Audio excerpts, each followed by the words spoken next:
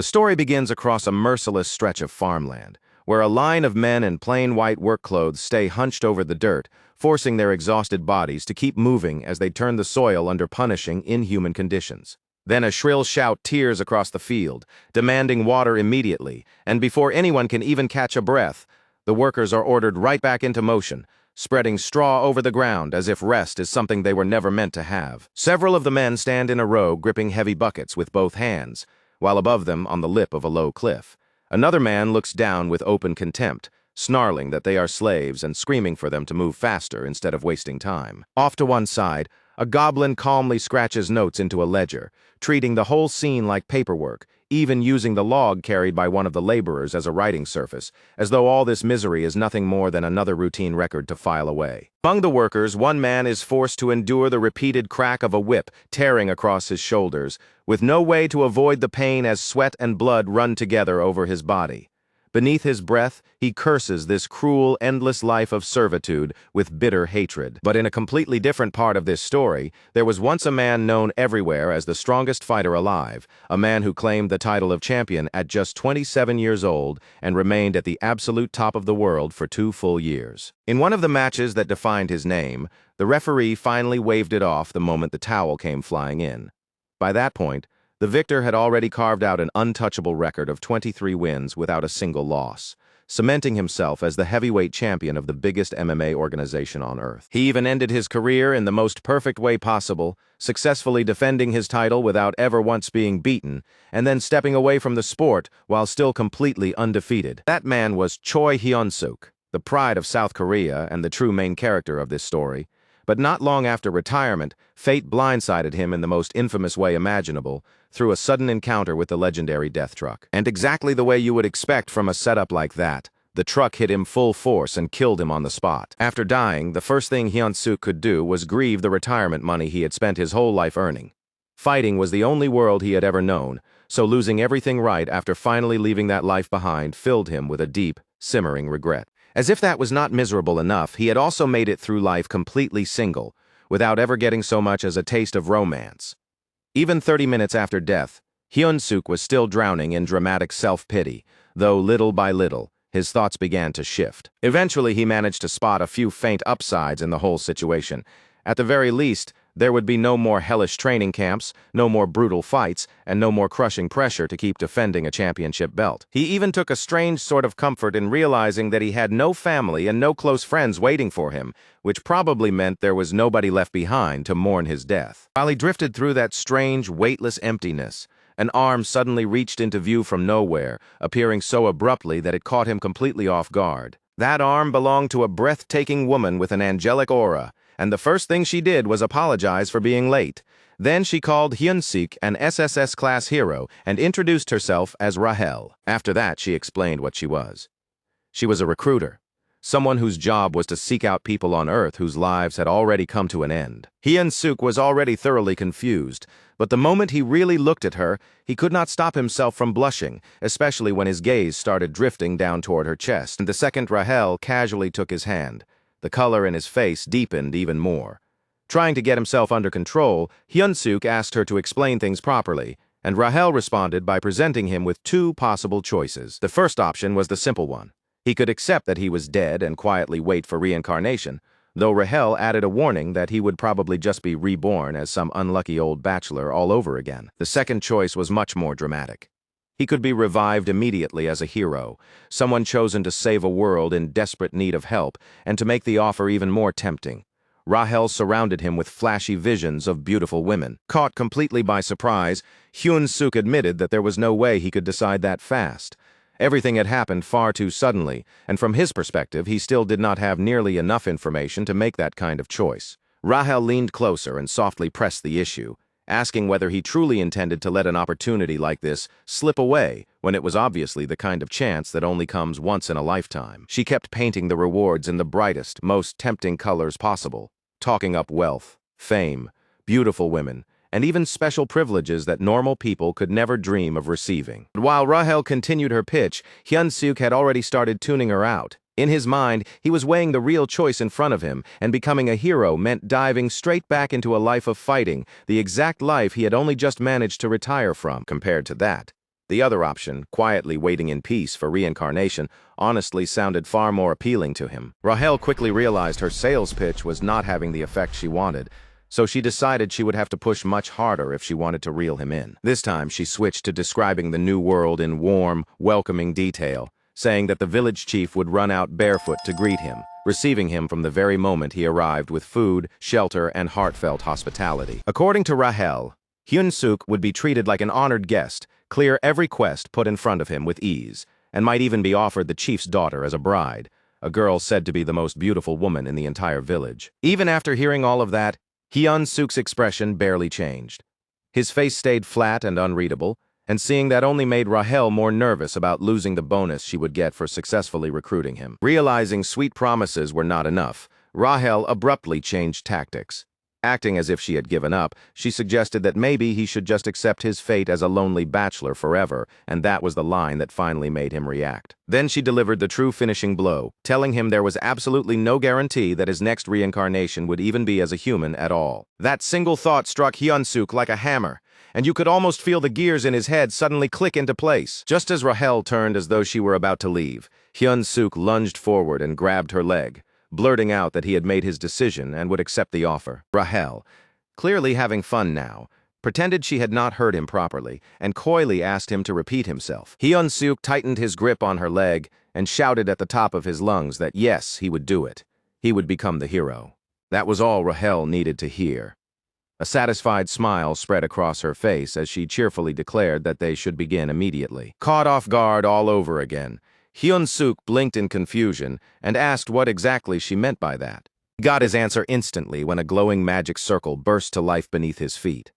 That was the sign that his journey had already begun, and even though he protested that he was not ready, it was obvious there was no stopping it anymore. Rahel excitedly insisted that the amazing world waiting for Hyun-suk was already completely prepared for his arrival. She sent him off, wishing him an incredible adventure, although she still could not stop herself from grumbling about how absurdly difficult he had been to recruit, especially when he ended up agreeing anyway. Then, without warning, Rahel received a call. She picked it up and calmly reported that the prospective hero designated as number 137421, Hyun-suk, had successfully completed his transmigration. Meanwhile, Hyun-suk himself drifted down into unconsciousness, only beginning to stir when he heard someone nearby ordering him to open his eyes. Still groggy and half awake, he wondered whether this was the village chief Rahel had promised, the same welcoming man who was supposedly waiting for him, ready to introduce him to his beautiful daughter. For one brief moment, it almost felt like the story might really unfold exactly the way Rahel described,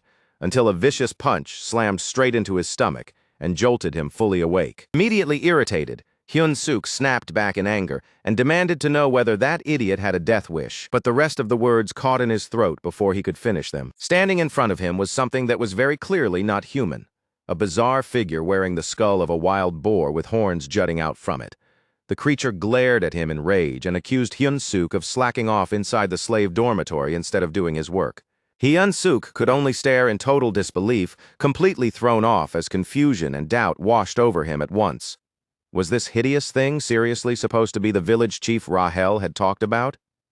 The very idea sounded insane, because what stood before him looked far less like a welcoming host and far more like the kind of monster a hero is supposed to kill. Still not fully sure what kind of situation he had landed in, Hyun-suk awkwardly introduced himself as a hero. The creature stared at him for a beat, clearly puzzled, then took a step closer with a scornful look on its face, sneering like heroes these days had all turned into complete idiots. At that moment, a cold feeling started creeping through Hyun-suk's chest. Something had gone horribly, horribly wrong here. Even so, he kept forcing himself to believe that Rahel could not have simply lied to him from the start. So if that was true, then what exactly was this thing in front of him supposed to be? His very first quest target? Trying to hold himself together, Hyun-suk decided the only thing to do was respond like a proper Korean action protagonist and take the situation into his own hands. But before he could finish putting his thoughts in order, the creature narrowed its eyes at him and asked in a sharp, suspicious tone what exactly he had just said. Hyun-suk did not hesitate even for a moment.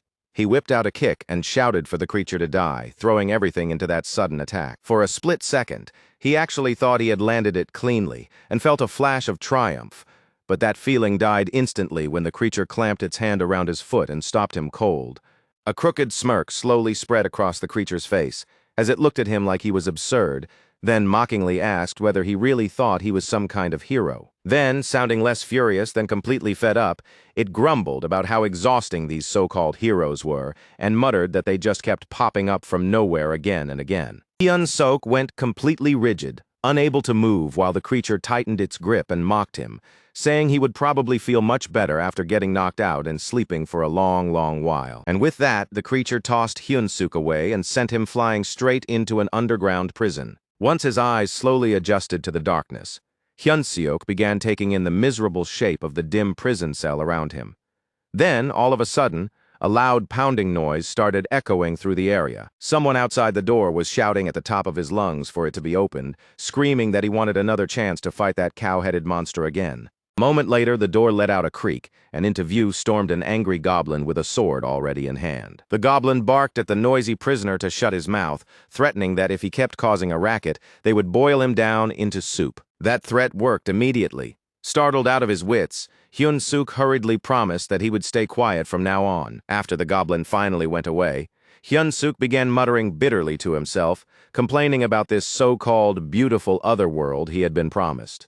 He kept turning the whole mess over in his head, wondering where everything had gone this disastrously wrong. And above all else, one miserable thought stabbed him the hardest. At this rate, he might end up dying a virgin in this life too. Then, without any warning at all, a voice suddenly called out to him from a small window in the cell. The person on the other side asked whether he was new here.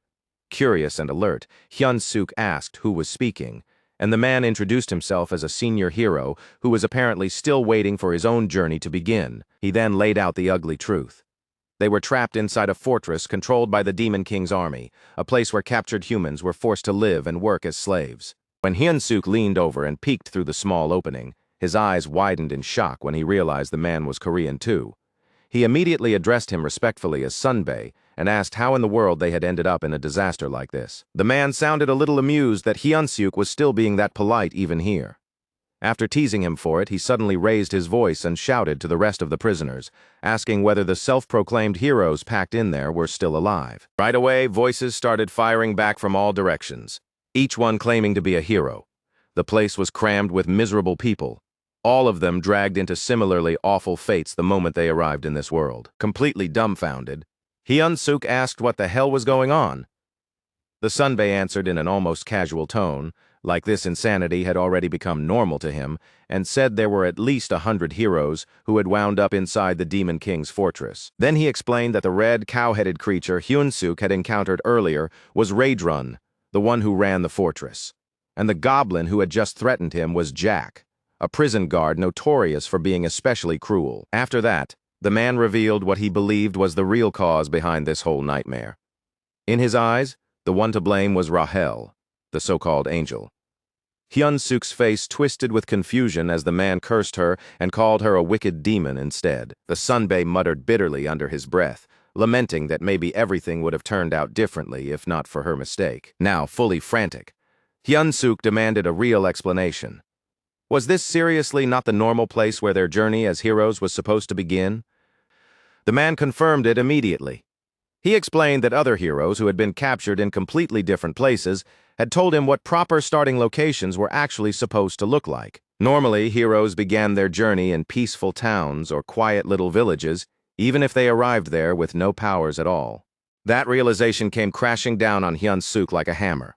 The one who had dropped him straight into this living hell was none other than the so-called angel, Rahel. And the moment that truth fully settled into place, her face came rising back into his memory with painful clarity. Few days pass, and the scene shifts to the 2nd Slave Squad of the 3rd Battalion within the Demon King's army. There, human prisoners are being driven through brutal labor while goblins keep close watch over them at every turn. To make the humiliation even worse, the humans are forced to chant slogans like, "Let's crush the humans. Let's devour the humans." Hyun-Suk's whole body shook with exhaustion as he staggered forward with a massive log strapped across his back, while a goblin sat lazily on top of that load as if he were riding him. Eventually, a bell rang out to signal the end of the day's work. and the goblin immediately barked for all of them to return to their cells. Once he was finally back inside his prison cell, Hyun-suk found himself thinking with bitter irony that compared to the labor outside, being locked in prison almost felt preferable. Then Rahel's old promise drifted back into his mind, the one about heroes receiving special privileges. That memory pushed him to test out one of those classic commands people always seem to use in situations like this. "Status window?" he called out into the air, and to his genuine surprise, it actually responded, with his status display appearing right in front of him. As he read over the screen, he began learning the basics of himself in this world, getting his first real look at his stats and abilities. Hyun-suk muttered out loud while looking at what was displayed, and that immediately caught the attention of the man in the neighboring cell. After overhearing him, the man sounded honestly shocked that Hyun-suk already had stamina at level 1. Hyun-suk confirmed that part and added that his strength stat was 28. The man, remembering that Hyun-suk had once been a champion, reacted with open amazement at that number. He admitted that he had not expected Hyun-suk to be that exceptional, especially for someone whose stats were already pushing beyond 30 at level 1, but Hyun-suk brushed the praise aside and pointed out the obvious truth. No matter how impressive that sounded, he was still just a slave in this place. Even so, the man kept an optimistic tone and told him that someone with that kind of potential could absolutely escape someday and grow into a real hero. Hyun-suk, still unconvinced, simply pretended he was going to sleep. But in truth, as he lay there, his mind was occupied by something else entirely. He was fixated on how low his level still was, and he could not believe it would be enough to help him break free. As the night grew deeper and the man in the next cell finally drifted off to sleep, Hyun-suk quietly got back up in the darkness and summoned his status window one more time. That was when his eyes landed on two especially interesting options waiting there on the screen. Mana that could drive the body past normal human limits, and on top of that, something called hero points. As Hyun-suk stared at the status information floating in front of him, it did not take long for him to piece something together.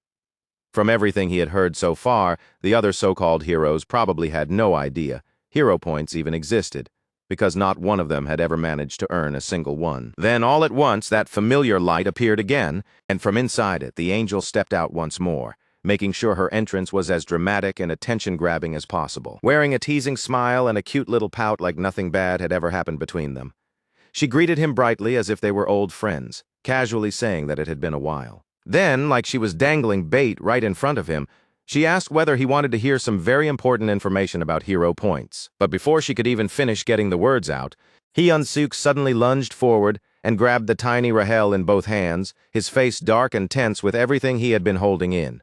He bluntly told her that he did not care about hero points, and he did not care about anything else she had come there to say either. At that point, all Hyun-suk wanted was to finally let out every ounce of frustration he had been swallowing until now. And before long, Rahel ended up tied up and hanging in the air like bait at the end of a fishing line. Speaking in an apologetic tone, she explained that the magic circles had malfunctioned because of an unfortunate accident during snack break, when somebody had spilled coffee. As she tried to excuse herself, a soundproofing spell was cast around them, sealing the conversation off from the outside.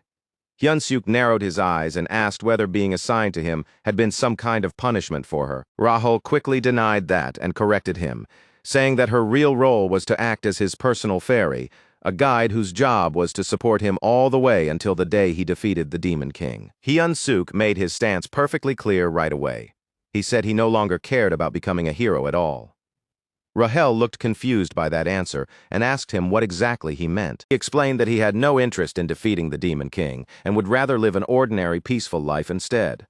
Rahel admitted that plenty of chosen heroes ended up deciding the same thing, but she reminded him again that he possessed rare SSS-class potential. Hyun-suk pushed back immediately, saying that having talent did not mean he owed anybody anything. He admitted honestly that he had never once believed this was some grand destiny he was born to carry out. Rahel tried to object, but Hyun-suk cut her off before she could really begin. In a flat, final tone, he said he had no desire to return to a life of endless fighting after spending his previous life buried in nothing but battle. That answer visibly caught Rahel off balance. Up until now, she had looked at him as nothing more than a dumb brute obsessed with fighting and women. But for the first time, she started thinking seriously about what his attitude meant for her own future. When Rahel had first received the assignment to become a personal fairy, she had protested fiercely. In her eyes, it was humiliating, unfair, and completely beneath someone of her standing to be saddled with a role like that. Even so, the order had been absolute. She had been told that she would remain at Hyun-suk's side until the day he defeated the Demon King, and there had been no room to argue against that decision. She had also been told that a personal fairy was expected to actively support their assigned warrior, sharing in the glory if that warrior succeeded, and carrying the burden if that warrior failed. And despite all the complaints she made, she had been teleported straight to the demon fortress anyway. Back in the present, Hyun-suk quickly connected the dots. A personal fairy was required to obey the commands of the warrior assigned to her. The moment he realized that, he immediately turned it to his advantage and ordered Rahel to assist with his escape plan. Reluctantly, and with obvious displeasure written all over her face, she agreed. Just then, a sudden sound came from the door, forcing Hyun-suk to move at once, and he quickly snatched Rahel up to hide her from view. Outside, the goblins were already waking the prisoners and driving them out again for yet another day of forced labor. Rahel grumbled that she could have hidden herself perfectly well with stealth magic and did not need his help at all. But even after the roll call was over, Hyun-suk noticed that Jack, the cruel goblin guard, was still standing outside his cell instead of walking away. Then Jack told Hyun-suk that Raedrun had summoned him to the office. When Hyun-suk was brought in, Raedrun surprised him by bringing up something completely unexpected. Apparently, over the past few days, Hyun-suk had been working quite diligently. Hyun-suk was so stunned he could barely respond, while Jack lounged carelessly across Raedrun's shoulders like this strange scene was the most normal thing in the world. He honestly could not believe that a filthy, foul-smelling goblin like Jack had just spoken about him in a tone that sounded almost complimentary. Raedrun admitted that at first he had assumed Hyun-suk was just another deranged human, but after watching how he had carried himself lately, that first impression had started to change. And because of that, Raedrun wanted to assign him to a different role altogether, the position of head slave. Hyun-suk was left completely baffled, unable to tell where this conversation was really going. Raedrun then explained it more plainly. Recently, work efficiency had dropped quite a bit, and someone needed to step in and properly manage the humans. With that, Rahel panicked and desperately hoped Hyun-suk would reject the offer immediately. She furiously whispered for him to refuse, even shouting that a hero should never lower himself before officers serving in the Demon King's army. Unfortunately for her, both Raedrun and Jack caught the noise at once and immediately asked what that strange disturbance was. Thinking on the spot, Hyun-suk loudly declared that he would handle everything and make sure the humans worked even harder from now on. Then, to completely sell the act, he bowed so hard and so dramatically that his forehead slammed into the desk with a loud crack. Raedrun loved the display. In fact, he openly admitted that despite the bad first impression, he was beginning to like Hyun-suk more and more. He even promised that if Hyun-suk kept performing well, he would personally write him a special recommendation letter so that he could join the Demon King's army. After that, Hyun-suk was dismissed, but as he walked away, despair settled heavily into his chest as he watched his escape plan slipping farther and farther away. A few days later, the humans were once again forced to chant while they worked. And right there among them, Hyun-suk strutted back and forth with a smug expression, loudly scolding one of the workers for moving too slowly. He even mocked the man by saying that his grandmother could move faster than that. The way he carried himself, he honestly looked like someone perfectly suited for life inside the Demon King's army. Then the system window suddenly popped up and revealed that his hidden skill, charisma, had increased. Drawing on all the leadership experience from his previous life, Hyun-suk immediately blurted out that being the head slave was actually the best position possible. The men around him could only exchange uneasy glances, fully convinced by now that he had finally gone insane. Behind his back, they whispered to each other with worried faces. Rahel, however, was not amused in the slightest. She scolded him sharply and warned that acting like this could drag both of them into even deeper trouble. Hyun-suk brushed her concerns aside and told her to trust the plan he was working on. Then, overflowing with arrogant confidence, he added that a tiny sparrow like her could never understand the strategy of a phoenix like him. And when one of the laborers suddenly dropped to his knees, Hyun-suk turned around and harshly scolded him too. Immediately after that, the system window notified him that Raedrun's favorability toward him had increased again. Hyun-suk instantly snapped into an exaggerated salute and thanked Raedrun with over-the-top enthusiasm, loudly proclaiming his loyalty. That was the final straw for Rahel, who exploded in frustration and reminded Hyun-suk that he was supposed to want freedom, adventure, and escape. Scratching his head awkwardly, Hyun-suk sheepishly explained that he was only following what the system seemed to be guiding him toward. In his mind, obeying the system was simply part of what it meant to act like a hero. Rahel fired back in disbelief, insisting that increasing the favorability of officers in the Demon King's army was absurd and sounded nothing like any hero quest she had ever heard of. Hyun-suk refused to back down. He insisted that this really was what the system was telling him to do, and he even offered to read the quest description out loud. Then he began reading. "You who have found yourself trapped inside the Demon King's fortress because of an idiot's mistake?" Before he could finish the line, Rahel cut him off and argued that the wording sounded way too casual to be a genuine system message, since those were supposed to be written in neutral, precise language. Hyun-suk only shrugged and casually said that maybe an SSS-class hero system just worked differently. The night before, Rahel had made an enormous scene, angrily chewing Hyun-suk out for accepting the position of head slave way too easily, acting like he had rolled over and surrendered without even thinking it through. Hyun-suk fired back immediately, saying the one acting crazy here was her, not him. And right in the middle of that heated back and forth, a system message had suddenly appeared in front of him, addressed directly to Hyun-suk himself. The message said that, after ending up trapped inside the Demon King's fortress because of an idiot's mistake, he was probably feeling the exact kind of frustration you get when you reach for toilet paper and realize the roll is empty. But it did not stop with that. The message went on to tell him that this disaster was also an opportunity, and that if he truly wanted to become a real hero, then he needed to win the favor of the Demon King's officer, Raedrun, and gather 100 hero points. At the time, Hyun-suk had been completely dumbfounded by instructions like that.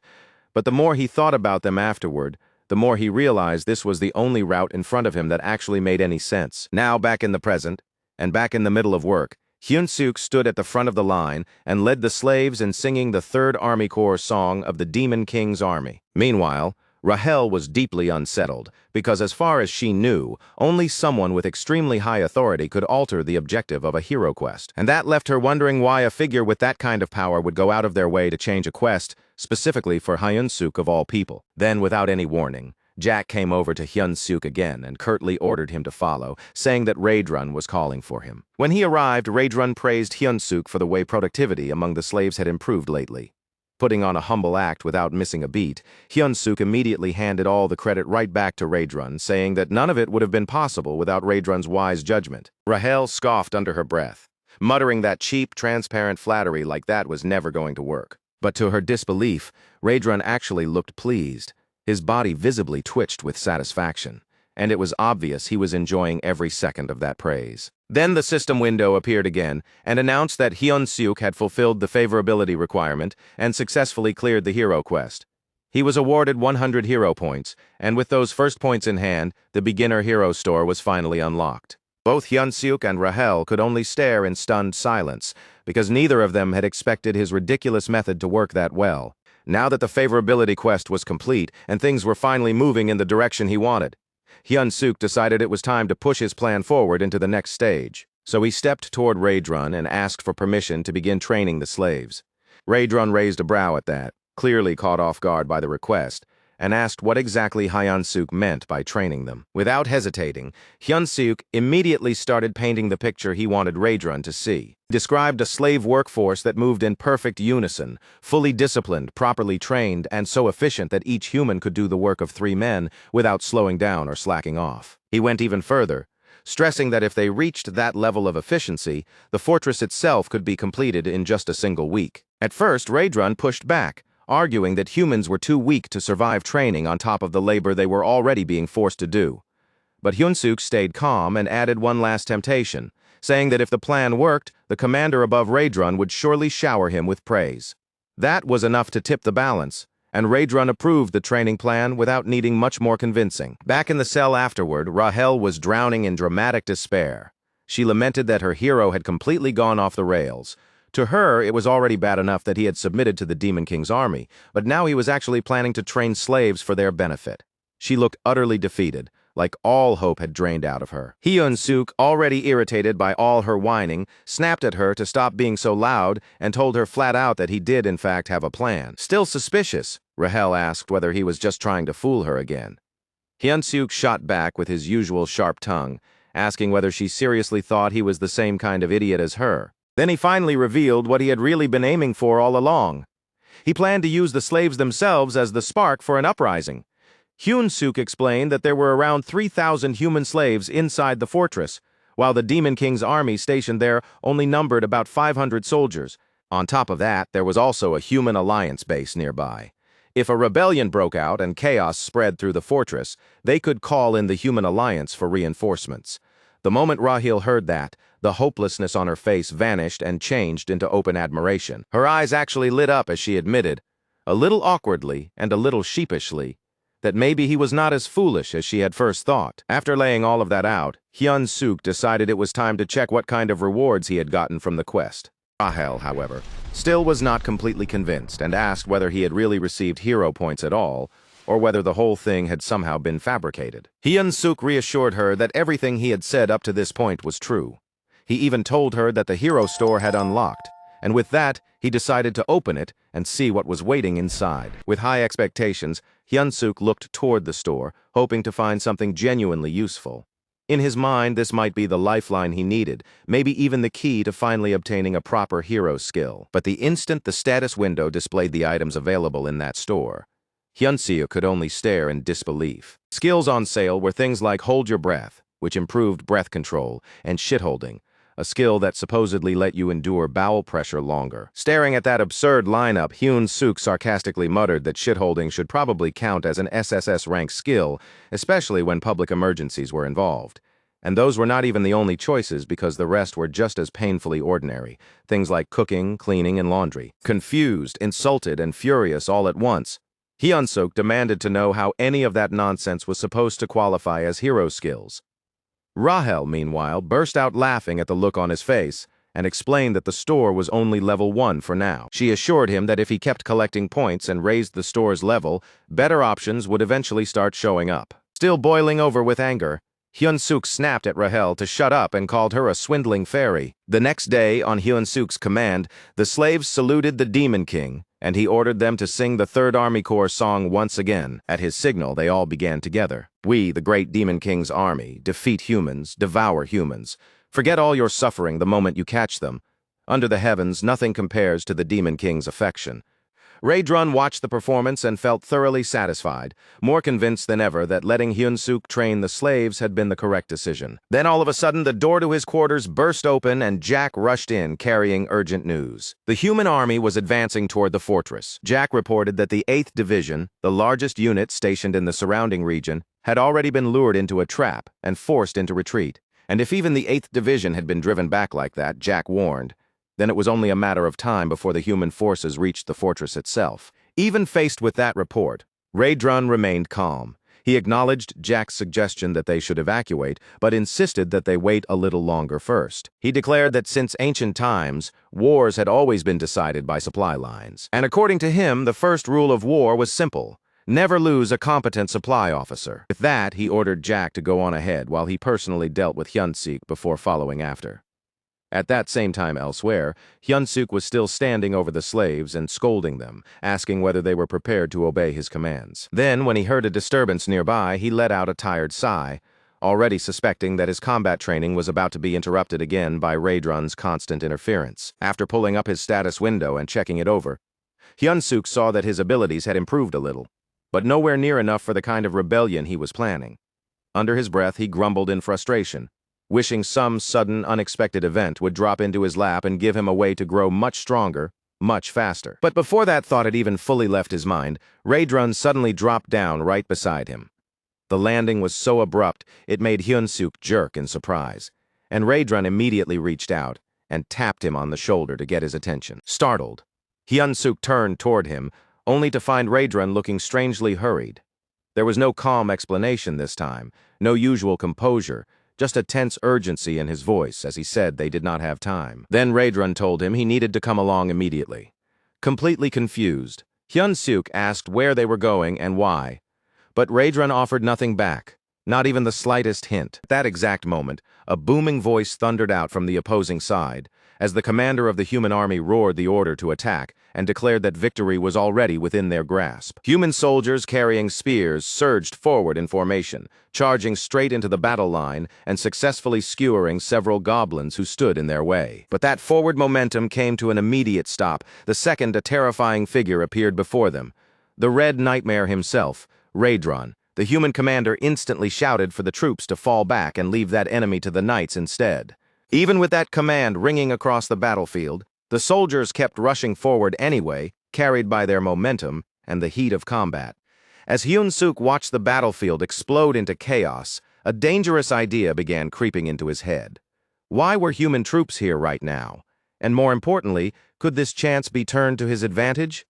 For a brief moment, he seriously wondered whether this was the perfect opportunity to stab one of the Demon King Army's commanders in the back and return to human society as a hero. Then one of the human soldiers shouted, "Die, Red Nightmare," and lunged straight toward Raedron. Raedron answered with horrifying ease. He caught the man by the head and crushed it right there on the spot, leaving Hyun-suk frozen where he stood in pure shock. Without even pausing, Raedron followed it up by unleashing one of his combat arts. Using the seventh movement, he slammed the dead soldier's face into the ground and chained that motion into a wide-area attack called the Explosive Destruction Wave. The earth burst apart under the impact, and human soldiers were blasted up into the air as the ground around them split and shattered. Then, right in the middle of all that carnage, Raedron turned back toward Hyun-suk and simply asked whether he was all right. Almost on instinct, Hyun-suk snapped into a salute and answered that he was fine, while quietly slipping in the thought that he would be leaving soon. That moment drove one fact painfully back into his mind. He was still standing right beside one of the most terrifying warriors in the entire Demon King's army. The battlefield stayed busy and chaotic as the human side took control of the area. 2 flags were raised in the center, and the soldiers began separating the captured civilians from the Kingdom of Marriott and the Drazen Empire into different groups. A soldier then questioned Hyun-suk's prison mate, asking whether they were warriors. The man answered yes without the slightest hesitation. After that, everyone identified as a warrior was split away from the rest of the captives and led off along a different route. Waiting there to receive them was a middle-aged man with vivid red hair and a thick beard, a striking figure named Olivane Grimmier. He was introduced as a duke of the Drazen Empire and the commander leading the allied forces. One of the soldiers stepped up to Olivane and reported that the evacuation had been completed. Olivane calmly praised the soldier for the job well done. The soldier then added that the people claiming to be warriors had also been gathered.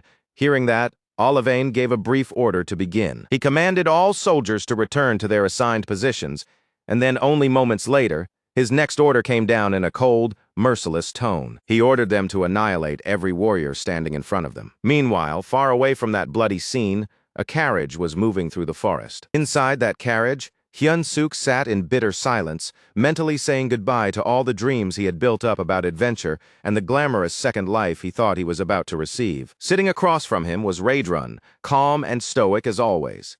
Hyun-suk could not stop thinking about how effortlessly Raedron had wiped out the people who chased them. At this point, whoever had pursued them was no longer any kind of problem at all. Trying to lift the mood, Rahel chimed in and said that moments of crisis often open the door to new opportunities. She suggested that they should head to headquarters first and properly assess the overall situation inside the Demon King's army. Hyun-suk, completely unimpressed, told her to shut up. Then, breaking the silence inside the carriage, Raedron casually admitted that he must have nodded off for a moment. He then looked over at Hyun-suk and asked if he had said something. Thinking quickly, Hyun-suk immediately covered for himself and claimed that he had only been mumbling about how honored he felt to be accompanying someone like Raedron. Raedron seemed genuinely moved by that answer and thanked him. Then he informed Hyun-suk that they were almost at the headquarters of the Third Corps and told him that he should look forward to what was coming. And then Raedron added one more thing. Once they arrived, he planned to officially enlist Hyun-suk into the Demon King's army. The moment he heard that, Hyun-suk went pale on the spot, though he still forced out the words that it was an honor. Rahel panicked right along with him in silence. Soon after, when they reached headquarters, a guard announced Raedron's return and the gates were opened for them. Raedron gestured for Hyun-suk to follow and said that he would take him directly to meet the commander. He warned Hyun-suk that being granted an audience with the commander was an absolute honor, but he also made it very clear that if Hyun-suk wanted to stay alive, he needed to behave properly in that person's presence. Remembering the old saying that even a tiger's den could be survived if you kept your head, Hyun-suk steadied his nerves and swore to himself that he would not give up here. When they arrived at the commander's door, Rae-drun announced himself from outside and was granted permission to enter. Then the door slowly opened. And the moment Hyun-suk heard a woman's voice coming from inside, he found himself wondering whether the commander might actually be human. But the figure waiting beyond that doorway was anything but ordinary, a striking woman with long ears, claw-like nails, and eyes hidden from sight. The color of her jaw and neck was different from the rest of her skin, making her appearance feel even more unnatural and otherworldly. She lounged back in her chair in high stilettos, carrying herself with effortless authority. With a smile, she welcomed Rae-drun back and casually remarked that he seemed to have packed on even more muscle since the last time she had seen him. This woman was Hemis, the commander of the Demon King Army's 3rd Corps. Rae-drun answered her greeting with a compliment of his own, saying that her beauty had only grown more radiant. At that, Hyun-suk could feel his cheeks warming. He genuinely had not expected someone that stunning to be the commander here. Hemis accepted the compliment with an elegant smile and thanked Rae-drun for his kind words. Meanwhile, Hyun-suk was panicking inside his own head, completely unsure what he was supposed to do next. Should he compliment her too? That thought raced through his mind, but before he could settle on anything, Rae-drun shifted the conversation in another direction. Rae-drun then admitted, with visible shame, that he had failed to defend the fortress. Hemis immediately brushed aside that guilt and told him the blame belonged to the commander of the 8th Division, not to him. Then, with a sharper edge entering her voice, she added that she should have already turned that man's hide into a bag. Hearing that, Hyun-suk felt his breath catch in his throat. Hemis went on to say that the commander of the 8th Division had managed to come back alive, but only as a disgrace. And standing there in front of her, Hyun-suk felt an overwhelming pressure bearing down on him, heavier than anything he had ever experienced before. He clenched both hands into hard, tight fists, doing everything he could to keep the shaking under control before anyone in the room realized just how badly he was rattled. Then Hemis smoothly let that tension drift past as if it were nothing important and shifted the focus of the room, turning her eyes directly toward the human Rae-drun had brought in with him. Rae-drun introduced the boy as Hyun-suk, the same human he had already mentioned to her before. Then, with a formal, unwavering tone, he announced that he had brought Hyun-suk here for the official purpose of recruiting him into the Demon King Army. Hemis stepped in closer without any hesitation and slowly looked Hyun-suk over from top to bottom, studying him with open interest. Then, in a tone so casual it almost made it stranger, she commented that he was cute.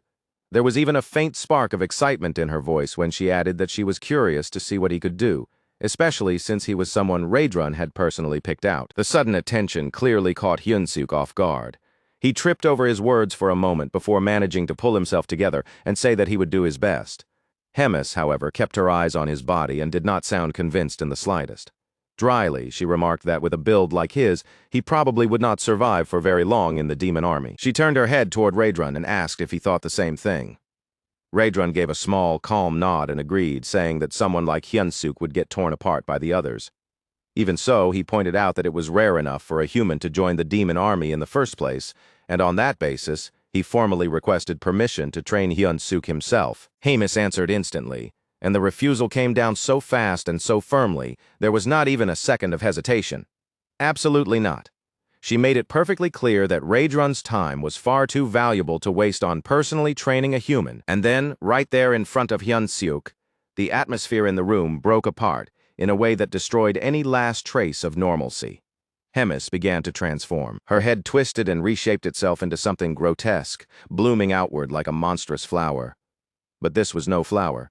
It was lined with rows of jagged teeth, and a long, slick tongue hung from it, making the whole sight even more revolting to look at. Hyun-suk could only stand there and stare in total shock, his mouth hanging open, as Hemis calmly shoved her own arm straight into that hideous mouth of hers. A moment later, her face returned to normal so smoothly, it was almost as if none of it had happened at all.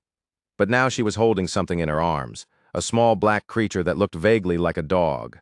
In the most matter-of-fact tone imaginable, she told Hyun-suk that from now on, his duty would be to take care of her pet. The creature was small, but there was absolutely nothing harmless about the way it looked. Even at that size, it gave off a savage, predatory aura that was impossible to miss. Hemis introduced it warmly as Bobo, and with a note of pride in her voice, asked if he was not adorable. Inside, though, Hyun-suk could only wonder what kind of nightmare counted as a household pet in a place like this. To Hyun-suk, that thing did not look like a pet at all. It looked more like something that had crawled straight out of the deepest part of hell.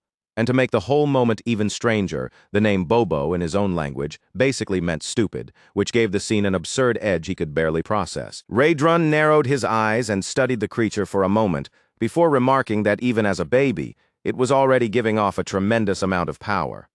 Hemis immediately brightened at the praise, clearly delighted to hear someone say it out loud. Hyun-suk, on the other hand, still looked uncertain, and Hemis noticed that hesitation right away. Her gaze sharpened as she turned toward him and asked, in a quiet but unmistakably threatening tone, whether he did not like it. Startled by that sudden pressure, Hyun-suk immediately folded and hurriedly said that it was an honor to take care of Bobo. Only then did Hemis seem satisfied, and with surprising gentleness, she placed Bobo into Hyun-suk's arms. She warned him not to forget that Bobo was still growing, which meant he needed to be fed properly and regularly. Then, almost too casually for how ominous it sounded, she added that he got unpleasant whenever he was hungry. She went on to explain that finding new caretakers for Bobo had become difficult lately. The reason, she said, was simple. Bobo had already eaten every single one of the previous caretakers. At that exact moment, Rahel suddenly let out such a loud cry that everyone was caught off guard. A brand new hero quest had just appeared in the system window, and the shock of seeing it burst out of her before she could stop herself. Hyun-suk immediately shushed her, worried that all that noise might wake Bobo. Then the quest information appeared right in front of Hyun-suk. Survive by earning Bobo's affection and secure a better future. The reward for completing it was 200 hero points. Hyun-suk could only stare at the quest in stunned silence. Out of all the possibilities he could have imagined, he never once expected that his future would depend on winning the affection of a commander's pet. Just then the door opened, and a goblin stepped into the room, bumping awkwardly against the frame on the way inside. Out of pure instinct, Hyun-suk politely greeted the goblin, but inside his uneasiness only deepened. Being paired with a goblin like this did not make him feel like a soldier at all. It made him feel like a meal waiting to be served. Curious and more than a little alarmed, he asked what had happened to the previous caretakers. The goblin answered in a flat, blunt tone with no softness at all. There were no previous caretakers anymore. They were all dead. The goblin then explained that from now on, their work would be preparing Bobo's meals. Hyun-suk blinked and asked, almost unable to believe how simple it sounded, whether that was really all they were supposed to do. Goblin said yes, but just as it looked ready to spit out another order, a dark shadow slowly spread over its body from above. It was Bobo. The little monster loomed there, ominously, casually licking the top of the goblin's head. The goblin instantly fell into panic. It threw itself at Hyun-suk's leg and clung to him in utter desperation, begging frantically for its life. It even offered to give Hyun-suk its own food if that would save it.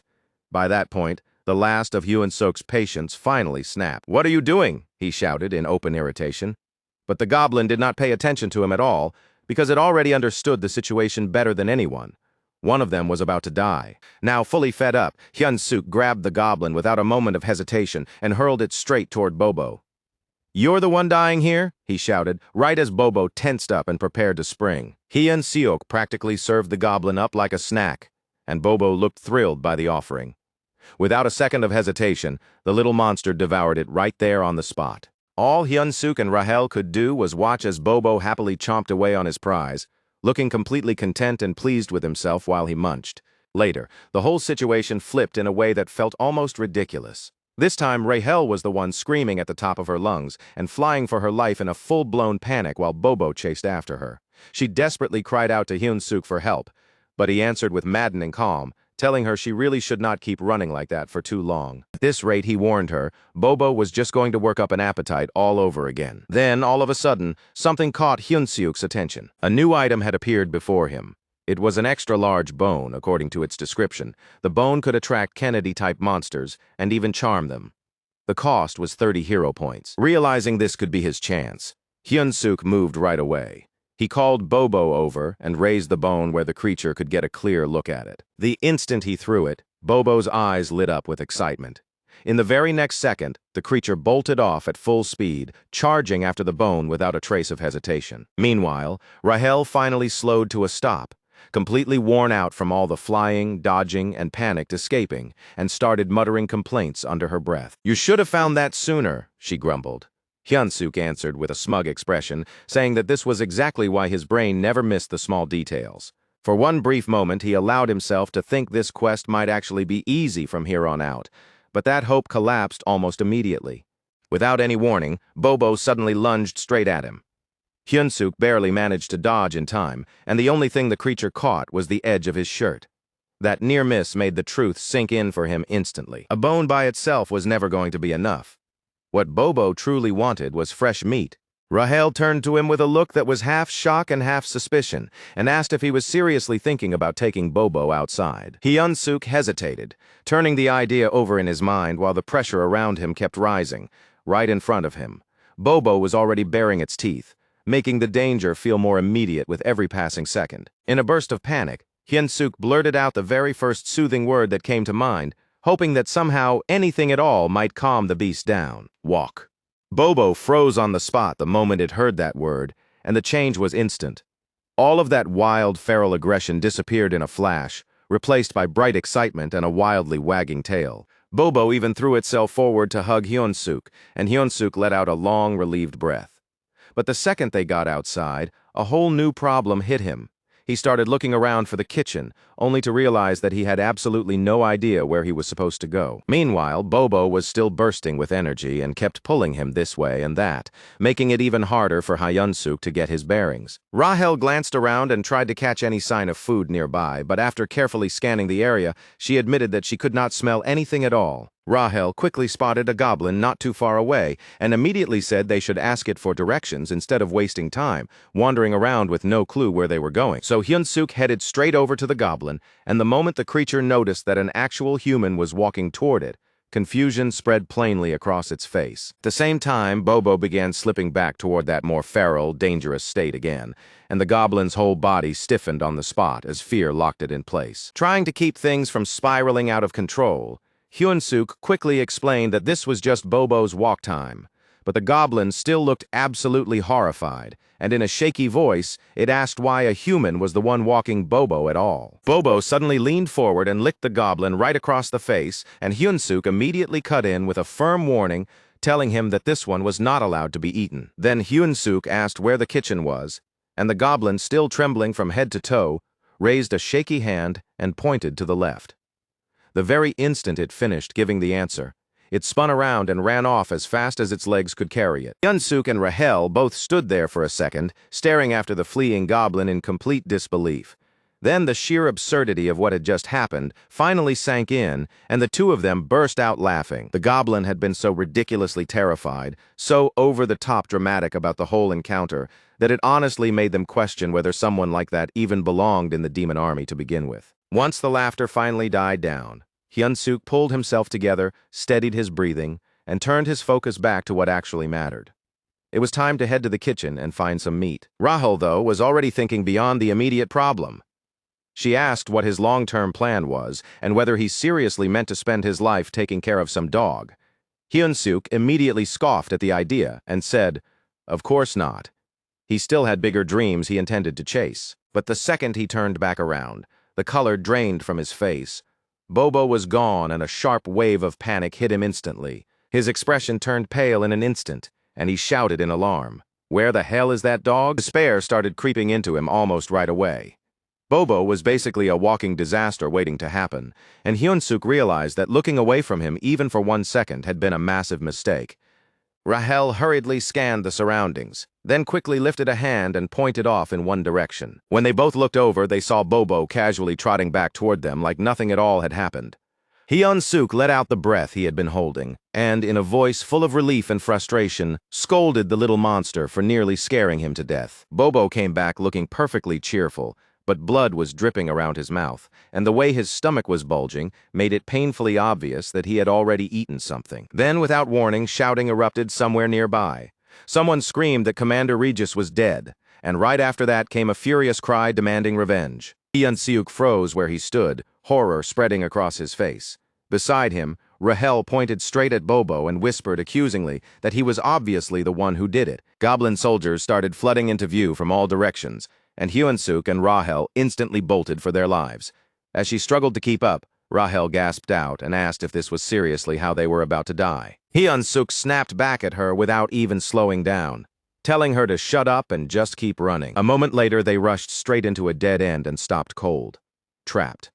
Goblins quickly surrounded them from every side, shouting accusations, and one of them even snarled that he was going to tear Hyun-suk's arms off like chicken wings. Another goblin mourned that their commander had already been digested and wondered out loud what he might have tasted like.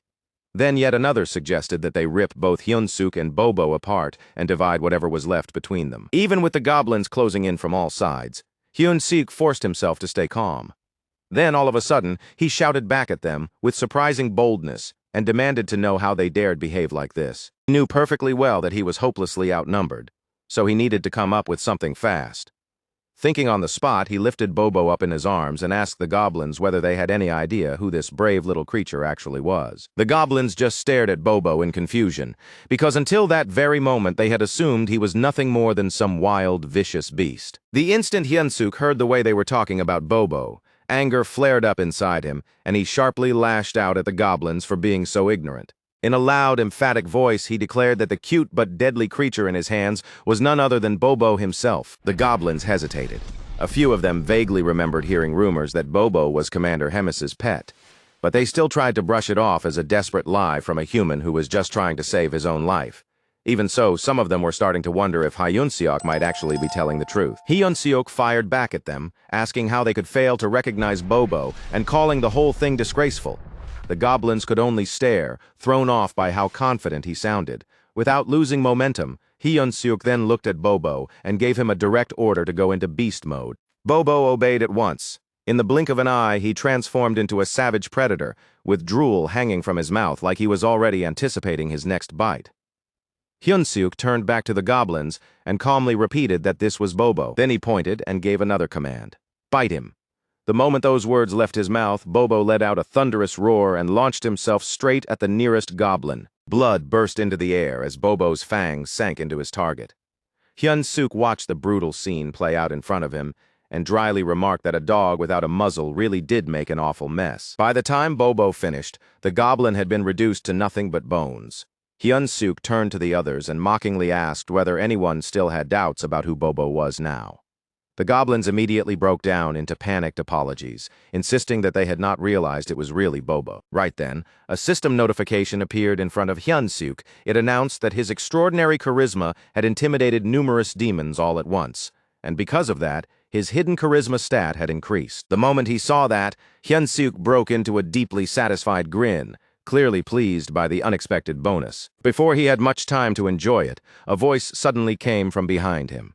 It was calm and composed, yet carried enough quiet authority to make everyone freeze as its owner casually wondered what all the commotion was about. It was Commander Hemis. She looked over the scene with open amusement and casually remarked that the cute new pet was causing quite a stir outside.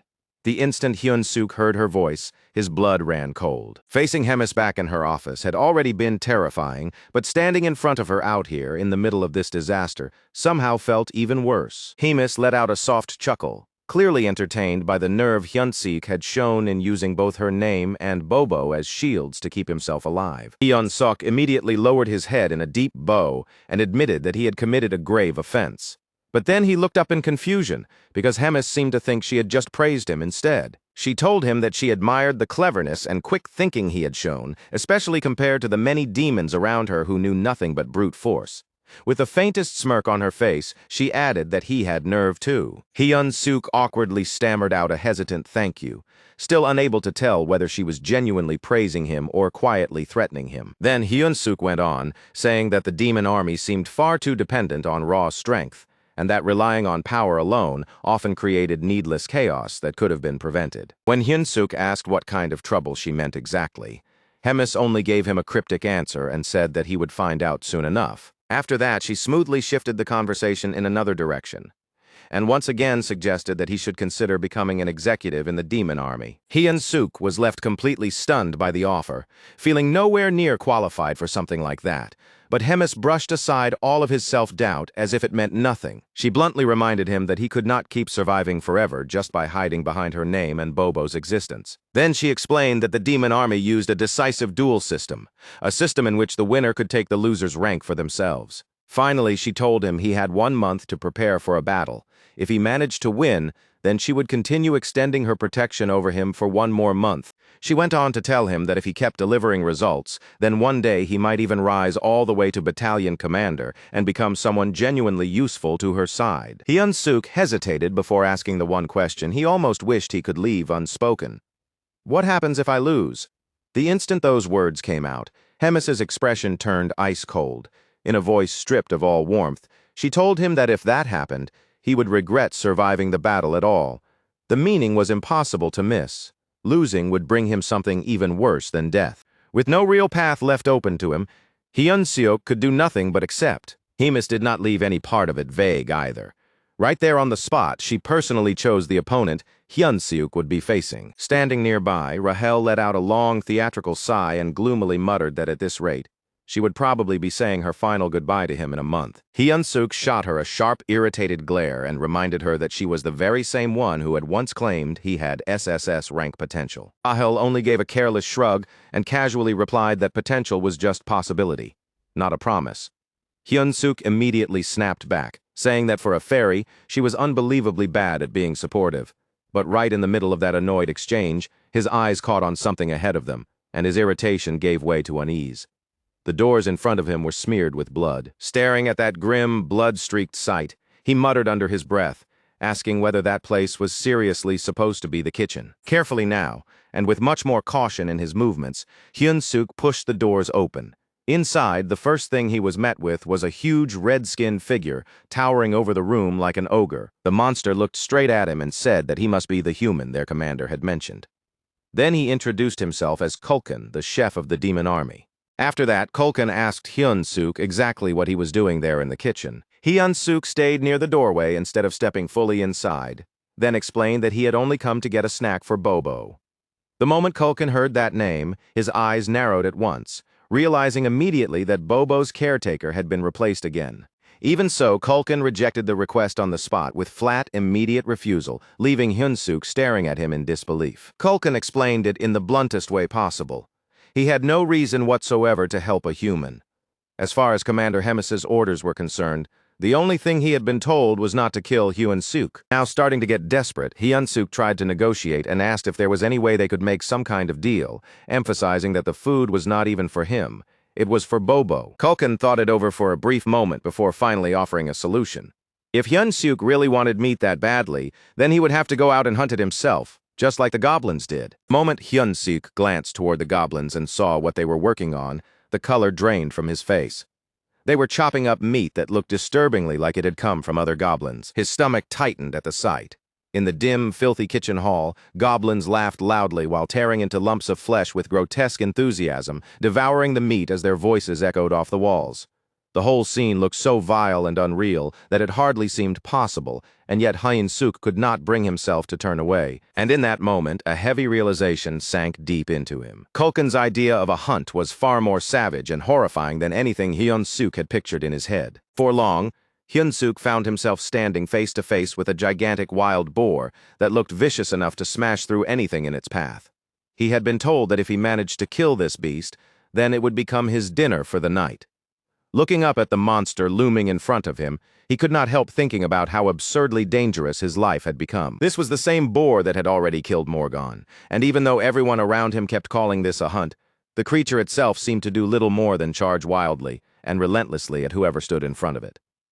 Around Hyun-suk, the cooks had already started swearing that they would avenge Morgan. Watching that chaos play out, Hyun-suk dryly remarked that at this point, it was getting hard to tell who was actually supposed to end up as dinner. Rahel, staying practical even in a mess like this, asked what they were supposed to do next, and even suggested that maybe the smartest option was to just run.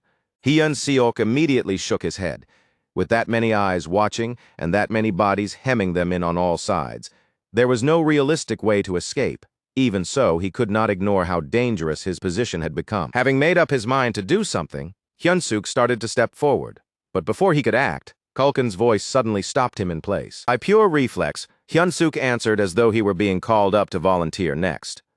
But to his surprise, Kulkin told him there was no need for that. The hunt was already over. That caught Hyun-suk completely off guard. Up until then, he had thought they were all just mindlessly throwing themselves at the boar. He could not understand how they had managed to finish it so quickly. A goblin stepped forward and reported the results to Kulkin, listing 12 dead and many more wounded. To Hyun-suk, that number sounded horrifyingly high, but Kulkin did not look troubled in the slightest. Instead, he called the result amazing and casually declared that they would rest briefly before heading out to hunt their next prey. That was the moment when Hyun-suk truly realized just how little Kulkin cared about the casualties piling up around him. As the cooks busied themselves with cleaning up the aftermath, Hyun-suk quietly told Rahel that there was no chance of escaping anymore. Rahel asked whether that meant he was planning to join the others on these monster hunts. Hyun-suk answered with a firm no and said he had no reason to do something like that. Instead, he started thinking through his situation carefully and came to a simple, solid conclusion. If he wanted his stats to rise, then he needed to level up. And if he wanted to level up, then what he needed most of all was experience points. Rahel admitted that his logic made sense, but she still asked the obvious question. In a place like this, where exactly was he planning to get that experience from? Without bothering to pretend he was above dirty tactics, Hyun-suk asked whether he would still gain experience points if all he did was land the finishing blow. Rahel confirmed that yes, he would. Still, she made sure to call his idea shameless. But hearing that answer only made Hyun-suk more certain of what he wanted to do. He thanked her, then told her it was time to move. In his mind, the situation had become painfully clear.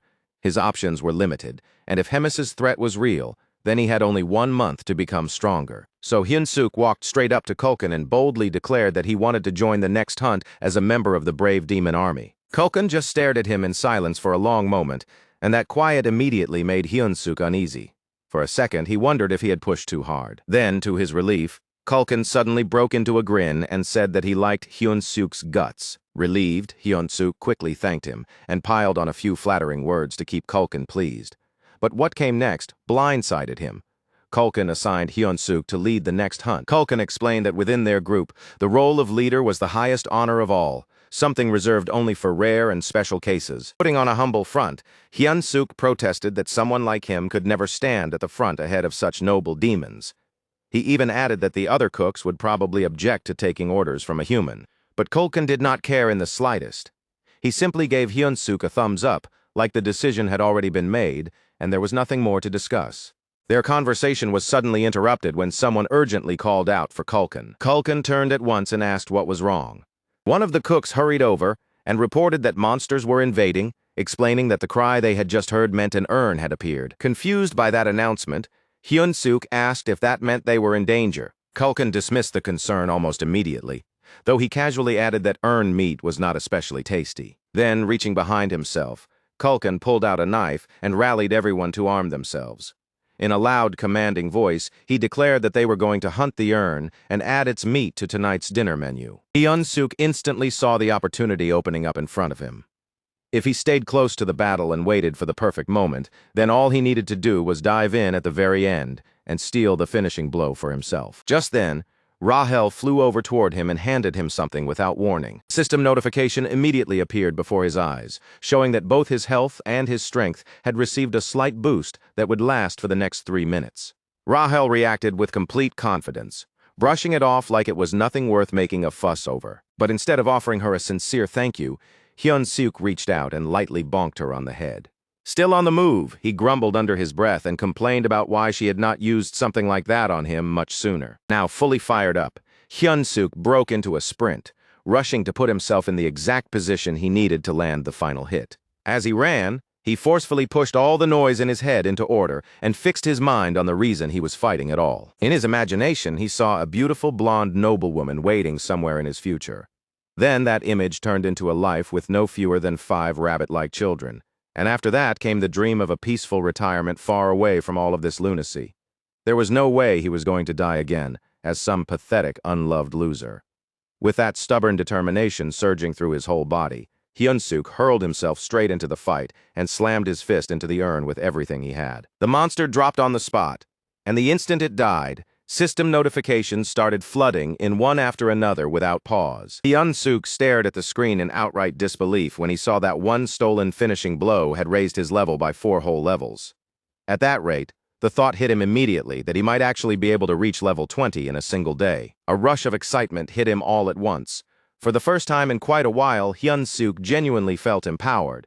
At last, he had found a real, workable path to becoming stronger. A little while later, one of the cooks nervously stepped up to the dead urn's corpse, butcher's knife trembling in his hand, as he prepared to start cutting into it. But before that cook could actually do anything at all, Hyun-suk casually nudged him aside with his elbow and coolly claimed that his arm had just slipped. Then he burst into wild laughter, wearing a grin so wide and intense that it made him look just a little unhinged. By that point, there was something slightly insane about the way he boldly declared that from now on, every final hit in the world belonged to him. Time passed, and before long, more monsters started falling one after another. Rahel, already looking completely exhausted, asked if they were finally done now.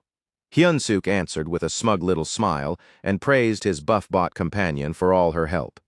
By then, it seemed like all the monsters had already been dealt with, and at first glance the cooks looked like they had finished butchering everything. But when he looked a little more carefully, he realized the cooks were not just preparing the meat anymore. They were already standing there stuffing themselves with it on the spot. One of them even shouted for a bigger portion, and the sight left Hyun-suk standing there in complete confusion. Culkin noticed the way Hyun-suk was staring and called out to him, asking what exactly had caught his attention so strongly. Hyun-suk asked whether it was really acceptable for the cooks to eat the army's food like that. Culkin answered without even the slightest concern, saying that this was one of the cook's privileges, especially since monster meat spoiled quickly if it was not eaten fresh. He went on to explain that for ordinary soldiers, a chance to eat fresh meat like this was rare enough to count as a special event. Culkin even admitted it openly, saying that being able to enjoy good food was the main thing that kept him going. Hearing that sent all kinds of thoughts spinning through Hyun-suk's head, from wondering what kind of privilege this even was, to questioning how a place like this functioned at all without something resembling a labor union. Even with all that doubt still hanging in his mind, he did not reject Culkin's next offer. The chef handed him a portion of meat and said that he had earned his share too, as a warrior. Hyun-suk paused with the meat right in front of him, staring at it while thinking about how much the cooks had already risked just to obtain food like this. In the end, he took a bite. The taste was not exactly awful. It had a strong smell, but strangely enough, that odor actually added something to the flavor. Still, beyond that, the meat itself was bland and tough, with a chewy texture that did not feel remotely worth the amount of danger it took to get it. Hyun-suk could not help thinking that if meat like this were sold back in South Korea, it probably would not survive very long in the market. And that was the moment the truth really sank in for him. These cooks were risking their lives over meat that was, at absolute best, mediocre. Then his thoughts shifted sharply in a completely different direction. What if he could make something better than this? The idea suddenly snapped together in his mind. If he could win them over through their stomachs, then he could earn their loyalty, secure their favor, and maybe even rise up as the god of the kitchen. With that thought taking shape, he opened the Hero Shop interface right in front of Rahel, catching her completely off guard. After spending some of his points on a skill and an item, he turned and showed her exactly what he had bought. One purchase was an F-rank cooking skill that cost 50 points. The other was a seasoning loaded with MSG, which cost 20 points. Rahel stared at him like she honestly could not believe what she was looking at. Then she immediately started scolding him, accusing him of wasting precious points on something that was basically just salt. Hyun-suk dismissed her criticism without giving it a second of serious thought. He told her she was seriously underestimating how powerful something like this could really be. Then he proved it right there on the spot, sprinkling the seasoning over the meat in front of her eyes. The change was immediate and there was no missing it. The smell deepened at once into something rich and intensely appetizing, and the meat itself took on a juicy, glossy look that made it seem far more delicious than it had just moments earlier. At that moment, Hyun-suk felt utterly triumphant, already imagining himself as some kind of culinary god in this bizarre new world. Carrying that confidence with him, he brought the upgraded meat over to Culkin. But the chef refused at first, saying that he was already full. Hyun-suk refused to back off that easily. He insisted that he had poured his very soul into the dish and said that he could die satisfied if Culkin would just taste it once. Reluctantly, Culkin finally accepted and took a bite. The instant the flavor touched his tongue, It was as if he had been pulled all the way back to his childhood in a single jolt. In that moment, he remembered his mother's voice asking him whether he wanted meat for dinner. The memory struck Culkin with such sudden, vivid force that tears actually gathered in his eyes before he had any chance to stop them. After that, Hyun-suk left the kitchen with a bag full of meat in his hands. It was a parting gift from Culkin, who reminded him on the way out that the meat would only stay fresh for 2 days. When Hyun-suk finally made it back, Bobo came barreling straight at him so suddenly that it nearly made him jump right out of his skin. Thinking fast, Hyun-suk immediately held the meat out in front of him, and just like that, Bobo settled down almost instantly. Hyun-suk urged Bobo to eat as much as he wanted, pulling piece after piece from the bag and offering it over without holding back at all. A soft laugh slipped out of Hyun-suk as he kept feeding him, and Bobo's eyes grew so wide with delight they looked like they might pop right out. The little beast practically bounced in place, overwhelmed by the sudden joy of such an unexpected feast. Bobo threw himself at the food and tore through every last piece with wild enthusiasm. Hyun-suk could only stand there and watch with a mix of relief and amusement as the creature happily devoured everything in sight. Bobo kept eating with obvious delight, and Hyun-suk even promised that he would bring him more meat again tomorrow. That promise paid off immediately, raising Bobo's affinity toward him on the spot. At the same time, their hero quest was marked as complete, and the promised reward of 200 hero points was granted. Everything had gone exactly the way Hyun-suk planned it. Rahel noticed his success right away and pointed out that there was an item on his screen that he could use to improve his stats. When she asked why he had not used it yet, Hyun-suk explained that he had been avoiding it because he did not actually understand how it worked. And of course, he added that this was all thanks to certain idiots who had skipped the tutorial in the first place. Rahel, completely unfazed by the jab, told him it still was not too late. Then she began explaining how bonus points were supposed to work. Strength increased raw physical power, while stamina improved endurance and overall toughness. Agility enhanced speed and reflexes, while mana was directly connected to magic. When Hyun-suk asked about charisma, Rahel explained that it was a hidden stat, something he could not raise by simply assigning bonus points. The only way to improve it was through proper training. She advised him to spread his points out evenly, but Hyun-suk did not agree with that at all. In his mind, it made much more sense to pour everything into strength. Rahel looked genuinely taken aback by the way he was thinking. She warned him that focusing only on strength might seem fine at the beginning, but once things advanced, mana would become absolutely essential. He made it clear that a body reinforced by mana would eventually far surpass one built on nothing but physical muscle and training. After adjusting his points, Hyun-suk asked Rahel whether his new distribution looked acceptable. She checked it over and admitted that it was not bad. After that, she told him to go into the shop and buy a basic skill for mana control. Curious, Hyun-suk asked what mana control actually was. Rahel explained that it was basically a skill meant to help him handle and manipulate mana more efficiently. She estimated that it should cost around 100 hero points. So Hyun-suk immediately began searching the shop for it, only to find nothing at all. Rahel was stunned, because something like that was supposed to be a common purchase. Disappointed, Hyun-suk muttered that he had almost started to believe she might finally be useful. Then, frustrated, he bluntly told her she was completely useless after all. Rahel quickly jumped to defend herself, insisting that the skill really should have been there. 3 weeks passed, and by the time they were over, Hyun-suk had reached level 100. Even so, the whole process had taken longer than he originally expected. Rahel pointed out that the amount of experience needed rose dramatically as his level got higher. Hearing that, Hyun-suk found himself wondering whether any other heroes were grinding as obsessively as he was. Rahel answered by telling him that he had already become something like a sinecure. Hyun-suk had a hard time believing that. He immediately turned on Rahel and reminded her how many times he had nearly died just that day alone. Rahel explained that for most people, reaching level 100 usually took around 6 months. Then, with a trace of sadness in her voice, she admitted that she had wanted to get along with him. Hyun-suk, however, shot right back that she had brought this treatment on herself. Just then, the door suddenly opened. The goblin stepped inside to inform Hyun-suk that the commander wanted to see him. When Hyun-suk arrived at Hemis's office, she greeted him in a surprisingly warm way. Looking him over carefully, she commented that he looked healthier than before and had clearly grown stronger. She also noticed right away that his mana had doubled. Hyun-suk explained that he had been working hard every single day to bring Bobo the best quality meat he could find. But instead of focusing on that, Hemis remarked on how quickly his strength was increasing. Then she asked him directly whether that kind of rapid growth had something to do with the hero leveling system. Hyun-suk froze where he stood. In that instant, he realized Hemis already knew he was a hero, and his mind immediately started racing as he wondered how long she had known. Hemis calmly told him that she had figured it out the very first time they met.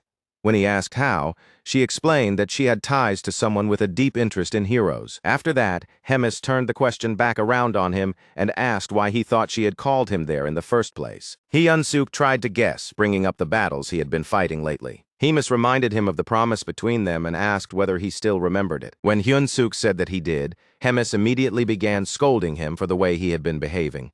Then, without any warning, Hemis transformed again into that monstrous flower-like creature that swallowed things whole. She vented her frustration over how fast he was leveling up and warned him that if he truly wanted to stay alive, then he needed to work even harder than this. To her, all of this was part of the entertainment. Hearing that, Hyun-suk was reminded of a truth he already knew far too well. Crowds were never most excited by flashy displays or easy wins. What really thrilled them were dramatic reversals and shocking twists nobody saw coming. That was when everything clicked for him. Hemis had deliberately set him up against an opponent he had no realistic chance of beating. Panicking, Rahel shouted and demanded to know what he was going to do. Hyun-suk told her to calm down and give him a moment to think. After forcing himself to think it through, he decided that the smartest thing he could do was gather as much information as possible about his opponent before the battle began. In Choi Hyun-seok's mind, the plan itself was straightforward enough. Before throwing himself into a fight with anyone, he wanted to study that person's strength as thoroughly as he could and gather every clue available first. But Rahel immediately pointed out the problem with that idea. Right now, all they had was a single name and nothing more. With no face, no description, and no real lead to follow, she asked him how he was supposed to figure out which person was actually the one he had been assigned to face. Hyun-seok answered with a confident look, like he had already thought that part through. He told her he was planning to buy an item from the hero shop called the Combat Power Meter. And according to him, that device would solve the whole issue neatly. The item cost 50 hero points, which was hardly cheap, but to Hyun-suk, it sounded completely worth the price. Its description made it clear why. The device could measure things like a person's strength, stamina, agility, and even mana, turning all of those factors into a readable value he could actually compare. For someone trying to judge opponents before risking his life, it was exactly the kind of tool he needed. Hyun-seok went on to explain his thinking. Once he located the right opponent, he could check that person's level with the meter, then use the result to find someone around the same range and spar against them as preparation. After hearing that, Rahel let out a long, tired sigh and teased him with a crooked look, saying he really only seemed to get clever when his life was hanging by a thread. Hyun-seok fired back instantly, not missing a beat. He told her that was still a lot better than being useless all the time. After that brief exchange, the two of them decided there was no reason to wait, so they tested the combat power meter on the spot, with Rahel becoming the very first subject. When the result appeared, Rahel's combat power was shown as 375. She stared at the number for a moment, her face full of uncertainty, clearly not sure how she was supposed to interpret it. Then she admitted that she had no clue whether that number was considered impressive or just painfully low. Since the value meant almost nothing without a comparison, she suggested that they test Hyun-suk next. Hyun-suk handed the device over to her without complaint and stood there waiting for the result. While Rahel checked the reading, he kept his eyes fixed on her face, watching closely for any reaction the moment the number appeared. But instead of answering him right away, Rahel just froze there with a puzzled expression. The look on her face made it obvious that whatever she was seeing on the device didn't make sense to her at all. The moment Hyun-suk noticed that strange reaction, he asked her if anything had actually shown up on the meter. Rahel hesitated awkwardly before answering. Then she said the meter had to be broken. In her mind, there was simply no way his stats should be coming out higher than hers. And she looked genuinely unable to accept what the device was telling her. But the meter wasn't malfunctioning at all. Hyun-suk's displayed strength was 1,560. The second he saw that number, a smug grin spread across his face, and he asked Rahel if she was really, truly sure that she wasn't the weaker one between the two of them. That one hit her hard. Looking completely deflated, Rahel admitted that just 1 month ago her strength level had been 10,000. Even with that revelation, Hyun-seok kept his attention on the result in front of them and asked whether the combat power meter had in fact been working properly after all, despite all the doubt she had shown. To put the matter to rest, They decided to test Bobo next, and the result was ridiculous. That damn dog had a combat strength of 47,422.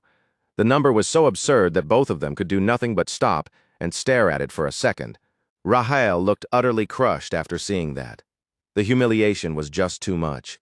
The fact that both she and Hyun-suk were weaker than a dog was almost impossible to accept.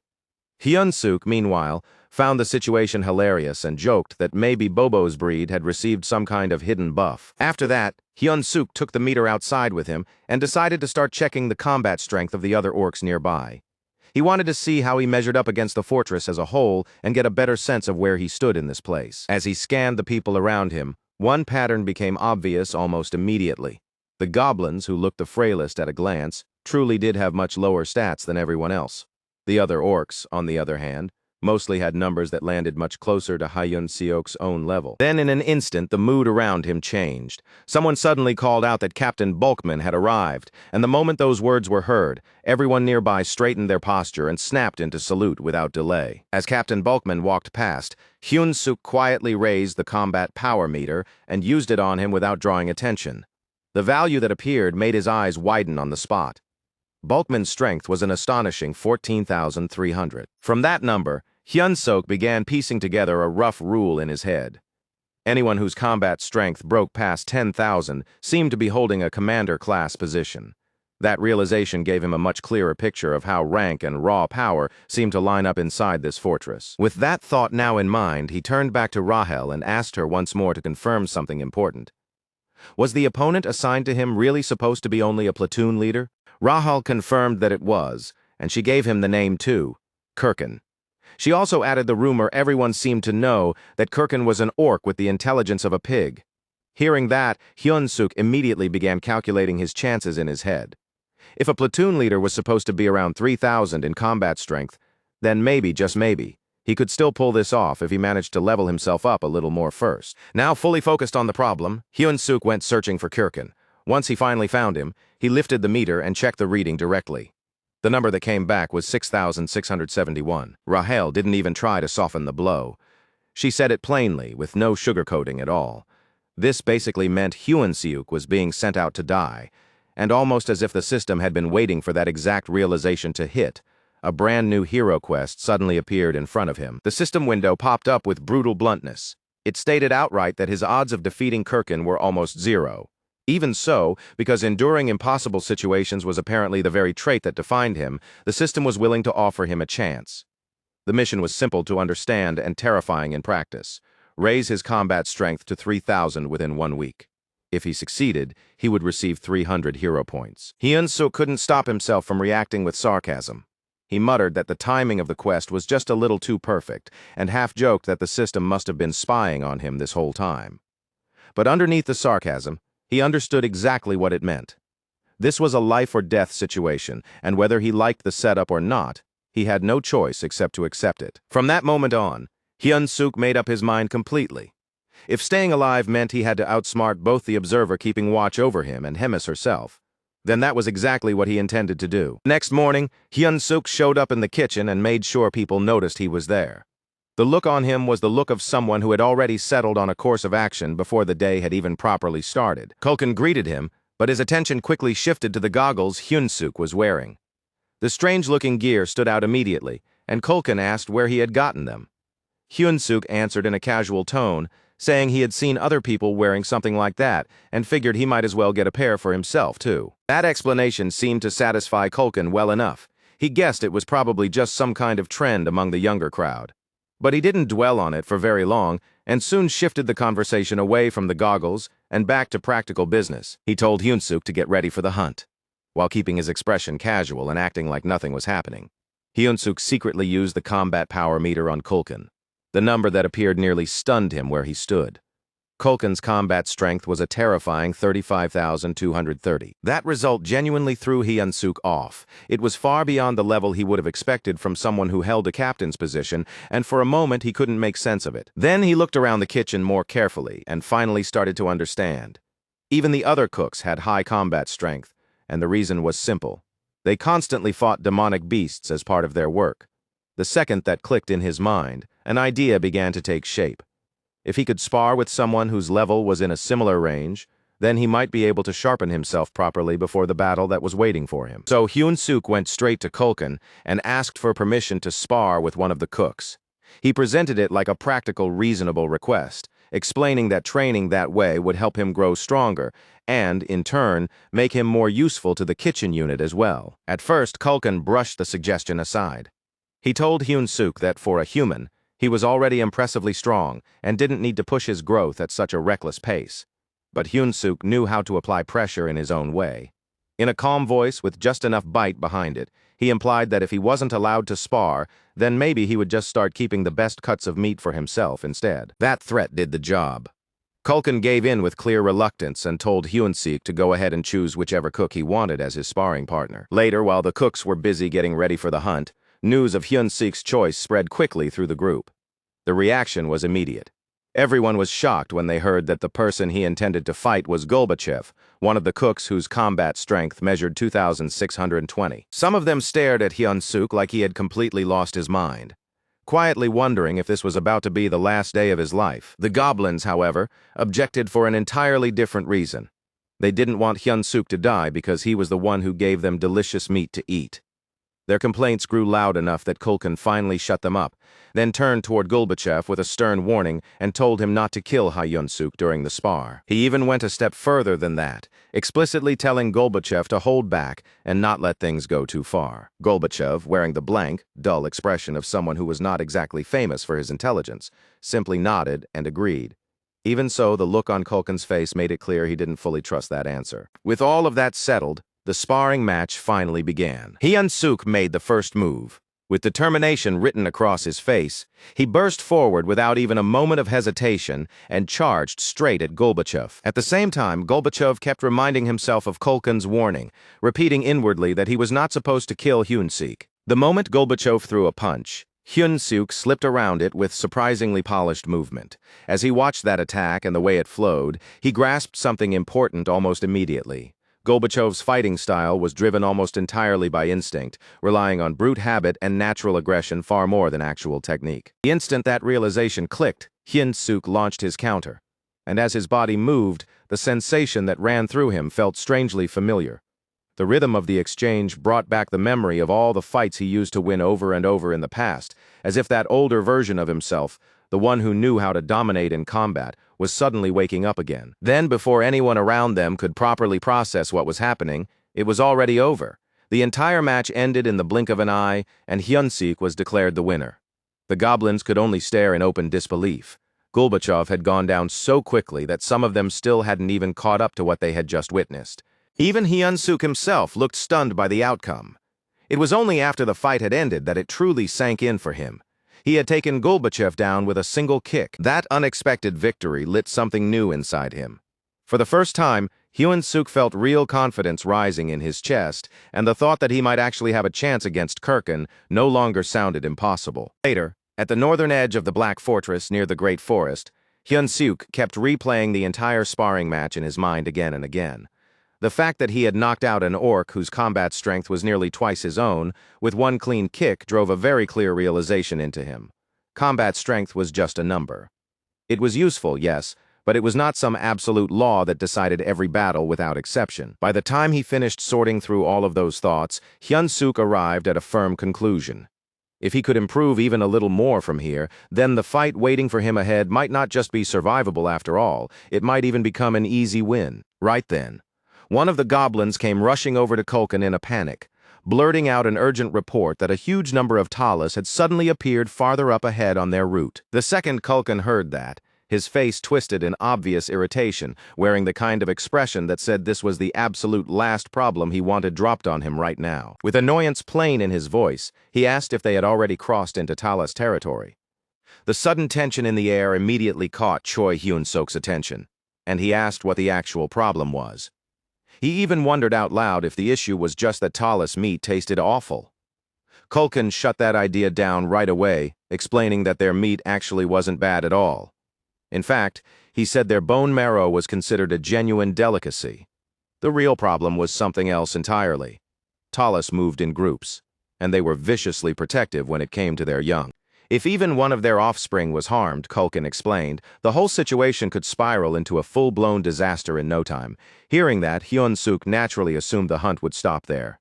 But Culkin clearly had no intention of retreating. Tempted by the thought of that rich, tasty meat, he chose to press on anyway and ordered everyone to attack, declaring that talis meat would be today's snack. He immediately barked out another command after that, making his intentions even clearer. Not a single talis was to be allowed to get away, and every last one of them was to be butchered right there on the spot. The talis themselves were hideous to look at, their bodies resembling giant spiders fused with skull-like shapes across their forms, making them feel even more grotesque and unsettling up close. As the hunt descended into chaos, Hyun-suk slyly shoved the goblin next to him and made it look completely accidental, using the confusion around him to quietly create an opening for himself. Then he shamelessly took advantage of that opening, slipping in at exactly the right moments to deliver the finishing blows himself and rake in the XP. Before long, the hunting party had piled up a gruesome collection of dead talis, with bodies scattered across the ground and stacked together as the slaughter dragged on. Hyun-suk struck down the very last surviving talis, and the moment it fell, he leveled up from that kill. Rahul immediately praised him in a tone that sounded half impressed and half tired of his nonsense, pointing out that he was practically a professional when it came to stealing the last hit. Hyun-suk accepted that praise without even pretending to be modest and casually said that this was exactly why he liked working in the kitchen so much. But then without the slightest warning, an overwhelming pressure crashed down across the entire area. It was so sudden and so oppressive that it caught Hyun-suk completely off guard. He turned sharply in alarm, and in the very next moment a scream rang out from somewhere nearby. The talis queen had arrived. The instant her eyes landed on the heap of dead talis strewn across the area, the fury pouring off her was impossible to miss.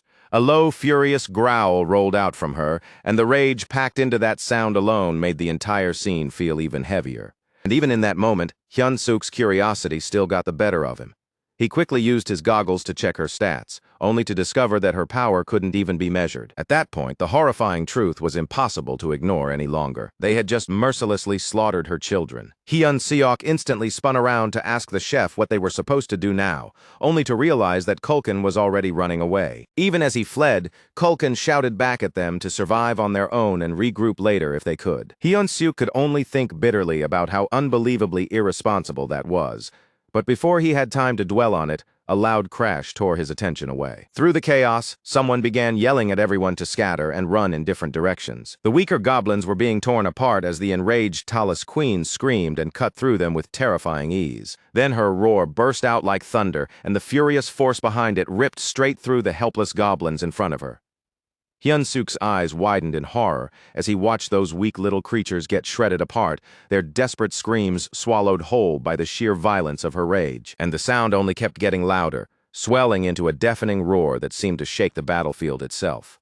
It was so overwhelming that Hyun-suk instinctively clamped both hands over his ears, struggling just to endure the crushing force of it. Right in the middle of that panic, Rahel urgently told him to look behind him. The moment Hyun-suk turned around, his blood ran cold.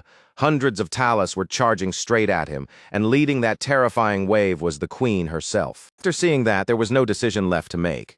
Hyun-suk turned and ran as fast as he possibly could, while goblins somewhere behind him screamed desperately for help. He knew with absolute certainty that if he slowed down for even a single second, he was dead. Eventually, in the middle of that desperate escape, he came upon a cave. He paused at the entrance for a brief moment, unsure whether stepping inside would save him or get him killed even faster. Rahel quickly tried to reassure him, saying the cave was empty and insisting that she had already scouted it earlier. Hyun-suk didn't fully trust her claim. But even so, he figured the cave still had to be safer than staying out in the open forest, where danger could attack him from any direction at all. Once he stepped inside, he realized the cave stretched much deeper than he had expected. He asked Rahel if it was a natural formation, but she admitted she had no idea. What she did point out, though, was how strangely spacious the place was. It was wide enough that even the talis queen could have entered without any difficulty. As Hyun-suk continued moving through the darkness, his eyes caught sight of a sticky, gooey substance clinging to the walls, and the moment he noticed it, an unsettling suspicion started to take shape in his mind. Rahel immediately brushed aside the idea that this might be a talis hideout, reminding him that the chef had said there weren't any talis groups nearby. Even with that explanation, though, The sticky residue smeared along the walls kept bothering Hyun-suk. A bad thought suddenly crossed his mind. Were those spider webs? And then he saw them. The truth clicked into place all at once. This cave was a talis nest, which meant the place he had run into for safety wasn't safe at all. And just as he decided he needed to get out immediately, a cluster of glowing green eyes appeared in the darkness ahead. A fully grown talis lunged at him without warning. Hyun-suk broke into a dead sprint, running as hard as he could while Rahel frantically asked if they were even heading the right way. Hyun-suk admitted he had no idea. This was his first time inside the cave too, so he was basically running blind. Then, all of a sudden, his foot landed on something hidden in the dark, and he lost his balance and slipped. In a panic, he grabbed the first thing his hands could find and hurled it straight at the talis rushing him. The creature stopped the object in midair, and only then did Hyun-suk realize what he had thrown. It was an egg. To his surprise, the talis didn't attack again right away. Instead, it froze for a brief moment, its attention seemingly caught by the egg now in its grasp. Hyun-suk immediately turned to Rahel, searching her face for some kind of explanation. Rahel guessed that the talis might have reacted because the egg's round, smooth, moist surface appealed to it in some way. She pointed out that what he had thrown looked a lot like a talis egg, which was probably the reason the creature had stopped attacking in the first place. In that tense moment, a sudden idea flashed through Choi Hyun-suk's mind. Without wasting even a second, he snatched up another egg, turned to face the talis again, and started provoking it on purpose, brandishing the egg like a threat before he even threw it. There was open defiance in his expression now.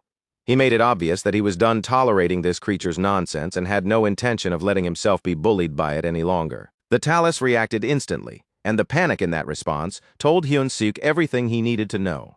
The moment he saw it, he realized his idea was working exactly the way he wanted. Planting his feet hard against the ground, Hyun-suk pulled his arm back and hurled the egg with full force and complete commitment.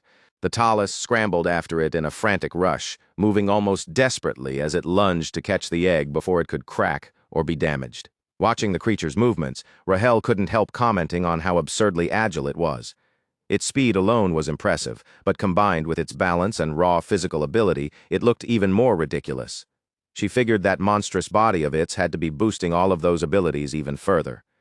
Then she turned toward Hyun-suk and asked what he was planning to do next. Clearly, at the end of his patience, Hyun-suk shot back in exasperation and asked what kind of options she thought he still had when there were more than 100 eggs scattered all around them. And even in the middle of that mess, he still somehow found the nerve to taunt the talis the moment one of the eggs cracked. In a mocking voice, he sneered at the creature and told it that he could probably catch the eggs better than it could. Hyun-suk immediately told Rahel to bring him another egg, but instead of helping, she informed him that there was only one left. The color drained from Hyun-suk's face on the spot. Realizing how badly he had overplayed his hand, he went pale with sudden panic. The talis answered with a savage, furious growl, and then it launched itself straight at them without hesitation. Reacting at once, Hyun-suk shouted for Rahel to cast a buff spell on him. The talis queen was still burning with rage, but in that critical moment, Hyun-suk noticed something important. After all that chasing, lunging, and scrambling over the eggs, she was already starting to wear herself down. He slowed his breathing, tightened his stance, and pulled his focus together. In that brief instant, a firm conviction took hold in him. This was a chance he might actually be able to turn into a win. As the talis queen came barreling toward him, Hyun-suk prepared to unleash his ultimate technique, Paradise Reincarnation Shot. Instead of retreating or trying to run, he stepped forward and faced the monster head-on. Then he drove in one decisive, powerful strike, and that single blow was enough to bring the talis down. The moment the monster collapsed, multiple system notifications appeared one after another in rapid succession, confirming that Hyun-suk had leveled up from the fight. Rahel rushed over to him as fast as she could, looking him over in alarm as she asked if he was all right. Hyun-suk admitted right away that he absolutely was not. In a voice that sounded half joking and half genuinely pained, he said he felt like he was dying on the spot, and suggested they move somewhere safer first. Then, to his surprise, Rahel revealed that she could use healing magic too. Hyun-suk instantly praised her and said putting points into mana had really paid off. Even so, Rahel modestly explained that her healing wasn't especially strong and that, at best, she could mostly stop bleeding. After that, Hyun-suk distributed the stat points he had just earned and decided it was time to head back. Now that he had reached level 108, his stats had become Strength 56 plus 2, Agility 53 plus 2, Stamina 55 plus 2, Mana 53 plus 2, and Charisma 27. As he looked over those numbers, A quiet feeling of satisfaction settled in. His stats were finally starting to look balanced, even if he still didn't fully understand the best way to use every one of them yet. For the time being, he chose to think of it as an investment, something that would definitely pay off for him later on. Then, without any warning, a familiar voice echoed through the cave. It was Culkin, and he sounded genuinely thrilled to discover that Hyun-suk was still alive. Hyun-suk, on the other hand, immediately fired back with a question of his own, asking why Culkin was even there. Culkin explained that while he had been running for his life, he happened to find this cave and thought they were lucky just to have escaped the talis at all. The instant he realized what kind of place they were actually standing in, Culkin froze. This wasn't some random cave. It was the talis nest. His gaze dropped to the things scattered across the ground, and Hyun-suk explained what they were. Those were talis eggs, which meant this was the place where the creatures came to lay them. The second Culkin heard that, his eyes lit up with excitement. He said talis eggs were an incredibly rare delicacy, the kind of food normally reserved only for high-ranking officials. Annoyed that Culkin's thoughts had immediately gone straight back to food, Hyun-suk snapped at him to focus and shouted that they needed to think about escaping first. Culkin grimly pointed out that the talis queen was probably already somewhere inside the cave by now, and he admitted that bringing down a monster like that would require someone at the level of a division commander or higher. With that, he seemed to give up, and muttered that the egg was probably going to be his final meal. Just then, more voices echoed in from the cave entrance. The surviving goblins had managed to make it there too, and the head chef came in with them. Culkin acknowledged the ones who had barely survived, and as if he had already accepted the end, he offered to share the precious egg with them. Meanwhile, Hyun-suk made a silent promise to himself. This was not going to be his last meal. There was no way he was going to die in a place like this before getting to eat his wife's 5-dish spread again. That thought hardened into pure determination. He absolutely refused to die in some pathetic hole like this. Meanwhile, over in Hemis's office, someone greeted the commander and commented that he looked as stiff and formal as ever. She then asked him whether he had completed the mission he had been assigned. Raedrun reported that, exactly as ordered, he had successfully captured the Holy Empire's next saintess. Hemis looked impressed by that report and praised Raedrun for infiltrating a fanatical cult and finishing the mission in only 3 weeks. Clearly pleased with him, she reached out and patted him on the head, and that one simple gesture was enough to make him blush. But that quiet little moment didn't last long. A knock came at the door, and Hemis immediately showed how annoyed she was at being interrupted. A goblin entered and quickly reported that there was urgent news regarding the cooks who had been sent out to gather ingredients. At first, Hemis brushed it aside as though it was probably just some routine problem, but the goblin quickly made it clear that this was far more serious than that. The talis queen had appeared, and because of that, most of the cooks, including Culkin, were either dead or missing. Hemis immediately asked about Hyun-suk, and the goblin answered that he too was currently missing. The moment Raedrun heard Hyun-suk's name in that report, his expression darkened instantly. Back inside the cave, the goblins had already started toasting with talis eggs, acting like people who had completely given up and were preparing themselves for the end. Culkin even began saying his farewells, but Hyun-suk smacked him across the head and shouted at him to get a grip and snap out of it. Culkin stared at him like he had completely lost his mind, his face practically shouting, "What the hell was that for?" Hyun-suk answered instantly, without even giving the moment room to breathe, saying Culkin had obviously fallen under some kind of wicked spell, and that he had simply used a secret weapon to knock some sense back into him. Then, with a smug, triumphant grin, Hyun-suk pulled out a brand new item like he had been saving it for this exact moment. It was the Beast Encyclopedia, Demonic Beast Edition. The encyclopedia had not come cheap. It had cost him 50 hero points, but the trade-off was worth it because it contained detailed information on nearly every kind of demonic beast. In a situation like this, it was exactly the kind of tool that could mean the difference between dying blindly and surviving with an actual plan. Without wasting any time, Hyun-suk quickly searched for talis. The entry described them as spider-like demonic beasts that lived in colonies, and it specifically noted that they were especially feared for the terrifying power in their legs. According to the encyclopedia, anyone trying to kill a talis needed to aim for its weaker points, especially areas like the torso and the head. But that wasn't the most important part. The book also revealed that a talis's bodily fluids were extremely flammable, and that its eggs contained a substance so unstable it was basically as dangerous as a bomb. There was more. The caves formed with talis saliva were also highly vulnerable to fire, which meant using flame magic inside one of those nests was unbelievably risky and could turn the entire place into a death trap in an instant. Hyun-suk immediately turned toward Culkin and asked if he could use fire magic. Culkin admitted that he could, but only at a very basic level, the sort of simple flame attack that was little more than shooting fire. With a heavy sigh full of resignation, Culkin told Hyun-suk to forget it. He warned him that a talis shell was far too tough, and that his flames weren't strong enough to burn through that hard carapace anyway. But Hyun-suk brushed that concern aside immediately. He said he had no intention of burning the talis itself in the first place. Then he gathered everyone closer and started laying out the real plan he had in mind. First, he made one thing absolutely clear. They had to survive, because if they made it out alive, they could come back to enjoying delicacies like talis eggs again later. The goblins looked deeply unconvinced, their faces saying they thought this whole plan sounded hopeless. But Hyun-suk knew exactly what would get through to them.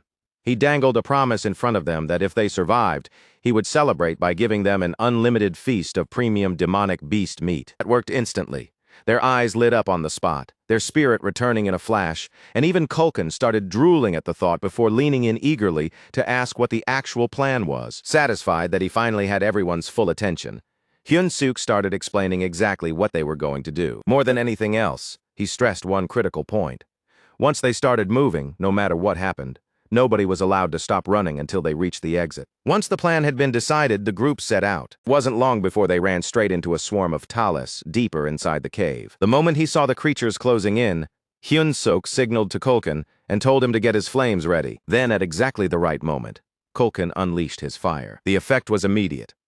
A section of the cave erupted in a violent explosion, with fire and force blasting through the tunnel all at once. As destruction burst around them, Rahel stared at the chaos and asked Hyun-suk what exactly he had done. Hyun-suk explained that once the flames spread, the eggs deeper inside the nest would become a huge distraction for the talis. That distraction, he reasoned, would keep the creatures occupied just long enough for their group to make a run for it and escape. Even while they were moving, Hyun-suk kept shouting instructions at the goblins, telling them to stay focused on survival and to throw an egg as a diversion only if they absolutely had no other choice. But since he himself had only one egg left in his hand, they couldn't afford to waste that final card carelessly.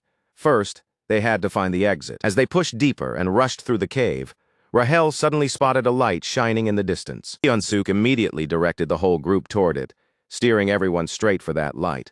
At the same time, he kept urging them not to slow down and to keep running no matter what. For one brief moment, relief washed over the group when they finally reached the light, but that relief vanished almost instantly. Standing directly in their way was the talis queen herself.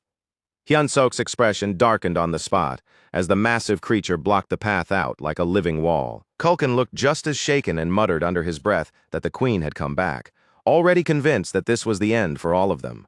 But Hyun-suk refused to give in to that thought. Even with the pressure crushing down on them, he noticed something important. The queen still wasn't openly attacking. Catching that tiny opening, Hyun-suk addressed her directly. At the same time, he told Culkin to get ready to ignite something, then raised the last egg in his hand and threatened to blow it up. He warned the queen in the clearest terms possible.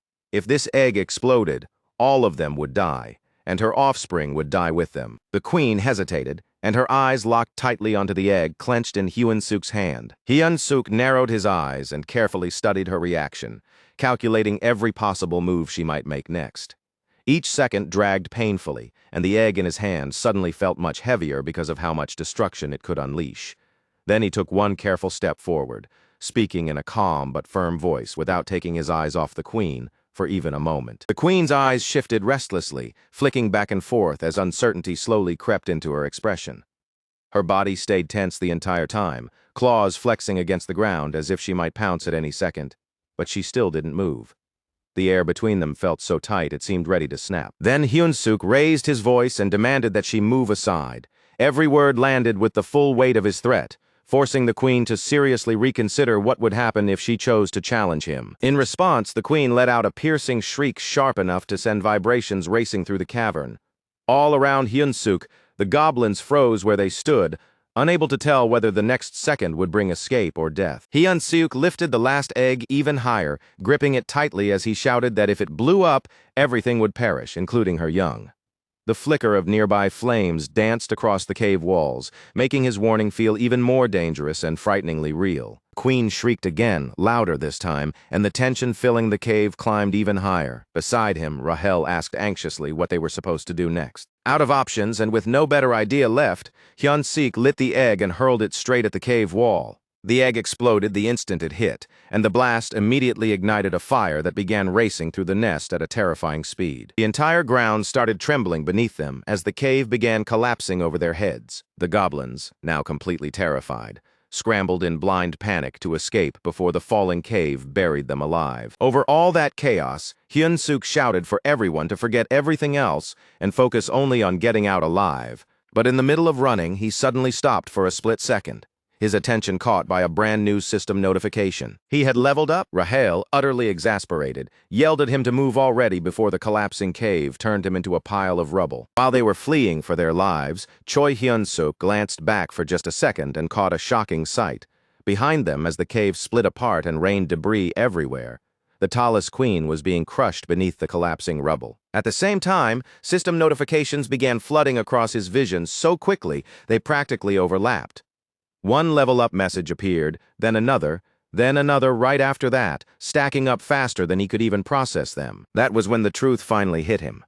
Every Talis that had died in the collapse was being counted as his kill, and all of that experience was being awarded directly to him. There was honestly no better way to describe it. This was speed EXP farming on a completely absurd level. Hyun-suk stood there in stunned disbelief for a brief second, almost unable to process what had just happened. But then he forcibly snapped himself back to reality and focused on the one thing that mattered most right now, getting out alive first. He immediately called out to Rahel for another buff, and she answered without hesitation, casting it on him at once. But even after forcing their way through all that chaos, one final obstacle was still standing between them and survival. The Talis Queen was still there, still blocking the path out. Desperate to make even the smallest opening, Kulkin suddenly pulled out an egg and shouted toward the Queen, practically presenting it to her as an offering. "This is for you, Queen." He actually tried to bargain with the monster right there on the spot, offering the egg in exchange for a way out. The moment Hyun-suk saw that, he realized this might actually be the opening they needed.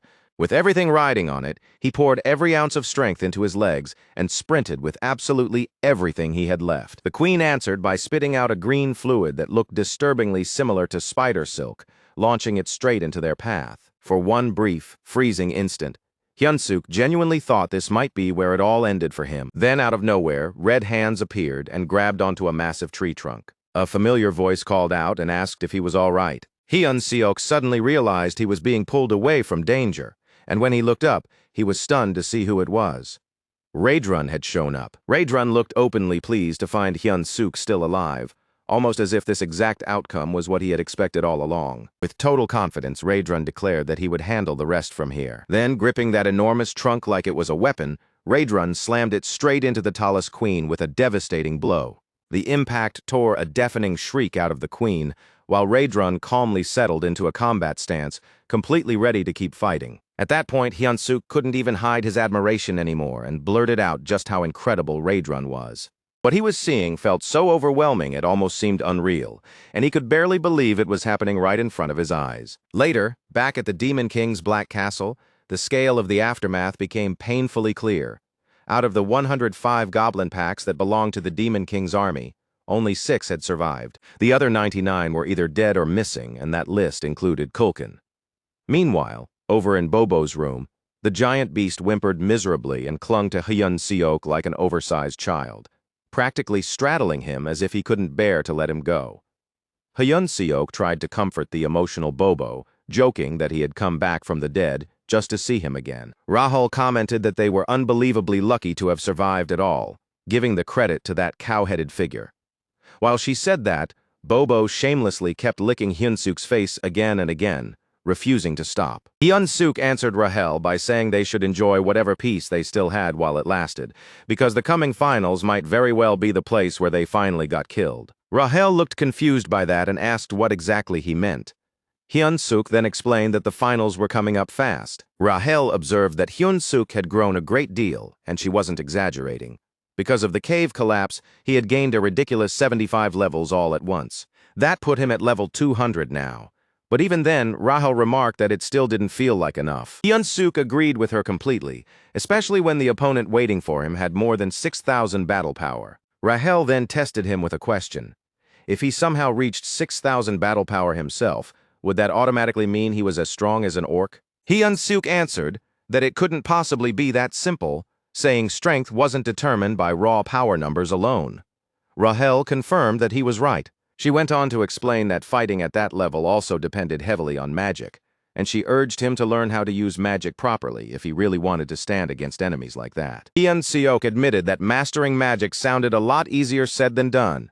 Rahel reminded him that there had actually been a moment in the past when he had unconsciously used magic before.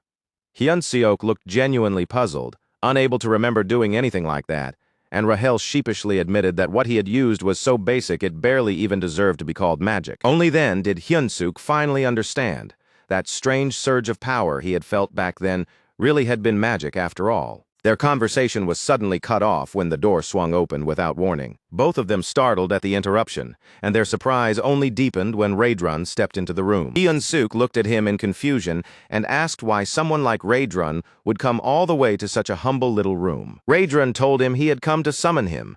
The great commander wanted to see him in Hemis's office. When Hemis saw Raedrun there, she asked why he was appearing in such an unusual way. Raedrun answered that he had a personal matter he wanted to discuss. Then he made a request that completely caught Hyun-seok off guard. He asked for permission to personally teach Hyun-seok the art of battle. Naturally, Hemis asked him why he was making a request like that. Raedrun explained that the orc platoon leader Kirkin was showing abnormal potential and looked like the kind of person suited to become a deputy battalion commander in the future. If things continued like this, Hyun-seok was bound to lose. Even so, Raedrun said he believed Hyun-seok possessed tremendous potential of his own, and he wanted to witness with his own eyes just how far Hyun-seok might go in the future. Hyun-seok was left speechless, fully convinced that Hemis would reject that request immediately. To his surprise, she approved it. Raedrun thanked her for the decision, and Hemis casually dismissed them after that, saying she still had work to finish. But just before they left, she remarked that Hyun-seok had grown much stronger since the last time she saw him. At that, Hyun-seok suddenly turned back and gave her a sweet, almost playful smile.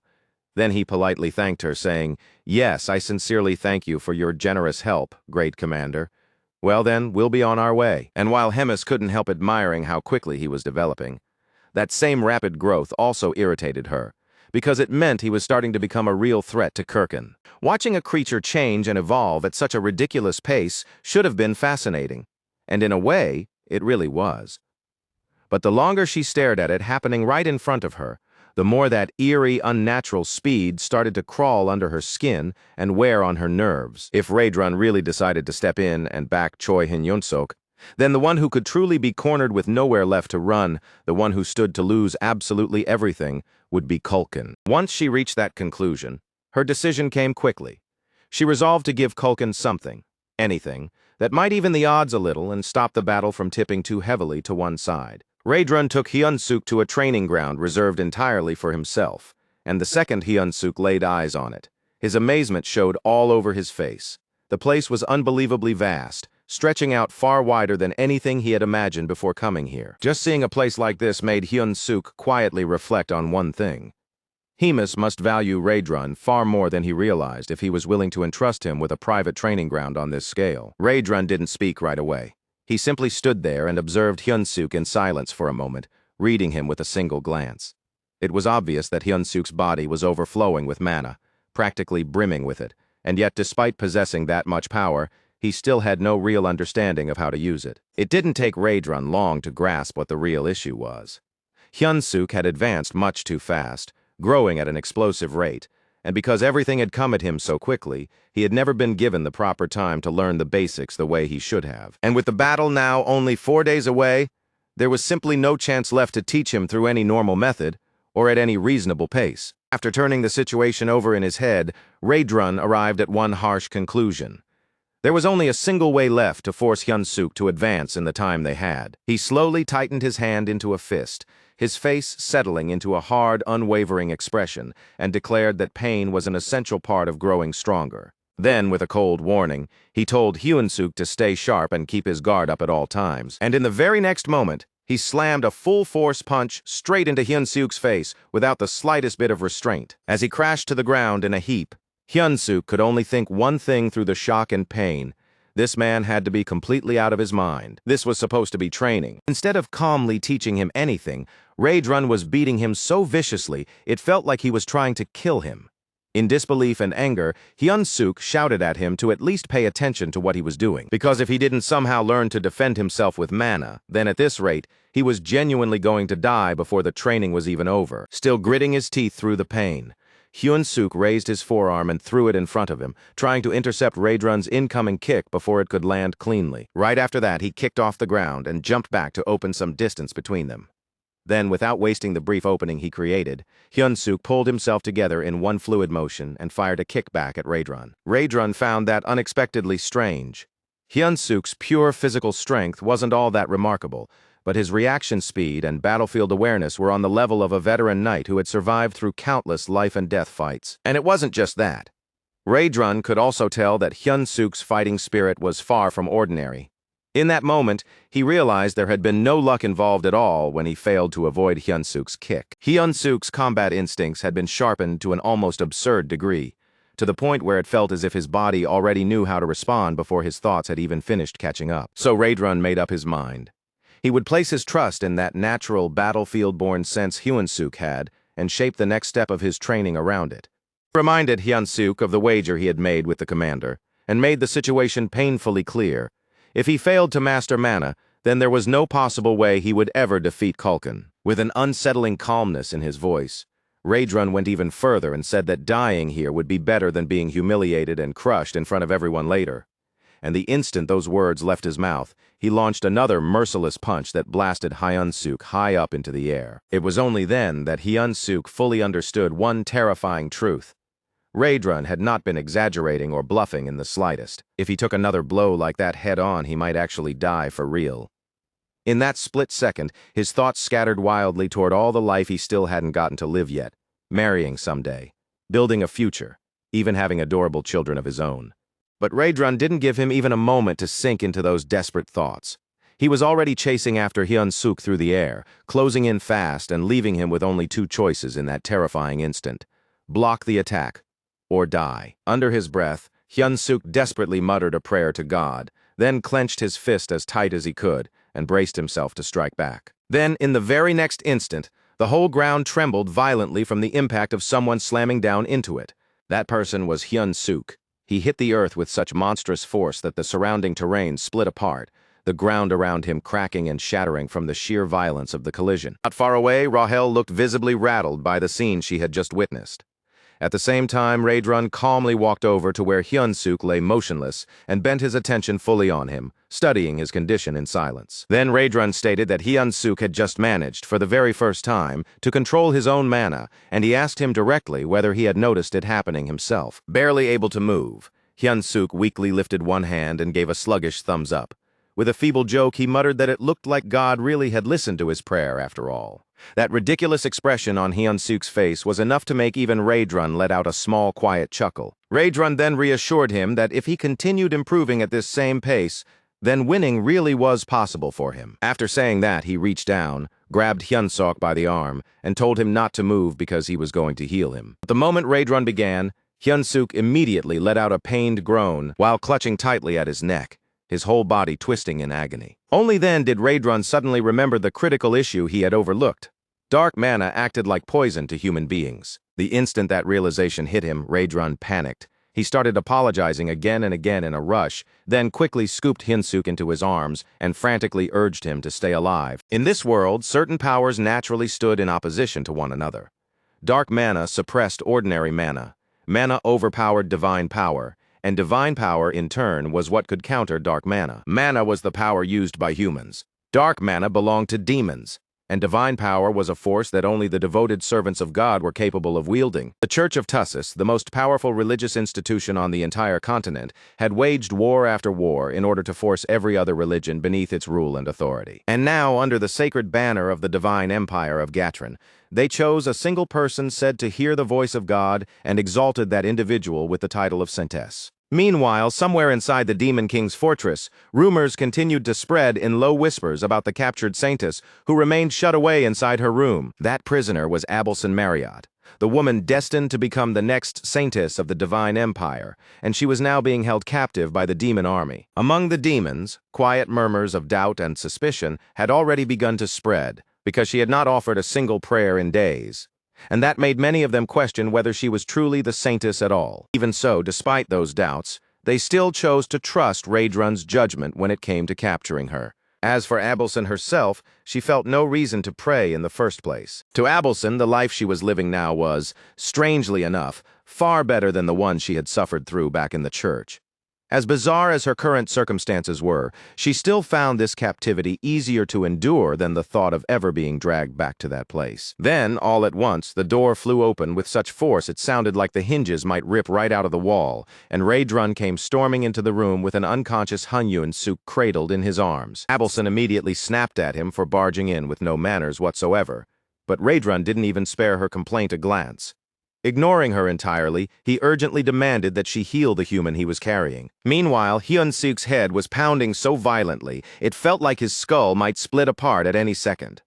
And in that hazy, half-conscious state, he found himself wondering what in the world Raedrun had done to him this time. Honestly, the whole situation was so ridiculous that, in a warped sort of way, it almost felt funny. And through that blurry, fading state of consciousness, one final regret rose to the surface in the most embarrassingly simple way possible. If he was really at the end of the line, then of all people, why did the hand he ended up holding have to belong to a man instead of Rahel? When he finally managed to open his eyes again, the very first thing waiting for him was the face of a stunning silver-haired beauty looking down at him.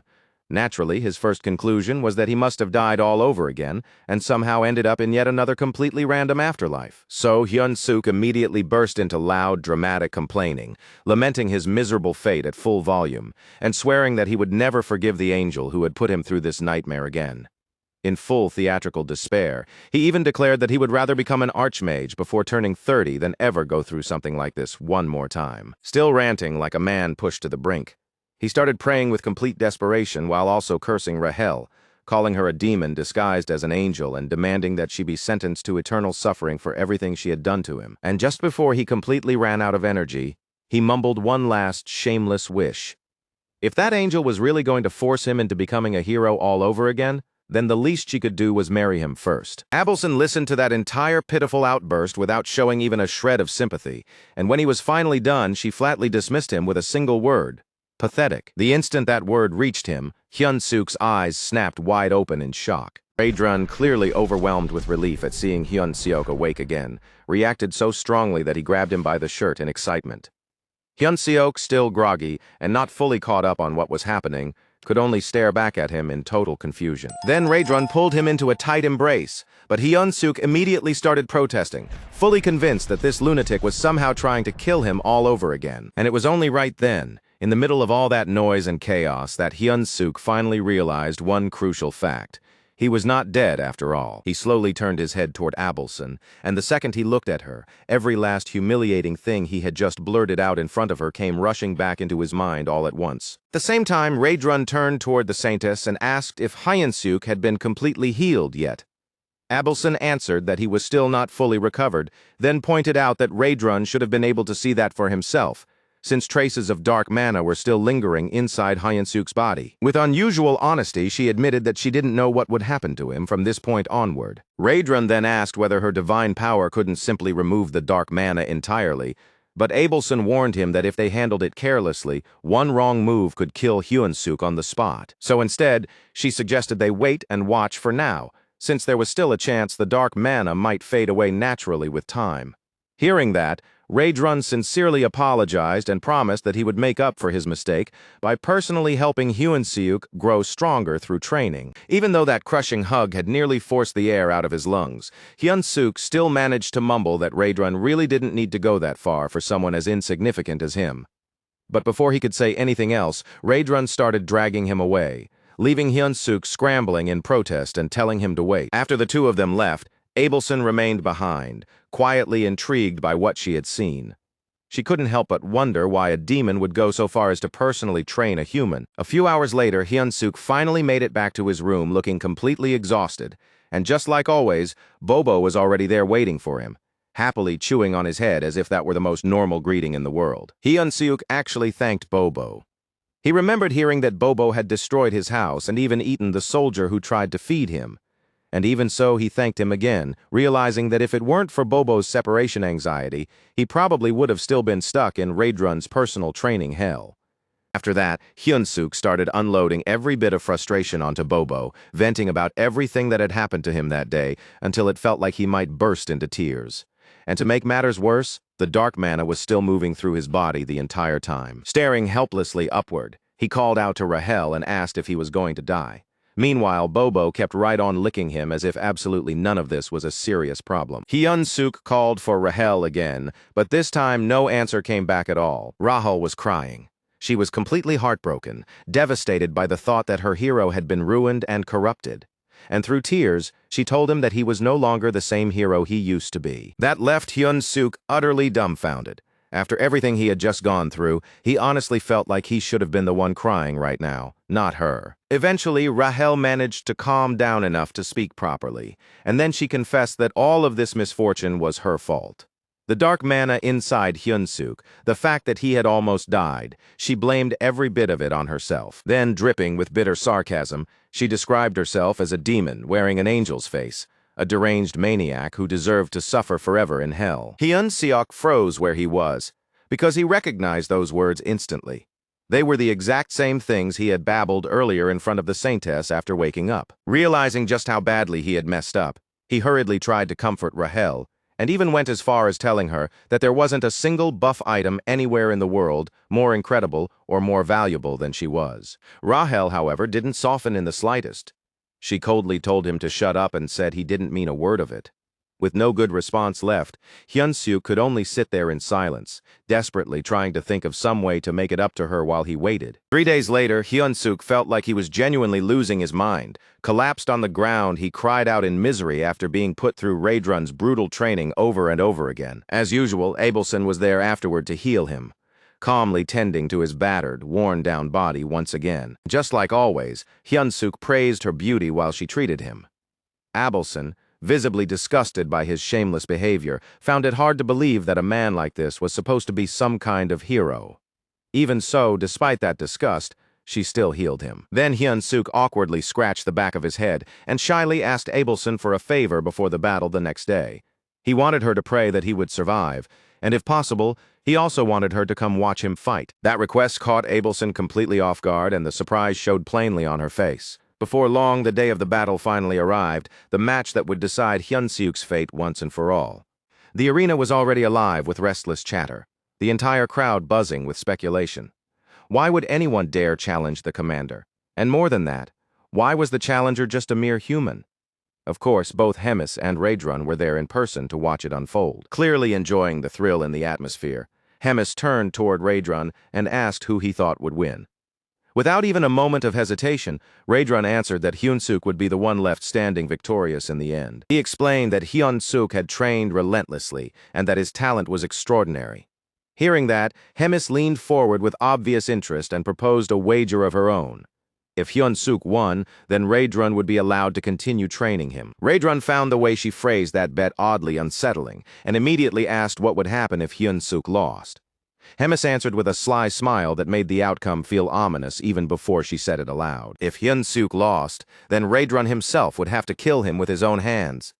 That, she said, would be the price for speaking so boldly. A dark sense of unease settled heavily in Raedrun's chest, but with Hemis putting it that way, he had no real choice except to accept the wager. As her gaze rested on Hyun-suk, Hemis remarked that it had been a very long time since anything had made her feel this excited. And right at that moment, the announcer's voice rang out across the arena as the fighters began to be introduced. Hyun-suk stood ready with a calm, steady expression, his mind clear and his body honed to its sharpest state. He wasn't trembling, and not even a trace of nervousness showed on him.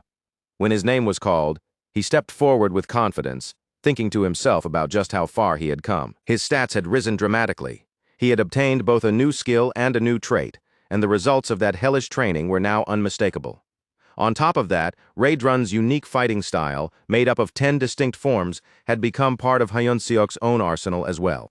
Even though his proficiency with it had only reached 8% so far, Hyun-suk still believed that would be enough. Hyun-suk threw himself into the match with a grim, stubborn resolve, pushing ahead while a ridiculous little fantasy kept flashing through the back of his mind.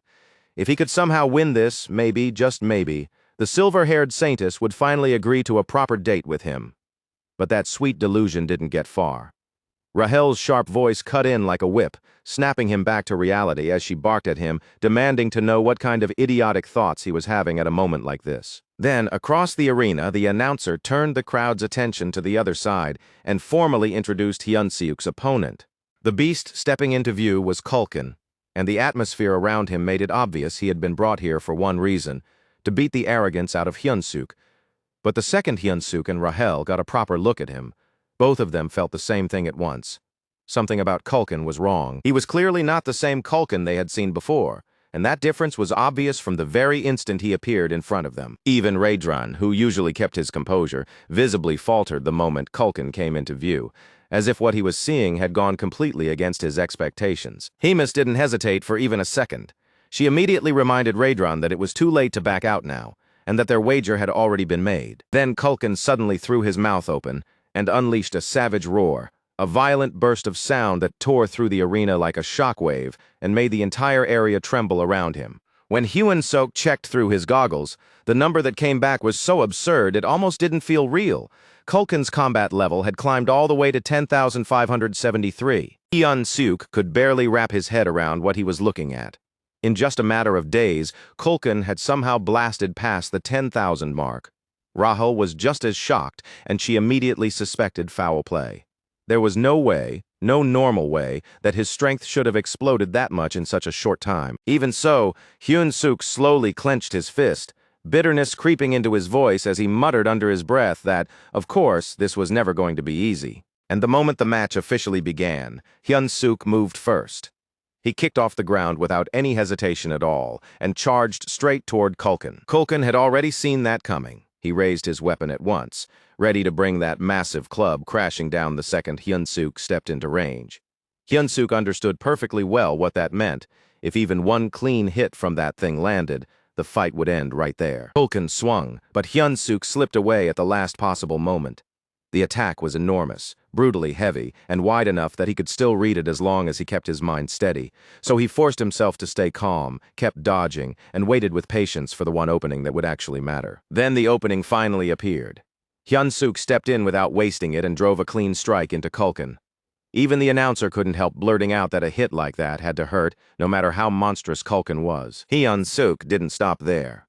He quickly reset his footing, drew himself back into position, and fired off another follow-up strike, landing that one cleanly too. The impact looked huge, the kind of blow that should have done serious damage on contact, yet Culkin didn't even flinch. Not a stagger, not a recoil, nothing. In the very next instant, Hyun-seok realized he had made a mistake. Something suddenly blurred into his vision, rushing at him with a speed that felt far too fast. That incoming strike slammed brutally into the side of his body, the force behind it so violent that it jolted him the moment it connected. He immediately sprang backward to open some distance between them, and the moment he did, a grim expression crossed his face. Just from that one hit, his left arm had already been broken. Meanwhile, Culkin looked almost completely untouched by the damage Hyun-seok had dealt him earlier. Still, Hyun-seok kept watching carefully, and as he did, he noticed two important things. Culkin's body still seemed normal enough, and more importantly, his movements were still something Hyun-seok could read. Inside his own head, Hyun-seok reminded himself that he had survived worse situations than this before. He dug in mentally, crushed his fear back down, and told himself not to panic. At the same time, he forced himself to recall everything he had been taught up to this point. Combat arts were techniques that fused mana directly into martial skill, turning an ordinary blow into something terrifying enough to crack the earth itself or smash apart solid stone with a single punch. That was the way Raedran had explained it to him. But he had also made one point absolutely clear. Combat arts were never just about striking harder. At their core, they were killing techniques, methods created for one purpose only, to end the opponent standing in front of you. During training, Hyun-seok had once been told in no uncertain terms that, with the abilities he had at the time, he had no chance whatsoever of defeating Culkin. And Raedran's reason had been simple. Hyun-seok still lacked real killing intent. Without a genuine will to kill, his attacks had no true meaning behind them. Now, standing in the middle of this fight, those exact words came rushing back into his mind with perfect clarity. Culkin readied himself to attack again, but this time Hyun-seok didn't back away, and he didn't try to evade. Instead, he burst forward straight into the danger, charging in as if he intended to meet that attack head-on. And this time, there was something different in his strike. It wasn't just power anymore, and it wasn't just technique. Now it carried something unmistakable behind it. True killing intent. Hyun-suk's punch slammed forward, and as he drove it in, he roared at the top of his lungs, "Fucking die!" Unlike the earlier blows that had only struck the surface, this one punched straight through Culkin's thick, muscular body. This was the first form of Raedrun's combat style. Instant obliteration. And just like the name suggested, it wasn't only the target that got destroyed.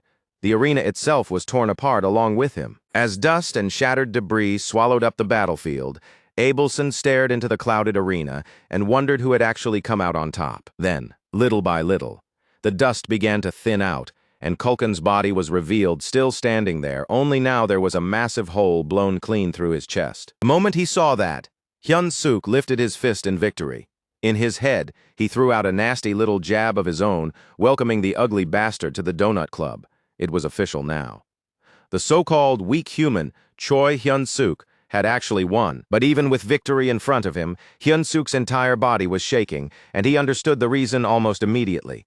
In his current condition, if he tried to use Raedrun's technique one more time, it might kill him before it killed anyone else. Off to the side, Rahel was already celebrating excitedly, clearly unable to hold it in. She told Hyun-suk that his attack had gone straight through Culkin's heart. And even after hearing that, Hyun-suk still wore the kind of expression that said he could barely believe the two of them had actually managed to pull this off. The mood changed in an instant. A dark red aura began spreading around Culkin's body, and the moment it appeared, it was obvious that something had gone very, very wrong. Even the announcer was left stunned, shouting in disbelief that what everyone was witnessing could only be described as a miracle. Hyun-suk, however, knew better. This wasn't any miracle.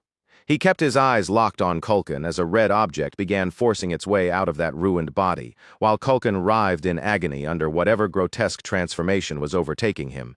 And in that moment, Hyun-suk realized the truth. His finishing blow hadn't actually been enough to finish this. And somehow, absurd as it looked, Culkin was still standing there even with a huge hole where his heart should have been. At that point, Culkin had literally become a walking meat donut.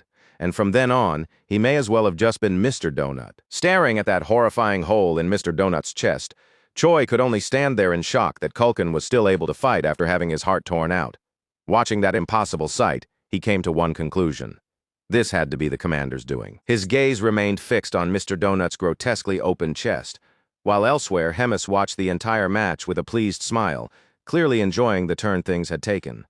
Beside her, Raedrun couldn't help wondering what exactly had been going through her head when she shared her dark mana with Mr. Donut. And that wasn't all. She had even placed a curse on him so that the moment he entered a fatal state, he would rise as undead. Hemis, for her part, seemed impressed by how quickly Choi had learned and by the talent he had shown, though there was also a faint irritation mixed into her smile, as if she had expected even more from him. Back on the battlefield, Choi stared at the heartless monster still standing in front of him and wondered out loud whether Mr. Donut was somehow still alive. Rahel immediately corrected him, telling him that he wasn't alive at all. This was the effect of a curse.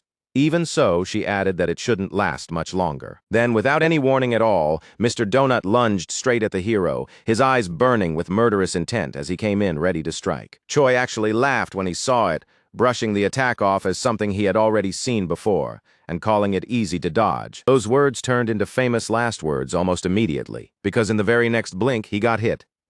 Mr. Donut's fist was suddenly already at his neck, and in that instant, Choi realized just how wrong he had been.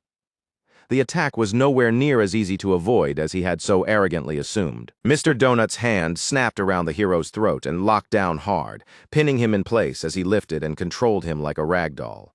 Then, with his other arm, he started pummeling Choi over and over, hammering him without mercy while keeping him trapped by the neck. The beating only stopped when Choi, acting on nothing but raw desperation, threw himself onto the monster's attacking arm.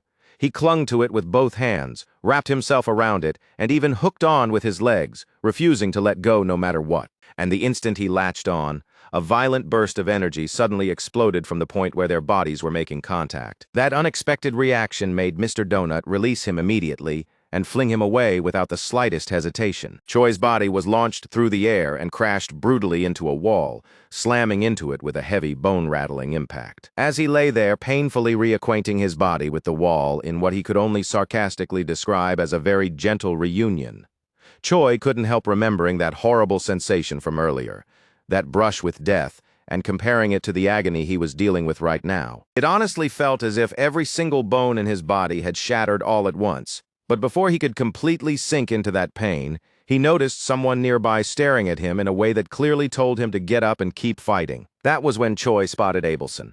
Her presence stood out immediately, and the look on her face was steady and firm, silently urging him onward as if to tell him, without a single word, that he could still win this. For just a brief moment, Choi hesitated. He wasn't sure if he could really trust that feeling or believe those silent words.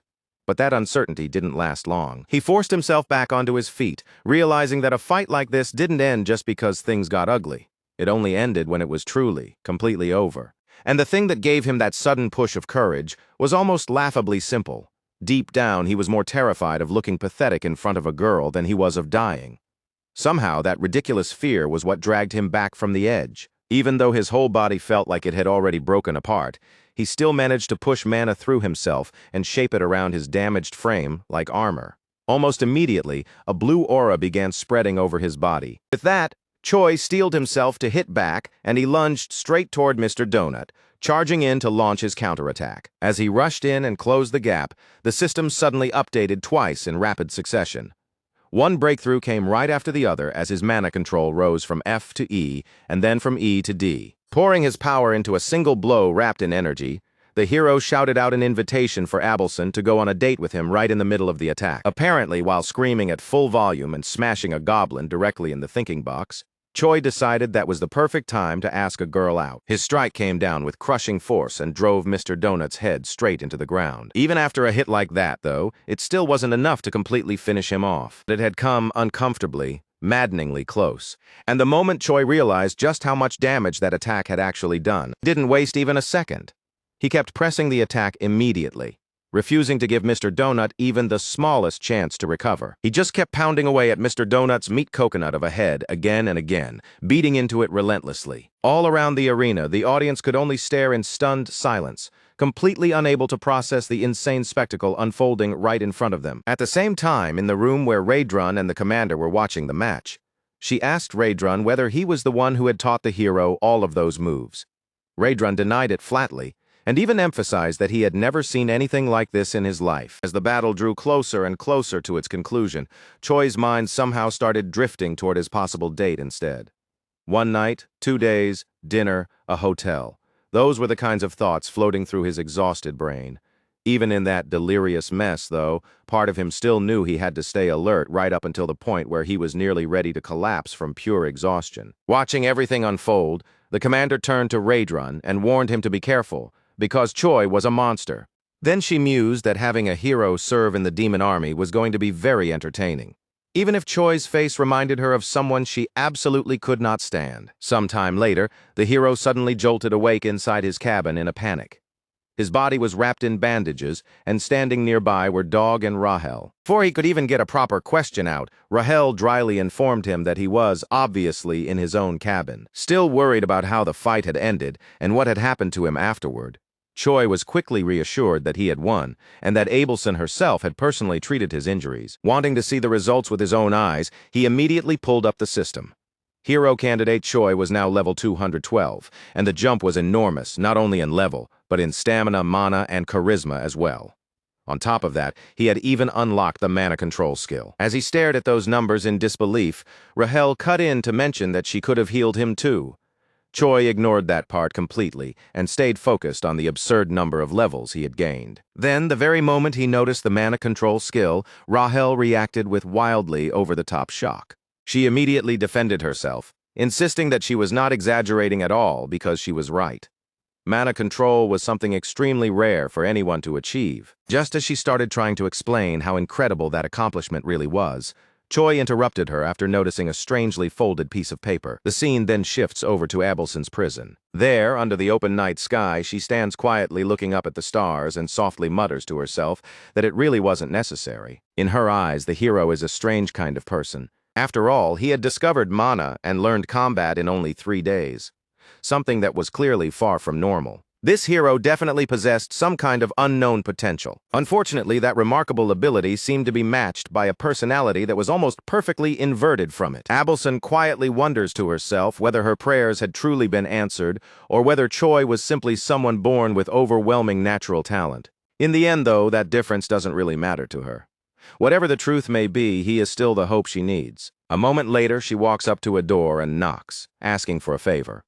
On the other side, Raedrun answers and tells her he will help. When Raedrun asks what it is she wants, Abelson simply says that she wants to take a walk. Back in Choi's room, he opens the letter and reads it, only to freeze in shock when he realizes it contains a positive reply to his request for a date with Abelson. She wants him to come meet her in the courtyard right now. And to Choi, this feels like the beginning of the greatest moment of his entire life. Not long after that, the long-awaited time for their meeting finally arrives. Choi stands there nervous as hell, with absolutely no idea how he is supposed to act in a moment like this.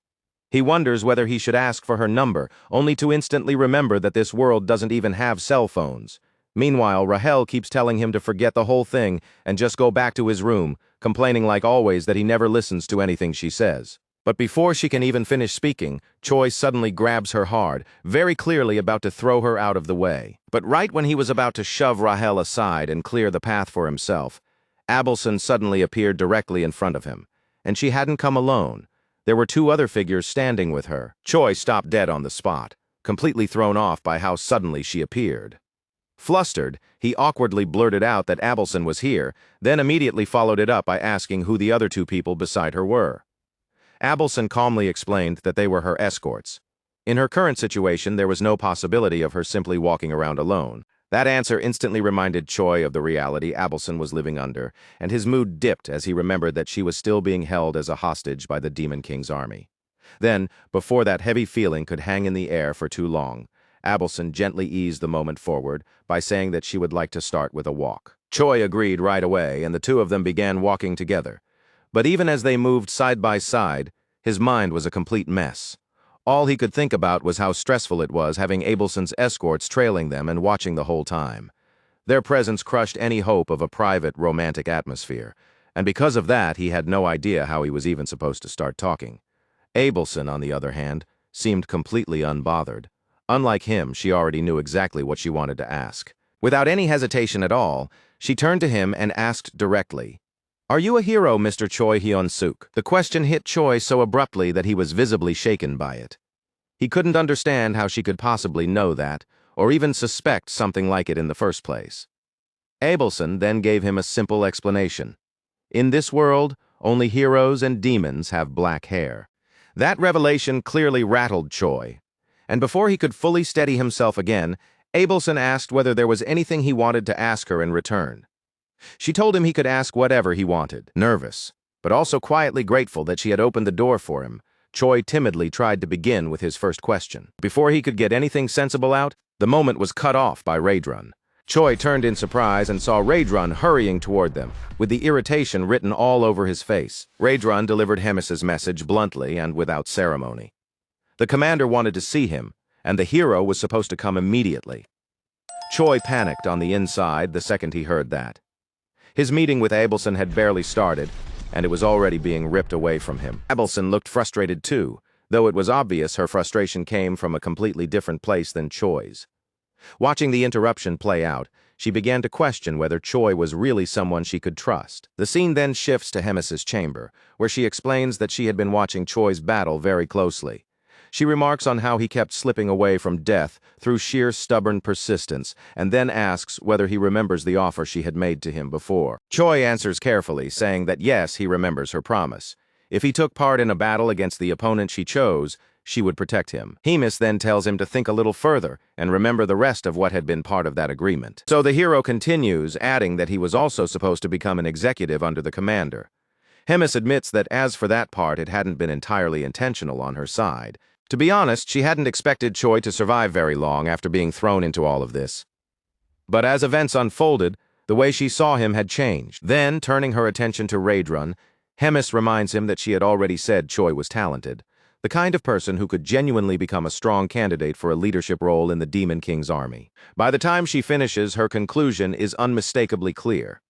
Choi is simply too capable to remain nothing more than a platoon leader. Then the commander brings up the severe losses suffered by the Cook's company and points out that their meat supplies have fallen dangerously low, to the point where she fears cannibalism may eventually become a real possibility. Choi hears every word and understands what she's saying, but he still can't figure out why she is telling him any of this. That is when Hemis finally says it outright. He is going to take command of the Cook's squad. From now on, Choi is authorized to do whatever is necessary to put the kitchen back in order. After placing that burden squarely on his shoulders, Hemis ends by asking him whether or not he will be able to carry it out. Caught between pressure and uncertainty, Choi answers that he will do his best. The scene shifts again, and now Choi is alone with Rahel. Dripping with sarcasm, she asks him how it feels to be the leader of a Demon King squad while still technically being a hero on paper. Choi answers in exactly the same sarcastic tone, saying he's so happy he could die. As he heads toward his new workplace, the hero points out that Rahel still seems bitter about the whole thing. Rahel responds with nothing more than a low, grumbling little sound. Then, switching into a completely different mode, Choi arrives at his new post, and the very first thing he does is confront a suspicious-looking creature inside the kitchen. That creature, one of the servants, immediately mocks him and sneers at Choi by calling him a slave. Determined to establish control from the very beginning, Choi shouts back at the servant while marching straight toward him without slowing down. The servant barely has time to look confused before Choi suddenly drives a blow straight up into his chin, dropping him unconscious on the spot while loudly announcing that he is now the new commander. After that, Choi orders everyone in the kitchen to gather immediately. As he looks over the group in front of him, he notices that even the strongest among them only has a power level of 3,500. Even so, the more obvious problem shows itself right away. There are far too few people here, and that immediately makes him wonder where the rest of the cooks have gone. The answer he gets is grim. What was once a group of 300 has now been whittled down to only 20. The second Choi hears that number, he immediately realizes just how bad the situation really is. He knows exactly how difficult this assignment is going to be, and he also knows full well what failing it is probably going to cost him. So he turns to the squad and asks who among them actually knows who he is. Little by little, a few start answering. One calls him the barbecue master, while another pushes his luck even further and dares to call him a delicious human. That one gets kicked so fast he turns into wall decoration before anybody else can even process what just happened. Choi then reminds them in a cold, firm voice that he is their commander. After that, he orders all of them to address him properly as the rightful commander of the Cook's squad. Only once that is settled does he ask why their numbers have dropped so badly. One of them explains that the others went out hunting on their own without permission and ended up being killed by demon beasts. Once he understands the situation, Choi moves on to the next practical question and asks who the best cook still left among them is. Someone names Gallum, and without wasting even a moment, Choi immediately appoints him vice commander.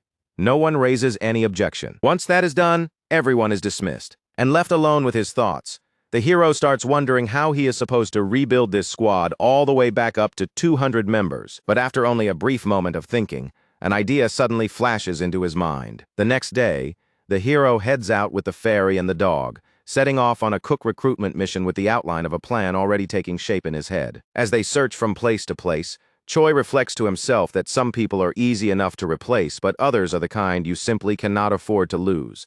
And during that search, he finds someone. Without even bothering with a normal introduction, Choi opens with a kick as his greeting, then immediately invites that person to come work as a chef. The guy very clearly did not appreciate being introduced to Choi by way of a kick, and the irritation that flashed across his face made that painfully obvious right away. He tried to snap back and retaliate against Choi on instinct, but the hero shut that attempt down almost immediately and slammed him right back onto the ground again before he could accomplish anything. Then, instead of pressing the attack and finishing him there, Choi suddenly changed approaches and started talking, trying to pull him in with persuasion instead of force. Choi told him that he could become the very first recruit of the day, and then sweetened the deal by promising him a high-ranking position if he agreed.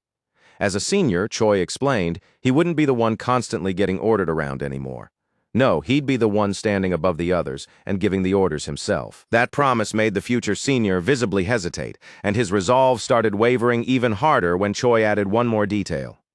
His very first task, he said, would be to recruit 5 juniors under him. And just like that, Choi's so-called Plan A revealed itself for what it really was, a shameless, full-blown pyramid scheme. Meanwhile, in a completely different place, another figure was calmly sitting back and enjoying a thick, juicy steak, as if the world outside had absolutely nothing wrong with it. That man was Doris, commander of the 3rd Battalion in the Demon King's army. As he ate in total comfort, he casually remarked that things had been unusually peaceful lately, and that the elegant meal laid out in front of him almost felt like proof of that calm. Then all at once the door burst open and a goblin came rushing in to warn Doris that something was wrong. Doris stayed calm enough to wipe his mouth before reacting, then asked what the issue was and even scolded the goblin for lacking elegance. The goblin, still panting, blurted out that most of the battalion's soldiers had left. Doris frowned at that and asked if they had abandoned their posts, especially considering that they had no duty other than serving him. The frightened goblin hurriedly explained that it wasn't like that at all. They hadn't deserted. They had been called away to join the army's cooking division. Still chewing his steak like this barely even qualified as bad news, Doris remarked that the new kitchen chief was that human Commander Hemis seemed so fond of. Then, in the same cool tone, he told them to be more careful with this kind of thing next time. The goblin practically shouted in response that this was not something Doris should dismiss so lightly. He pointed out that they had already taken 200 of Doris's soldiers away to serve as cooks. That was finally enough to make Doris go completely still in shock, because even he couldn't believe his battalion had deserted him that quickly and that badly. Outside, the soldiers Choi Hyun-seok had called in were already gathering together in larger and larger numbers. Rahel informed Choi that more than 200 had already assembled. Choi, resting a hand against his chin like some smug little mastermind, proudly declared that this success was all thanks to his own brilliance. He went on to boast that they had basically secured enough cooking manpower already, and that recruitment would probably wrap up soon. But just then, some sudden commotion pulled his attention away and made him turn to look. The noise was coming from a goblin perched on Doris's shoulder, angrily pointing at the soldiers who had left the battalion behind. The second Choi saw that scene. One thought hit him immediately. This was definitely not good. He adjusted his glasses and muttered that he had no clue who these people were or what exactly was going on, but they definitely looked angry about something. Then the device itself flashed a warning, informing him that it could not measure combat levels above 50,000. That warning caught Choi completely off guard. The glasses added one more warning on top of that, saying that if he kept using them past their intended limit, they might malfunction altogether. Under his breath, Choi muttered that he needed to wrap this up fast and run before the situation got even worse. Then Doris raised his voice and shouted, demanding to know whether Choi Hyun-seok, the human who took care of Bobo, was present there. Just as Choi started to turn and make a clean escape without leaving behind so much as a trace, Bobo suddenly popped up and barked happily at Doris, instantly destroying any chance Choi had of slipping away unnoticed. So Choi stopped retreating, forced himself to gather what little courage he could, and introduced himself to the commander before asking what had brought him there. Doris introduced himself as the commander of the now separated 3rd Battalion. Then, with irritation creeping visibly into his tone, he demanded to know who the hell Choi thought he was to ask why a battalion commander had come there in person. He pointed toward the former battalion soldiers and asked Choi whether he honestly believed there was no reason at all for him to show up after that. The question made Choi tense up immediately. He got nervous fast, because even he hadn't realized those scoundrels had dragged nearly their entire unit along with them. And once that much was laid out, Doris invited Choi to continue this little conversation in his office. With no real way to refuse, Choi agreed. Deep down, he had the sinking feeling that things had been going way too smoothly for this whole situation not to explode in his face sooner or later. Now seated in Doris's office, the commander asked whether all of this had truly not been intentional. Choi firmly insisted that he never would have done something like that on purpose. He explained that he had simply picked the bravest soldiers he could find, and it just so happened that every single one of them came from the 3rd Battalion. That answer surprised Doris, and he started thinking that the army's commander really must favor this human quite a bit. Deciding it would be better to settle the matter quietly instead of escalating it, he chose to let the issue slide. After that, Doris relaxed his expression and spoke in a much friendlier tone, saying that since things had already turned out this way, there was no point in making the matter any bigger than it already was. He told Choi to go ahead and take the soldiers he had selected and use them however he liked. Hearing that, Hyun-seok lit up at once and asked if Doris really meant it, already starting to believe this conversation might actually end well for him. But just after that small burst of relief, Doris calmly added that there was one condition. The moment Choi heard that, all his uneasiness came rushing right back. Doris, presenting himself like a true gentleman, explained that since Choi had already taken 200 of his men, there was one particular soldier Choi ought to take as well. That immediately put Choi on alert in his mind. There was only one possible explanation.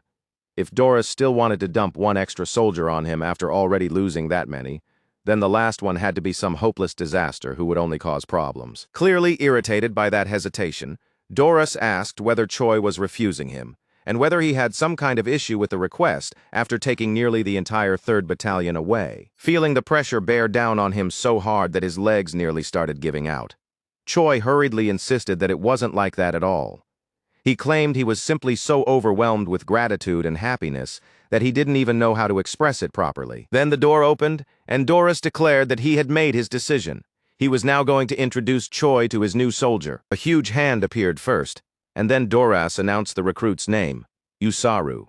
He added that this lovable hybrid had been born from an ogre and an orc.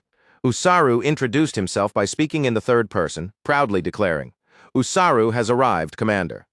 Since Choi still had his glasses on, he immediately noticed something alarming. Usaru's combat power couldn't be measured either. While Choi stood there mentally frozen at the thought of having someone that absurdly strong placed under him, Doris casually explained that Usaru had only one flaw. He was unbelievably stupid. Strong, yes, but painfully stupid. Then Doris told Choi to make good use of him. As Usaru tried to step into the room, he smashed his head right into the doorframe and then loudly announced that fact himself, leaving Choi staring at him and wondering just how stupid this guy actually was. Back at the recruitment area, Choi stood in front of the gathered group and announced that he would now be introducing himself properly one more time. He declared that his name was Choi Hyun-seok, the tamer of Bobo and the army's new head chef. One of the soldiers, looking confused, commented that this was actually the first time he had ever even seen Bobo. Holding a bone up in his hand, Choi declared that Bobo was a good boy. The second the beast noticed the bone, Bobo's eyes lit up and drool started pouring instantly. Then Choi turned back toward the assembled members and announced that, starting from this moment, he would be restructuring the unit. He put up a list where everyone could see it and explained that it was a brand new roster he had personally prepared. Everyone needed to check for their names on it and sort themselves according to those new assignments. Rahel, sounding genuinely surprised that he had actually bothered to make a list like that, asked what standard he had used to divide everyone up. Choi told her that he was working on the assumption that all of them had roughly the same level of intelligence, so he had organized them by combat power instead. He went on to explain that the weaker soldiers, especially the ones with more kitchen experience, had been assigned to actual kitchen duties. Then he looked toward Rahel with obvious satisfaction and asked whether that wasn't a genius-level plan. After some time had passed, one of the soldiers called out to him and reported that everything was ready and that everyone had been arranged according to the new structure. Looking very pleased with himself, Choi said he would go inspect it personally. Once everyone had been separated into 2 long, clearly defined lines, Choi stepped up in front of them and laid out the structure in no uncertain terms. The group standing on the right, he announced, would serve as the culinary unit, while the line formed on the left would now make up the combat unit. Drawing from his own hard-earned experience dealing with people, Choi openly admitted that some of them were probably unhappy with the roles they had just been given, so rather than let resentment simmer quietly in the ranks, he told anyone with a problem to step forward and say it now. After a brief and uneasy pause, one soldier finally raised a green hand and signaled that yes, he definitely had a complaint. It was a goblin with neatly parted hair, and judging by his power, he was one of the weakest members in the entire battalion.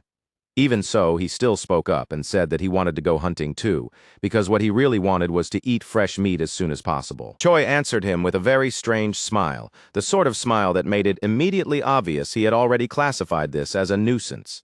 Then, in an almost unnervingly calm voice, he told the goblin to come a little closer. The goblin crept forward cautiously, clearly unsure of what was about to happen. But the instant he stepped close enough, Choi suddenly whipped out a brutal kick straight into the poor guy's crotch, making his eyes bulge and a scream of agony explode out of him on the spot. Right after that savage display, Choi coolly announced to everyone present that what they had just seen was the goblin's entrance exam. The poor goblin collapsed there in unbearable pain, already looking like he had just realized his bloodline had probably ended then and there. Choi showed him absolutely no sympathy at all and simply declared that, since the goblin had failed to endure the kick, he had failed the test. Only then did the hero system finally appear, flashing up a notification that, thanks to Choi's excellent leadership and command ability, he had successfully organized the unit and stabilized it. As a reward, the system granted him a hidden skill upgrade connected to charisma, and on top of that, his leadership skill itself rose another level as well. Looking back across the assembled squad, Choi asked if there were any other brave souls who still wanted to voice a complaint.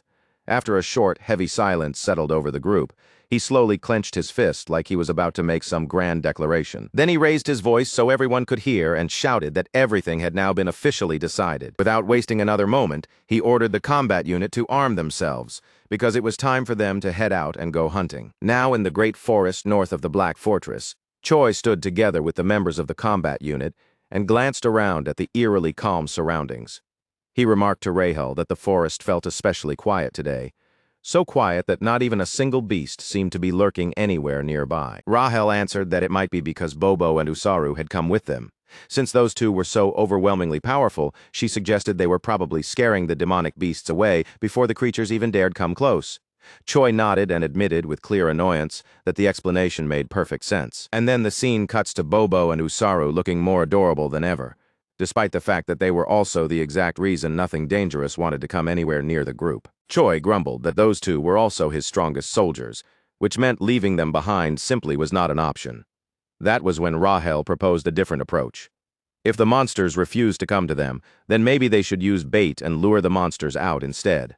Choi immediately pushed back on that suggestion, pointing out that if he had extra meat lying around to use as bait, then there would be no reason for him to be out here hunting in the first place. Rahel just smiled at him and said he had completely misunderstood what she meant. She wasn't talking about refined bait or anything fancy like that. Then she casually pointed straight at the squad members around them and explained, with terrifying ease, that they themselves could serve as living bait to draw the demonic beasts out. For a second, the light practically vanished from Choi's eyes. He slowly tilted his head upward and silently asked God what kind of sin he must have committed in a past life to end up in a situation like this. Then he folded his arms, made his decision, and with complete certainty, began calling out numbers from the roster 14, 3, 1, 43, and 7, ordering those members to step forward. Rahel, who had absolutely no idea why those specific numbers had been chosen, asked him what was so special about them. Choi answered that they were the lottery numbers he used to bet on back on Earth, then sadly muttered that he really could have been a winner. Still looking like a man who had emotionally not recovered from that tragic realization, Choi announced that the operation was now beginning. Then he turned and ordered Usaru to grab member number 14, which made the giant instantly light up with excitement. The moment Usaru hoisted him up, the unfortunate number 14 panicked on the spot and shouted, demanding to know whether Choi had completely lost his mind. Calling the poor victim an intercontinental ballistic goblin, Usaru casually hurled him far off into the distance with absurd ease. With one hand on his chin like a strategist admiring his own genius, Choi commented that this was actually an excellent plan. If they just kept throwing weak soldiers out as bait, eventually the monsters would have no choice but to notice. Then he turned toward one of the fox soldiers and ordered him to light a small fire so that the goblins being thrown out there would at least have some sort of signal to guide them back. But Rahel questioned whether sending soldiers flying like that wouldn't simply kill them the instant they hit the ground. Choi shot back that he was sure at least 1 out of every 6 would survive and come crawling back alive. Then he told Usaru to keep throwing the rest of the numbered soldiers on the list. The rest of the battalion could only stare in pure horror, whispering among themselves that the human head chef had completely lost his mind, and that all they wanted was to stay alive long enough to enjoy their lives. One terrified goblin soldier finally decided he had seen enough and suddenly turned to run away on the spot. But the moment he spun around to flee, he found Bobo standing right there, eyes sparkling with a disturbingly cute intensity. The goblin panicked immediately and blurted out that this wasn't what Bobo thought it was, and that he absolutely intended to serve the Demon King's army for the rest of his life. Bobo, however, didn't look convinced in the slightest, while Choi casually noted that the ones he had thrown earlier were taking too long and should have been back by now. Meanwhile, somewhere off in the background, the miserable cries of a goblin desperately begging for help could be heard. At the same time, one of the goblins who had been launched out as bait came sprinting back in complete desperation, screaming for help while several monsters chased after him from behind. The instant Choi saw that, a smile spread across his face, and he remarked that it had taken long enough for one of them to finally return. Then he thought to himself that the soldiers should be able to handle the monsters now, though only if he personally got to land the finishing blow. So the experience points would count for him. But before he could even finish that thought, Usaru suddenly exploded forward ahead of everyone else. He was simply far too strong and far too eager to leave the last hit for anybody. As Usaru tore through the monsters one after another, smashing them apart with overwhelming force, he loudly yelled about how much he loved fighting, leaving absolutely nothing behind for Choi to finish. Rahel froze for a beat, then turned to Choi and asked what exactly he meant by last hit, because there wasn't a single monster left alive anymore. By the time it was all over, while Usaru proudly celebrated beside Bobo, Choi was left in tears. He hadn't gained any experience at all, and even worse, the monsters had been mangled so thoroughly that he couldn't even properly use them as food. Still stunned, Rahel pointed out that both Usaru and Bobo only needed a single strike each to kill the monsters. Choi, still struggling to process that himself, said he would have to come back tomorrow, but next time without those two. Rahel immediately asked if he was really sure about that, reminding him that there was only one day left before the main commander's regular duties returned to normal. Once they returned to the battalion, Choi ordered everyone to retreat for the day and told them to gather again tomorrow in the same place, only earlier than usual. Then, back in the kitchen, Rahel asked why he had come there the moment they returned. Choi answered that he needed to find out whether the monster meat, now reduced to mush, could still be used for anything at all. Then he kicked the door open and shouted for all the lazy ones to get over there immediately. One of the kitchen soldiers hurried over and asked if something had happened. Choi immediately asked him whether he had already tested the meat from that day's hunt. That soldier was Gallum, the vice chef. Gallum confirmed that he had tested it, but admitted that the results had turned out nowhere near as well as they had hoped. Still uncertain, Choi said that a true craftsman shouldn't be so picky and asked Gallum whether he understood what he meant. With tears pooling in his eyes, Gallum answered that yes, he understood. Choi then mocked him and asked whether, after all his time serving as vice chef, Gallum still didn't know how to make minced meat properly. Gallum responded that the kitchen army's real job was to gather ingredients, not to act as personal chefs for the commanders. He explained that commanders cared about flavor, but everyone beneath that rank only cared about filling their stomachs and usually didn't care whether the food tasted good or not. Hearing that, Choi pointed out that the other members were struggling too, and ordered Gallum to move faster. Gallum immediately ran off and began shouting for the others to gather and get the firewood ready. As Choi thought back on what Gallum had just said, it hit him that everyone below commander rank had been surviving on bland, tasteless food this entire time. That realization gave him an idea, and a slow smile spread across his face, because suddenly this whole problem might actually be easier than he first thought. After a while, he decided it was time to go visit an old acquaintance. So he made his way to Abelson's door, knocked on it, and introduced himself as Hyun-suk. Hearing his voice from outside the room, she slowly turns her head toward the door, and without the slightest sign of panic, calmly tells the hero that he may come in. The second he steps across the doorway, Hyun-suk completely loses his composure. His eyes drift away from hers, his cheeks start flushing red almost immediately, and he awkwardly mutters that it is nothing serious, that he just wanted to see her for a moment. Rahel, meanwhile, stands there with the look of someone who has already put all the pieces together. With a teasing tone, she points out that now she finally understands why he went all the way to the kitchen earlier. So that was his real reason all along. He had wanted an excuse to come see this woman. Trying to gather himself and recover from the embarrassment, he carefully brings out the dish he made, a meal so appealing that it looks impressive before she even tastes it, and then gently asks her if she has had dinner yet. Hyun-suk keeps speaking, explaining in an earnest voice that the only reason he was able to win that duel was because she supported him, and that this food is his way of thanking her for that. Abelson quietly thanks him in return, though she adds in a soft, reserved tone that she will only take a very small portion. She neatly cuts away a small cube of meat, lifts it up on her fork, and pauses for just a brief moment. Even before tasting it, she is already thinking to herself that the aroma coming off it is far better than she expected. Then she places the piece into her mouth and chews slowly, taking her time with that first bite. But once she does, her expression suddenly goes blank, her face turning completely still without revealing even the smallest hint of what she thinks. And then, like the dramatic payoff of a full-on manga food scene, she finally admits that it is delicious. In fact, to her surprise, it tastes even better than the meals she used to have back at the castle. The flavor feels unbelievably rich, deep, and far more satisfying than she ever expected from a dish like this. A few minutes pass, and Hyun-suk looks openly delighted when he notices the plate is completely empty. With obvious satisfaction, he points out that she must have enjoyed it after all, since she ended up finishing every single bite. Still looking shy and a little flustered, he picks the empty plate back up and says that now that she has eaten, he should probably get going.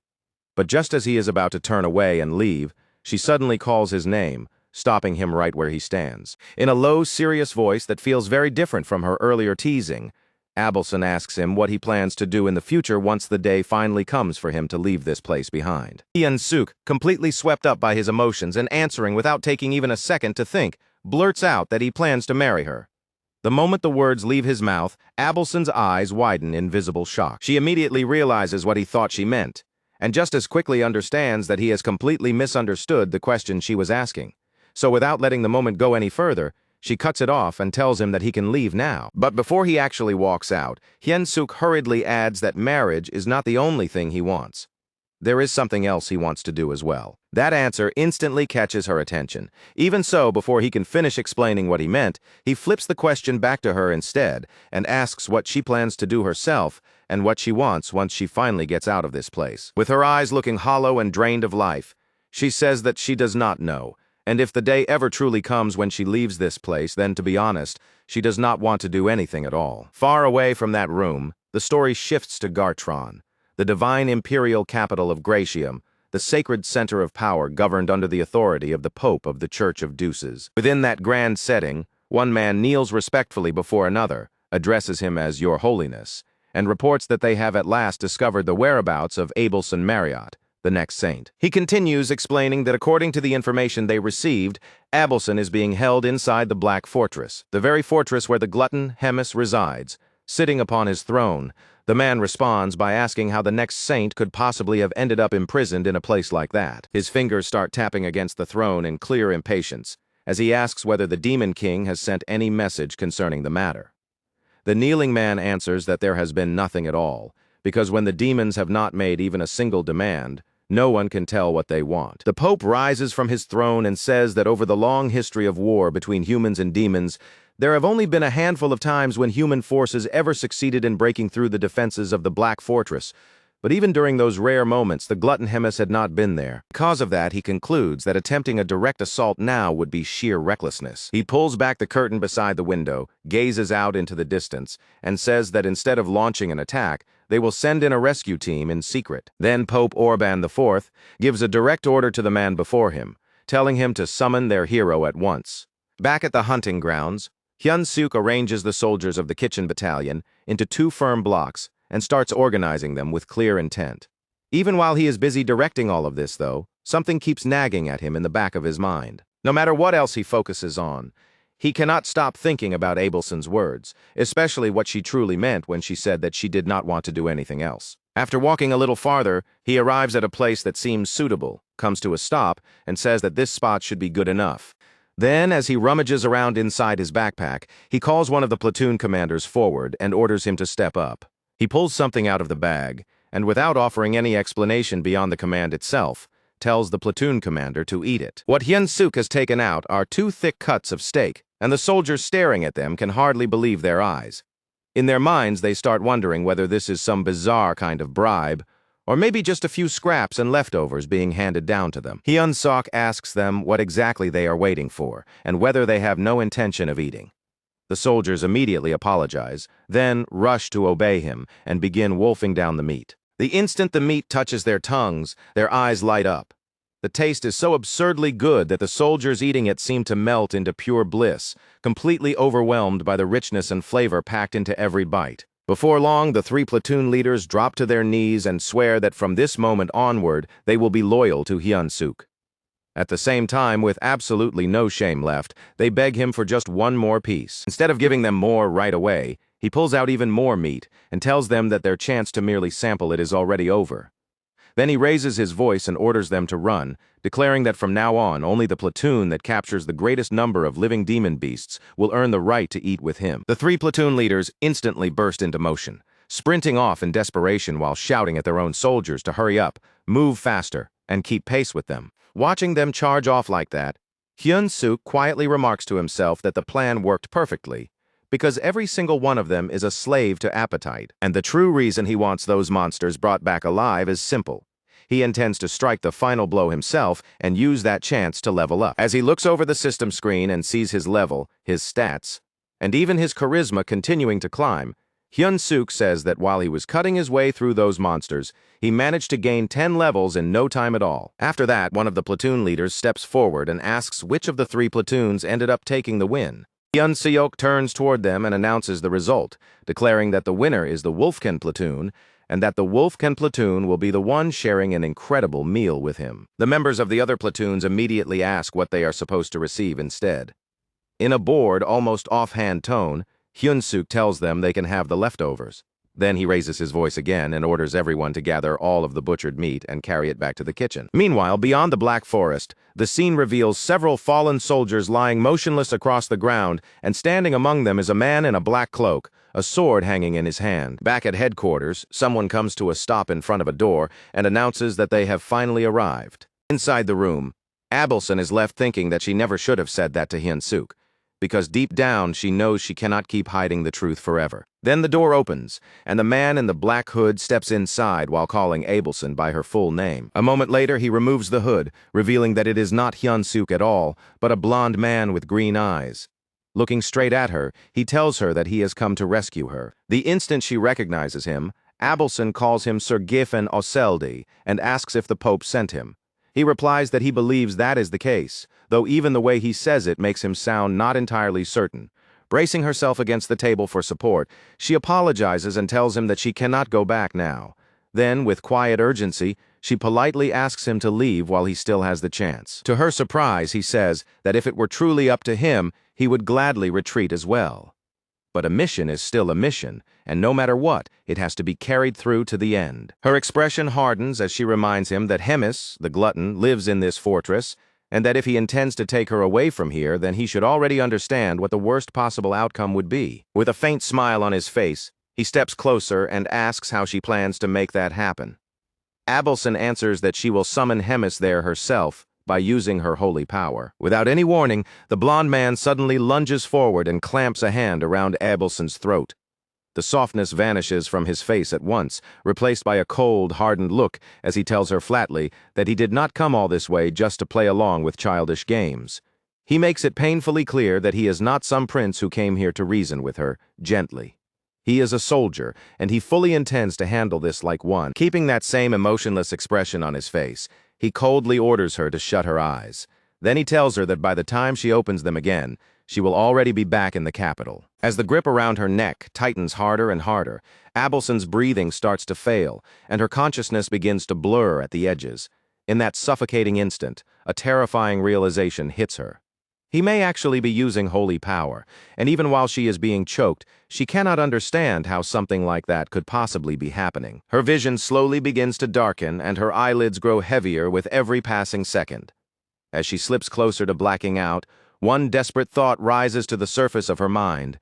No matter what happens, she cannot go back there again. Then, out of nowhere, a sleep spell shoots straight toward the blonde man. It is Hyun-suk, and he comes in shouting at him to get his hands off Abelson immediately. Right after that, Hyun-suk drives a punch straight into the man's face. But even though the hit lands cleanly, it barely seems to do any real damage at all. A thin line of blood appears across the blonde man's face, and he calmly notes that Hyun-suk's punch had magical energy mixed into it. Then he narrows his eyes and studies him more carefully, asking what Hyun-suk even is supposed to be.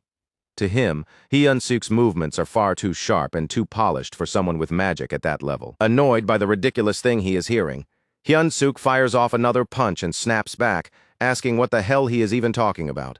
At the same time, he yells at him to stay away from Abelson and back off right now. The blonde man answers with a savage kick of his own and says that this was never part of the mission to begin with. Still, if something useful happens to fall into his hands along the way, then that only works in his favor. In other words, Hyun-suk will be coming with him too. That kick slams straight into Hyun-suk's stomach with brutal force, so hard that he cannot stay on his feet. The impact sends him crashing down immediately, with both Hyun-suk and Abelson now collapsed on the floor. The blonde man looks down at them with open contempt and mutters that insignificant worms always seem to find a way to irritate him. Watching everything from a distance, Rahel sees the stranger put the other man down with a single blow. That alone makes her hesitate, because she cannot decide whether she should rush off and call Bobo for help or not. And Rahel suddenly feels it. A terrifying presence is moving closer to the area, and the pressure rolling in with it makes the whole moment feel even darker and more dangerous. Inside the room, the blond man lowers his eyes to a teleportation scroll and mutters to himself that it cannot be helped. If he wants to take an extra person with him, then he is going to have to alter a few of the conditions first. And at that exact moment, someone appears right behind him. The newcomer speaks in a casual voice and asks whether things are not going so well for him. It is Hemis. Wearing a smile like she just stumbled into something entertaining, she lightly asks him if he wants a little help. The blond man whips around instantly, only to freeze the moment he sees Hemis standing there. Shock flashes across his face as he wonders how this could possibly be happening when he had already shut down the saint's power. Hemis lightly asks whether he could start calling her gourmet from now on. Meanwhile, fear begins creeping over the blond man as his body starts to tremble, because no matter how hard he tries, he cannot sense even the slightest trace of magical energy from her. In his mind, there is only one possible answer. The difference in their levels must be so overwhelming that he cannot even measure it. He places the contract into his mouth, and in that tense little pause, a thought flashes across his mind. Maybe the stories really were true. Maybe Hemis, the glutton who devoured thousands of soldiers in a single day, was never exaggerated at all. A pink aura bursts out around Hemis as she releases her power, and with a playful, almost excited voice, she says that now she wants to see just how skilled her blonde guest really is. The magical pressure pouring off her is so monstrous, so overwhelming that the blonde man's whole body locks up where he stands. He cannot move at all, as if the force alone has pinned him in place. All he can do is tell himself not to panic. If he can just stay calm, then maybe he can still avoid her attacks. And if even the tiniest opening appears, he will grab the saint and escape without hesitation. But then a strange dizziness suddenly washes over him, and he realizes too late what it is. The effect came from the punch Hyun-suk landed on him earlier. The damage had been delayed, and only now is it finally kicking in. The instant that brief opening appears, Hemis moves. Her attack seems to connect cleanly, and in the very next moment, the blond man's arm is ripped away. The glutton sounds almost delighted as she tells him she likes him, then cheerfully asks whether he can keep entertaining her for a little while longer. The blond man immediately assesses the state of his body and reaches a harsh, practical conclusion. In his current condition, the smartest move left is to abandon everything else and flee on his own while he still can. So he declares the mission a failure, activates the teleportation power, and in the next instant, a burst of golden light explodes around him. Then he disappears from the room completely. Hemis looks genuinely surprised that he ran away even after she personally asked him for a favor. But then a wicked smile slowly spreads across her face, and she says that is fine, because the truly entertaining part is only beginning now. Then the story pauses to speak about Hemis herself, the glutton, an ancient monster, an ageless witch. In truth, all of those names are little more than labels, insults, and titles people have thrown at Hemis, the commander of the Third Corps of the Demon King's army. Over the endless flow of time, countless demons have been born into the world, and just as many have disappeared from it. And yet, even as ages passed and everything else changed, only two beings remained unmoved. Like massive mountains that time itself could not erode, the Demon King and Hemis. But even eternity comes with its own cruelty. When time stretches on without end, it dulls everything sooner or later, and that endless continuation is the kind of suffering no thinking being should be forced to endure forever. A few days later, Hyun-suk is in the middle of training when he gets struck once again in the exact same spot by another incoming blow. Flat on the ground with tears in his eyes, Hyun-suk continues training under Raedron, who bluntly tells him that both his attacks and the way he handles magic are still much too straightforward. Raedron explains that he does not need to approach everything so stiffly and rigidly, and that he has to learn how to fight with more flexibility. Still tearing up from the pain, Hyun-suk says he will make sure to remember that next time. In a voice heavy with irony, Raedron says there is still one more thing worth pointing out. No matter how strong Hyun-suk may feel at the moment, and no matter how strong he convinces himself he has become, there will always be somebody stronger waiting somewhere above him. As he helps Hyun-suk back onto his feet, Raedron tells him not to forget one harsh truth. A fair victory is a luxury that only the truly strong are allowed to enjoy. Then Raedron turns toward Choi Hyun-suk and tells him that training is over for today, adding that he did well.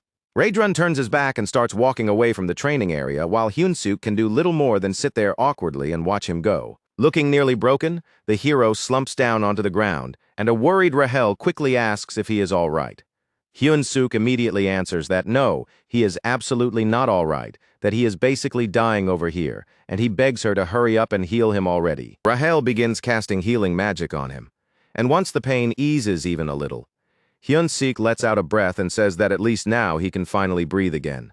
That makes the fairy snap back in annoyance, asking if she has basically become nothing more than a healing potion to him. As her healing continues, Hyun-suk's thoughts begin drifting back through everything that happened before. He remembers Abelson telling him that he needed to grow stronger because in the end, only faith in his own strength would be enough to protect him. Then he turns to Rahel and tells her that Abelson said he needed to become stronger. That immediately irritates Rahel because as far as she is concerned, he is bringing up that woman yet again. She snaps that because of Abelson, he nearly got himself killed, and says she cannot even tell anymore whether that woman is really a saint or some kind of witch. Hyun-suk warns her right away that saying something like that could bring divine punishment down on her head. While she keeps healing him, Rahel remembers that the assassin was using sacred power, and that memory throws everything into doubt for her. If Abelson really is the saint, then why would someone like that have tried to attack her in the first place? Thinking it over, Hyun-suk admits that she does have a point. The next saint should have been someone priceless to them, and yet from what happened, it is obvious that things did not play out that way at all. The more he turns it over in his head, the more frustrated he becomes, until at last he gives up and says that no matter what, he is done thinking about it for now. Rahel then looks at him and asks why he is so attached to her in the first place. Hyun-suk brushes it off and says that she is just jealous. Rahel instantly explodes, yelling that he is a woman-crazed moth and asking whether he seriously plans to get himself killed over this. A little while later, Hyun-suk sits there with his head hanging low, looking completely miserable, while both Rahel and Bobo simply stare at him in silence, completely drained and sounding like his spirit has left his body. Hyun-suk says that it is over for him. Then he mutters that in his next life he wants to be reborn as the pampered pet cat of some rich family, leaving both Rahel and Bobo staring at him in total confusion. Rahel glances over at Bobo and asks whether he is actually feeling worried about Hyun-suk and whether he would really accept a man like that as his master. Bobo still looks completely bewildered, so Rahel lets out a tired breath and says fine. Then she will explain exactly how all of this happened. She then rewinds the story back to 30 minutes earlier inside Hemis's office, where Hemis had called Choi Hyun-suk over and announced, in an unusually serious tone, that she was dealing with a very important dilemma. Without building up to it at all, Hemis bluntly reveals that she has been bored for a very, very long time. That sudden confession lands so strangely that both Rahel and Hyun-suk are caught completely off guard on the spot. Sitting lazily on her throne like someone with all the time in the world, Hemis says that because she is so bored, she wants to see something entertaining. Hyun-suk can do little more than agree with her nervously. Then, as calm as if she were giving an ordinary instruction, she declares that he has exactly 1 month to train himself and defeat a battalion commander. The instant those words reach him, all the color seems to drain right out of Hyun-suk's face. Stunned, pale, and visibly anxious, he blurts out a shaky question, asking if that is really what she just said. A dangerous aura begins to leak from the claws at Hemis's fingertips as she asks whether there is some kind of problem or whether he is simply saying that he cannot do it.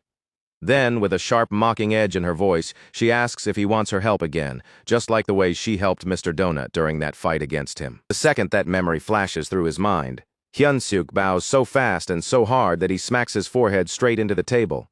From that position, he hurriedly insists that he does not need her help at all, and that he will handle it himself. Rahel finishes telling the whole story while Hyun-suk cries pitifully in the background the entire time. Then she turns to Bobo and tells him that he should probably say his goodbyes now, because he may not be seeing his so-called master again for a very long time. And from the look on Bobo's face, it seems he finally understands just how terrible the situation really is. After that, Rahel turns back toward the hero and tells him it is about time he accepted the reality that he is supposed to be a hero. Then she asks whether he seriously thinks he can beat a battalion commander with only 9,000 power. Hyun-suk, already sounding like he is about to break into tears again, says that is exactly why he is crying and asks whether she is trying to kill him right there on the spot. While Hyun-suk keeps lamenting his miserable fate, Rahel thinks to herself that yes, he really has become stronger at an incredible speed. But even that rate of growth is nowhere near enough, because a battalion commander exists on a completely different level altogether. Hyun-suk also remembers that the average battalion commander usually has combat power well above 40,000, and that thought alone is enough to crush his spirit. There is simply no realistic way for him to raise himself that high in such a short amount of time. His eyes slowly drift toward Bobo, and for one brief, pathetic second, he starts thinking about how perfect it would be if Bobo could just take his place and fight for him instead. After all, Bobo could probably go toe-to-toe with a battalion commander, or maybe even beat one outright. As Bobo tries to comfort him, Rahel points out that the fight is supposed to be a duel, and Hyun-suk immediately confirms that yes, that is exactly what it is supposed to be. But then, in that very moment, something suddenly clicks in Hyun-suk's head as he remembers the exact wording Hemis used. He quickly asks Rahel to repeat what Hemis actually said, and Rahel answers that Hemis told him he had 1 month to defeat the battalion commander. That single line is enough to make him light up all over again, because he realizes Hemis never once said anything about a formal duel or a fair one-on-one fight. Rahel can only stare at him in speechless disbelief, her eyes widening right in front of him. Hyun-suk immediately starts assembling a plan in his mind, deciding that no matter how it gets done, the only thing that matters is making sure the battalion commander loses. It does not matter whether he defeats him alone or with someone else's help. Rahel, still staring at him, asks whether he is really sure that is how he should be interpreting Hemis's words, biting nervously on his fingers while he thinks it through. Hyun-suk says the only path he can see is to lure the battalion commander out somewhere first, and then prepare an ambush with Bobo waiting nearby. The moment she hears that, Rahel just stares at him and asks what exactly he even is anymore, because she honestly cannot decide whether she should call him a genius or a shameless coward. Then Rahel presses him further and asks how he even plans to lure a battalion commander out in the first place. She cannot help wondering whether someone as reckless and sloppy as Hyun-suk really has any method at all for persuading a man like that. Holding up a spice ingredient with a confident smile on his face, Hyun-suk says yes, he absolutely does. He recently met the commander, and from that encounter he learned one very important thing. The man has refined tastes when it comes to food, and he genuinely enjoys savoring elegant meals. So with that in mind, Hyun-suk immediately gets to work preparing what he believes will be the ultimate grilled rib recipe. He carefully selects the best ribs he can find, and starts going through the process step by step to turn them into something exceptional. First, he soaks the meat in water mixed with honey to draw out the blood. Once that part is finished, he transfers the ribs into a pot so they can begin cooking down properly. And while the pot begins to boil, Hyun-suk moves quickly, chopping mushrooms and green onions with practiced hands and steady rhythm. Then adds gushing fish into the mixture and stirs it all together so the different ingredients can melt into one rich and flavorful base. After that, he adds all of those prepared ingredients into the pot with the meat and leaves everything to boil together. Once it has been simmering away for at least half an hour, the scene abruptly shifts, and now Bobo is dragging Hyun-suk through the fortress corridors at such absurd speed that it almost looks like his soul is being left behind while only his body is still getting hauled forward. The moment they reach their destination, Hyun-suk collapses completely and looks like he cannot take even one more second of it. In utter disbelief, he complains about how it makes no sense at all for him to lose in raw endurance when he is supposed to be the human one. But before he can continue whining, Rahel cuts him off at once and warns him that the food is burning. That single sentence sends Hyun-suk straight into panic. Then the finished dish is shown in full, a plate of ribs and stew that looks rich, glossy, and unbelievably appetizing at a glance. With careful, deliberate hands, Hyun-suk arranges everything properly onto the plate. Then, smiling to himself like a man satisfied with his own work, he sprinkles finely chopped green onions over the top as the finishing touch. Looking proudly at the result in front of him, he declares that the ultimate stew, the very dish that will unlock Commander Doris's heart, is finally complete. Elsewhere, another table is already spread with delicious food, and Doris leans back in his seat with the loose, satisfied posture of someone who has already eaten well. A rare moment of peace settles over him. He takes a deep breath, enjoys the calm atmosphere around him, and quietly reflects on how few opportunities a man in his position ever gets to enjoy such refined and tranquil moments. He even finds himself thinking that handing Usaru over to Hyun-suk was a brilliant decision, because it removed a burden he had not fully realized was exhausting him. Just as that thought lingers in his mind, one of his subordinates enters the room and bows respectfully before him. The mood shifts slightly as the servant clears his throat, then reports that the cooking squadron has arrived and wishes to see him. Even though he is already full, Doris feels his curiosity stir immediately and motions for the man to continue. At first he assumes they must have come to return Usaru, and casually dismisses that as the obvious reason for the visit. But the subordinate hesitates, then explains that Choi Hyun-suk came for an entirely different purpose.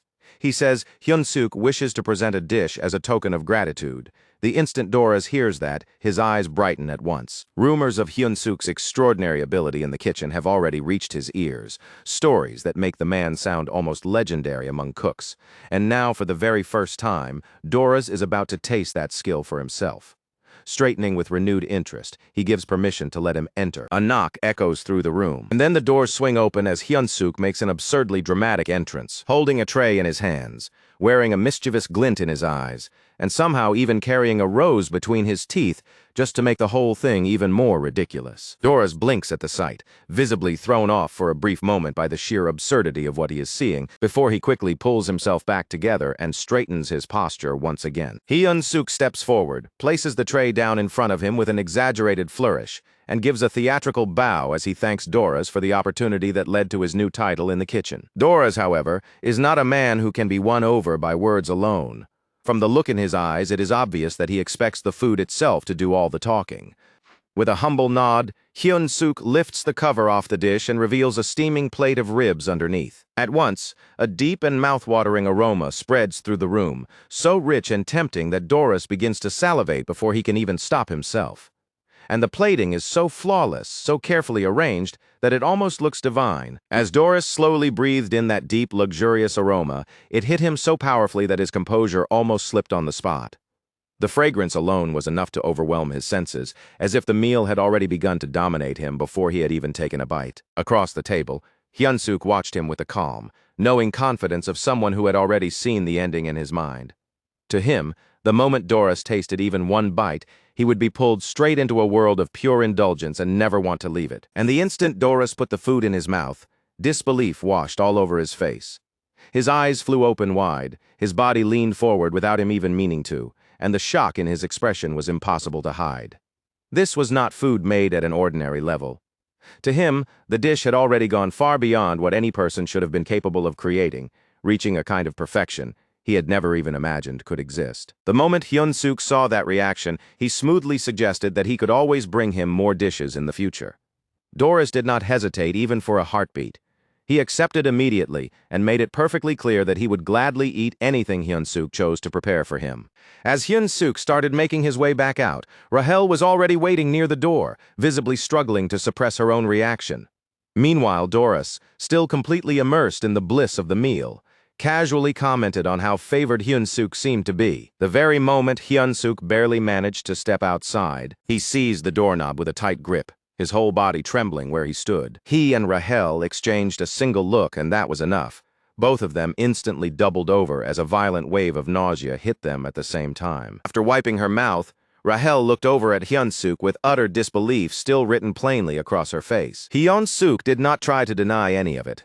He openly admitted what he had done and made it clear that he fully understood the kind of consequences that might come from it. And when Rahel pushed him to say what he was really aiming for, Hyun-suk answered without hesitation. He intended to keep feeding Doris again and again until the man became nothing more than a pig being fattened up for slaughter. Meanwhile, back inside the dining room, Doris remained blissfully unaware of any of that, happily savoring every bite with not even the slightest trace of suspicion. A full week passed, and by then Doris was once again seated before another lavish spread of food. But this time, something about him had clearly changed. His appetite was no longer what it used to be. Letting out a long, heavy sigh, he lazily poked at the dishes in front of him, his thoughts obviously occupied by something much heavier. The thing weighing on his mind now was the upcoming duel that would determine the battalion commander position. The influence he had built up was now attracting the kind of attention he never wanted, and if he failed in that duel, he would lose the title he currently possessed. Even so, Doris accepted those stakes with a kind of grim dignity, as though he had already made peace with the danger and the loss that might follow. Hyun-suk, meanwhile, suddenly realized that after spending an entire week carefully setting up his plan, he had completely failed to account for outside threats and unpredictable variables. Still, he forced a smile onto his face, and when Doris invited him to come watch the duel, Hyun-suk answered with confident assurance, telling him that victory would be his. Then the next day came, and the scene shifted to the grand training grounds, where Rahel tried to lift Hyun-suk's spirits with the kind of sarcastic remark that barely qualified as encouragement at all. Hyun-suk, clearly not impressed by that attempt, stayed firmly convinced that Doris had absolutely no chance of holding up after everything he had been stuffing into himself. Roger, the regiment commander of the Demon King's 3rd Army Corps, stepped forward and formally declared the duel open. Then the challenger appeared, a humanoid figure whose head resembled a horned skull, making his entrance all the more unsettling to look at. Across from him, Doris climbed the stairs to the arena, already breathing hard from the effort before the fight had even started. And yet the instant his eyes found Hyun-suk somewhere in the crowd, a smug little smile slowly curled onto his lips. Roger then gave the signal for the match to begin. First, Doris barely reacted at all, and he did not look especially motivated either, right up until the exact instant he decided to move. In one sudden, explosive motion, he reached out and grabbed his opponent's weapon with his bare hand. The collision unleashed a massive shockwave, so violent and forceful that the spectators around the arena recoiled from the blast of it. By the time the dust finally settled, the challenger was already down, sprawled motionless across the ground. Even Roger looked stunned by what he had just witnessed. Acknowledging Doris's overwhelming superiority on the spot, he immediately declared the match finished. As the crowd slowly began to disperse, Hyun-suk was left standing there, quietly thinking through what his next move needed to be now. That night, the story shifted to Bobo's house, where Hyun-suk sat, staring intently at a monster distribution map he had drawn up himself. Rahel leaned over his shoulder to look at it and asked what exactly he was plotting this time. Hyun-suk's answer was simple and direct. He intended to turn monsters against other monsters and let one enemy wipe out another in his place. Once Rahel understood the core of the idea, she immediately realized just how clever the plan actually was. 3 days later, deep in the forest, Rahel groaned in exhaustion after being forced to memorize what felt like an endless amount of monster information. Hyun-suk had offered earlier to split the work with her, but she refused back then, and now it was painfully obvious that she was regretting that choice. All around them, the thick forest foliage shook and rustled as unseen creatures moved through the underbrush.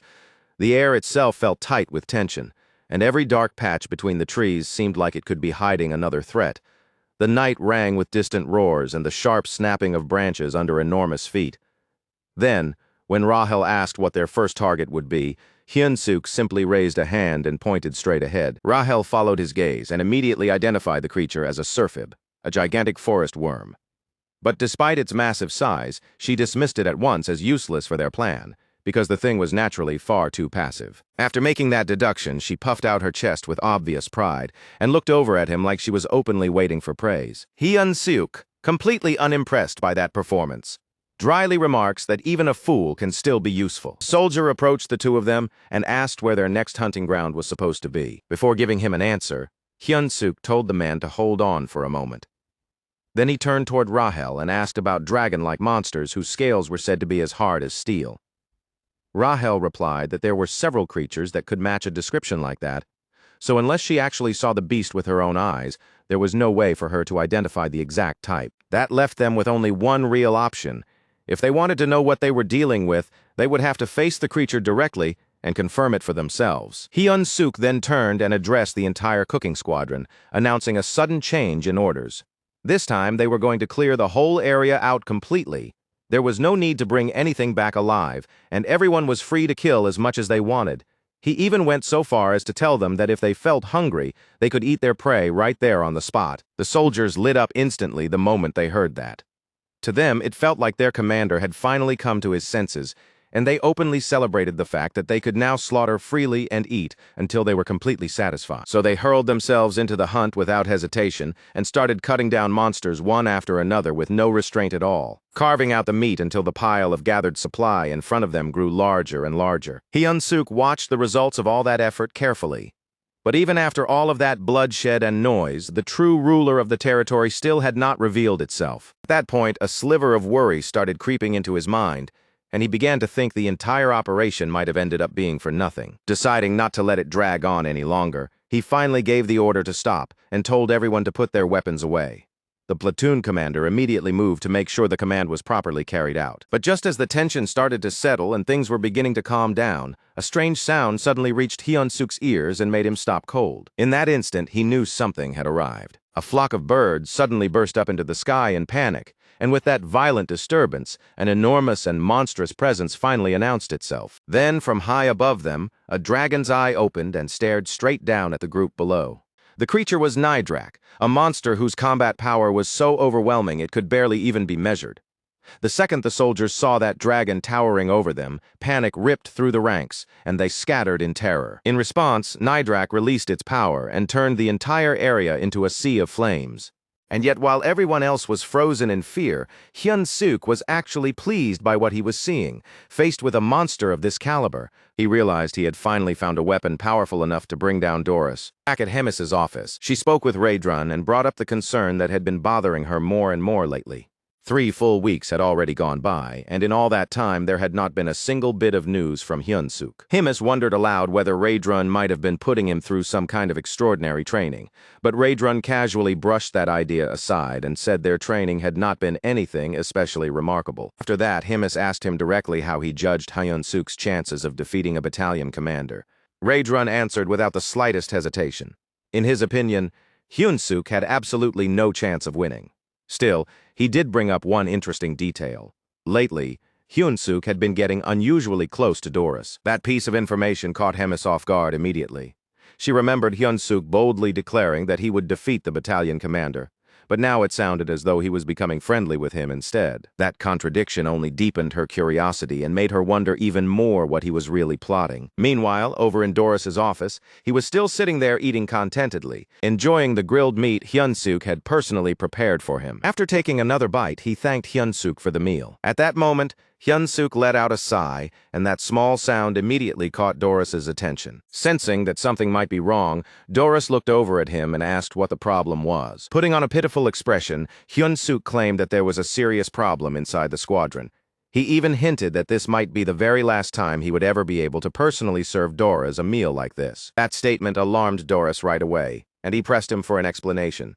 Hyun-suk then told him that the corps commander had requested a special type of monster meat, but the creature they needed was far too strong for the cooking squadron to deal with.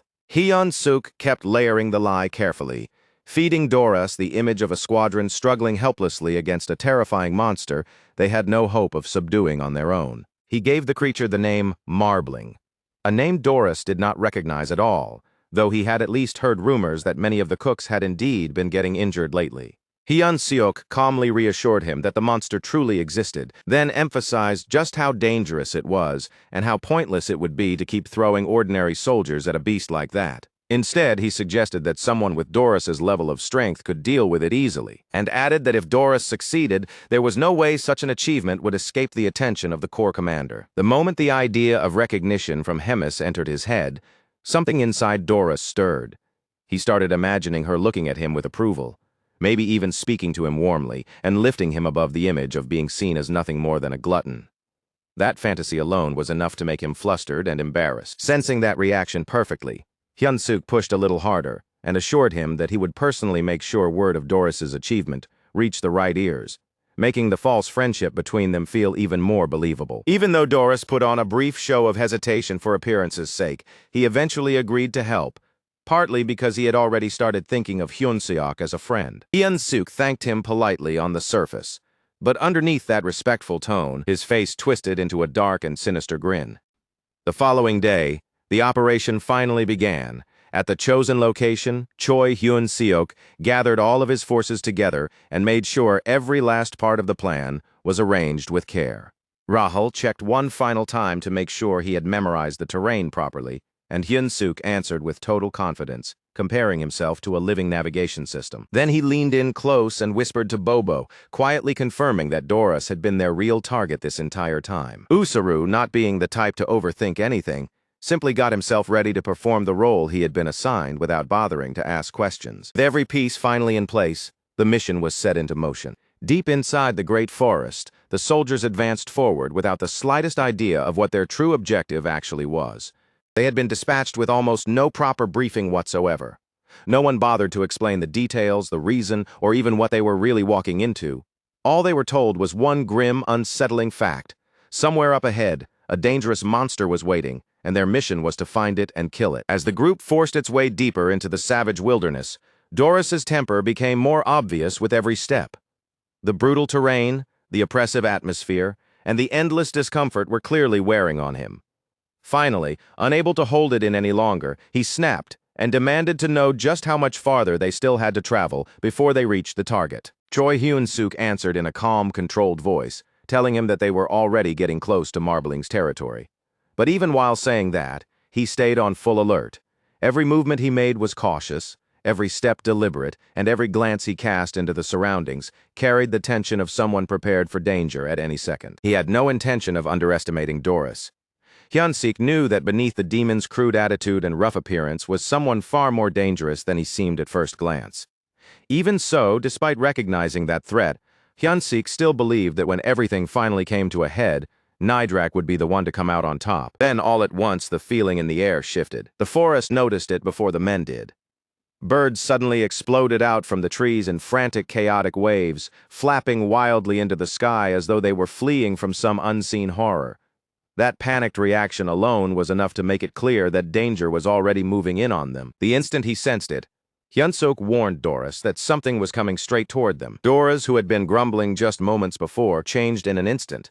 His complaints vanished, his posture tightened, and his entire body sharpened with focus.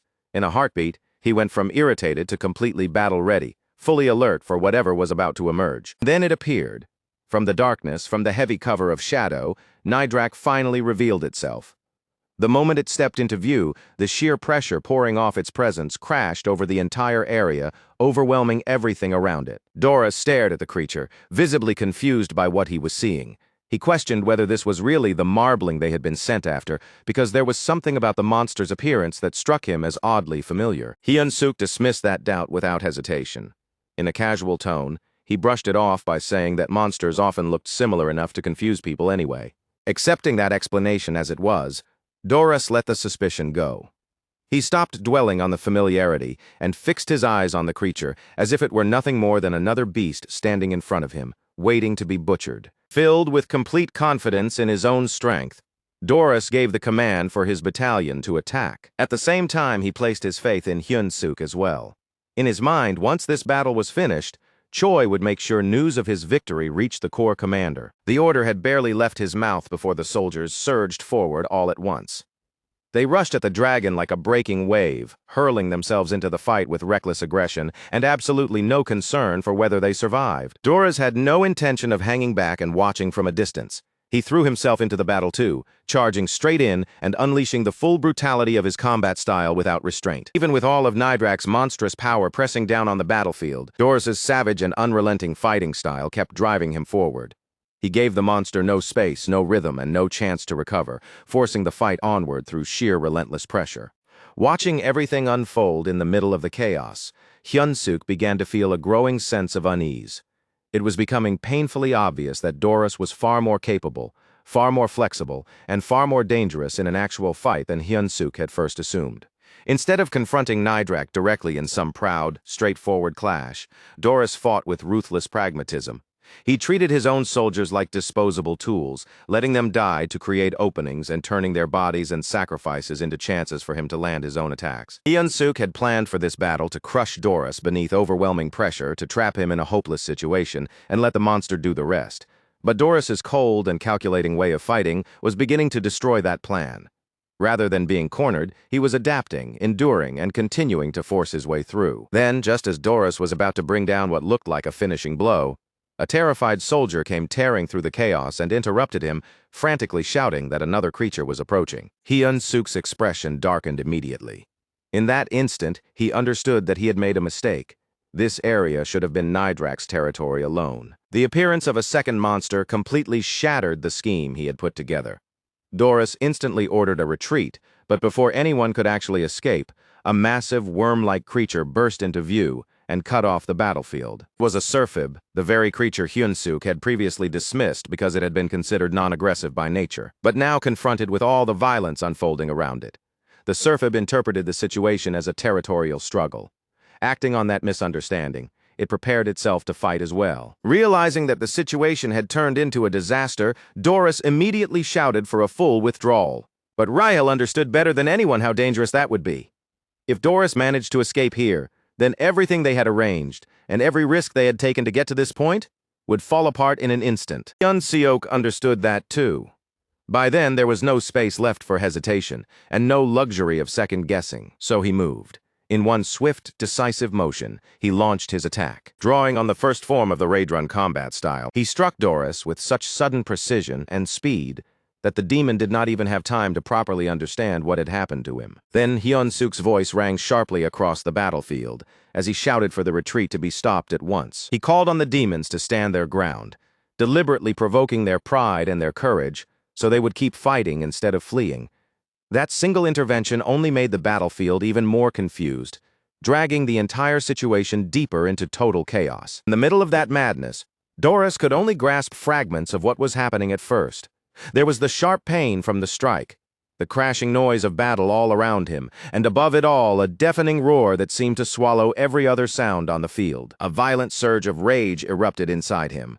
He could barely process what had happened, and through gritted bitterness, he questioned whether he had truly just been betrayed by a mere primitive human. Completely overtaken by fury, he bellowed Hyun-suk's name, sounding like he was ready to throw away everything else if that was what it took to get his hands on him. Then he activated his skill, full bloom. In the very next instant, he unleashed a devastating attack with terrifying force. Hyun-suk did not even understand what was happening until the moment had already passed him by. Caught completely off guard, he found himself with nowhere to escape and no opportunity to dodge. Rahel screamed at him to get away, but before his body could even respond to the warning, something crashed into him with the violent impact of a lightning strike. The blow nearly killed him on the spot. The force tore through his body and left him reeling, and in the aftermath he was stunned, barely able to make sense of what kind of attack had just smashed into him. Through the noise, the confusion, and the pain, Hyun-suk finally managed to spot Doris still standing on the battlefield. The demon fixed him with a murderous glare and made his intention horrifyingly clear, declaring that he would tear him apart while he was still alive. Realizing just how close death had come, Hyun-suk forced himself to assess the battlefield as quickly as he could. His mind jumped immediately to one urgent thought above all others. Where were Bobo and Usaru? At the same time, Rahel swept her eyes across the battlefield, and quickly realized that the Serphib's attack had struck everyone within range indiscriminately, sparing no one at all. In that moment, Hyun-suk felt utterly isolated in the middle of the battlefield, as if he had been abandoned there alone to face Doris while the enraged demon burned with murderous intent. But even through Doris's overwhelming fury, Hyun-suk caught an important detail.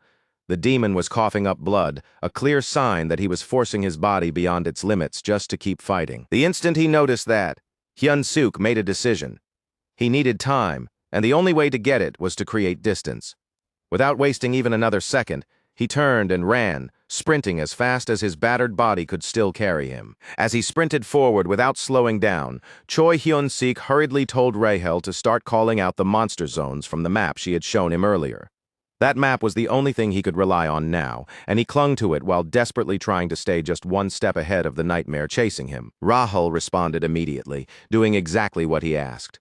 One by one, she began reading the locations aloud as they surfaced in her mind, feeding him directions on the run so he could keep moving without losing his path. A moment later, she warned him that if he kept charging straight ahead, he would run directly into the warhound habitat. Even so, Doris never slowed for a second. He kept barreling after Hyun-suk without the slightest hesitation, acting as if the monsters waiting ahead did not concern him in the least. Hyun-suk understood exactly how dangerous that was. Normally, most monsters would instinctively shrink away from a stronger presence and avoid a direct clash. But if he dragged Doris into a nesting ground where young were present, then everything changed, because those same creatures would become savage in an instant and attack with everything they had. Doris, however, looked at all of Hyun-suk's efforts with open contempt. To him, this was nothing but a string of petty, desperate tricks, pathetic little stunts that could not possibly change the ending. In Doris's mind, the result had already been decided the moment he chose to kill him. Then, drawing deeply on his remaining strength, Doris unleashed a level 3 technique, falling flowers. Power surged around his body as he moved, swelling with a force that made his conviction obvious. Doris believed with absolute certainty that for a demon, promotion itself was the greatest weapon of all, and that belief sharpened every step he took. Filled with total confidence in that crushing strength, Doris prepared to end Hyun-suk once and for all. But right at that critical moment, something suddenly felt off, and the flow of the battle shifted in a way even he did not expect. His body abruptly gave out on him, and then a thick mouthful of blood burst from his lips. Hyun-suk, who had stopped just long enough to see what was happening, heard Rahel point out that Doris's demonic energy was draining at a terrifying speed, vanishing far faster than it should have. Only then did Doris understand what had really happened, and by that point it was already too late to change anything. He had pushed himself all the way to the edge, and after burning through too much power while hunting demonic beasts, his body no longer had anything left to give. Once he recognized that harsh reality, Doris finally turned away. Bitter and unwilling though he was, he had no choice but to accept that he could not continue the fight any longer. Hyun-suk immediately called after him, not letting the moment pass quietly. He openly questioned whether Doris was seriously about to retreat like this. Doris answered with plain frustration written all over his response, but even he could not deny the truth. No matter how much it irritated him, there was no option left now except to pull back and recover first. Even while retreating, he made sure to leave a threat behind. Doris swore that this was not the end, vowed that he would return for revenge, and made it painfully clear that he would never forget the humiliation he had suffered here. But Hyun-suk had no intention of letting him leave that easily. Before Doris could get away, he deliberately called out to provoke him, taunting the demon by saying that he may have entered this place on his own terms, but he would not be allowed to walk out of it so casually. Doris answered that challenge with a sneer. He mocked Hyun-suk outright, ridiculing the idea that a man armed with nothing but his bare fists could seriously think he was capable of bringing him down. Hyun-suk had already prepared for exactly that moment. Activating the 7th movement of the Raidrun combat art, he threw everything he had into releasing the explosive destruction wave. And yet, to his surprise, Doris took the hit and endured it. Even in his battered, exhausted condition, he still showed just how absurdly tough and resilient his body was. The nearby demons reacted at once with mocking smiles, spreading across their faces. The way they looked at Hyun-suk made it seem as though he had made the stupid mistake of underestimating Doris. Before the fight could escalate any further, though, an entirely unexpected figure arrived, and the atmosphere on the battlefield changed immediately. A voice suddenly cut across the scene, calm, casual, and faintly amused, as if the speaker found the whole spectacle in front of them entertaining. It was Hemis. She had appeared in person, and with that same cool amusement, she asked what exactly was causing such a disturbance right in front of her castle. Then, in the very next instant, a violent explosion slammed into Hyun-suk and blasted him backward, hurling his body straight into a tree. The crash left him dizzy and aching all over. His body rattled so badly that he could barely gather himself again, as he clutched his head and struggled to understand what had just happened to him.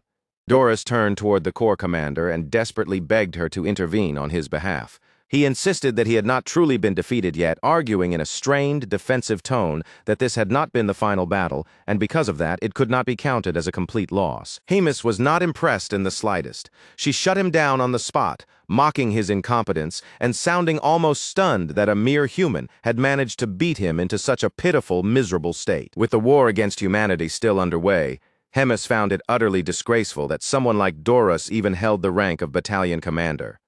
The thought disgusted her so much it made her shudder, and in that same moment, she decided that she would kill him right there on the spot. The instant Hyun-suk sensed that opening, he rushed forward and boldly declared to the corps commander that he had successfully defeated the battalion commander. And without even a flicker of hesitation, he drove a hard kick into Doris, striking him with enough force to send the demon's blood splattering across Hemis's face.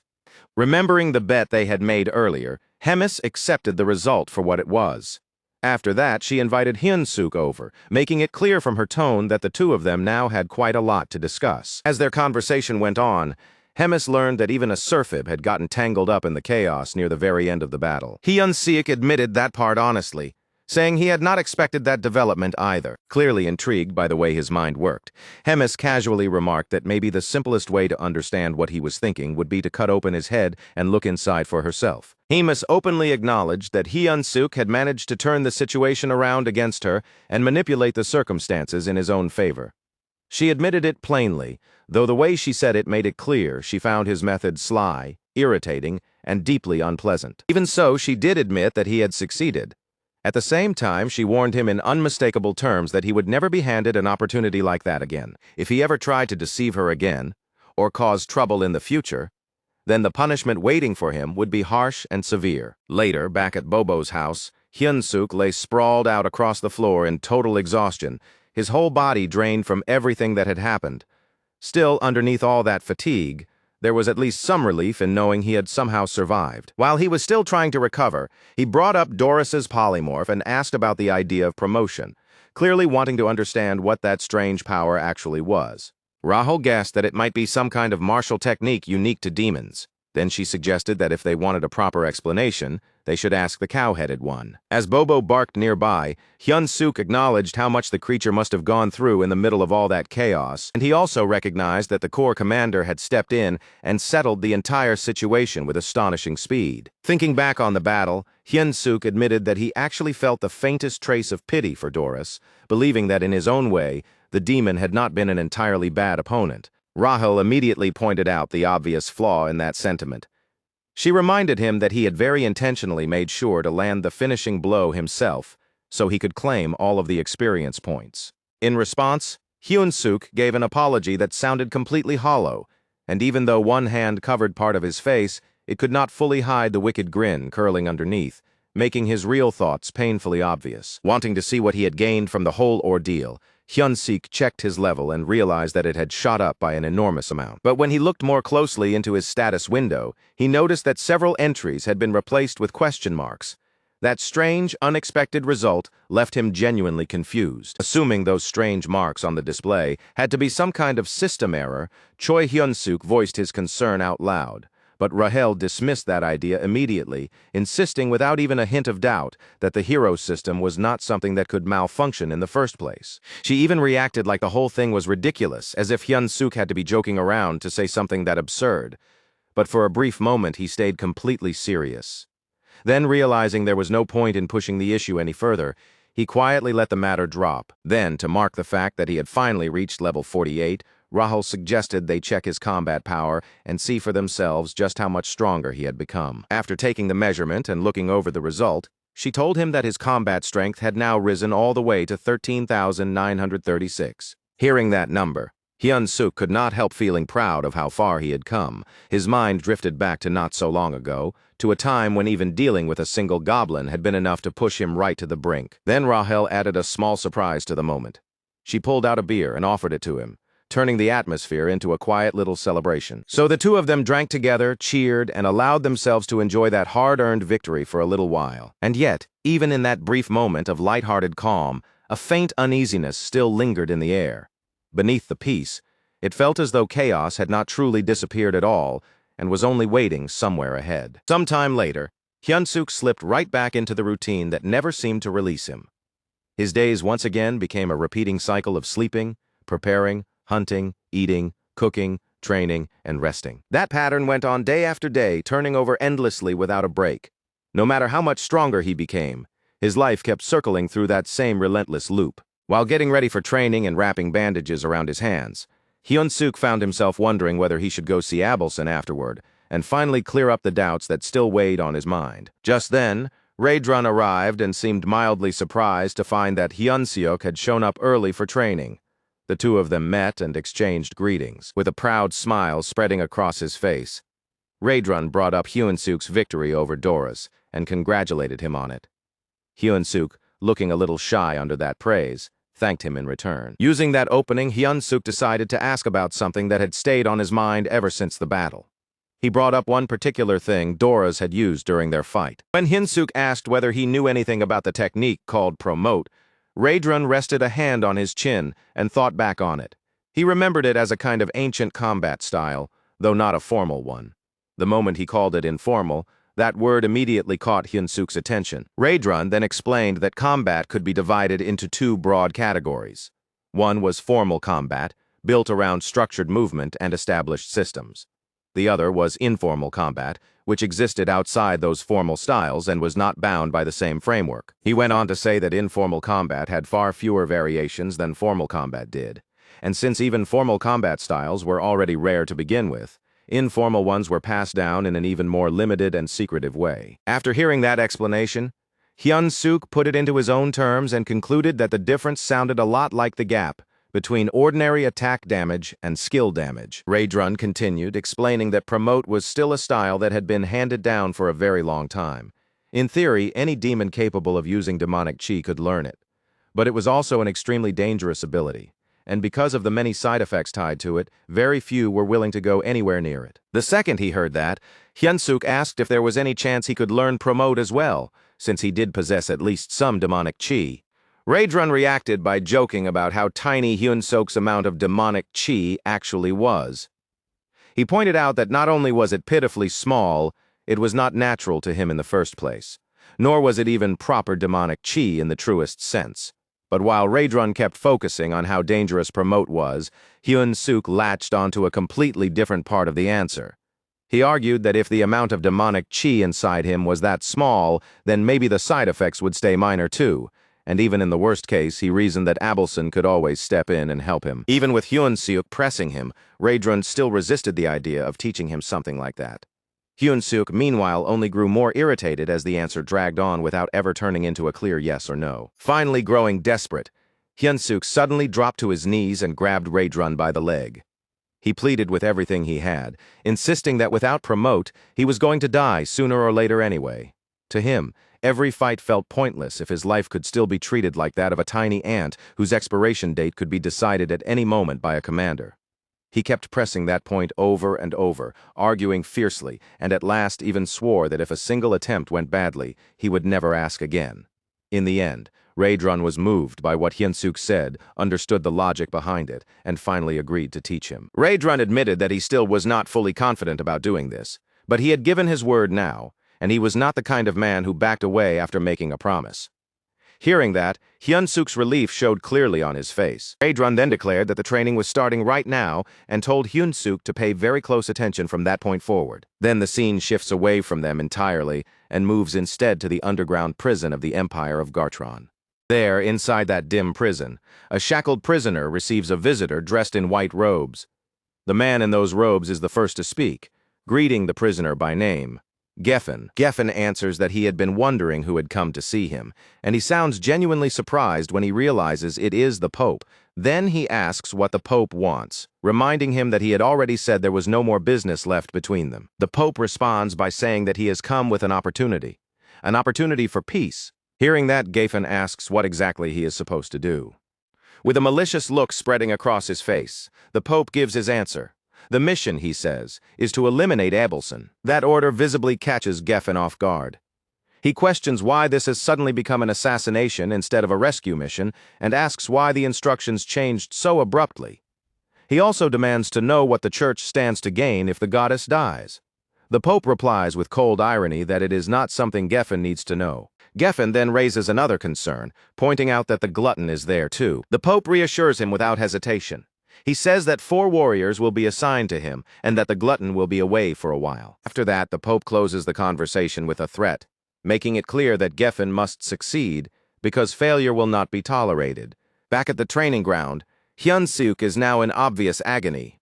Red energy is pouring out of his body, foam is spilling from his mouth, and beside him Abelson watches in alarm, urgently telling him that he has to get control of himself somehow. Meanwhile, Raedrun simply stands there watching the scene unfold, showing almost no outward reaction at all. Abelson, furious at what she is seeing, scolds them for trying to practice demonic combat techniques in the first place. To her, attempting something like this on a human is nothing short of madness. Raedrun argues back that Hyunsuk had insisted the whole time that he was fine, and after all the training they had already done, there should not have been much demonic chi left inside him anyway. But Abelson, still enraged, brushes that defense aside completely.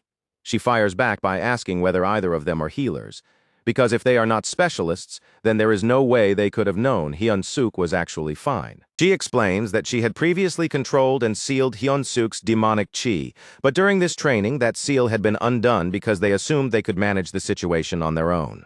Raedrun then asks what is going to happen to Hyunsuk, and Abelson answers that in its current state, she will not be able to keep this situation contained for very long. She says it is already too late to seal the demonic chi again. So instead of trying to lock it down once more, she decides that the only option left is to force Hyunsuk's body to adapt to the flow of that energy. Abelson then attempts to compress the demonic chi and suppress it with divine power, aiming to spread it outward so it will stop clumping together into one dense mass. If she can disperse it enough, then Hyunsuk's body might still be able to endure it. Raedrun looks visibly surprised by that idea and questions whether something like that is even possible in the first place. Abelson openly admits that she does not know for sure. She says she has never done anything like this before and has never even heard of another deity trying it either. There is even a chance that the demonic chi could react violently against the divine power and spin even further out of control. Even so, she decides to do it. No matter how dangerous it is, there is no real alternative left now.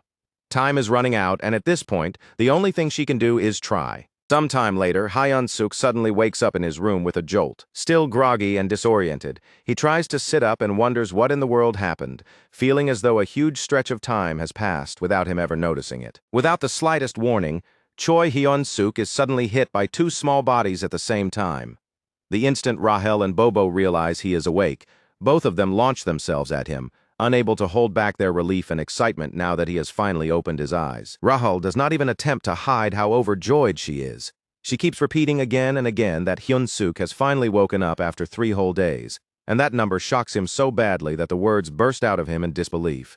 Seeing that stunned reaction on his face, Rahel immediately asks if he really cannot remember anything. Hyun-suk answers that the last thing he remembers is trying to learn promote, and the moment he says it, he quickly pulls up his system window to check whether anything inside it has changed. The second his eyes land on it, Hyun-suk realizes that something is definitely different now. There, inside the system window, he finds a completely new status labeled Demonic QI, and next to it there is nothing but a line of question marks. He begins looking it over with surprising calm, studying the unfamiliar status more carefully than expected. But before he can keep examining it for long, the sound of someone entering the room cuts him off. Raedrun steps inside together with the commander, and the commander immediately makes a casual joke, saying she knew Hyun-suk would wake up sooner or later. Hyun-suk tries to force himself upright so he can greet the commander properly, but his body sways badly the moment he moves. Before he can push himself any further, the commander tells him not to bother, calmly pointing out that in his current state he can barely even manage to get onto his knees. Then, as casually as if she were bringing up the weather, the commander mentions the report she received from Raedrun and states that she heard Hyun-suk had been practicing how to use demonic QI. That single question makes Hyun-suk tense up instantly. The moment he is pressed on why he never told them himself, his nervousness becomes obvious. The commander walks closer and inspects his condition from up close, already aware that it was the goddess who healed him. She remarks that the one revered as a saint really did live up to that title, since she handled the job well. But when Hyun-suk hears the word saint, it only leaves him more confused than before. Then the commander turns back toward him and calmly draws dark energy out from her mouth, declaring without hesitation that his demonic QI training is not over yet. This time, she says, she will personally give him a very special kind of help. After all, just as Hyun-suk himself once said, he is nothing more than a little ant that belongs to her. In the very next instant, the commander strikes. Her magic lashes toward Hyun-suk's neck like a snake snapping forward, sinking into him and throwing his whole body into immediate shock. Raedrun starts to question what exactly she is doing, but the commander brushes that concern aside and says there is nothing to worry about. Hyun-suk, she explains, will simply need to rest a little longer. In the last few fading moments before darkness takes him again, Hyun-suk watches them leave and hears that they are heading off to a meeting with the Demon King. Days later, back at Bobo's house, Abelson finishes yet another round of treatment on Hyun-suk's body. She has been healing him continuously ever since the day that training incident went wrong, staying with the task day after day without stopping. Once she finishes, Hyun-suk thanks her for always helping him, and deep down, he cannot help feeling grateful for another reason too. The simple fact that this gives him a chance to see her every single day. Abelson tells him there is no need to thank her, because from her point of view, it was Hyun-suk's own willpower that helped stabilize the crisis. Then, almost too softly to hear, she quietly adds that his thanks are unnecessary, because he is her hope. Hyun-suk does not catch that faint murmur properly, so he asks her to say it again, but Abelson ignores the request completely and simply says goodbye instead, telling him that she has already done everything she needed to do for today. Left alone, Hyun-suk remains confused, turning over in his mind the other times Abelson said things he could never fully understand. With so many strange things happening in this world and so many unanswered questions piling up around him, all he can really do for now is wait and see how everything unfolds. Later that same night, Hyun-suk sits together with Raedrun and receives lessons from him on the theory behind manipulating demonic chi. Even so, Raedrun warns him not to push himself too far. Hyun-suk answers that he is fine, reasoning that it has already been 3 days since he woke up, and that he should be all right as long as he does not use that kind of magic again. The moment Hyun-suk says that, Raedrun suddenly realizes that it has been exactly 3 days since the commander left, While Hyun-suk keeps talking, Raedrun's focus begins to drift, and he sinks into his own thoughts. He reflects that, although this meeting is supposed to be an annual event, something about this year feels different to him. There is a strange sense that something unusual is hidden underneath it. Hyun-suk notices that Raedrun has gone distracted and calls out to him, snapping his attention back. Raedrun immediately apologizes. Hyun-suk then points out that Raedrun has seemed especially busy over the last few days. Since Raedrun has been handling command responsibilities alone, Hyun-suk offers to help however he can if there is anything that needs doing. Raedrun answers that everything is under control and says the commander will be back soon anyway. Even if she was summoned earlier than usual this time, he believes it should not disrupt their routine very much. He ends by ordering Hyun-suk to focus on himself, and Hyun-suk accepts that response like a proper command. As he looks at him, Raedrun notes that Hyun-suk has been getting stronger, little by little over time. He adds that now that Hyun-suk possesses demonic chi as well, that growth should continue even further from here. All Hyun-suk has to do is keep his current state stable.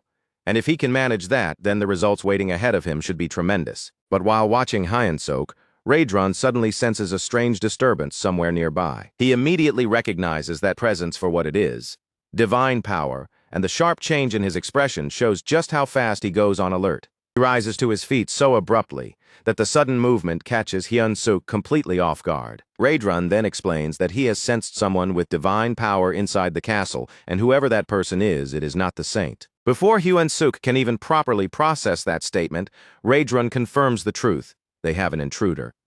He immediately orders Hyun-suk to stay quiet while he goes to check the situation himself. The scene then shifts into the castle hallways, where 4 men in black cloaks have gathered together. As they move down the corridor, they comment on how surprisingly easy it was to get inside. One of them remarks that it was only this easy because the commander is away. But instead of answering casually, Geffen sharply orders him to keep quiet. Geffen already knows that much, and he warns the others that even without the commander here, there is still one enemy inside this castle. They absolutely cannot afford to underestimate. The moment Geffen says the name Red Nightmare, Raedrun suddenly appears right in front of the group and demands to know how they found out about Commander Hemis's absence. The instant they recognize the figure standing before them, one of the cloaked men panics and blurts out that it really is Red Nightmare.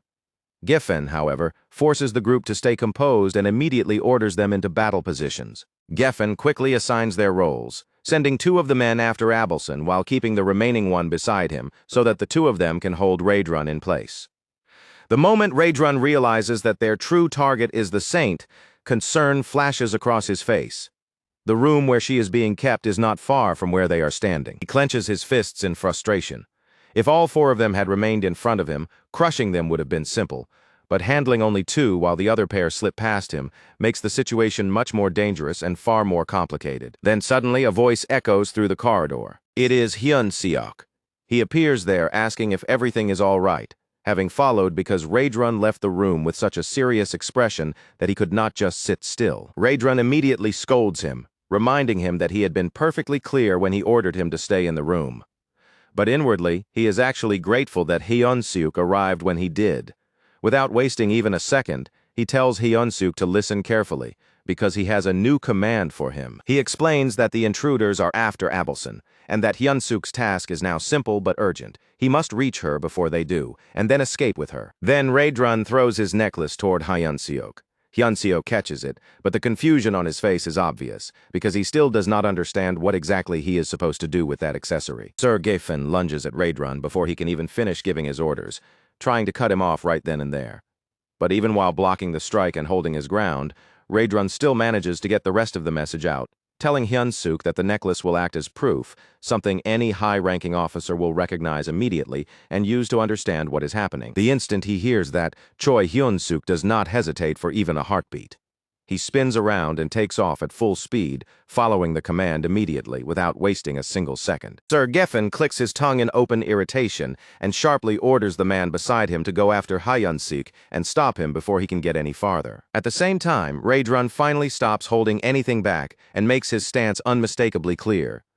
No matter what happens, Abelson will not be taken out of this castle by anyone unless Commander Hemis herself gives permission. With that said, Raedrun activates the 7th movement of his combat style and crashes into Sir Geffen with a punishing series of heavy strikes. He follows it up by unleashing a blow called Explosive Destruction Wave, his eyes burning red with fierce resolve as he pours everything he has into the attack. Meanwhile, Hyun-suk tears through the castle as fast as his legs can carry him, sprinting toward Abelson's room. And while he is running, a mission window suddenly appears right in front of him. This time, the mission message bluntly tells him that evil men are trying to kill Abelson and that his role is to protect her. It even adds in that strangely casual tone the system always uses that maybe romance might bloom afterward while offering a reward of 1,000 points. The moment Hyun-suk realizes that humans are truly trying to murder the saint, anxiety hits him hard, and his sprint only grows more desperate. At the same time, another part of the message throws him off balance. The reward is so huge that even in the middle of the emergency, he cannot help feeling confused by how many points are being offered. The instant he reaches Abelson's room, Hyun-suk urgently blurts out that they need to leave right now because humans are attacking the castle. Abelson is caught completely off guard and cannot make sense of what he is saying at first. So Hyun-suk quickly explains that the attackers are the same kind of people who assaulted them before. Meanwhile, out in the nearby corridors, Raedrun's troops are doing everything they can to slow the intruders down and buy precious time. Those allies urgently warn Hyun-suk not to stand there explaining any longer and tell him to escape immediately with the saint. Without stopping to ask permission, Hyun-suk grabs Abelson by the hand and then, in one swift motion, lifts her up onto his shoulder. There is no time left for manners or apology, so with Abelson slung over his shoulder like that, he immediately breaks into a run. The scene then shifts to a meeting room, where the third commander, Roiger, is presiding over a gathering. In a disappointed tone, he comments on the fact that Doris was defeated by a low-level human. As he sits there, he recalls the commander's earlier order, telling him to handle everything while she was away, and Roiger cannot help wondering why he was the one saddled with such an annoying responsibility. Pushing that thought aside, he brings his focus back to the meeting, decides there is nothing else worth discussing, and tells everyone to follow their orders as the gathering comes to an end. Then, all of a sudden, a goblin bursts into the room with an urgent report. The goblin hurriedly explains that Hyun-suk has arrived carrying Raedrun's necklace, and Roiger immediately starts trying to piece together what kind of situation could have led to that. Then the goblin adds the crucial detail. Other humans are attacking the castle, and they are searching for Abelson. Hearing that, Roiger accepts the report, though the irritation on his face makes it obvious how much he dislikes the sheer inconvenience and disorder of it all. A short while later, Roiger runs into Hyun-suk in a corridor with Abelson right there beside him, and Hyun-suk immediately starts trying to explain the situation in full. He lays it out as quickly as he can. Raedrun sensed divine power inside the castle, moved to intercept it, and discovered that the intruders were humans who had come specifically to kill Abelson. Even then, Roiger has trouble believing it. He tells Hyun-suk to calm down, thinking this has to be some kind of misunderstanding, because surely humans would not come all the way here just to assassinate the saint. But in the very next moment, Roiger senses something strange rushing toward them, and before he can properly react, with barely enough time to shout for everyone there to protect themselves, a devastating attack smashes through the corridor windows, violently announcing the arrival of yet another enemy. At that point, Roiger no longer has any room left for doubt. Faced with the reality exploding right in front of him, he is left stunned that the humans truly came here with Abelson as their target. Seeing the enemies closing in on the saint, Roiger immediately casts a restriction spell, trying to pin them down before they can get any closer to her. But the gap between them is too wide, and his magic is not enough to stop both attackers at the same time. The moment Hyun-suk realizes that, he makes his move and prepares to use the 7th movement of Raedrun's combat art himself. Before one of the attackers can reach Abelson, Hyun-suk drives a powerful punch into him from behind, knocking the man out cold with a single blow. As he throws that strike, Hyun-suk shouts at the top of his lungs that he is going to protect Abelson. Meanwhile, back in Raedrun's fight, one of the invaders has already been taken down, while Sir Geffen mocks his fallen companion without the slightest bit of pity, treating him like nothing more than a shield that has already served its purpose. Raedrun had already expected Sir Geffen to be dangerous, but even so, the extent of that power is startling. He is strong enough to rival a commander. On top of that, divine power and demonic chi are natural enemies to begin with. Put together, those are exactly the kinds of traits that make warriors like Sir Geffen into humanity's so-called heroes. Sir Geffen laughs and looks down on Raedrun, acting as if the fact that he struggled against only 2 intruders proves he is nothing special, just another ordinary demon after all. Raedrun, however, remains completely composed and calmly asks how someone with no real chance of victory can still act with such arrogance. Sir Giffen fires back by asking who is supposed to stop him now that the commander is absent and Red Nightmare has turned out to be less fearsome than the rumors claimed. In his mind, the plan is simple. He only has to keep Raedrun occupied while his comrades deal with the weaker forces elsewhere. Hearing that, Raedrun's stance sharpens into something even more serious. The enemy clearly knows far too much about the castle's defensive patterns, and that alone tells him this is no ordinary raid. Deciding there is no more time to waste on words, Raedrun declares that he has finished talking and will end the fight quickly. Sir Giffen only smiles at that and asks how Raedrun intends to finish things quickly when their powers are fundamentally incompatible. Raedrun answers with brutal simplicity. Overwhelming force can crush any incompatibility. Back in Hyunsuk's clash, after knocking one invader unconscious, he hears the remaining enemy speak in surprise, saying he had no idea there was another hero serving in the Demon King's army. The man sounds bitterly shocked, lamenting that there are apparently 3 corrupted humans now fighting on the Demon King's side. Hyunsuk does not care about that complaint in the slightest. He warns the enemy that the invasion has already failed, that reinforcements from all over the castle are on their way, and that no matter how strong a single person might be, there is no realistic way to fight an entire force alone. As far as Hyunsuk is concerned, the smartest thing left to do now is surrender. The man only scoffs at that warning and asks Hyunsuk whether he is really so sure the invasion has already failed. Nearby, Roger finds himself wondering when exactly Hyunsuk managed to learn Raedrun's combat arts.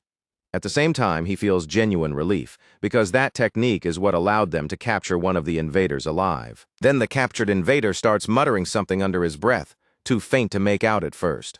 A moment later, the meaning becomes clear. It is an incantation, a spell that uses his own body as a sacrifice so flames can spread rapidly outward. Driven all the way into a corner, he makes his final choice. As a last resort, he forces sacred power into his own body and lets it consume him from the inside out, burning himself completely and turning his own flesh into fuel, just to summon fire one last time. That desperate act erupts in an instant. The flames surge upward into a massive wall, then keep spreading until the entire area is swallowed by what feels like a closed, inescapable circle of fire. The heat pouring off that blaze is so deadly that an ordinary person would die from the slightest touch. Standing behind the roaring barrier with his confidence restored, the man raises his sword and coldly states that even the highest-ranking demons would have trouble passing through it. Which means, as far as he is concerned, the hero has only one option left now: surrender Demons-Manhwa. Choi is left completely shaken by what he is hearing. His thoughts spiral in confusion as he struggles to understand why these humans are so obsessed with killing the saint, and why they would go after someone who should have been on their own side. The man does not even spare him the courtesy of an answer. He ignores Choi's confusion entirely, and just as Choi tries to point out how absurd and contradictory this all sounds, Demons-Manhwa quietly steps forward and answers in his place. In a calm, steady voice, she reveals the truth they have been hiding.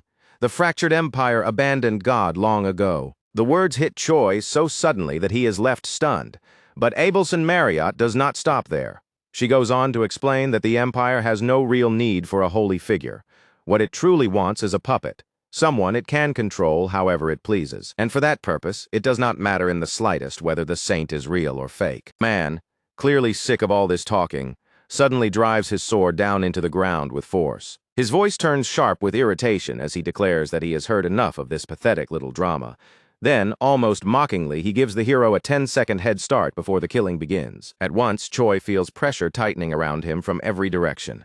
He runs through every possibility he can think of, but no matter how quickly his mind moves, he cannot find a single safe plan that would let him survive a direct clash with this man for more than a few moments. And after all that desperate thinking, the only answer he arrives at is the worst one imaginable, the most reckless and dangerous option he could possibly choose. As the man begins counting down the 10 seconds, Choi braces himself, tightens every muscle in his body, and starts activating Promote. The instant the first stage takes hold, Demons-Manhwa's expression shifts. She understands immediately what Choi is trying to do, and the realization sends a visible wave of dread through her. The saint reaches out in alarm and urgently tries to stop him, warning that his body will never be able to withstand it. She desperately calls out to make him listen, but the countdown is moving too fast, and the seconds are already slipping away. But by then, nothing she says can pull him back. In Choi's mind, doing nothing means everyone here dies, so the only path left is to throw every last thing he has into this fight. He keeps forcing the technique higher and higher until he reaches the end of stage 2, and even then, he still does not stop. Instead, he tries to push Promote even further beyond that point. As he strains against the limit, Raedrun's warning flashes through his mind. Raedrun had told him that Promote had 3 stages: bloom, full bloom, and falling flowers, and that each new step carried even greater risk for the user. He was supposed to master one stage completely before ever attempting the next, and Raedrun had made one thing especially clear: the 3rd stage was never to be touched. It was simply far too dangerous. But with certain death standing right in front of him, Choi cannot see any other road left to take. So in that moment, he makes up his mind. If he can reach that final stage at all, then this will be the one and only time he ever uses it. By the 7th second, he finally reaches the peak. His heart feels like it is about to burst inside his chest, and every inch of his body screams for him to stop before this madness tears him apart from the inside. Rahel can only watch in horror. She can hardly believe things have become this hopeless, to the point where even using Promote in such a suicidal way has become their only possible chance. Choi, however, shuts out all of it: the fear, the warnings, the doubt. His mind narrows to one single purpose. At this point, there is only one thing left for him to do, and that is move. Because Promote has already reached stage 3, his body is no longer the same. A dark aura wraps around him, his eyes glow crimson, and his appearance has become something that no longer feels fully human. In that transformed state, Choi turns toward Rahel and tells her to put every buff she has on him. Then the 10 seconds expire. The man stares at him in open surprise, clearly caught off guard by the sight of a human using Promote. And in that instant, he understands that Choi is no ordinary person. Choi does not waste even a breath on a reply. He cuts straight through the tension with a blunt declaration, making it clear that his attack is starting now. And in the very next moment, he explodes forward with terrifying speed. He closes the distance in a flash so suddenly that the enemy has no choice but to lift his sword and brace himself for the blows rushing in. The man recognizes immediately that Choi has reached the 3rd stage of the skill, and because of that, he chooses defense over offense. In his eyes, Choi is still only human, which means this power will chew through his stamina soon enough, and sooner or later, he will collapse on his own. But Choi pays no attention to a single word the man says. He keeps driving forward, throwing even more punches and hammering his fists into the blade again and again without slowing down for even a second. The enemy remains calm through it all, convinced that he does not need to force the issue. In his mind, victory will come naturally if he simply waits for Choi's body to fail. Then the rhythm suddenly changes. With nothing but his bare fists, Choi blasts the sword away. For a single instant, that strike leaves the enemy completely disarmed and wide open, his defense blown apart before he can react. Before the intruder can even recover from the shock of losing his guard, Choi steps in and drives a precise, devastating punch straight into the center of the man's chest. The force of the blow knocks the man off balance, and he reacts with bitter frustration, snarling about the sort of trick Choi must have used to create an opening like that. Even so, all he can really do is stare in disbelief as Choi sets himself again.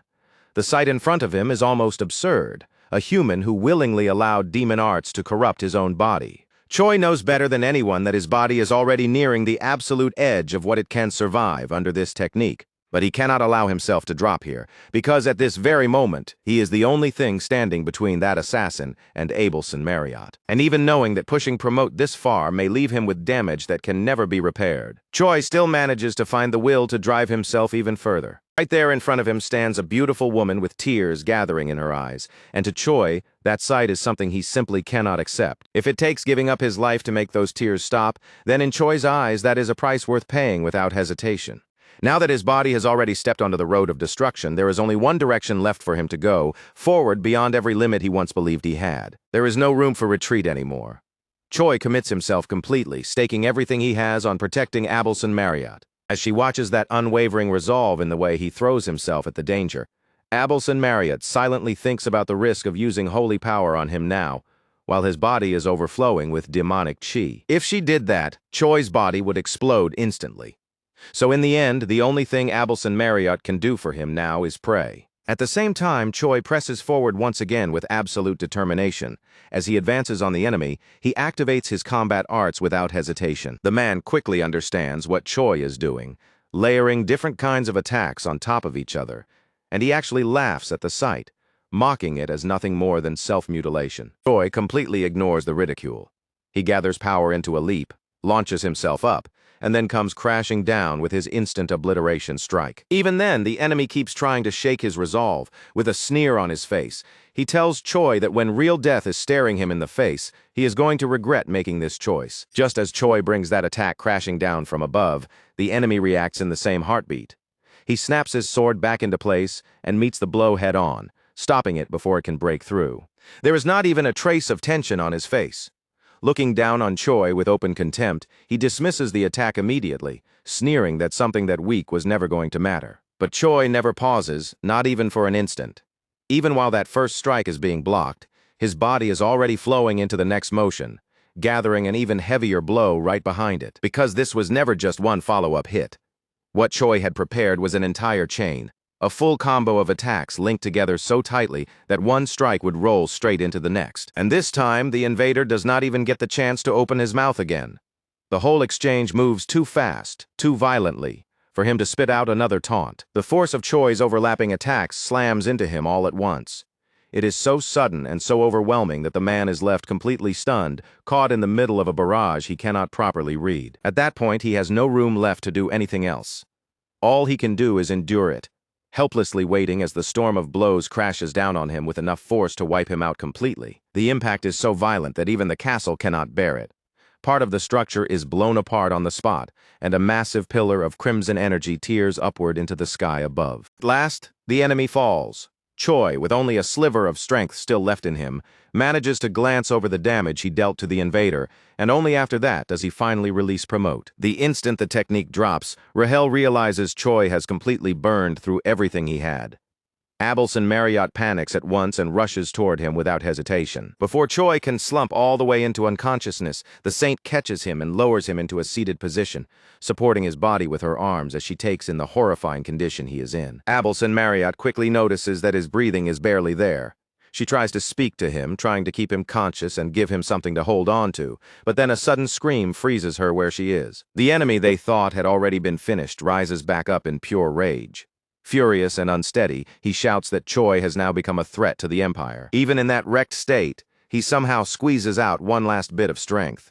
It is only enough for one final attempt, but he still tries to use it to kill Choi before his own life runs out. But just before he can make that final move, a massive hand suddenly closes around his head and stops him dead. Raedrun has finally arrived. He apologizes for being late, and then, without any wasted motion, he finishes the invader off once and for all. While Abelson-Marriott stays by Choi's side, the saint watches Raedrun casually wipe the enemy's blood and remains from his hand, as if he were cleaning off nothing more serious than spilled ketchup.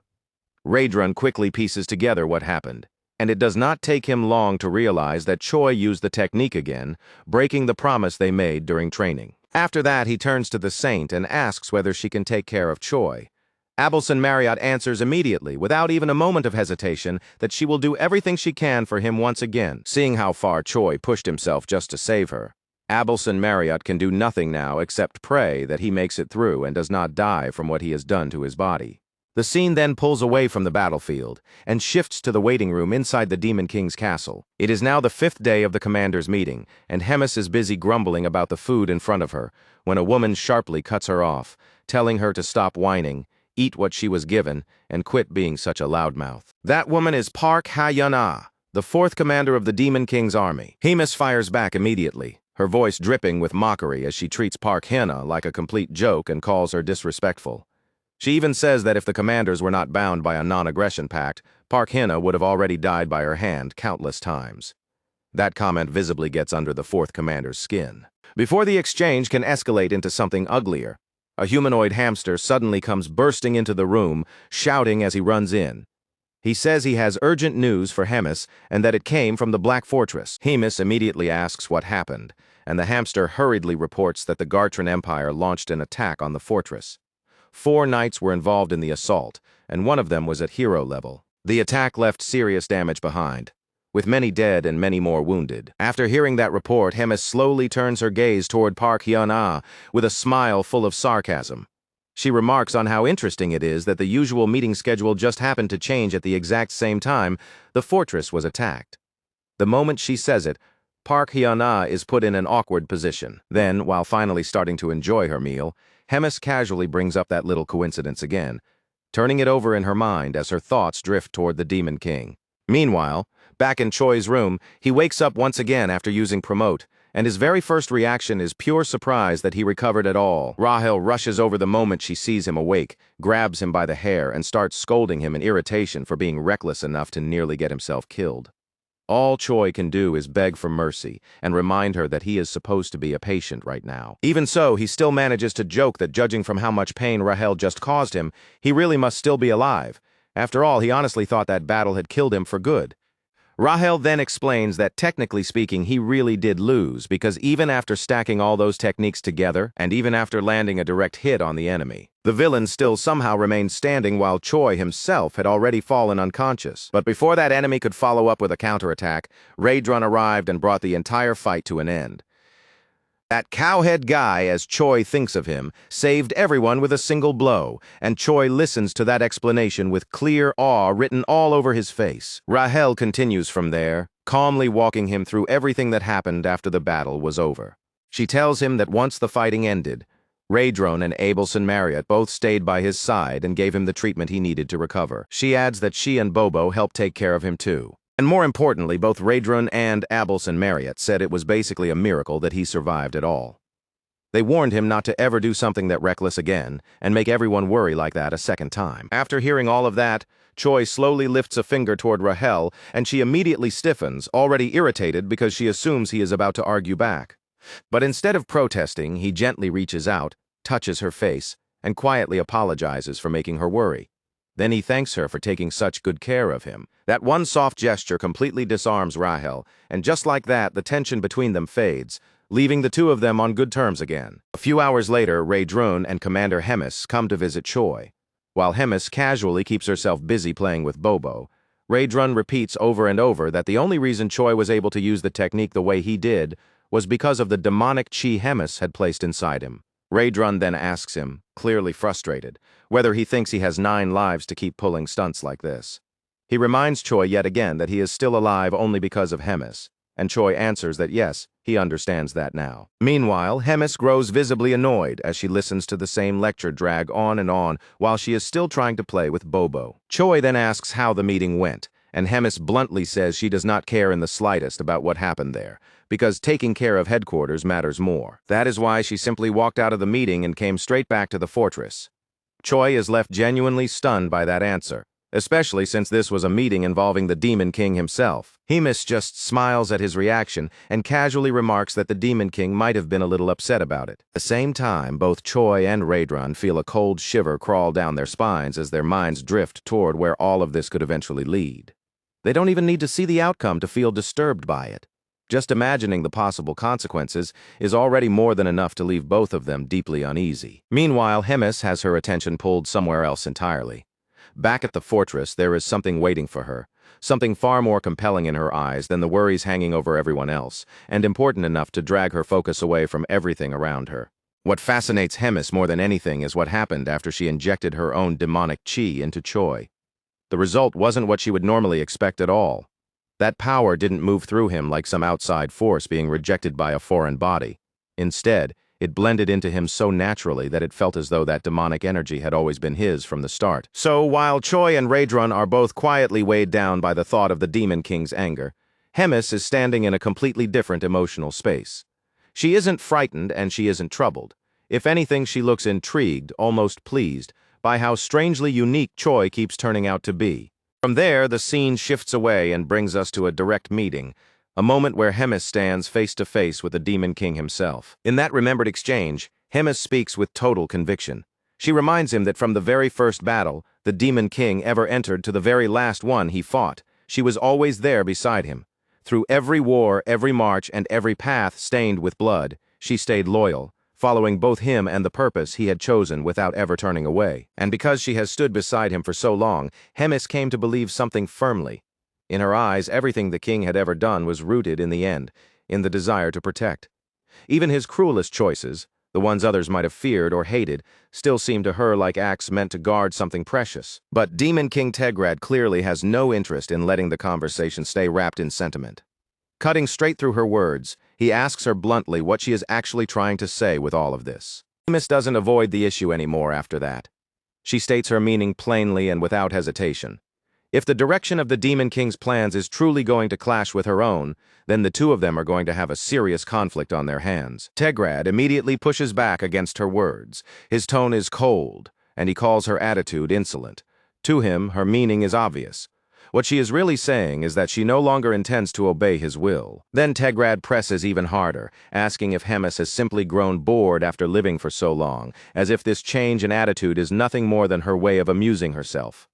Hemis answers him without even a moment of hesitation, saying she expected exactly that kind of response from him. Then she makes her position unmistakably clear. She has no desire to fight him, and that is precisely why she chose to leave instead. But just before she fully departs, Hemis turns back and looks at Tegrad one last time. With a sharp question that carries more meaning than it first seems, she asks who the one truly growing bored over the years really is. Then she tells him to think carefully about it, calling those words her final warning as someone who has stood beside him for ages as an old and longtime companion. After that farewell, Hemis goes to see Choi, and the story returns to the present moment when Hemis and Raedrun are on their way out. As they walk away, Choi respectfully sees them off. Then, in the middle of that departure, Hemis suddenly glances toward Raedrun and offers him an unexpected congratulations. That remark catches Raedrun completely off guard. He looks back at her with clear confusion on his face, obviously wondering what exactly she could possibly be congratulating him for. Hemis explains herself right away. She tells him that he managed to handle a hero-class human through his own power. With that in mind, she wonders aloud whether the time has finally come for him to move upward and take a higher place in the hierarchy. Raedrun receives the praise with quiet gratitude, but his answer remains calm and grounded. He tells her that he does not think this is the proper time for that kind of promotion. When Hemis asks him why, Raedrun responds without delay. He says he still wants to continue his training, and more than that, he wants to keep watching Choi's growth from up close. At the same time, he also wishes to keep learning from Hemis's guidance. Because of that, he believes remaining where he is now will ultimately be better for his own growth in the long run. A faint smile touches Hemis's face for just a brief moment, softening her expression. But after letting that moment pass, she immediately shifts gears and brings up something else entirely, asking him to confirm whether the castle had really been split into 3 chunks because of the human invasion. Raedrun does not try to make excuses or soften the truth. He admits it directly. Yes, that is exactly what happened, and he openly says that he has no excuse for it. Hemis answers with a harsh assessment, saying that everyone has become complacent. In her view, the state of the front lines was such a mess that she did not even need to personally arrive there to understand how bad things were. And from that conclusion, she comes to a new decision. She will hold a tournament to determine who will become the commander of the Third Army. Scene cuts away again, this time returning to Choi, who is now looking through his shop interface inside the system. As Choi checks over everything he has, he notices that even after upgrading the hero shop to the intermediate level, he still has 950 points left. To him, letting that many points just sit there unused feels like a complete waste, so he starts wondering whether there might be something fun or useful worth buying. Off to the side, Rahel casually points out that after clearing yet another quest and earning another 1,000 points, it only makes sense that he would still have that much left over. Choi keeps scrolling through the shop, and the more he looks, the more excited he gets. Now that the shop has advanced to a higher level, the variety of things on display has exploded. The listings are packed with all kinds of items, and mixed in among them, he even notices cosmetic options too. When Rahel asks if he actually intends to buy something, Choi pauses to think it through and quickly comes to a disappointing conclusion. Even though the shop is overflowing with choices, most of them are painfully basic. Worse than that, they do not even come with bonus stats. To him, that only makes their already high prices feel even more absurd. Rahel agrees with that judgment and adds that equipment like that is so flimsy that Hydro could probably rip it apart as easily as tearing through paper. As Choi takes another closer look through the listings, he notices that some of the accessories seem to include extra options attached to them.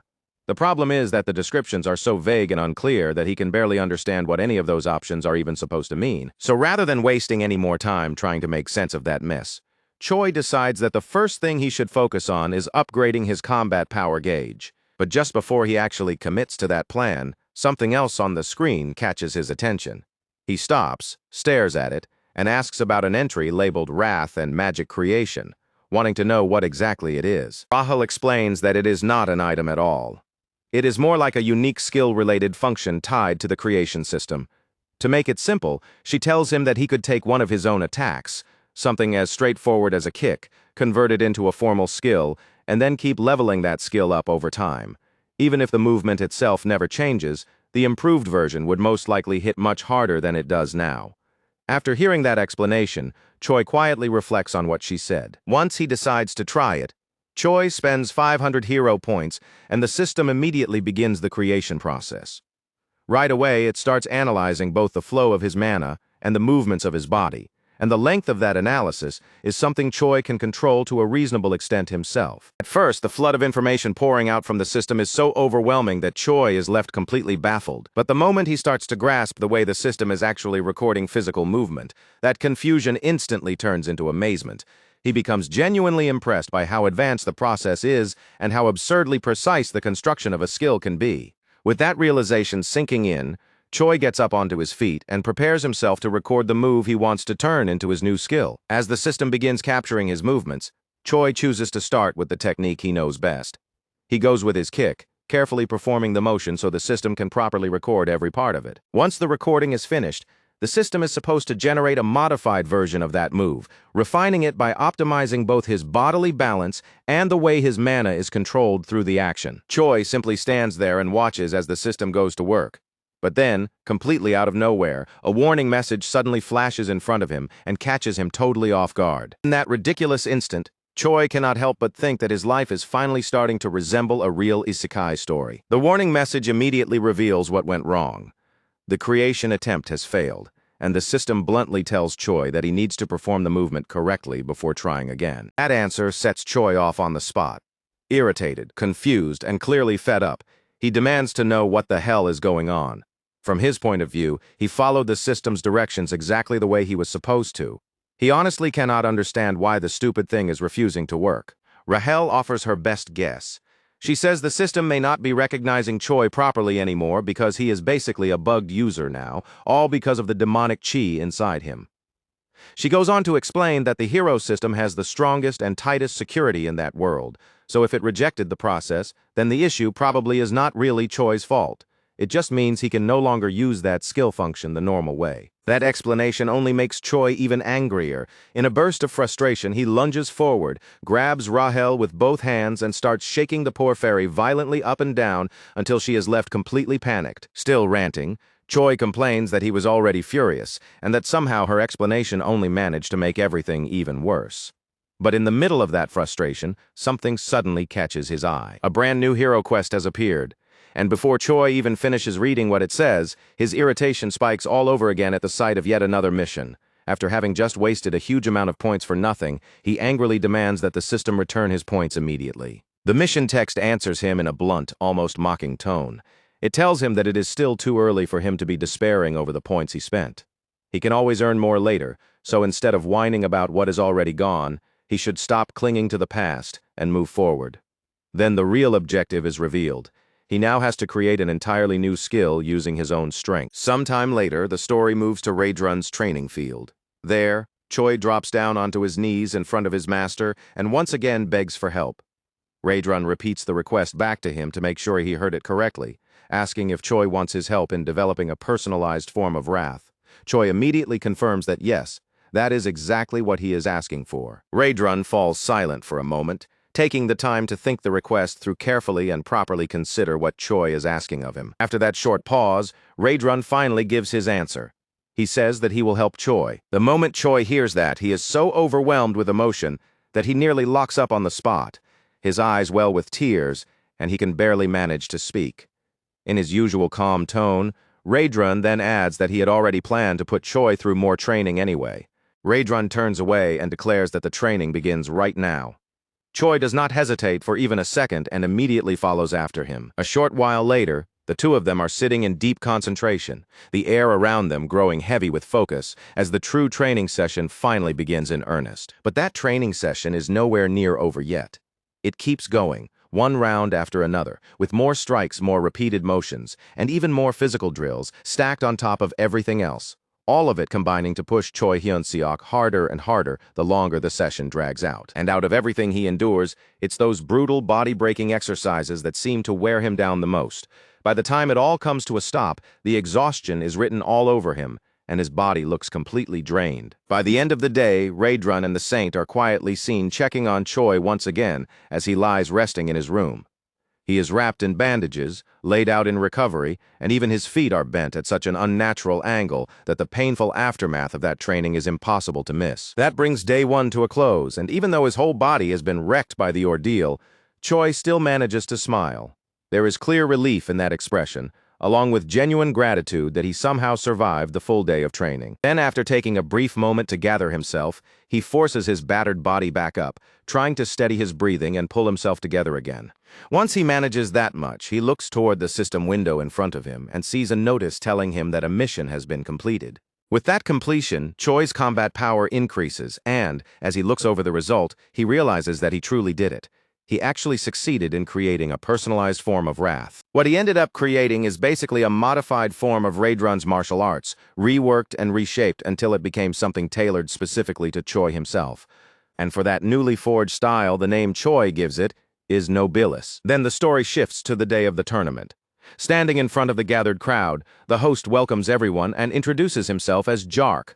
With the audience assembled and the event underway, he explains that the tournament is being held to select one company commander and 13 battalion commanders. He goes on to emphasize just how enormous the event is, saying that the number of expected participants has already surpassed 1,000. As the narration turns its attention to Hemis and Park Hyuna together inside a room, the host continues laying out the rules of the event. This tournament, he explains, will consist of 3 matches in total. And unlike the tournaments held before, every one of those matches will use a very different battle format. He then announces that all participants have exactly 1 hour to prepare before the first match officially begins. And during that preparation time, several competitors can already be seen gathering around.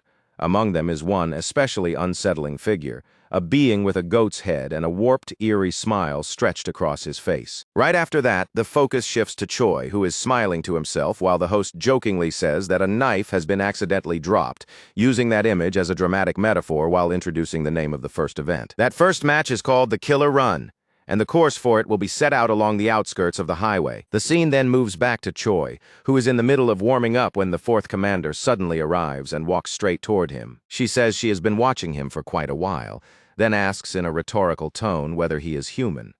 Choi is visibly thrown off, since this woman is a complete stranger to him at this point, and on top of that surprise, he is left completely stunned by just how beautiful she is. Without really waiting for his answer, she starts analyzing him out loud right in front of him.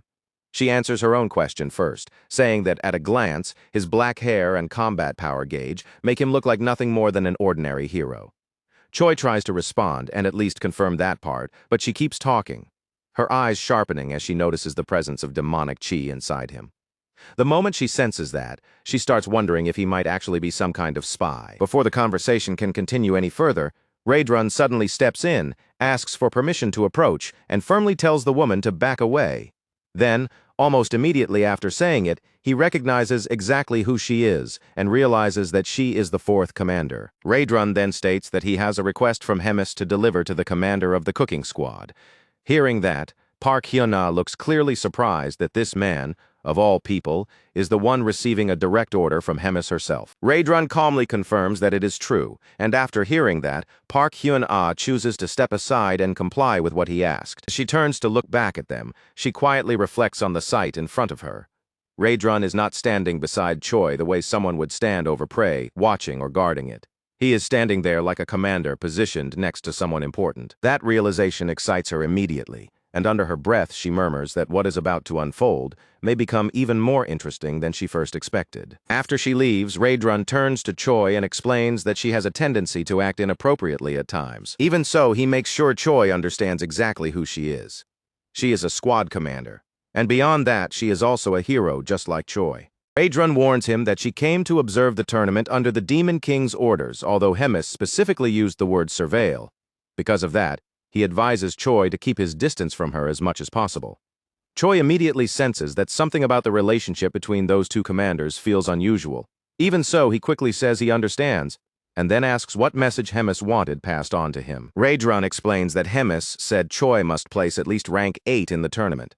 If he fails, he will be reassigned to the 2nd Material Research Squad. Raedrun also adds something about cost protection, and hearing all of that in one breath leaves Choi badly shaken, as his mind starts spiraling toward what kind of awful future might be waiting for him. 2 hours later, the tournament is finally declared open, and the host begins explaining the rules for everyone gathered there to hear. The first event, he says, is exactly what it sounds like: a race. The participants' goal is simply to reach the final destination.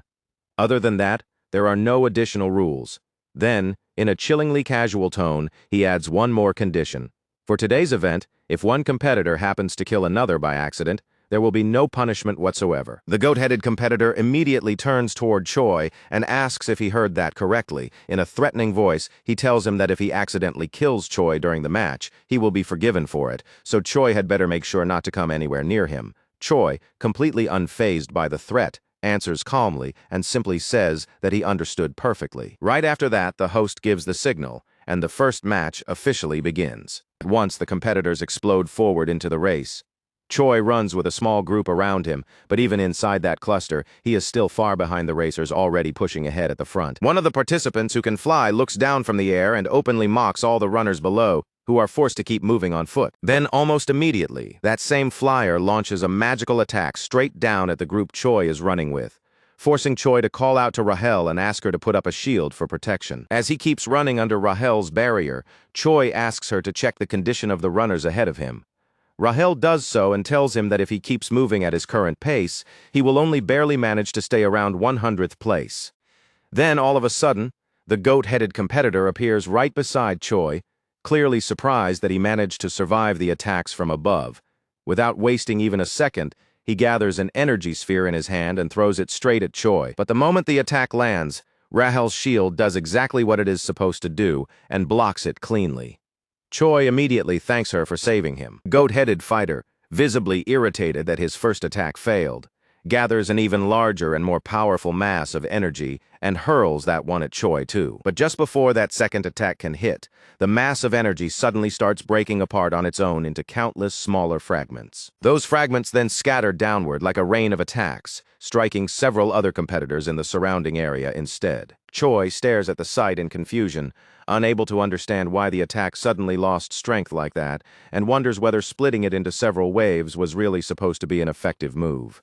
The answer becomes obvious in the very next moment, when the goat-headed runner starts acting as if Choi was the one who deliberately caused that scattered attack in order to hit all the other competitors around them. That blatant false accusation makes Choi furious on the spot. Because now, thanks to that lie, the competitors around them all start turning their anger toward Choi, their eyes filling with resentment as they begin wanting him dead. Meanwhile, the goat-headed competitor accelerates again and throws a mocking comment back at Choi while widening the distance between them. While running for his life from the enraged crowd behind him and keeping his eyes locked on the goat-headed runner still ahead, Choi grits his teeth and curses him out, swearing that the moment he catches him, he is going to kill him. Then he asks Rahel how many runners are still ahead.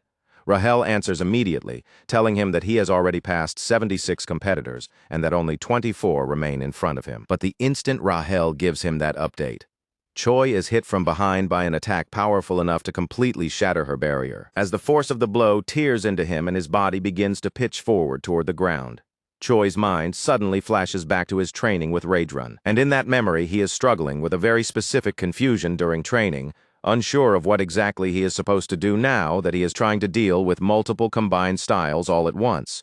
Inside that flashback, the core problem finally comes into focus. Every one of those techniques had originally been created for demons and demons alone, built around bodies and instincts that simply did not match the structure of a human body at all. That applied to the promote ability as well. And to Rage Run's combat techniques too. None of them could just be copied over as they were. They had to be stripped down into raw material first, then rebuilt from the ground up into an entirely new skill, one that Choi Hyun-seok alone could actually use without his body rejecting it. And that exact moment was when Nobilis was born. The instant Choi activates that skill and the scene snaps back to the race, the system responds at once. A notice appears telling him that his magic power has evolved from rank D to rank C. And at the same time, his demonic chi has also surged upward, jumping from rank E all the way to rank C. Then the Nobilis skill window opens in front of him and explains what this new power really is. It was born from the fusion of those two separate forces, creating a unique combat style wrapped in a purple aura made from both magical power and demonic energy. And at the moment of its birth, its proficiency stands at only 0.06%. Even while he is still gathering power and dealing with attacks coming in from the runners around him, Choi suddenly explodes into a full sprint and shouts at everyone ahead of him to get out of his way. What happens next is so fast that the other competitors can barely process it. To them, it is not even a person anymore, just a streak of purple light tearing through the course at absurd speed as it blasts past runner after runner. He passes multiple competitors in an instant, but then fresh information appears in front of him saying that 95 runners have already crossed the finish line. That means only 5 qualifying spots are still left.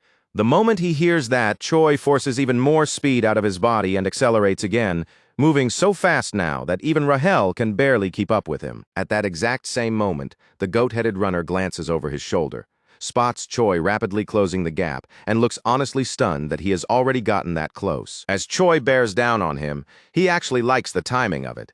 There is almost a sense of satisfaction in the moment, like he is grateful he managed to catch up to that goat-headed bastard right at the very end of the race. Then he activates Rahel's third combat form, begins charging up an attack, and closes what little distance remains between them even faster than before. The second he gets within striking range, Choi slams into the goat-headed runner from behind and coldly tells him to go ahead and accidentally die. That single hit sends the goat-headed fighter hurtling forward at unbelievable speed. A moment later, he crashes so violently that the wall in front of him is smashed apart on impact. Meanwhile, as the dust settles and both of them finally come into view, the host announces that the 99th and 100th qualifying positions have been claimed by Choi and Holgot. Choi drops right where he stands, breathing out in pure relief over the fact that he barely made it through and qualified, while behind him, Holgot is sprawled out unconscious after that savage finish. Choi offers his thanks, but almost immediately after that, Holgot jerks back upright in a rage, cursing Choi and threatening on the spot that he is going to kill him. Before that confrontation can go any further,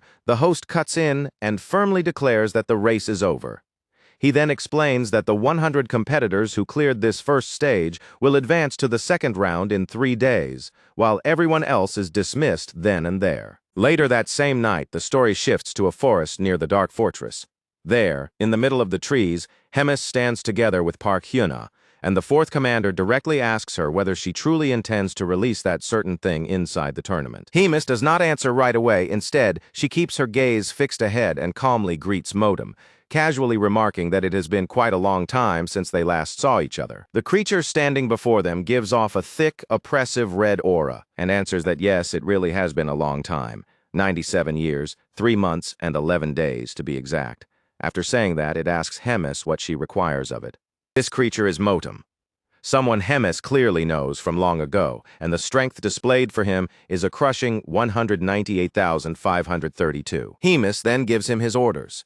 His task is to seize every participant's flag. Motem answers that he understands, and after that Hemis adds one more instruction, telling him not to behave recklessly. If he encounters any participant who seems decent, then he is supposed to go easy on them. Hearing that, Park Hyuna comments that the loudmouth is getting too soft. Hemis immediately questions why the fourth commander would see that as softness.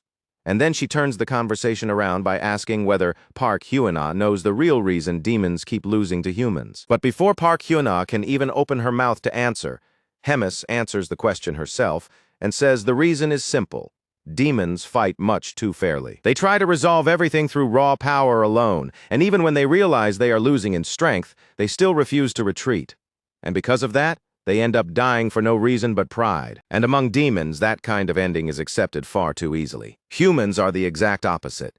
When they realize they are at a disadvantage, they avoid the fight, withdraw, and then return later with tricks, traps, and schemes meant to tilt the battlefield in their favor. And that, Hemis says as she points a finger directly into Park Hyuna's face, is the exact reason the Demon King's army keeps losing to weak humans. Park Hyuna can only stare back at her, visibly rattled by how forcefully Hemis lays it all out. Then, as if to casually break the tension she just created, Hemis adds that the fourth commander needs to study a little more. That offhand remark only leaves Park Hyuna looking even more irritated than before. After that, the rules for the next phase of the tournament are explained. The participants will be split into random teams of 4, and each team will start out with 2 flags. Once 48 hours have passed, the teams holding the largest number of flags will advance to the next round, and only 10 teams will earn those spots. On top of that, any team that ends up with 0 flags at all will be disqualified immediately, no matter where they might otherwise rank. As those rules sink in and the team lineups are revealed, Holgot is thrilled with how his group has turned out. He is especially pleased because the plan is to use Choi as bait, lure other participants toward them, and then steal their flags. Choi outwardly admits that it actually is a clever strategy, but inside he cannot help wondering what kind of horrible luck put him on the same team as Holgot to begin with. Standing behind them are the other 2 members of the team, both wearing flat, unreadable expressions. One resembles a hawk, while the other looks like Arbok. Together, the 4 of them make up Team 9. Still full of confidence, Holgot proudly says that now all they have to do is wait, because with the number of flags they already have, qualifying is practically guaranteed. Choi watches him and silently thinks about how unbelievably irritating Holgot is. A moment later, it is revealed that Choi's team is currently in 4th place with 4 flags, even though that was not their ranking just a short while earlier.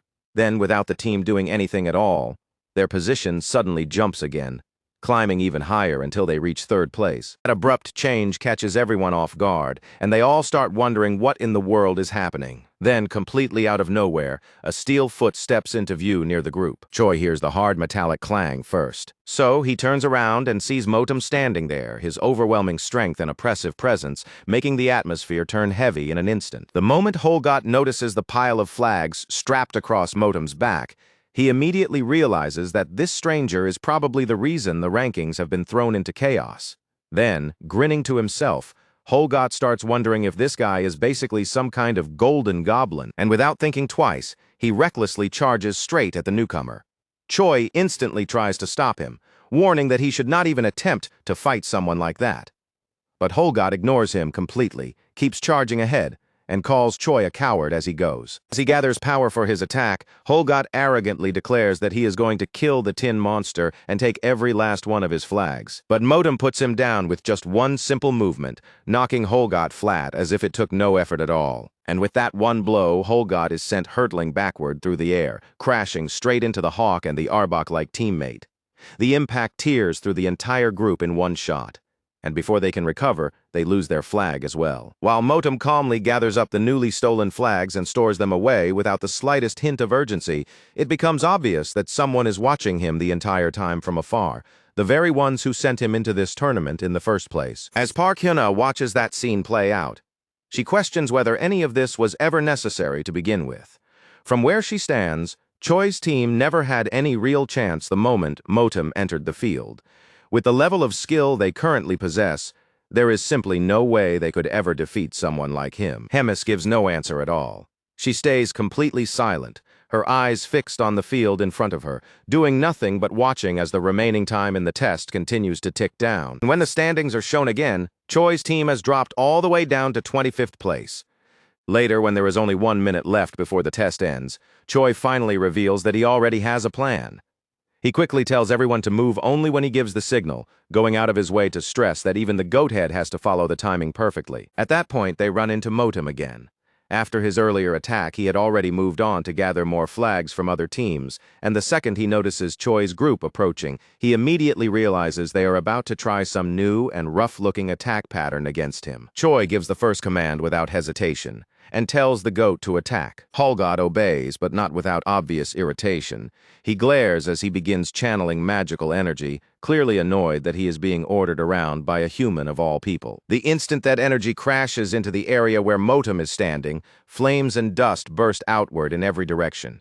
But when the smoke clears, Motem is still there exactly where he was, completely unharmed and not even moved an inch from his spot. Choi immediately moves on to the next step of the plan and signals to the hawk, who is already waiting high above for the cue. At once, the hawk folds into a dive and drops toward Motem, building speed rapidly in a sharp, high-velocity descent. Motem notices the incoming charge immediately and understands at once that what he is seeing is a coordinated team attack. He even notes to himself that this is the first team so far that has relied on tricks like this, all while calmly preparing to block whatever is about to come next. As the hawk closes the final distance, Motem meets the attack head-on.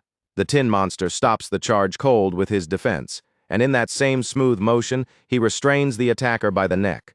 The strike itself accomplishes nothing, leaving only the fierce wind from the hawk's dive to wash over Motem's body, and bizarrely enough, Modem casually remarks that the breeze actually feels refreshing. But almost right after that, his attention shifts again when he notices Choi advancing straight toward him. Looking at the approach, he comments that every member of this team attacks in an extremely simple and painfully slow way. Then, with open contempt in his voice, he mocks how pitifully weak the demonic chi inside Choi appears to be. At the same time, farther away from the front line, the Arbok-like teammate starts moving underground, while Choi is already drawing close to the edge of Motem's defensive range. Choi gives the order for the centipede-like attacker to strike, and in the middle of that distraction, he tries to slip past Motem's defense himself. And to bring the entire assault to its final step, Choi activates his unique skill with absolute determination. Wrapped in the power of Nobilis, with purple energy coating his body, he surges straight toward Motem and gets within mere centimeters of grabbing the flag. But right there, Motem stops him, and instead of just mocking them, he actually compliments the team's coordinated attack, admitting that for an improvised plan, it was not bad at all. Even so, that is as far as they get. Their effort still falls short because Motem has already immobilized both the Arbok-like fighter and Choi before either of them can finish the job. And now, with only 15 seconds left before the test comes to an end, 3 members of the team are fully pinned down by Motem. While holding them in place with ease, the tin monster suddenly asks Choi what exactly that strange purple energy he just used actually was. Choi could not care less about that question. His eyes are fixed only on the clock, locked entirely on the tiny amount of time still remaining before the test ends. Desperate and cornered, he snaps back that if Motem wants to know what that energy is, then he is about to learn the hard way. Then Choi grabs Motem's hand and activates his new skill, Chi Explosion. That purple energy rushes directly into the enemy, and in the very next instant, Choi himself is blown completely out of the fight. But even though he knocks himself out of the exchange in the process, the force of that attack is still enough to throw Motem off balance and shake his stability. As the two of them separate and fall away while the final seconds expire, Motem drops toward the ground as well. Then, in the last instant before it is truly over, he manages to stabilize himself just as the match ends. After regaining control, Motem quickly works out how the ability functioned and wonders aloud if it was basically some kind of self-detonation technique, though he calmly notes that it still was not powerful enough. Hearing that, Choi calls out to get Motem's attention, insults him by calling him a tin can, and tells him to turn around and look behind him. When Motem does, he sees Holgot clinging to his back with one of the flags in hand.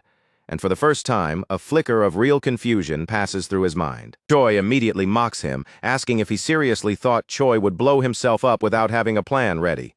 Then he explains that the entire sequence had been arranged so that, at the exact moment of the explosion, Holgot would already be in position to snatch one of the flags. Then Choi finishes it off by saying that meeting him was a real displeasure. And as the rankings appear on screen, Choi adds that he will never have to see that tin can again, and with that, he raises his hand and flips his enemy the middle finger. Right after that, the system displays Choi's newly obtained ability, Chi Explosion, with its proficiency listed at 0.11%. Sometime after the second round of the tournament comes to an end, the story shifts into a quieter but clearly important conversation between Hemis and Motem. Hemis asks him directly what he thinks of Choi, as calm as ever. Motem answers that Choi is a rare kind of human, someone carrying both demonic chi and mana at the same time, which makes him an abnormal and unprecedented existence. He says that across all his long years, he has never seen anything quite like that before. Hemis, however, does not look surprised in the slightest and simply replies that she already knew about that trait. Then she presses him further and asks if he has anything else to add. Motem continues by saying that Choi is more than just unusual. He is talented, and more importantly, he is quick-witted in the middle of battle. Motem points to Choi's sharp instinctive judgment and openly admits that the young human surpasses many demons he has known in the past, even among those who were once considered elite. Hearing that evaluation, Hemis falls quiet, clearly sinking into thought as she weighs what those words might really imply. From there, her thoughts begin turning towards something much larger, the possibility that the direction of the demon army itself may need to change. And as that idea develops in her mind, she reflects that if she chooses to walk her own path instead, then the future ahead may become far more unpredictable and far more interesting. The narrative then moves to the divine empire of Drasen, where the entire atmosphere feels heavy with grief and tension. The Pope laments the death of Sir Gefanoseldi, a hero-class figure who fell during a mission. A warrior with enormous promise was brought down in a disgraceful and vile manner, and the room is filled with a mood that blends mourning with cold political calculation. In that same chamber, a man seated nearby asks what is going to be done about Abelson Marriott. The Pope goes quiet for a brief moment before finally speaking in a cold, cutting voice, saying that no matter how beloved she may be, Abelson is still only the princess of a small and insignificant kingdom. Then, with absolute finality, he declares that she is to be stripped from consideration as a candidate for sainthood and orders that she be publicly denounced as a heretic, a woman aligned with the Demon King's forces. And once that matter is decided, the Pope immediately turns his attention to something else. He then asks whether Hemis is causing trouble again. The man answers that she has already started reorganizing the military chain of command. More specifically, she is planning to select new officers through a tournament based entirely on skill and performance. The moment he hears that, the Pope immediately asks whether there is any possible way to sabotage those plans. The man, now revealed to be Cardinal Elrond, explains that he already reached out to the Demon King in hopes of securing cooperation, but the answer he received was unmistakably hostile. In other words, if they make a move against Hemis's operation now, there is a very real chance they could provoke the Demon King himself, and that is not a danger they can afford to treat lightly. The Pope listens to that warning, then offers a colder, more direct solution. If quiet interference is no longer going to work, then they should send in a hero to disrupt the entire structure from the inside. And the name he puts forward for that role is Kinley Riverford. Elrond hesitates the moment that suggestion is spoken and reminds him of a serious complication they cannot ignore. Park Hyuna, now branded as a traitor, is currently stationed at the Black Fortress. And with someone like her already there, Kinley would stand almost no chance of dealing with both of those powerful women at the same time. The Pope, sharp as ever, immediately reads deeper into what that arrangement might mean. To him, the fact that Park Hyuna is present at the fortress suggests that the Demon King may not actually be moving in complete step with Hemis after all. For a brief moment, Elrond seems ready to consider dropping the sabotage plan altogether. But before he can say anything more, the Pope lifts a hand and cuts him off. With absolute confidence, he says that the empires of Gartrim and Drazin have always prospered, not by avoiding conflict, but by embracing it. Their strength, he explains, has always been built through holy war, through repeated battle against the evil represented by demons. Then he goes even further, calmly stating that evil itself must continue to exist, because only then can the light of righteousness shine even brighter by comparison. And that light, in turn, strengthens the faith of the common people.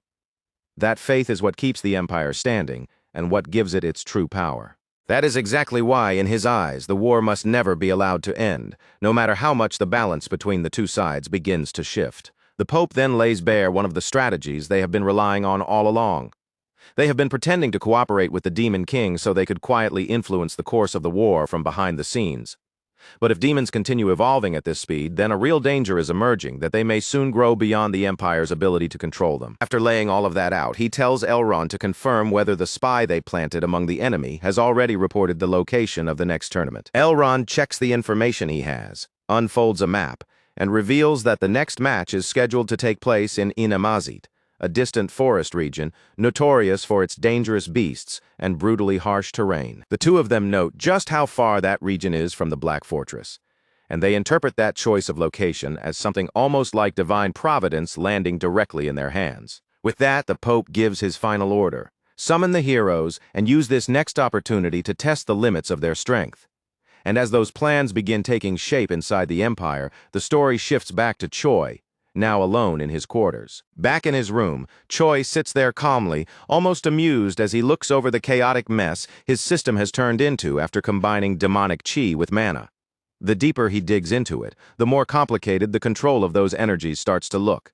Nearby, Rahel watches him with a mix of curiosity and amazement, quietly thinking about how not that long ago, he only had a single skill, one he managed to master through Raedrun's merciless training. As Choi studies the interface more carefully, he notices that the variations of Raedrun's combat style have now been properly registered inside his skill window, with both Nobilis and Chi Explosion listed there as separate official skills. That update brings the total number of unique skills in Choi's panel up to 5, marking a pretty major step forward for him. Watching those system changes happen, Rahel asks if his command ranking has risen too, pointing out that the new effects added to his abilities are incredibly useful. She sounds genuinely impressed by how quickly he is climbing along the executive path inside the Demon King's army. While continuing to scroll through the system, Choi wonders out loud whether there might be some item hidden somewhere that could push his stats even higher. Then suddenly a voice cuts through the room and bluntly tells him that nothing is going to help at his current level, and that he seriously needs to wake up from that dream. The voice is cold, sharp, and instantly recognizable the moment he turns around.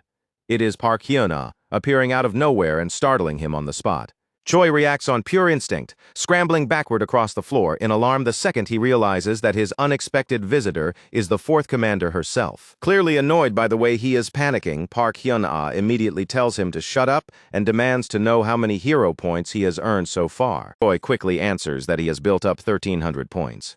She follows that by asking what rank his shop has reached, and he tells her it is still only at the intermediate level.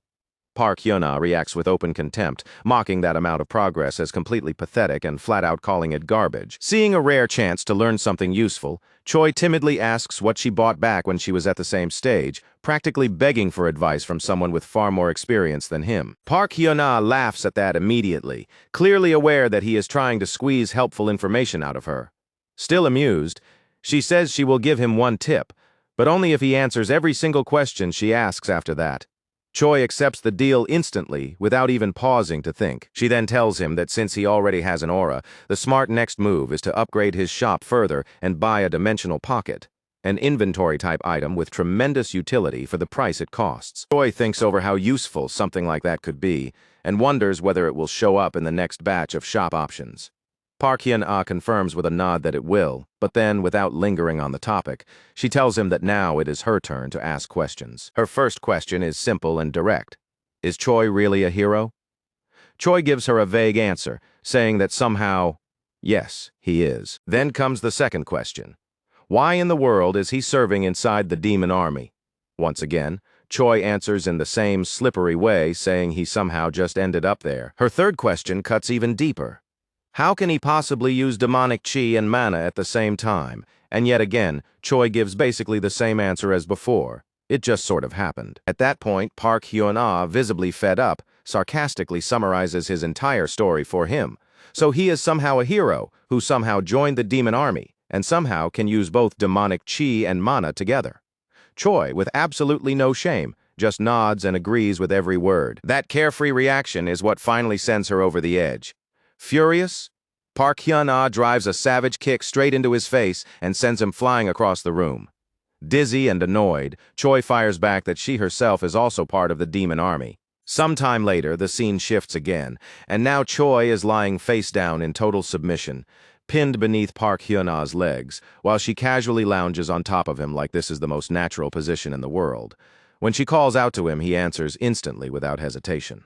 Then she asks whether he wants to transfer to the Fourth Army and become her direct subordinate, even offering to train him personally if he agrees. Still aching from everything that just happened, Choi politely declines the offer, though he does sincerely thank her for making it.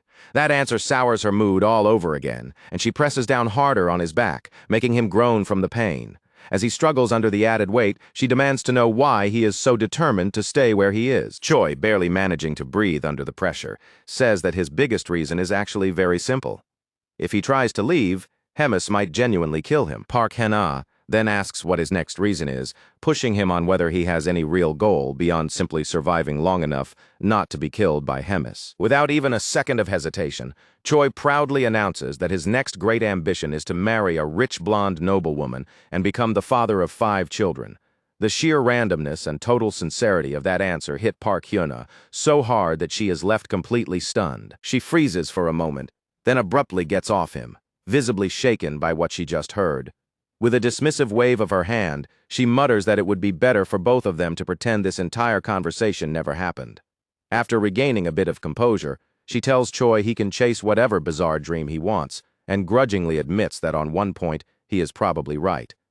Hemis would never let him leave that easily. With that said, she turns to leave, and as she walks away, she tosses one final remark over her shoulder, telling him to get some rest while he still can. As her footsteps slowly fade into the distance, Choi remains there in silence, staring up at the ceiling while his thoughts turn inward. He realizes that beyond his fear of Hemis, and beyond those ridiculous personal dreams of his, there is another reason he keeps choosing to stay here. His growth as a person, as a fighter, and maybe even as a hero, has become deeply tied to this chaotic and unpredictable life inside the Demon King's army. And strangely enough, that realization does not frighten him at all. If anything, it makes him genuinely happy. Sometime later, the long-awaited day of the tournament's third round finally arrives. The air is thick with tension and anticipation as Choi begins preparing with focused determination, checking over his equipment and gathering the few things he actually needs before heading out. Before leaving, he smiles and asks Bobo to watch the house while they are gone. Then, full of confidence, he promises that when he comes back, he will be carrying the first-place prize with him. Bobo answers with a bark and a wagging tail, almost as if he is giving his own rough little blessing. As Choi and Rahel get ready to head out, Rahel brings up the route to Inamazit and asks whether they plan to pass through Lee Dong-jin before reaching the arena.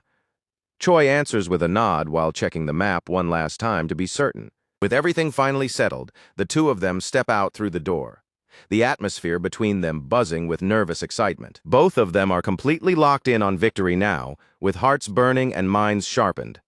Carrying that firm resolve with them, they move forward determined to claim first place and carve their names into the next chapter of the tournament. By the time the third day of the tournament finally gets underway, Choi Hyun-seok is already deep inside the demonic beast forest, cutting his way through monsters without stopping for a second. And the weirdest part of all is what happens every time he brings one down. Each kill is giving him an entire level by itself. He has already leveled up 4 separate times, and even Hyun-seok can hardly believe that kind of absurd growth is really happening. The enemies he is hunting are dryads, plant-type demonic beasts that normally appear as lone female monsters. They are not the kind of creatures built for head-on fighting in the first place. Usually their role is to support other monsters by carrying pollen and spreading it around, helping those species reproduce. With the limp body of one of the defeated dryads still hanging in his hand, Hyun-seok pauses for a moment and narrows his eyes. The experience gain is so ridiculously high that he cannot make any sense of it at all. And right then, as he stands there trying to figure it out, a purple sphere quietly floats above him, hovering in place as part of the setup for the current round. The trial for the third day sounds simple when it is first explained, but in reality it is merciless. Survive inside the demonic beast forest. The round will keep going until 10 out of the 24 participants have been eliminated. To keep the event under control, every contestant has been given a magical item for this stage, and Hyun-seok is already starting to suspect that the purple sphere drifting near him is that very tool. That floating sphere is actually a military tracking device created by Hemis herself, a tool formed out of demonic energy and built to detect living targets with frightening accuracy. Its job is to continuously report the location of every participant back to the tournament organizers, basically serving as a magical version of GPS. When Rahel leans in for a closer look, she looks honestly shocked. The spell is so sophisticated that she cannot help marveling at how advanced the Demon King's army must be if they are capable of making something like this. Seeing no reason to stay where he is, Hyun-seok decides to move right away. The last thing he wants is to linger there long enough for someone else to show up and steal away the monsters he worked so hard to kill. But the instant he starts to leave, something suddenly comes hurtling through the air and slams hard into his head. The blow hits with enough force to knock him flat on the spot, and the monsters he had been carrying slip from his hands and scatter across the ground. Whoever attacked him sounds almost delighted, like they are genuinely thrilled that they finally managed to track him down. Hyun-seok, meanwhile, winces in pain and struggles to gather himself after taking the hit. A moment later, the attacker finally comes into view, and it is Holgot. He is furious from the start. One look at his face makes it obvious that he did not come here by accident. He came here to settle things with Hyun-seok once and for all, and if possible, crush him outright. Elsewhere, the official in charge of overseeing the tournament watches everything with a completely bored expression, as though supervising this event is nothing more than an annoying, thankless job. He complains bitterly about the assignment, grumbling that he always ends up stuck with duties like this, the kind he compares to standing guard in front of a doghouse. In his mind, the really important positions are somewhere else entirely, like the guard stationed at the portal connected to Inamazit. One of the nearby guards immediately tries to correct him, telling him not to speak so carelessly. Guarding the portal is no small matter. It is the only one connected directly to the main gate, and if anything were to happen to it, the fallout would be catastrophic. The host admits that part is true, but he still just shrugs the warning off. As far as he is concerned, nobody in their right mind would come all the way out to a place this remote. Then, in the far distance, a new presence suddenly appears. The guardian stationed at the portal reacts immediately. his senses locking onto a group of unfamiliar beings the moment they enter his range. He sharpens his focus and scans them more carefully with his energy, and it does not take long for him to identify what they are.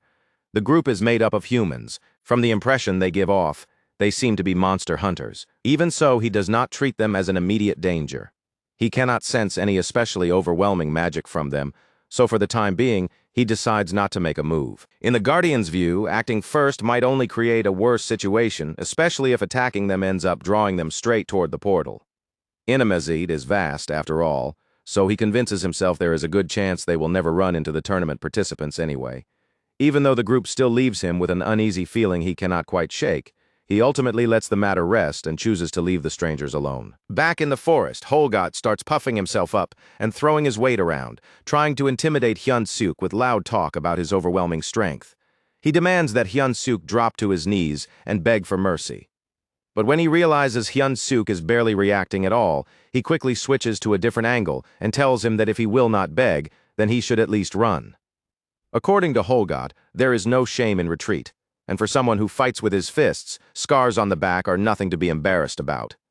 Hyun-Suk, already fed up with the whole act, turns to Rahel with an irritated look and bluntly asks if it would not be simpler to just kill Holgot now. The second Holgot notices that change in Hyun-Suk's tone, his whole body reacts. All the swagger vanishes in an instant. His posture collapses and he drops straight into desperate submission, begging Hyun-Suk not to kill him. Then he hurriedly adds that if Hyun-Suk does, he will regret it. That warning only leaves Hyun-Suk even more confused, because he has no idea what Holgot is even trying to say. Trying frantically to save his own life, Holgot blurts out that he has information, and not just any information, but something extremely valuable. That gets Hyun-Suk's attention just enough to make him stop and ask what, exactly, Holgot is talking about. Holgot finally reveals the real problem. At this very moment, according to him, every demon participating in the tournament has marked Hyun-Suk as their #1 target. Hyun-Suk does not buy it so easily. If that is supposed to be true, then why is everyone not already rushing him right now? If he really is their shared enemy, then they should have been hunting him together from the very beginning. Instead of answering him properly, Holgot suddenly starts counting down out loud, leaving Hyun-Suk staring at him in complete confusion. And the second that countdown reaches its end, the explanation arrives on its own. The other tournament participants begin gathering in around a massive dominating chair, and the sight catches Hyun-Suk completely off guard. Holgot, on the other hand, can do nothing but laugh as the situation unfolds right in front of him. At the same time, back inside the Black Fortress, the events of the third day are being transmitted through magic to Hemis and Park Hyuna, both of them watching everything from a distance as the scene in the forest plays out. Even Hemis admits that she did not expect all of them to gang up on Hyun-Suk like this. With a laugh, she calls the whole display disgraceful. Park Hyuna immediately rebukes her, making it clear from her tone that this is absolutely not something to laugh about. Before that moment can go any further, the magical transmission is suddenly cut off by the portal guardian. He reports in with urgent news. Humans are attacking, and they are trying to destroy the gate. He quickly explains that the attacking force is made up of heavily armed humans equipped with stealth devices, and somehow, despite how unlikely it should be, they know the exact location of the gate. Then the transmission abruptly ends. The instant the connection cuts out, Hemis turns without hesitation and orders Raedrun to move. Raedrun understands at once how serious the situation is. Without missing a beat, he offers to act immediately. As Hemis processes the report, she points out just how carefully prepared the attackers must have been. To her, that level of precision can only mean one thing.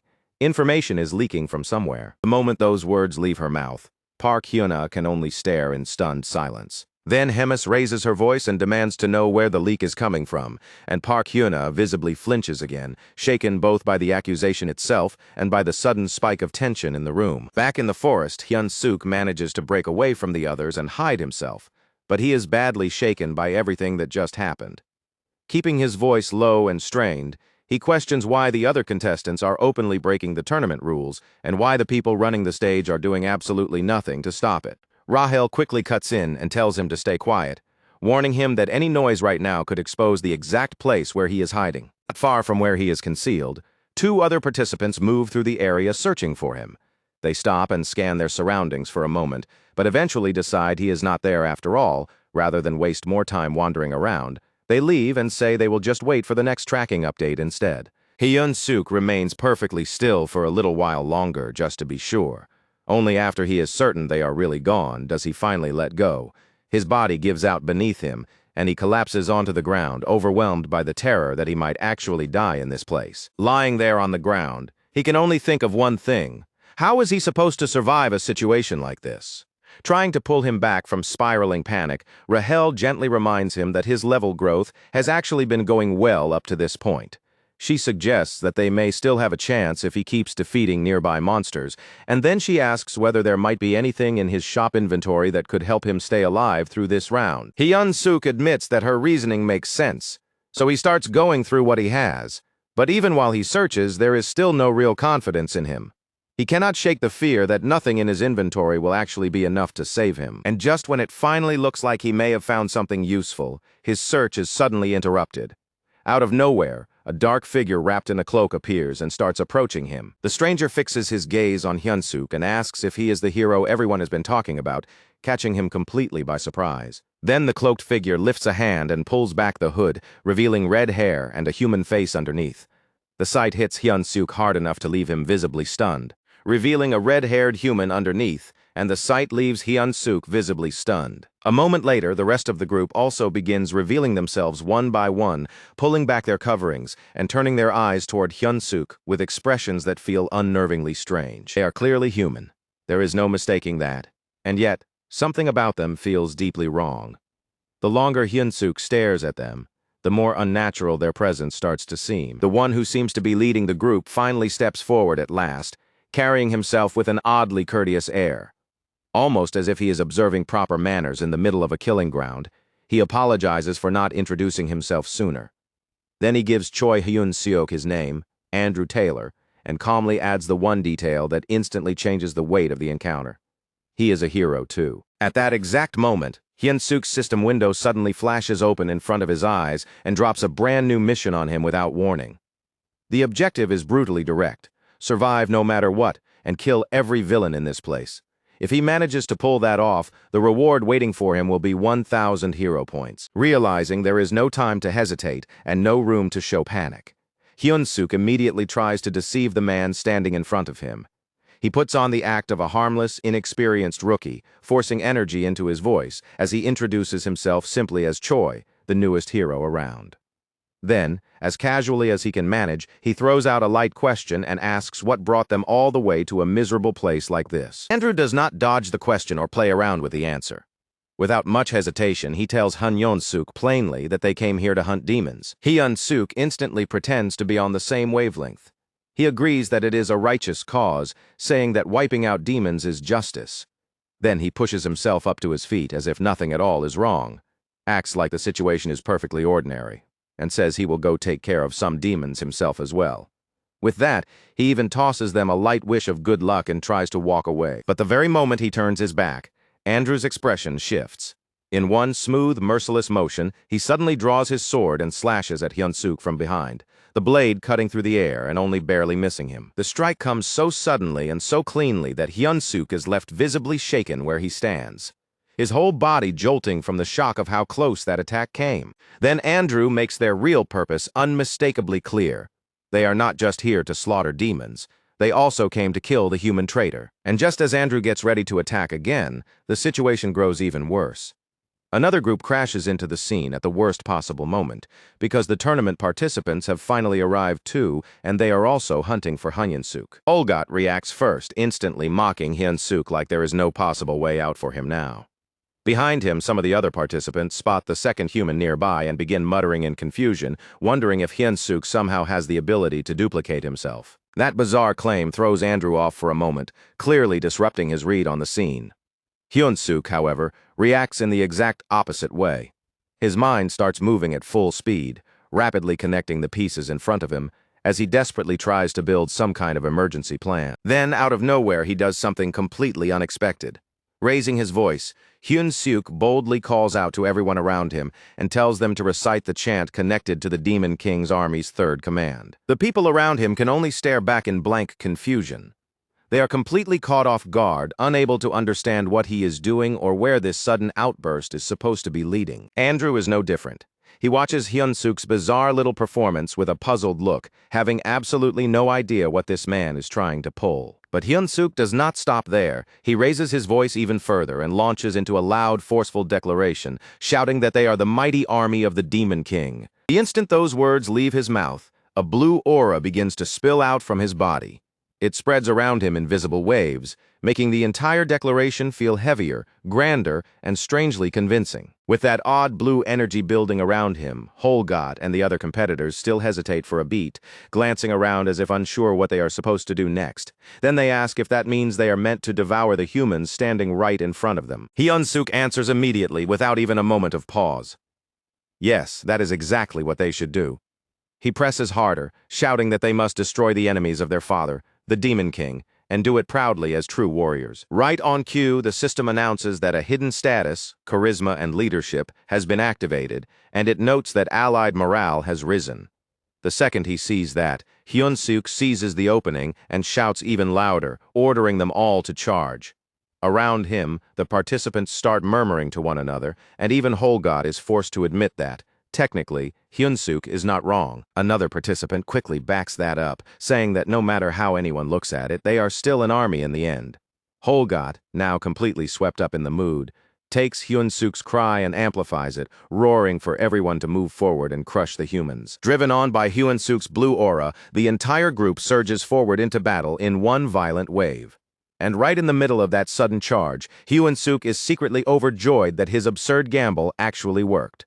Inwardly, he swears to himself that he will remember their bravery. But while the others all rush straight toward the fight, Hyun-suk does the complete opposite and bolts in the other direction.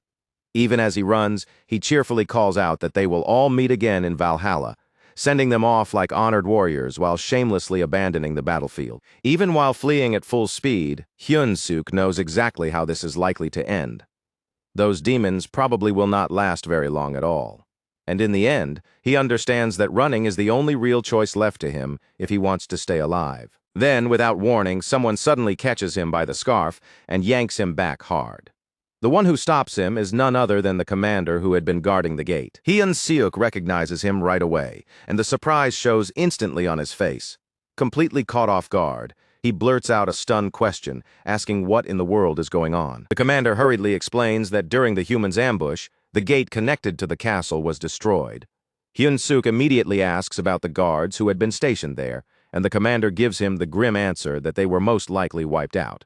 Then, with the exhausted strain of someone who barely survived, he adds that he himself only escaped by the narrowest margin. Hyun-suk struggles to understand how that could even happen, especially when he remembers there were only about 40 enemies.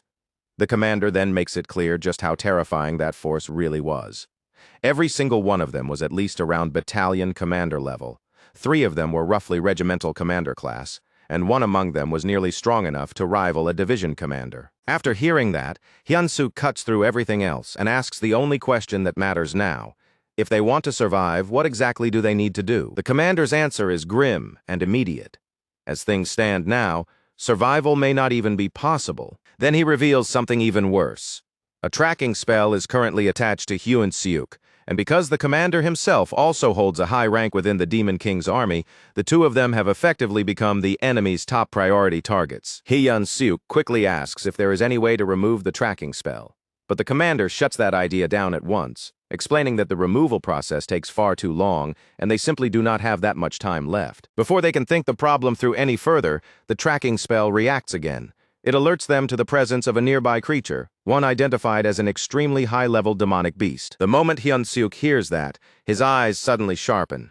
In that instant, he realizes that this monster might somehow become useful to them. He turns toward the commander, and the commander, already reading the look on his face, watches him closely as if waiting for whatever reckless idea Hyun-suk is about to say out loud. Then Hyun-suk finally says it.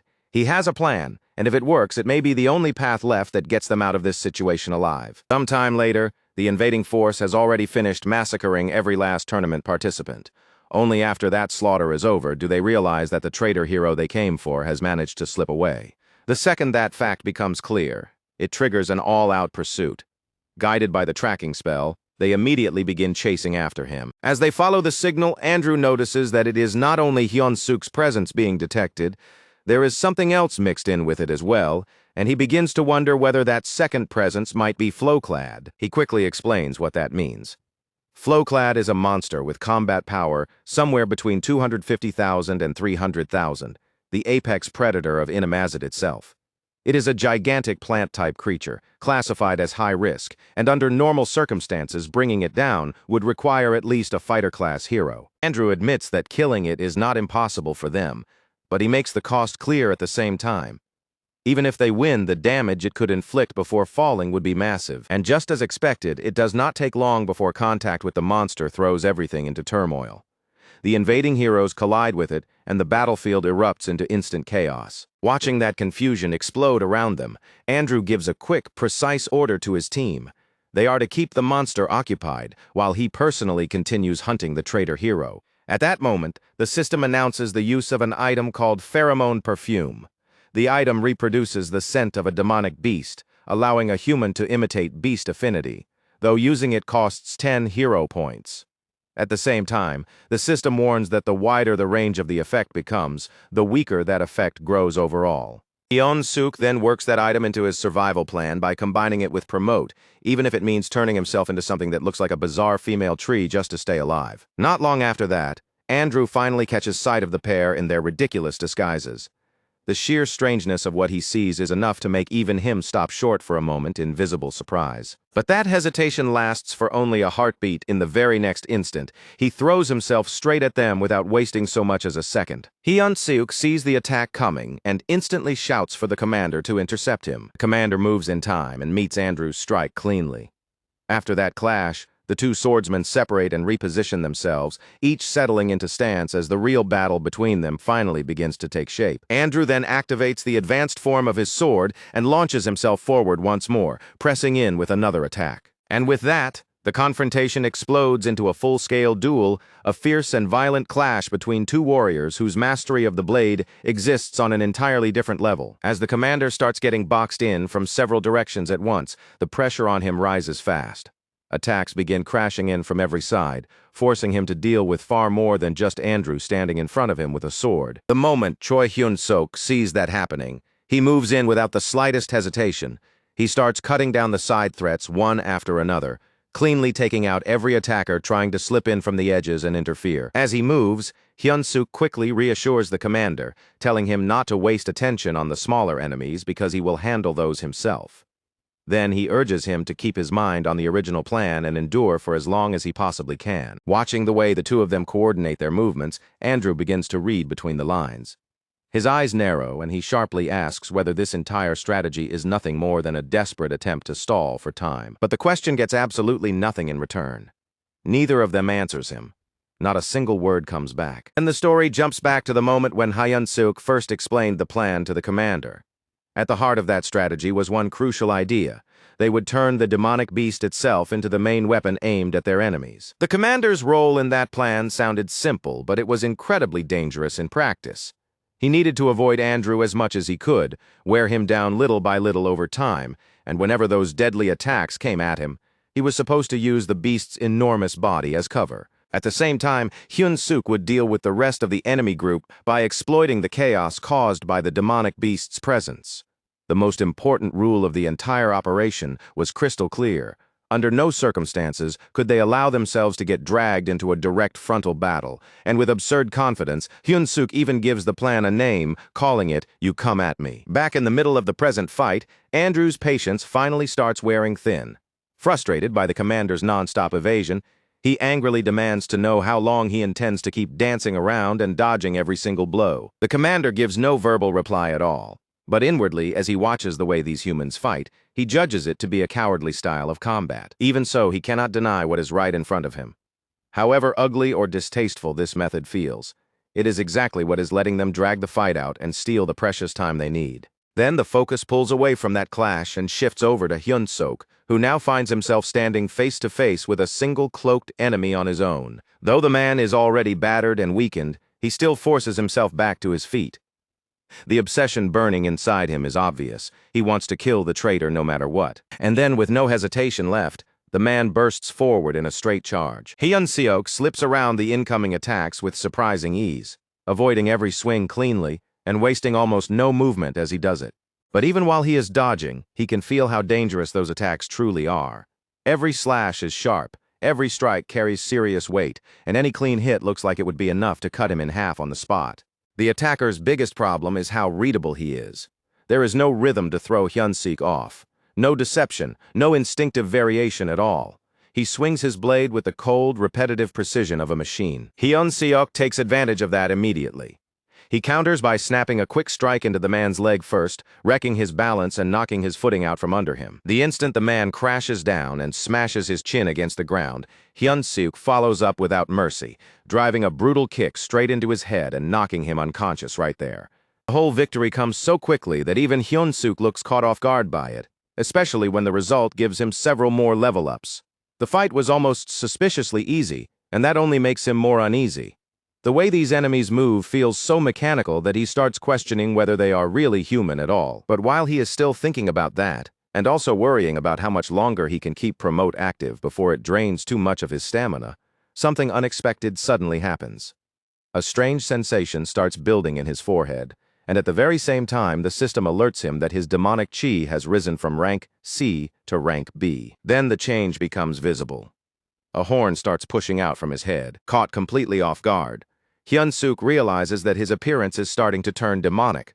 The system then explains the cause. His body has temporarily synchronized with demonic chi, and that forced synchronization has triggered an immediate transformation. Elsewhere, the commander keeps his distance carefully, his body wrapped in armor made from tangled plants and twisting vines. His eyes stay locked on Andrew Taylor, who grips his sword with unwavering focus and shows no sign of letting up for even a second. By this point, the commander can already feel his strength running dry. He is nearing his limit, and the concern in his eyes only deepens as he stares at the hero standing before him. Even the demonic beast serving as his shield is close to collapse.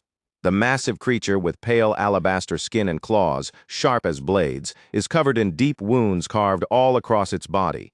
Its breathing has grown rough and ragged, its legs tremble under its own weight, and it is painfully obvious that neither the beast nor the commander can keep this up much longer. Andrew remains standing firm with his sword in hand, and he is the one who finally breaks the silence that has been hanging over the forest like a heavy fog. His voice is calm when he speaks, but the contempt in it is impossible to miss. He mocks the commander, saying there is nothing remarkable about him, except his talent for running away, and even that trick is about to stop working here. A dark, satisfied smile spreads across Andrew's face as he boasts that heroes like him grow stronger every time they kill a beast or a demon. Then he proudly reveals his current level 983, and declares that once he kills the beast protecting the commander, he will easily rise to level 1000, a height only a very small number of people have ever reached. Without giving the commander even another second to breathe, Andrew suddenly lunges forward and attacks with lethal precision. Commander barely manages to react in time. In one fast motion, he snaps up the long whip at his side and uses it to deflect the strike before it can cut him down. By now, the strain is written all over his face. He is very clearly fighting from a terrible disadvantage against an opponent whose raw force is overwhelming, and he knows that himself. If he does not come up with something concrete immediately, then this is where he will fall. So without wasting even a heartbeat, the commander starts pressing his hands against several critical points across the giant white beast's body. His fingers move with practiced precision, fast and deliberate, and every time they touch down, tiny red sparks burst out from his hand. Those sparks flicker like glowing embers, tracing strange, cryptic patterns over the beast's skin, as if some kind of seal is being carved into living flesh. Even while Andrew keeps hammering him with fierce, calculated attacks, the commander refuses to stop the sequence. The fight grows more violent by the second, but he stays focused, gambling everything on completing that seal before his time runs out. Consumed by the hunger to win, Andrew keeps driving forward. The commander blocks those redirected strikes while desperately clinging to another section of the beast's massive body, trying to stay attached any way he can. Blow after blow pushes him farther and farther back, and his defense begins to crack under the pressure. Then one especially vicious strike finally sends him tumbling across the forest floor. As the commander scrapes backward through the dirt, Andrew grips his sword with both hands and raises it high overhead. His eyes gleam with anticipation as he prepares to drive the blade down into the weakened demonic beast. With arrogant confidence dripping from every word, he warns the commander that once the beast is dead and his own attributes rise again, finishing off someone this weak and cornered will be nothing more than cleanup. But just before Andrew can bring that finishing strike down, the commander, still breathing hard, speaks in a firm voice. He says he was not running around without purpose. The words cut sharply through the tension hanging in the air. And in that exact instant, the marks his hands left across the beast's body begin to shine. The intricate patterns ignite with a radiant red glow, pulsing with power, and from those blazing symbols, several thick metal chains suddenly burst outward in every direction. Red sparks scatter all around the demonic beast, crackling through the air, like fireflies caught inside a violent storm. Now the technique is finally revealed, an advanced movement restriction skill. Ignoring the pain tearing through his battered body, the commander gathers himself, curls his fingers into a circle, and completes the final motion needed to activate the seal. The glowing red chains, blazing brighter than ever, lash out in an instant and wrap themselves around Andrew from behind, just as he is about to drive his sword into the beast again. Then the story slips into a memory, returning to a quieter moment before the battle, when the commander and Hyun-suk were discussing the second half of their plan together. Barely able to hide how excited he is, Hyun-suk eagerly proposes a name for the next phase of the strategy. He calls it Kill Steal. The commander answers with a skeptical look, lifting one brow as he folds his arms across his chest. He asks if that is supposed to be some kind of hero code phrase, but Hyun-suk just grins and keeps going, laying out the outline of the plan. First, he will eliminate the rest of the enemy group before the demonic beast finally goes down. Still cautious as ever, the commander asks what happens after that. Hyun-suk replies with a confident smirk, saying the commander only needs to keep buying time exactly the way he is doing now, and then, when the timing is right, Hyun-suk will come back and help finish off the beast. The look they exchange makes it clear that both of them understand just how dangerous that plan really is, even without either one saying those fears out loud. Commander lets out an awkward laugh and scratches at his head, accepting that they really do not have a better option anyway. Even so, he points out that Hyun-suk's plan has two very obvious problems. First, would Hyun-suk actually be able to make it back in time? Second, even if he did manage to return, would he really be capable of killing a monster like that after it had already leveled up? With that same blunt honesty he always falls back on, Choi Hyun-suk admits the truth without trying to soften it. From beginning to end, the odds of this plan actually working are terrible. If anything, he says, their chances are sitting somewhere below 1%. Then his eyes harden, and so does his voice. He says that if they give up now, that tiny chance does not stay small. It drops all the way to zero. Hyun-suk clenches his fist on the spot and forces his resolve into place. If those are the only choices left, then he is willing to throw everything he has behind that miserable 1%. At that point, there is no room left inside him for fear. There is only the decision to keep moving forward. Then the scene snaps back to the turning point of the battle. In an instant, several glowing chains lock Andrew down completely, wrapping hard around his legs, his wrists, and even the sword he had just raised overhead, freezing the blade in mid-swing. His face twists immediately with fury and frustration, and with anger blazing in his eyes, he snarls at the commander and demands to know what kind of cheap trick this is, using something so underhanded to pin his movements in place. His voice rips across the battlefield like a growl. The commander does not flinch in the slightest. He keeps calmly moving through his hand signs, controlling the chains with precise, measured motions, his expression steady from beginning to end. All he tells Andrew is to wait and see, because they have a hero on their side too, and that hero can level up as well. And then, all at once, Choi appears. But the figure arriving now is clearly no longer the same as before. He steps into view in an awakened demonic form, raw power pouring off him, dark horns jutting up from his head while tension coils through every muscle in his body. Even the air around him feels charged, as if the pressure alone could split it open. Andrew's face changes on the spot, his anger giving way to stunned disbelief as he struggles to process what he is seeing. Even his voice stumbles as he stares at the figure in front of him and asks what that thing is supposed to be, and whether Choi has actually become a demon. Hyun-seok does not give him a single word in response. Instead, Hyun-seok explodes forward and rushes straight at the demonic beast with his bare hands. Then he slams in a savage blow powerful enough to send a shockwave tearing across the battlefield. The impact is so overwhelming that the chains binding both the beast and Andrew shatter apart at the same time. And in that same instant, the hero system window flashes up, confirming that Hyun-seok has successfully leveled up yet again. Right after that, the demonic beast lets out its final breath and crashes down with a thunderous collapse. The commander drops to one knee, one fist braced against the ground as he breathes hard and lets out a tired laugh. He jokes that Hyun-suk could not have chosen a better time to show up, even if the timing was a little too close for comfort. Hyun-suk, with his fists still wet from the blood of the beast he just killed, gives him a small nod and thanks the commander for holding the line until he got there. His voice stays firm when he says it. But underneath that firmness, there is an unmistakable trace of genuine respect. Then, without wasting even a moment, Hyun-suk turns sharply and lifts one arm, pointing straight at Andrew. With absolute certainty in his voice, he declares that the one who is going to defeat this hero now is him. Andrew responds by raising his sword, and his expression darkens immediately. He scoffs at Hyun-suk's declaration, brushing it off as nothing more than arrogance.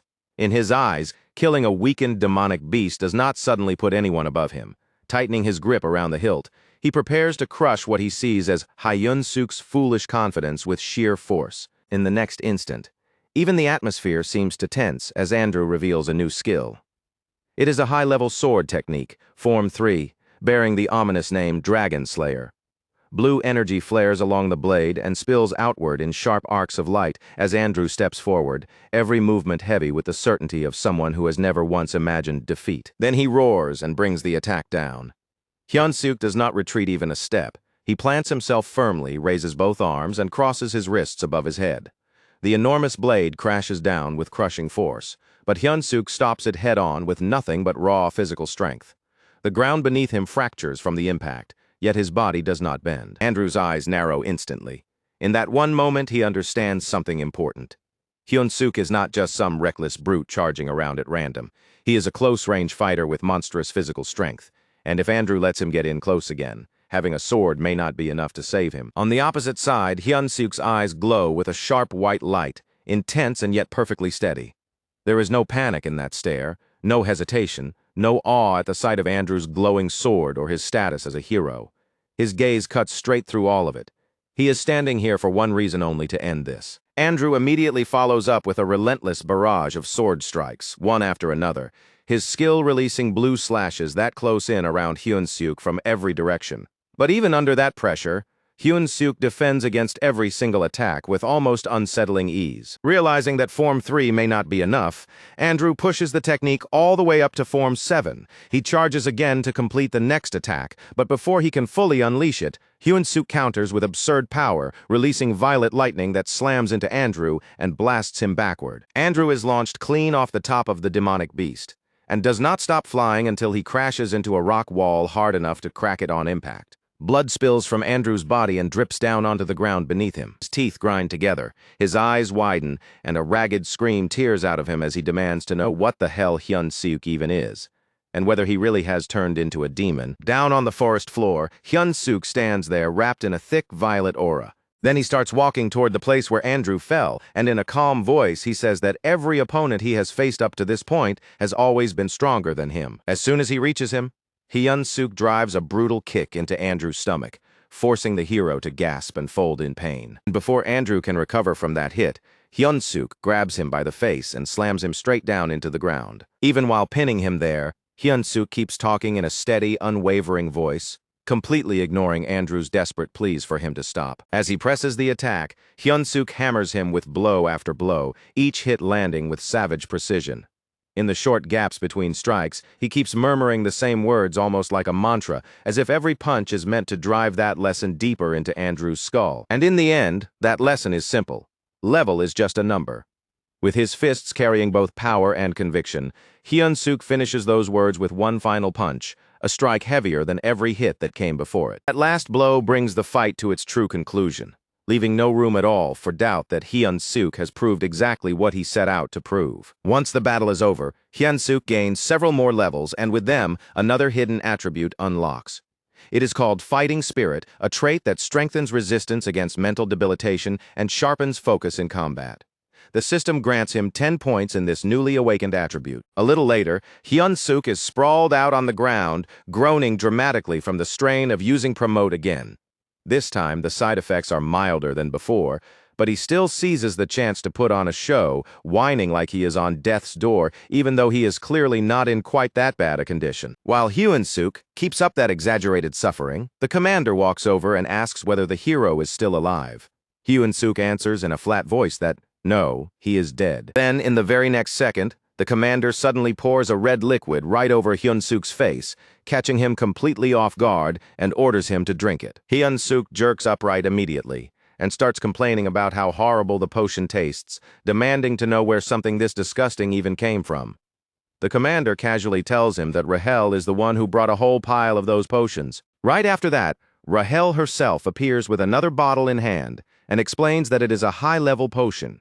As she offers him more, the system also notes that the potion does not only heal wounds, but restores a small amount of mana, too. Hyun-suk turns toward Rahel and asks where on earth she managed to get so many potions.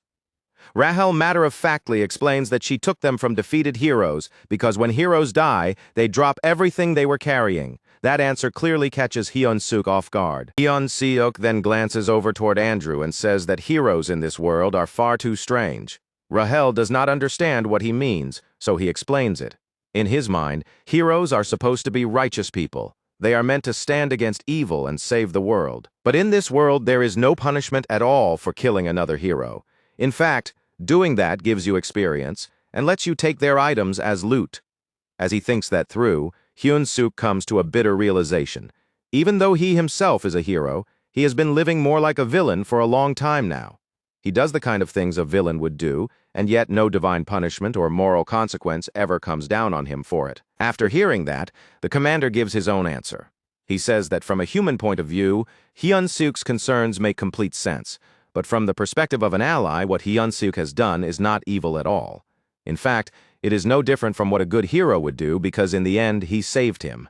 Then the commander adds that clinging too tightly to human morality is pointless because everything has two sides.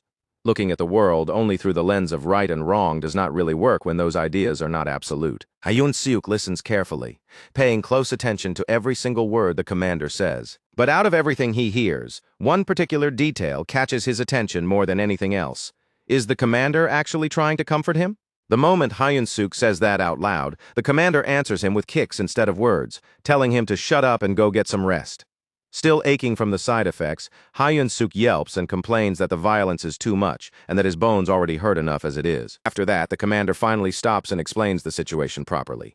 Before the signal was cut off during the attack, he had already sent out a request for help, which means reinforcements are probably on the way.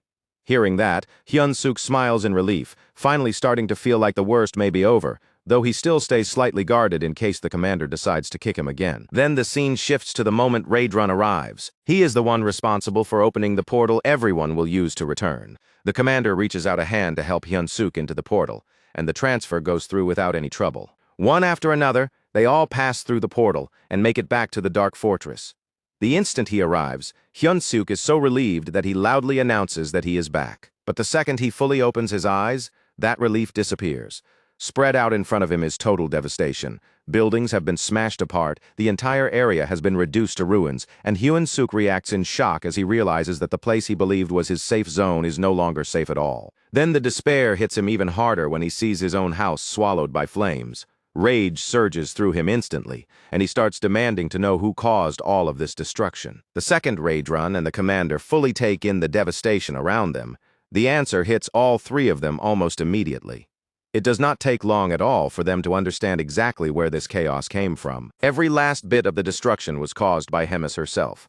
She is still standing right there in the middle of the ruin, wrapped in fury, her face disturbingly blank, even as her rage continues tearing the fortress apart. Park Hyuna is the one trapped directly under Hemis's wrath, and the desperation on her face is impossible to miss.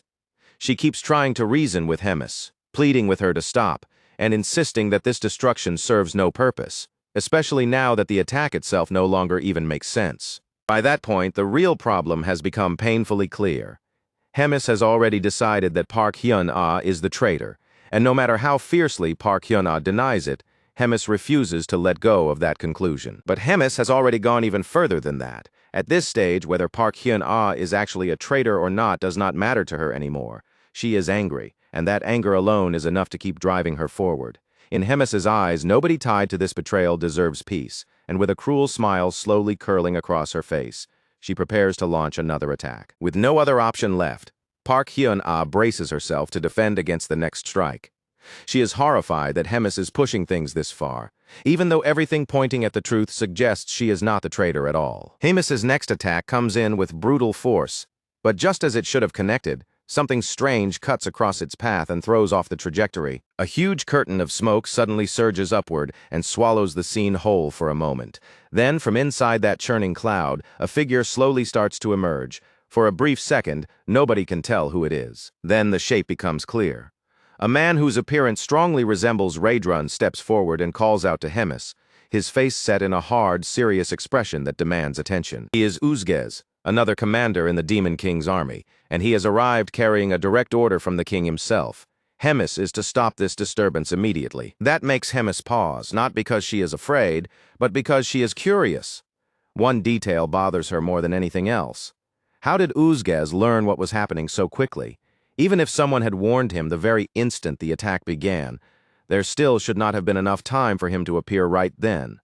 Which means the Demon King must have known before any of this started and sent Uzgez ahead of time. That realization leads Hemis straight to a new conclusion. Park Hyuna was never the real spy in the first place. She was only a decoy, while someone else had actually been placed nearby to keep watch on the commander. When Hemis turns that suspicion toward Uzgez and says it aloud, he answers by telling her she is simply being paranoid. He brushes the accusation aside as if it is nothing more than something exaggerated inside her own head. Hemis takes that answer as outright mockery. Her eyes sharpen at once, and in that cold, controlled state, she calmly decides that Uzgez has now earned her full attention, with the next attack directed squarely at him. Then, after a short pause of hesitation, Hemis lowers her guard just enough to descend to the ground and approach Uzgez face to face. As she walks toward him, she admits that maybe she is overreacting. But then she brings up the punishment she once suffered for saving Rotax from the humans, how she was unjustly confined in the Dark Fortress for 100 years because of it. That is how she takes Uzgez's words. She asks him directly whether he really sees her as arrogant and paranoid, and as she says it, she begins casting a spell that spreads outward across the ground beneath them. As that magic creeps farther and farther across the floor, Hemis coldly remarks that perhaps saving Rotax was a mistake after all. Uzgez senses the danger immediately, and for the first time he looks genuinely caught off guard by how openly aggressive her move has become. Dark energy closes in around Uzgez, and Hemis finishes her thought by asking whether he agrees with that conclusion. Uzgez, however, does not move. He stays standing there, almost as if he already knows that nothing truly terrible can happen to him. Then a voice suddenly tears through the scene.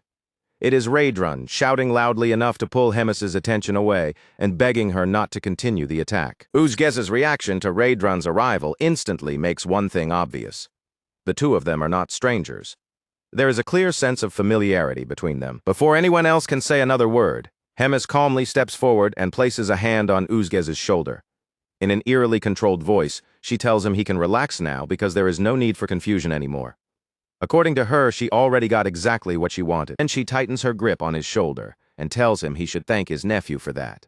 With those words, it becomes clear that Raedrun is Uzgez's nephew. Sometime later, Hyun-Suk is lying in bed, still turning everything over in his head. Even he is surprised by how much internal disorder exists inside the Demon King's army. Abelson Marriott is once again by his side, helping him recover. And while she tends to him, she takes the opportunity to ask whether he really plans to keep serving in the Demon King's army, especially now that he is about to be promoted to battalion commander. Hyun-Suk tells her that he probably will stay.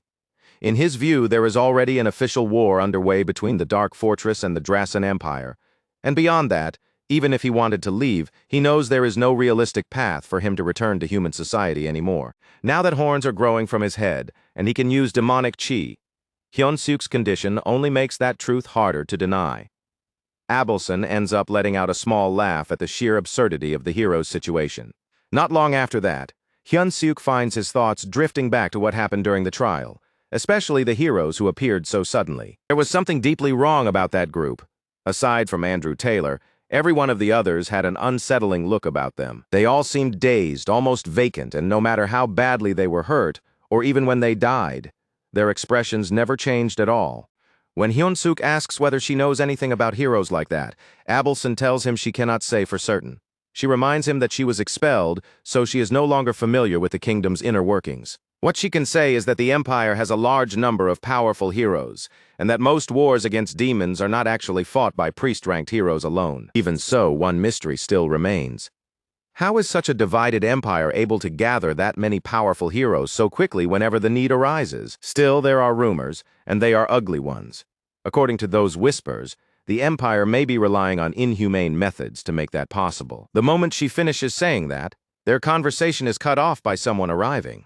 It is Raedrun. He apologizes for barging in and ruining the atmosphere between the two of them, but says that Hemis wants to see them immediately. Then the scene shifts to a meeting in Hemis's office.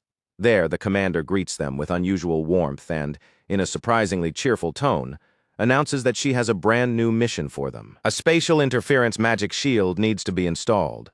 Hyun-seok has no idea what that means, so Hemis explains it to him in simpler terms, telling him to think of it as a barrier that blocks unauthorized teleportation. She points out that it is the kind of thing that stops him from waking up one day with an assassin already standing inside his room. Hemis goes on to explain that only the second core is capable of carrying out a task like that. At that point, Hyun-seok starts realizing exactly where this conversation is headed. Hemis continues, saying that the two of them will be sent out under the official cover of a work trip disguised as a messenger and that messenger's personal medic. According to Hemis, the entire assignment is basically meant to keep them safe from human interference, so finishing such a simple mission should not be especially difficult. On top of that, she says she will assign a trusted guide to lead them along the route, and that guide once again turns out to be Commander Roiger, who reads the travel order with fire practically burning in his eyes, clearly irritated that he has been dragged into yet another ridiculous job. The room they have all gathered in is broad and imposing, lit by the vivid blaze of a flaming structure burning at its center. That fire does more than brighten the chamber. It makes the whole place feel grander, heavier, and more authoritative. Along the walls, neatly arranged swords catch the shifting firelight and throw it back in gleaming flashes, turning the room into a display of both wealth and power. In front of the flames stretches a long, solid wooden table with 7 designated seats, though only 5 are occupied. At the head of that long table sits the most elaborate chair in the room, occupied by the one hosting the gathering, the unmistakable center of authority in that space. One seat, however, remains empty, and its emptiness stands out even if it is not exactly surprising.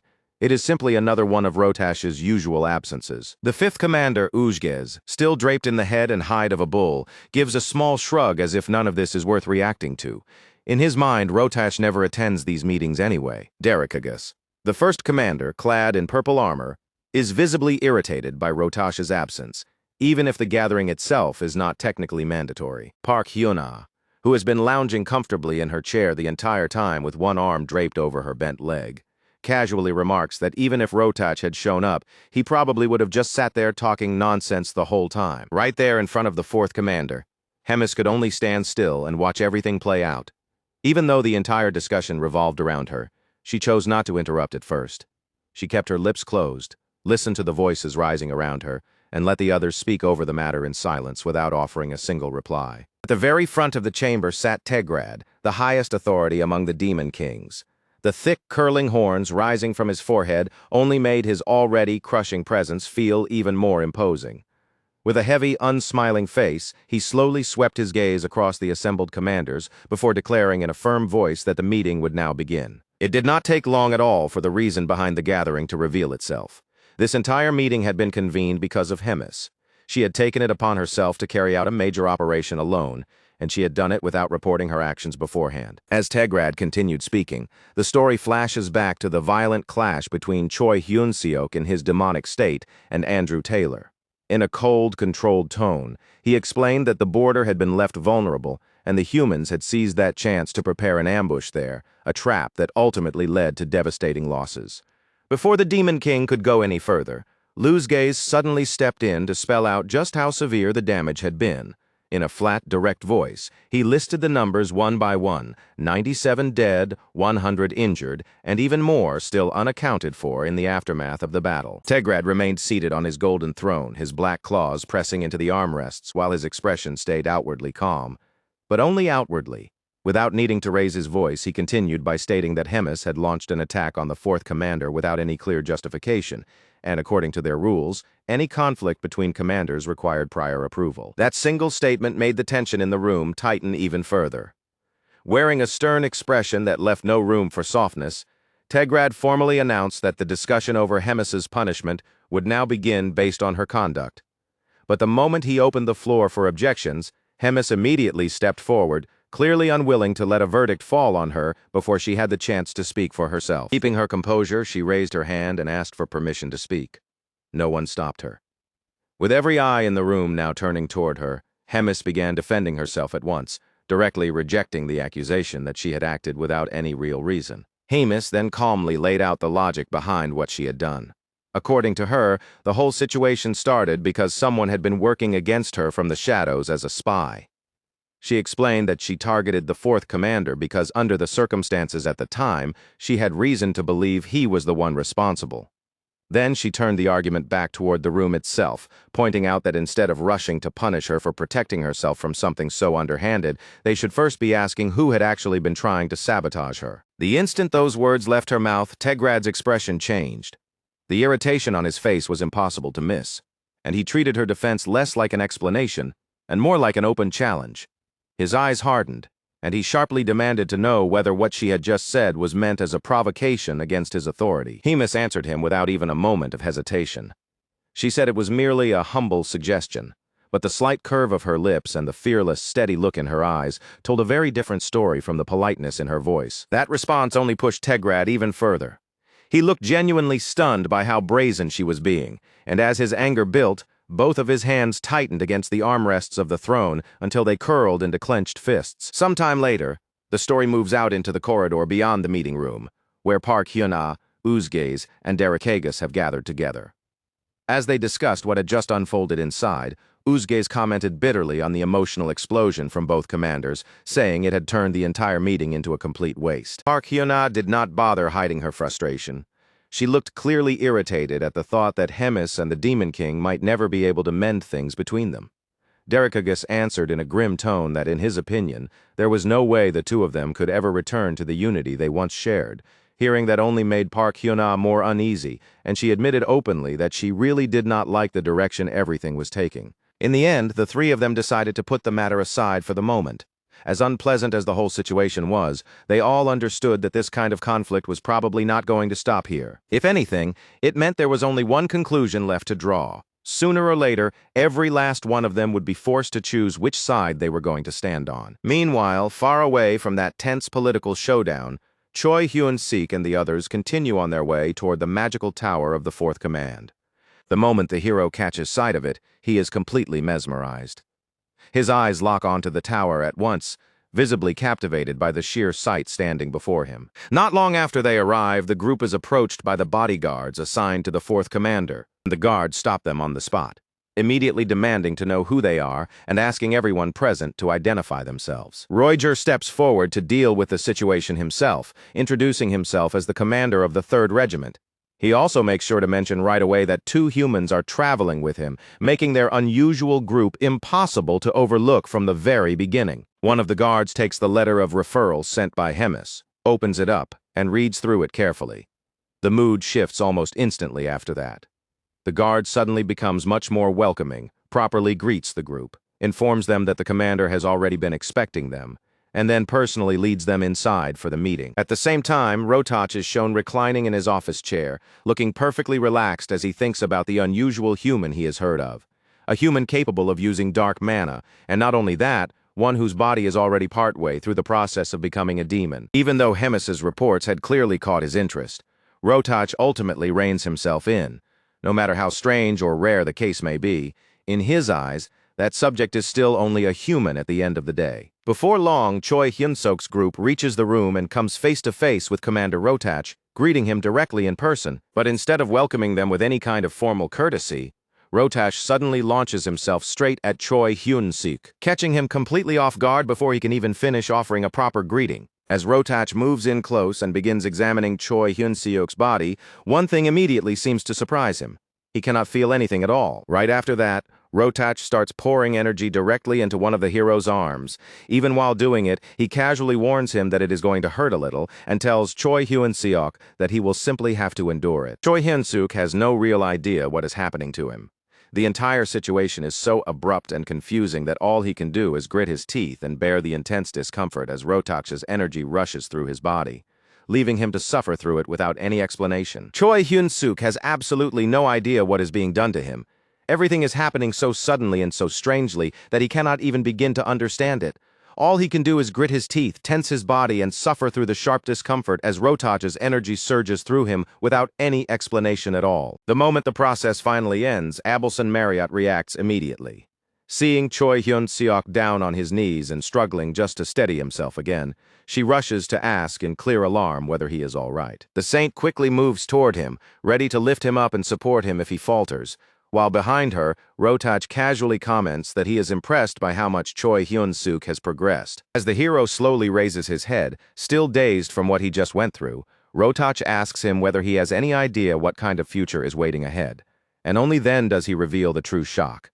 In a calm, almost matter-of-fact tone, he tells Choi Hyun-seok that if this continues, he will be dead in about 3 months. That statement hits Choi Hyun-seok like a crushing blow. He goes completely still, stunned into silence by the sheer shock of hearing such a grim fate laid out so bluntly in front of him. Rotak then explains what is actually happening inside Choi Hyun-seok's body. Because the hero is rapidly undergoing demonization, Rotak says he should almost count himself fortunate that at present only smaller sections of his body have been affected, but that fragile mercy will not last.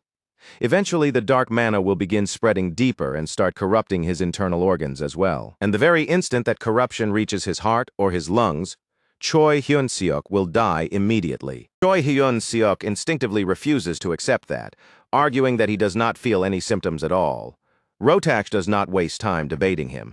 He simply turns back toward his desk to pick something up, remarking that if Choi Hyun-seok doubts his words, then he only needs to wait and see it for himself. Rotak then lifts a single sheet from his desk and shows it to Choi Hyun-seok, explaining that it is a demon contract. He says its purpose is simple. It reveals the truth.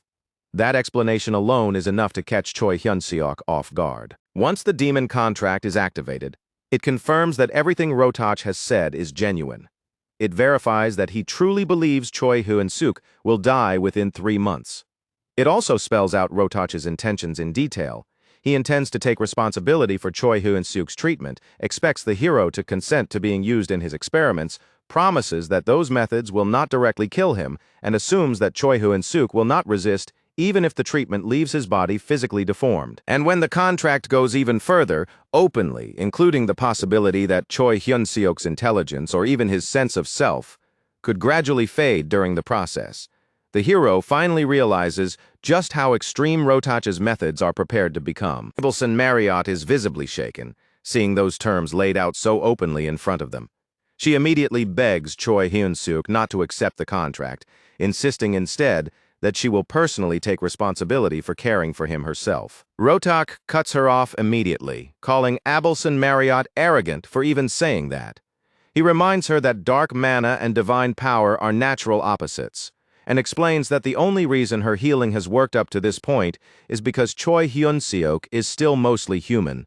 But once he fully becomes a demon, divine power will no longer have any effect on him at all. Both Abelson Marriott and Choi Hyun-seok are clearly shaken by that explanation. Picking up on the urgency in the room, Rotak presses them even harder, warning that 3 months is actually a generous estimate. With that grim possibility hanging in the air, he urges Choi Hyun-seok to make his decision quickly. After hearing all of that, the group steps away for a while to think things over. Rahel becomes deeply worried about what might happen to the hero, because from the way Rotak described it, Choi Hyun-seok is essentially dealing with a terminal illness, and the only doctor who seems capable of treating him is demanding permission to perform what sound like outright psychopathic experiments on his body. Choi Hyun-seok, meanwhile, says he is trying to buy himself a little time before he starts training the battalion, and he wonders out loud whether there might be some other way to treat his condition without having to surrender himself to those experiments. At that moment, Roger raises a simple but crucial question. Why not ask Hemis for help? The suggestion catches Choi Hyun-seok completely by surprise, and Roger goes on to explain exactly what he means. Among the commanders, there is an unofficial ranking, and Hemis stands at the very top while Rotak is positioned close to the bottom. In other words, she has more than enough authority and influence to pressure him and force him to loosen those conditions. With that idea in mind, the group heads back, returns to the door, and knocks once more, asking for permission to come in. Rotak answers without delay and grants them entry immediately. So Choi Hyun-seok steps forward again to present himself, this time with something hidden in his hands beneath a cloth as he politely asks permission and walks into the room. Rotak's gaze immediately drops to the item concealed under the cloth, and he asks Choi Hyun-suk exactly what he is carrying there. Roijer then places the object down on the table, and the moment the cloth is lifted away, a glowing purple orb is revealed underneath. The instant it comes into view, everyone in the room knows exactly what they are looking at. Without wasting even a second, Roijer immediately begins casting the spell needed to activate it and use the orb to contact Hemis. The second Rotoch realizes that they have brought out a communication orb for that purpose. His face visibly changes. A flicker of surprise crosses his features, and a thin trace of uneasiness starts creeping into his expression as he understands who they are about to call. The connection is established soon after. Hemis appears on the other end of the orb without delay, and in a calm, casual voice, she greets Rotoch and asks how he has been. Rotoch answers her in a voice that noticeably trembles, clearly thrown off by the sudden contact. As he returns the greeting, he awkwardly points out that it has been quite a long time since the last time the two of them saw each other. Hemis calmly recalls that their last meeting was at one of the gatherings held with the Demon King. Rotoch, looking even more tense now, hurriedly agrees and echoes her words, confirming that yes, that is exactly when it was. Then Hemis stops wasting time on formalities. Dropping any remaining small talk, she goes straight to the point and tells him she contacted him for one reason alone. She wants a favor from him. Her voice turns colder, sharper, and far more pressuring as she begins laying out what must be added to the contract. First, Rotoch is to use every ounce of his ability to treat Choi Hyun-seok. Second, under no circumstances is the hero to be harmed during that process. The moment Rotoch understands the direction this conversation is taking, his whole body goes stiff with shock, and for a moment he cannot even push back. Hemis does not leave him any space to recover. She continues immediately, adding a third condition: nothing in Choi Hyun-seok's body is to be altered without permission, and on top of that, the hero must not be allowed to die before the contract has been fulfilled.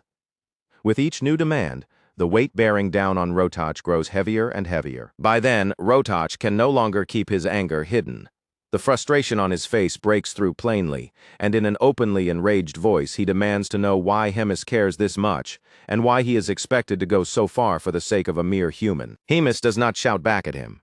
Keeping her face neutral and impossible to read, she simply calls Rotoch to attention, and the effect is instant. The very moment she reminds him that 350 years ago she took him in and fed him after his own people abandoned him, Rotoch straightens up at once, and the defiance he showed just a moment ago crumbles into submission. Hemis continues speaking in that same calm voice, reminding him that 200 years ago she helped him win the commander selection tournament, and that 100 years ago she also saved him from being killed by humans. Each memory drops onto him like another stone, and with every reminder, Rotoch's pride sinks lower and lower. Finally, Hemis adds one last thing. She tells him that in the end, she herself had to pay the price for stepping in on his behalf. Then she gives him a blunt, inescapable ultimatum. If he truly remembers all of that, then there is only one thing left for him to do: sign everything.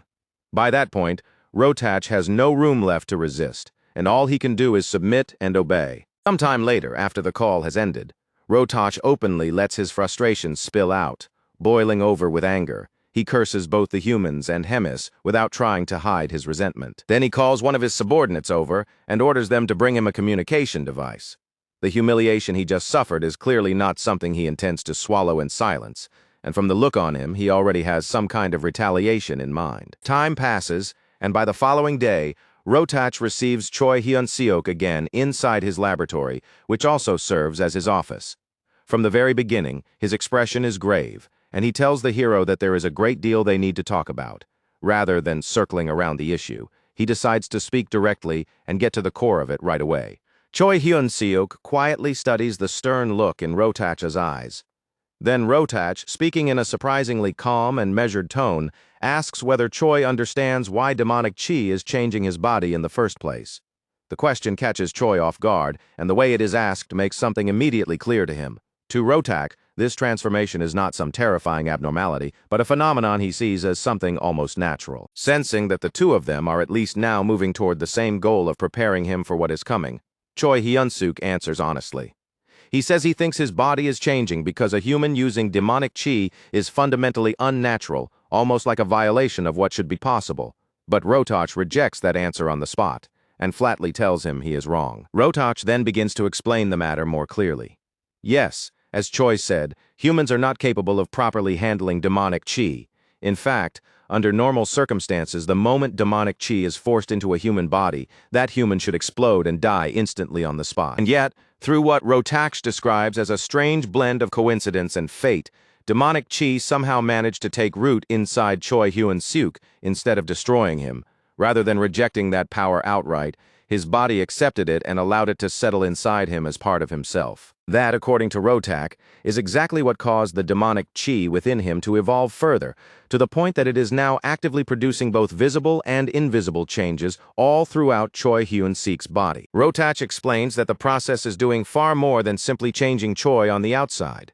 It is remaking him as a whole existence, body and being alike, turning him into something more suitable for demonic chi and allowing that power to anchor itself even deeper inside him than before. Hearing that explanation, Choi Hyun-suk is visibly shaken.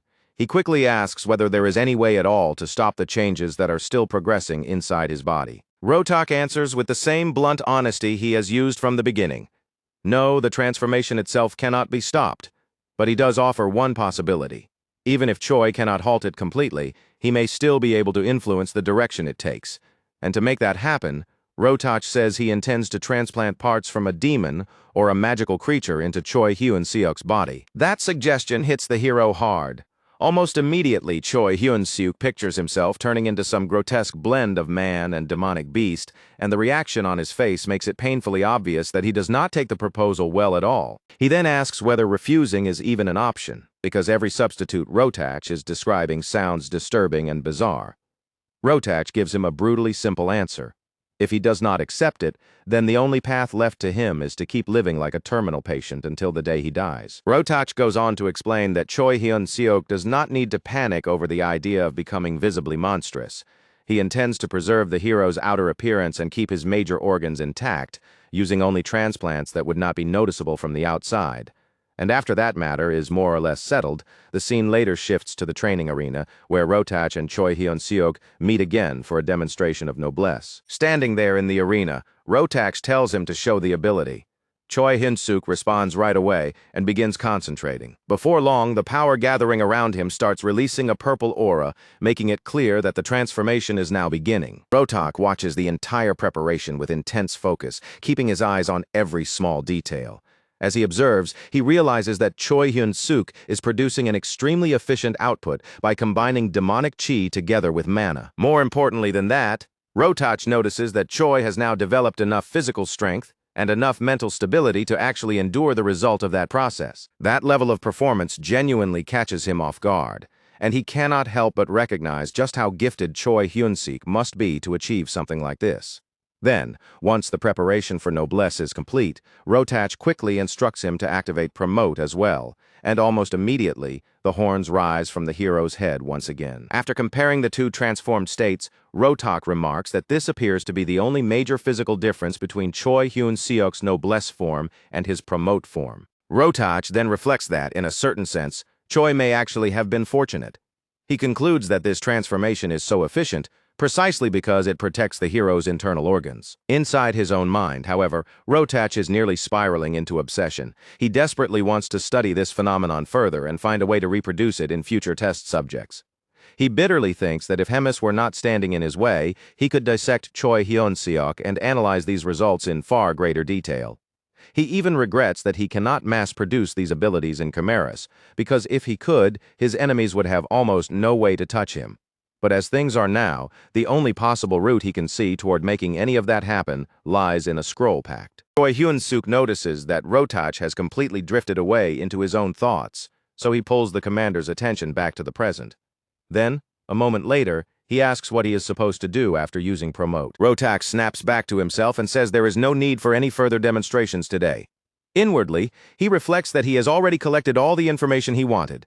Then he tells Choi Hyun-suk that, starting tomorrow, he will begin dealing with the hero's body and abilities, one issue at a time, and he advises him to go and rest while he still has the chance. After that, Choi Hyun-suk continued going through more promote demonstrations, and on top of that, He was also put through harsh physical training sessions, pushing his body until he was driven all the way into total exhaustion. Whenever he reached that breaking point, Commander Rotach would subject him to even more physical interventions, forcing fresh changes onto his body and driving him to break through still more limits using that altered form, which naturally led to even more needs, even more adjustments, and even more modifications as the process kept going. Through all of it, however, he was never left on his own.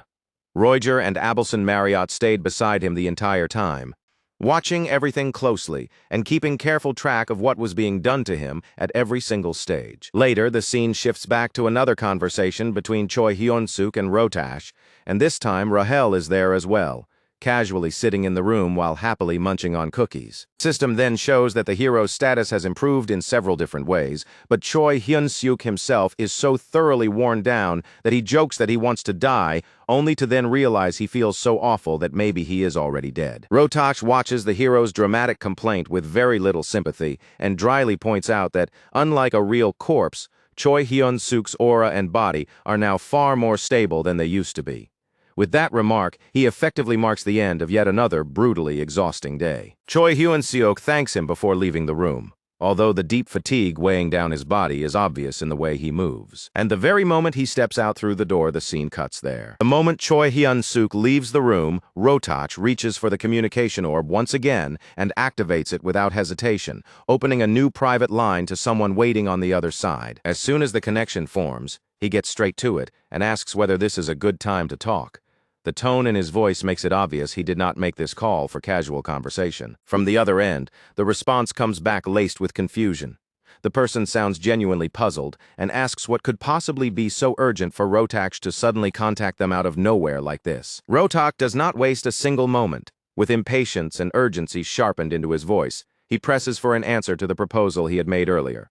The other person briefly asks which proposal he is talking about, but almost immediately remembers the matter he means. That is when it is revealed that the person on the other side is Rayuna.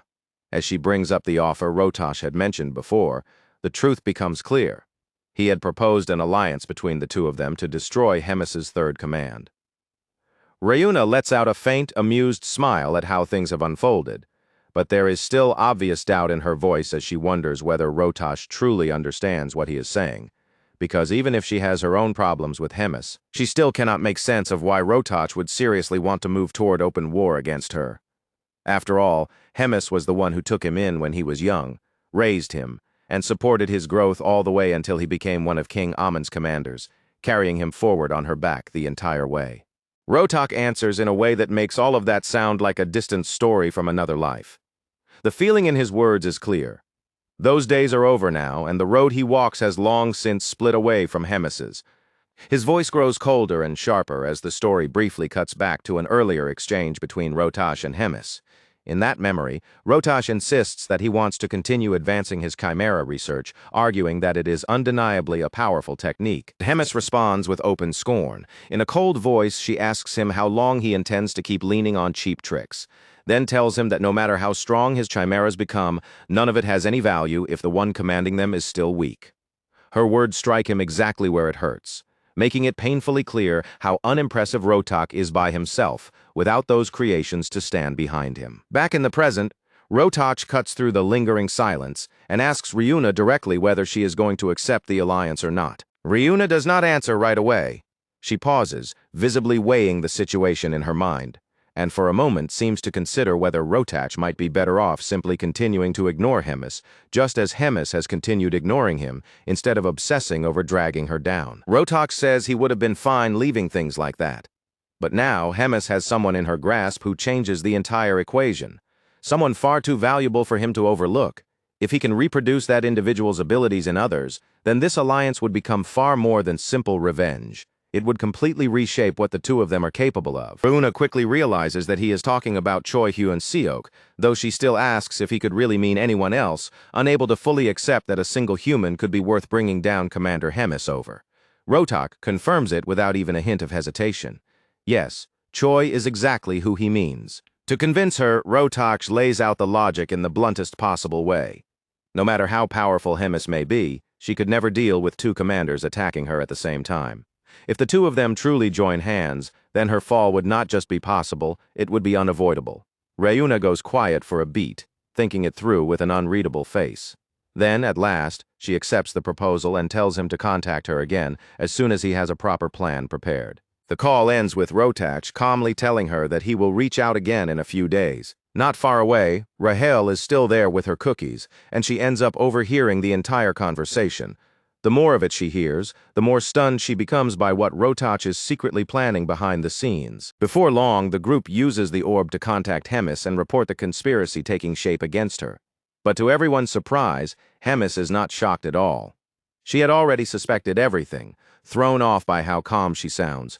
Choi Hyun-seok asks why she does not seem surprised in the slightest. Hemis answers him with a question of her own, asking why she would be surprised when the whole thing was practically already out in the open.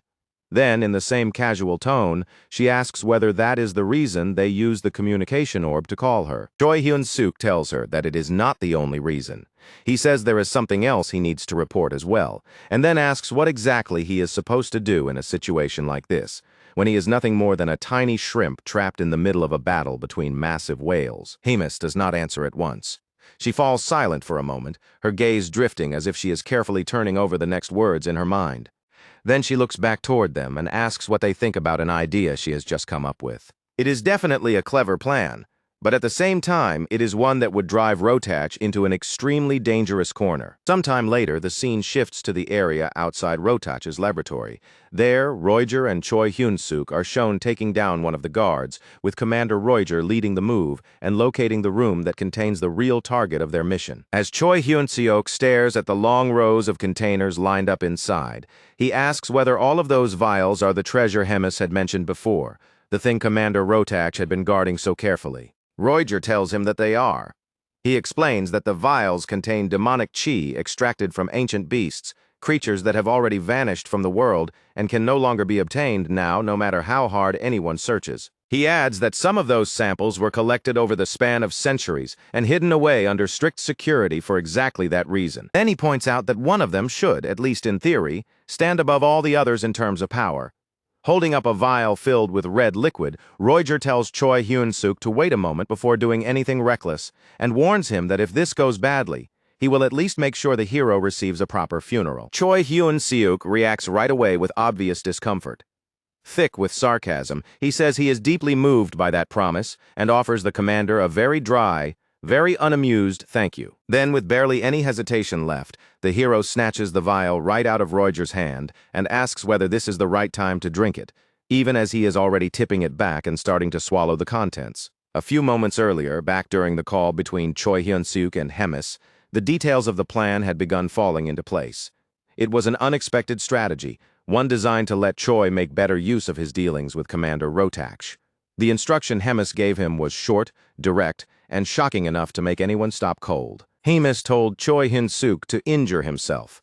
The order was so simple it almost sounded absurd, but what it meant hit far harder than the words themselves. Naturally, Choi Hyun-seok was left stunned, confused, and visibly hesitant. He could not understand why Hemis would tell him to do something like that, especially after she had previously forced Rotach to place strict protective terms into their pact, specifically to keep his body safe. The contradiction was impossible for him to ignore. Seeing the uncertainty and fear rising across Choi Hyun-seok's face, Hemis softens her tone just slightly. Even so, the firmness in her voice is unmistakable as she explains that this is not a joke and not some twisted form of training. It is a direct strategic order. According to information that reached her through her own channels, Rotach had been lazy and careless in Choi's treatment, doing only the bare minimum necessary to satisfy the terms of the pact. And the very moment that obligation expired, any effort on Rotach's part to keep Choi Hyun-seok alive would end with it.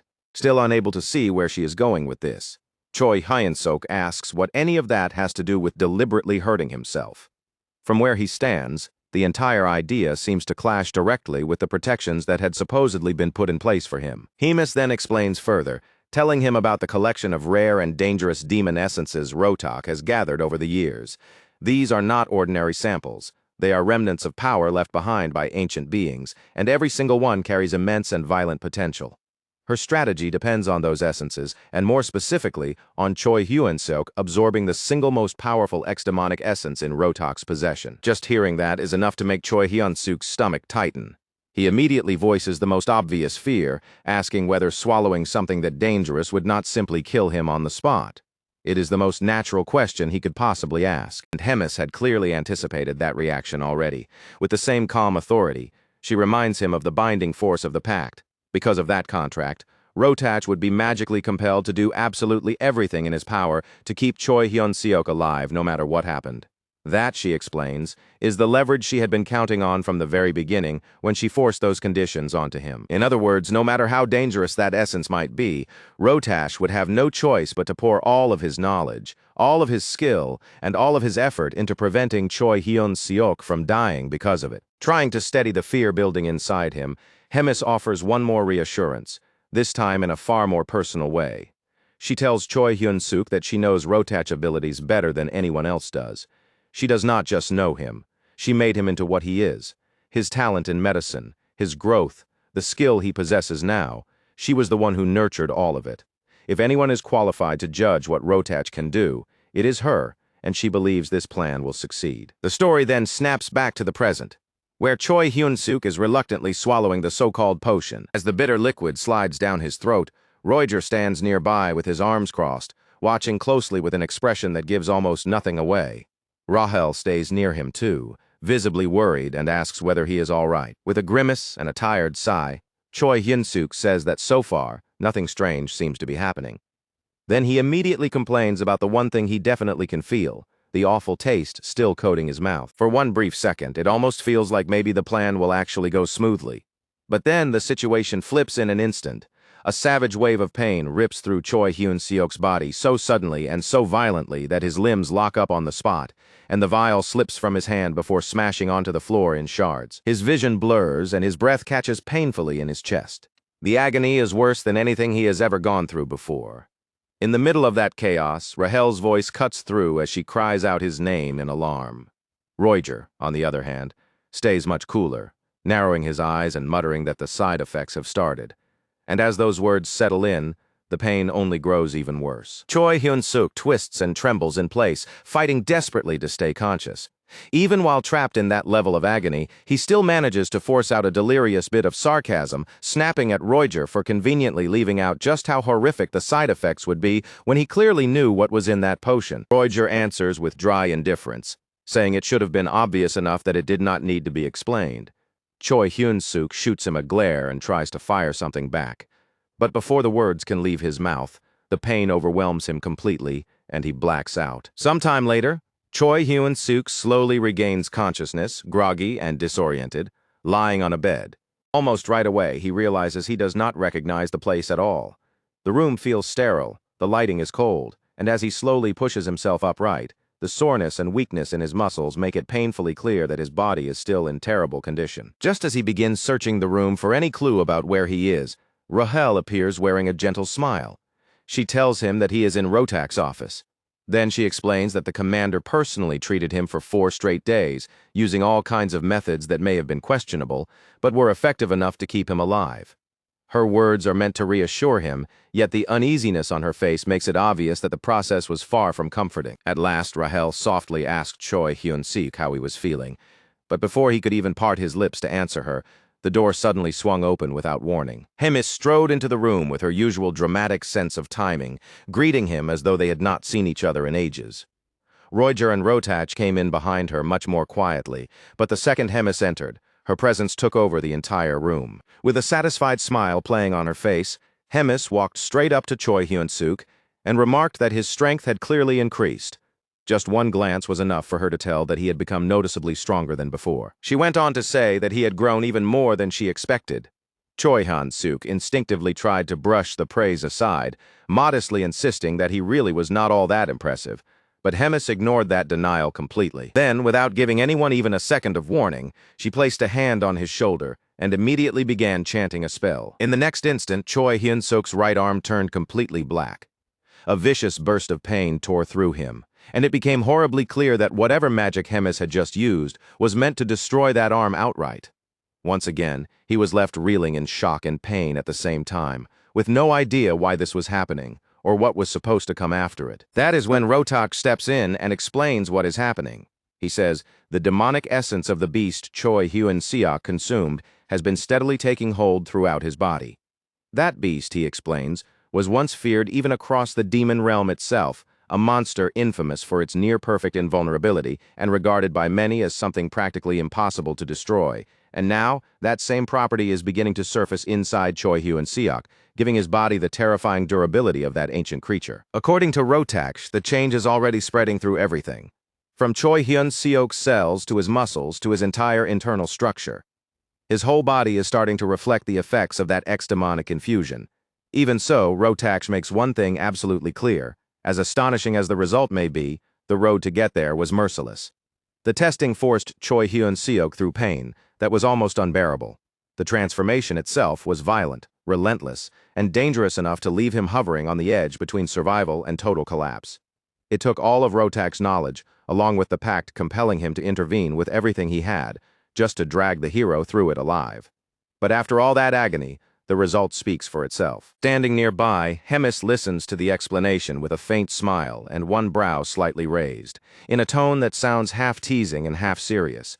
She admits that she almost feels a little jealous. Then she wonders out loud whether this whole plan had been deliberately kept hidden from her, as if Rotak had tried to treat it like a private little project he did not want her meddling in. Rotak does not really rise to the bait. He slips past the jab with a cold, clipped answer, saying only that the hero's treatment is now complete.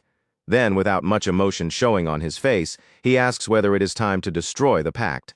Hemis does not object. With calm certainty and no hesitation at all, Hemis begins the ritual to dissolve it, acknowledging that the pact has already served the purpose it was made for, to ensure that Choi Hyun-seok's treatment would be completed. As the final glyph of the contract fades and breaks apart into drifting particles of magical dust, the pact vanishes completely.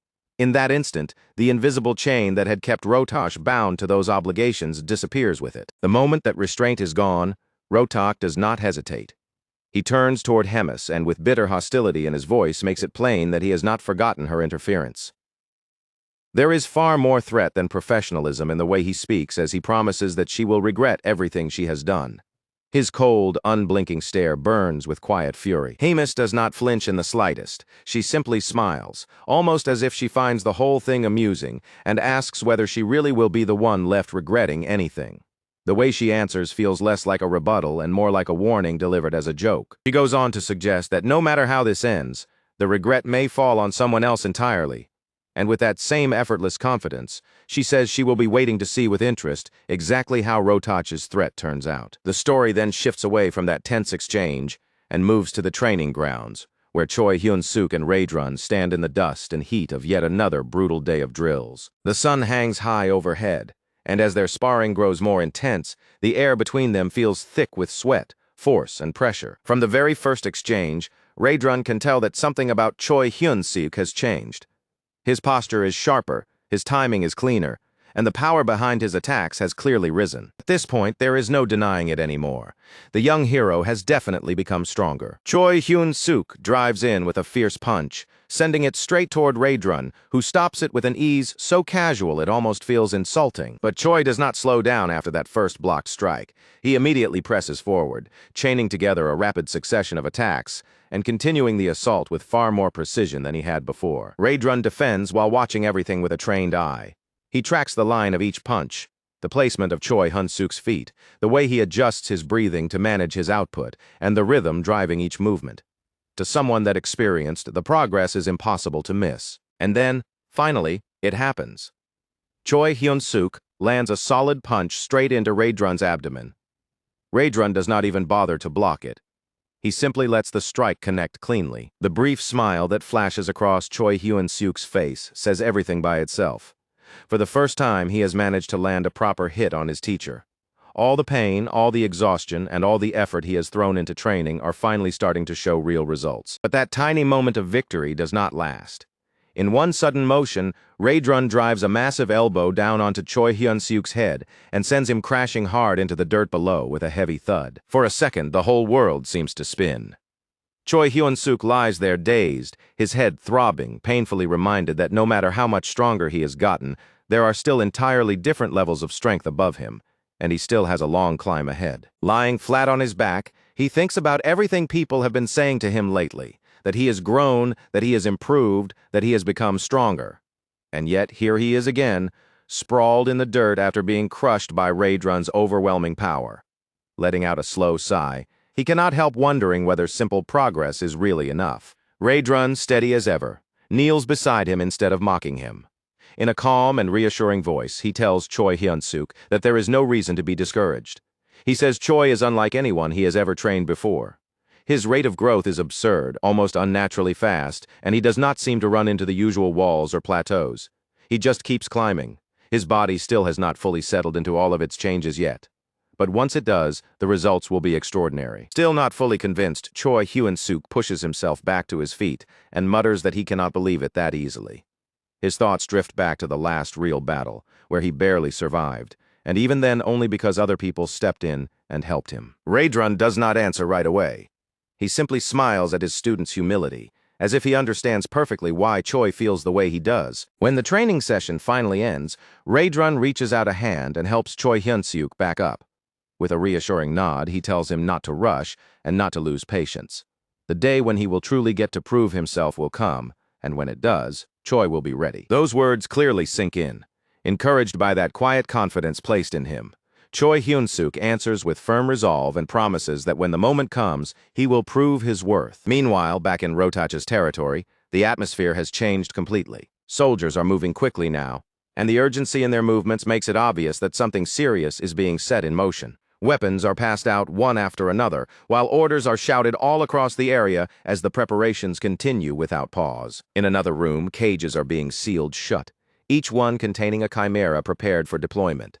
The tension hanging in the air is heavy, and every part of the scene points toward imminent conflict. Back in his office, Rotach receives the final report confirming that all preparations have been completed. Without hesitating for even a moment, he rises from his seat. His objective has already been decided. They are going to reclaim the human from the Dark Fortress, the one Hemis stole away from him. Fury fills his voice as he swears that Hemis is going to pay for this. In his eyes, that human was never hers to take. Choi Hyun-suk is his experiment, and he fully intends to take him back. The story then returns to the moment immediately after Raedrun and Choi Hyun-suk finish their training, with Raedrun still offering calm encouragement and once again telling him not to be impatient, because his chance to prove himself has not come yet.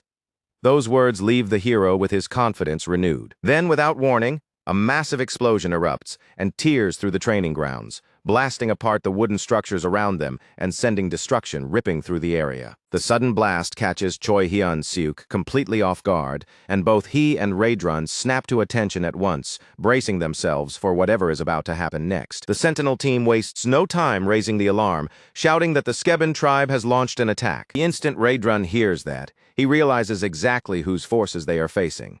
They belong to the second commander. That realization leaves both him and Choi Hyun-suk visibly stunned. As shown earlier, the Skeben tribe under Rotach's command are rat-like beings standing at roughly 1.5 meters tall. Their bodies are small and physically weak in direct combat, but they make up for that with extreme cunning and a dangerous talent for underhanded tactics. Outside the fortress, the Skeben commanders call for even more firepower, and cannon shells are launched toward the defensive fortifications protecting the stronghold. The focus then shifts to Ryan, who praises Rotach's firepower and admits that he did not expect the commander and his tribe to move with this much confidence, right before one of Rotach's subordinates suddenly rushes in to report. The subordinate arrives carrying urgent news, warning that the wall under attack has already collapsed. He explains that they managed to break through that quickly, because the earlier strike had delayed repairs on those defenses. Information Ryan himself had previously passed along to Rotach's forces. Hearing that, the second commander gives the next order immediately. The teams are to push forward with the Chimeras taking the front line, and Gale Dao is specifically ordered to capture Choi Hyun-suk. Rotach then makes his own role in all of this unmistakably clear. He declares that he will move alongside Park Hyun-ah and personally face Hemis himself, using that battle as the moment to finally carry out the revenge he has been nursing for so long. The story cuts back to Raedrun and Choi Hyun-suk, who are already on the move as the fortress sinks deeper into chaos. Choi says he always had a feeling Rotach might try something like this someday, but even with that suspicion in mind, he never imagined it would happen this soon. Seeing how shaken up he is, Raedrun tells him to calm down and reminds him that in a moment like this, keeping his head clear matters more than anything. But Choi Hyun-suk is too rattled to steady himself that easily. Panic leaks into his voice as he nearly blurts out the question, asking what they are even supposed to do now, and more than that, what exactly he himself is supposed to do in the middle of this disaster. Raedron's expression immediately hardens. With a serious look, he says he will gather the troops at once, and then he turns directly to Choi Hyun-suk and gives him a mission of his own. Choi listens closely as Raedron starts laying out the instructions, and the very first order is enough to make the whole atmosphere around them shift. Raedron tells him that his first task is to eliminate Commander Gaeldao, and those words hit Choi Hyun-suk so hard that he is left standing there in complete shock, because what that means is simple and brutal. He is being sent to fight a commander head-on.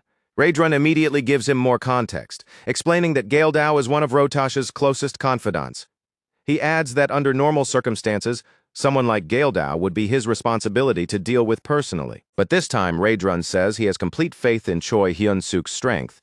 That open trust lands heavily in the hero's chest, yet instead of crushing him under the pressure, it steels his resolve even further and makes him feel ready to take the mission on. Then the second part of the assignment comes into view, and the story immediately cuts to Choi Hyun-suk sprinting through the corridors while pulling Abelson Marriott along by the arm. As they run, the Saint asks whether Raedron really sent Choi Hyun-suk specifically to get her out of there, and Choi answers right away that yes, that is exactly what happened. The reason Abelson Marriott has to be protected is actually very simple, even if the scale of it is enormous.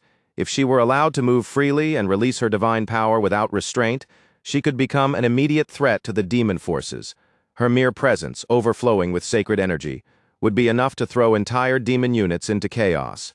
And if power like that were left to roam unchecked across an active battlefield, it could distort the entire flow of the fight in dangerous and unpredictable ways. Strangely enough, even hearing all of that, Abelson lets out a small, soft laugh, amused by how seriously everyone is taking the danger she represents. Standing beside her with a hard, focused look in his eyes, Choi Hyun-suk makes his next objective clear. He says that he needs to find Gaeldao, and the tension around him seems to tighten the moment those words leave his mouth. But before he can even decide where to go next, the man he is searching for steps out, almost as if he had been waiting for them. Gaeldao emerges from the shadows without warning and instantly takes control of the moment. Both Choi Hyun-suk and Abelson Marriott are caught off guard by how suddenly he appears. The imposing commander strides forward, introducing himself with confidence and a hint of arrogance.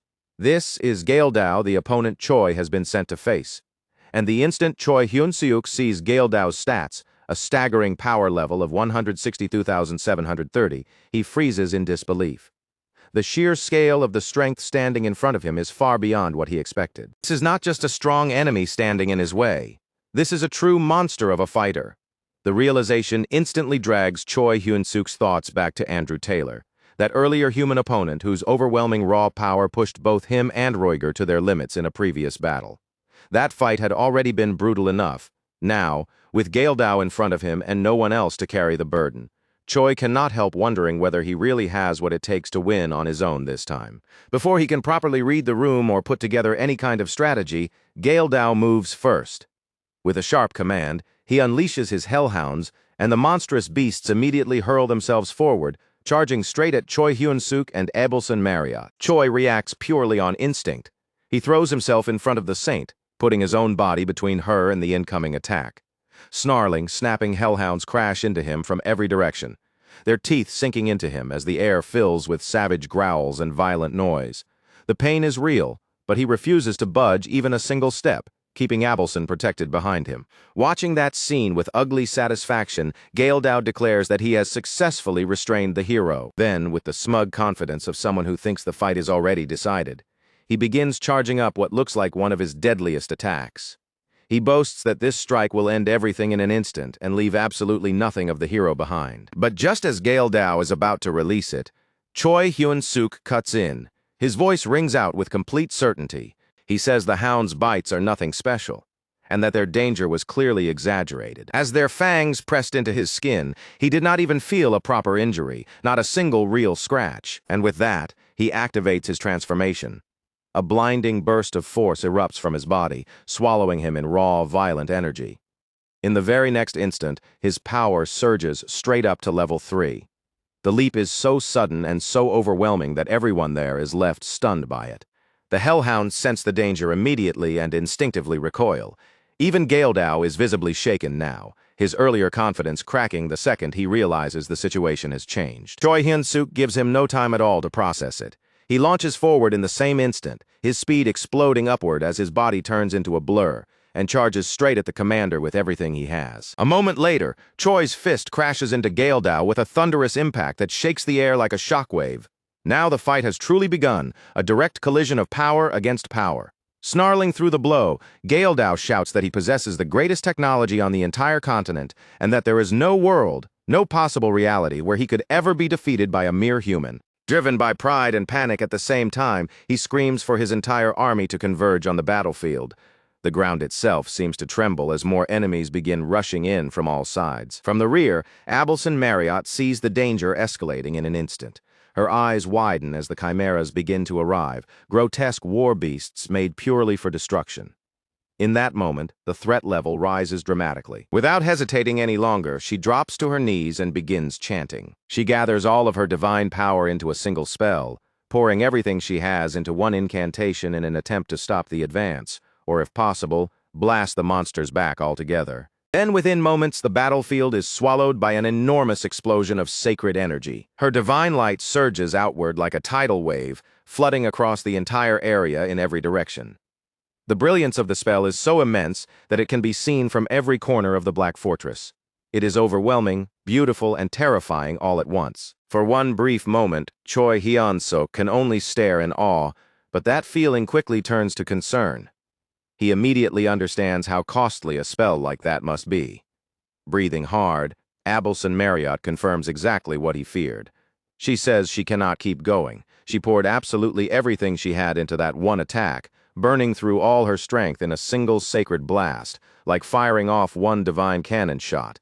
That one strike was all she could give, but that one strike is enough.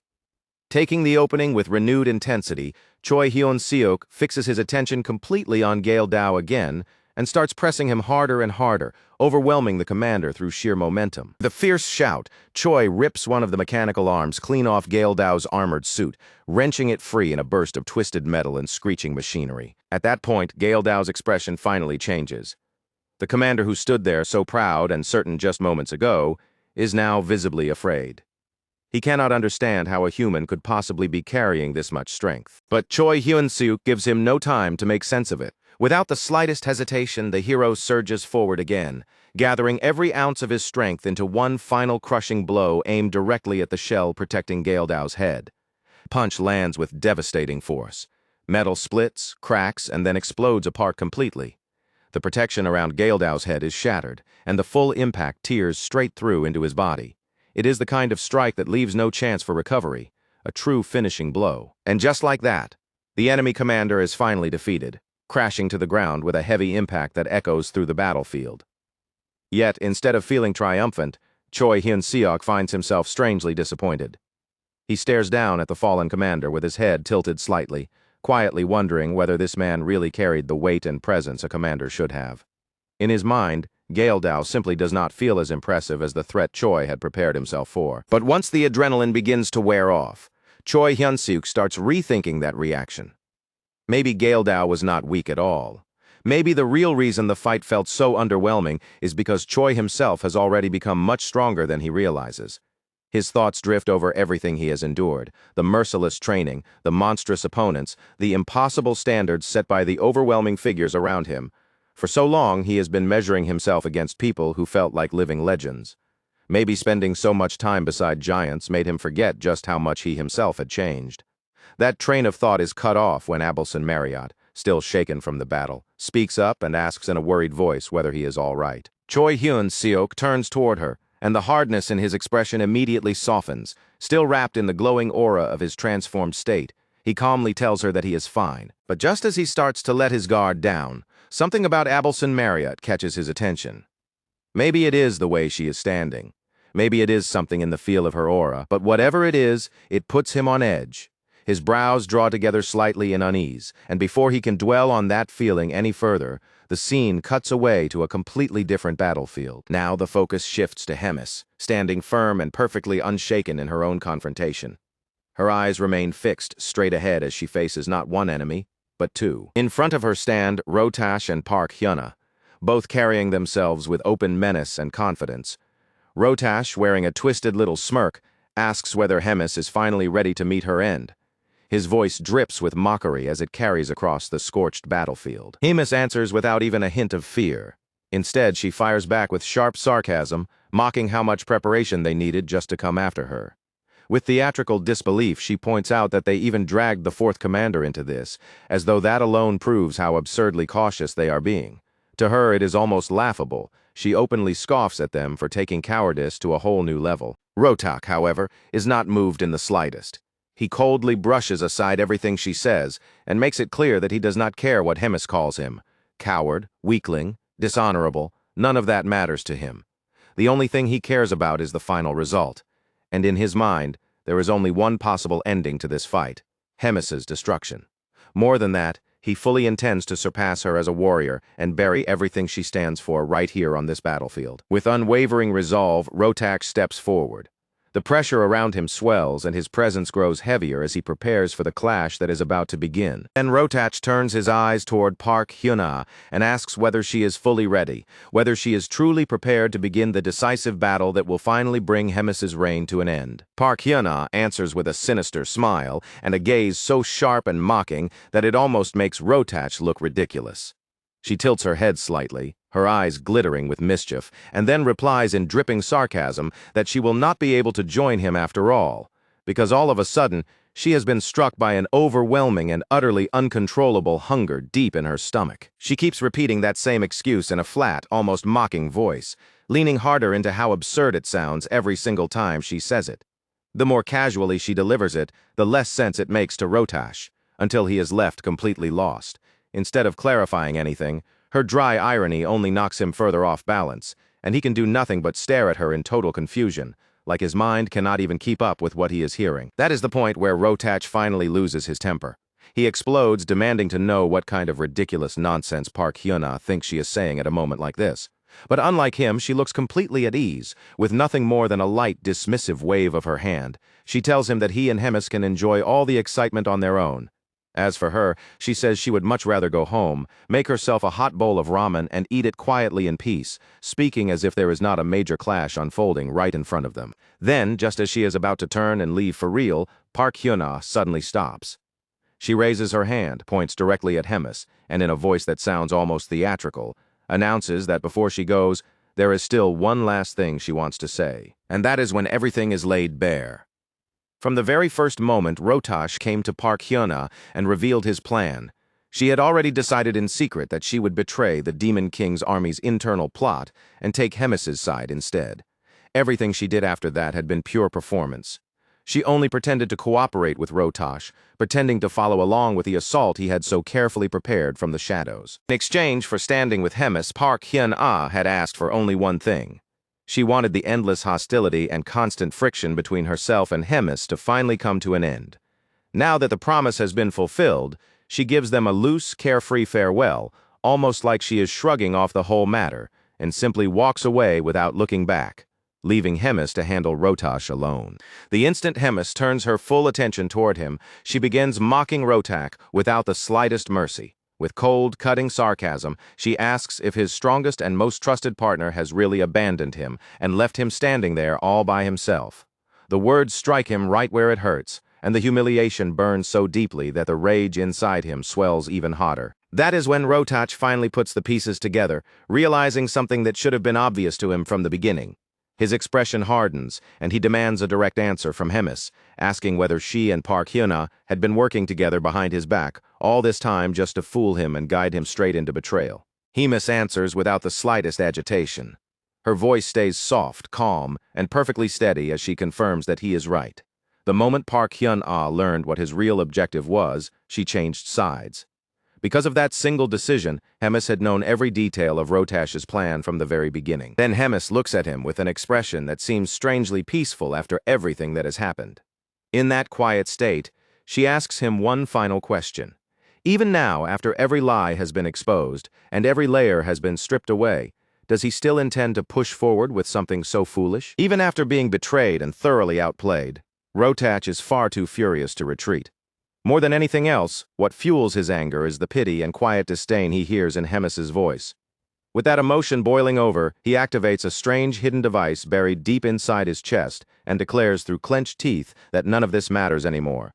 No matter what price he has to pay, he is going to see this through. The moment the device responds, a bizarre technological armor starts to form around him.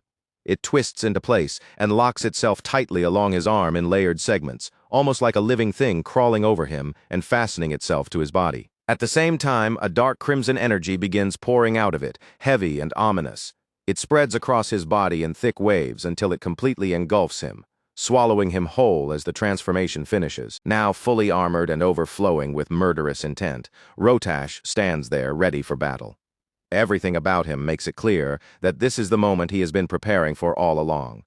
He means to prove, in the cruelest way possible, everything he learned and everything he endured during the hundreds of years he spent beneath Hemis's shadow, chasing the day when he could finally rise above the woman he had never been able to surpass. Meanwhile, on Choi Han-sok's side of the battlefield, the approaching figure he had noticed turns out to be Park Han-ah. The moment he recognizes her, he visibly startles, clearly caught completely off guard to see her show up there, of all places. Park Hyuna explains herself in a calm, matter-of-fact tone.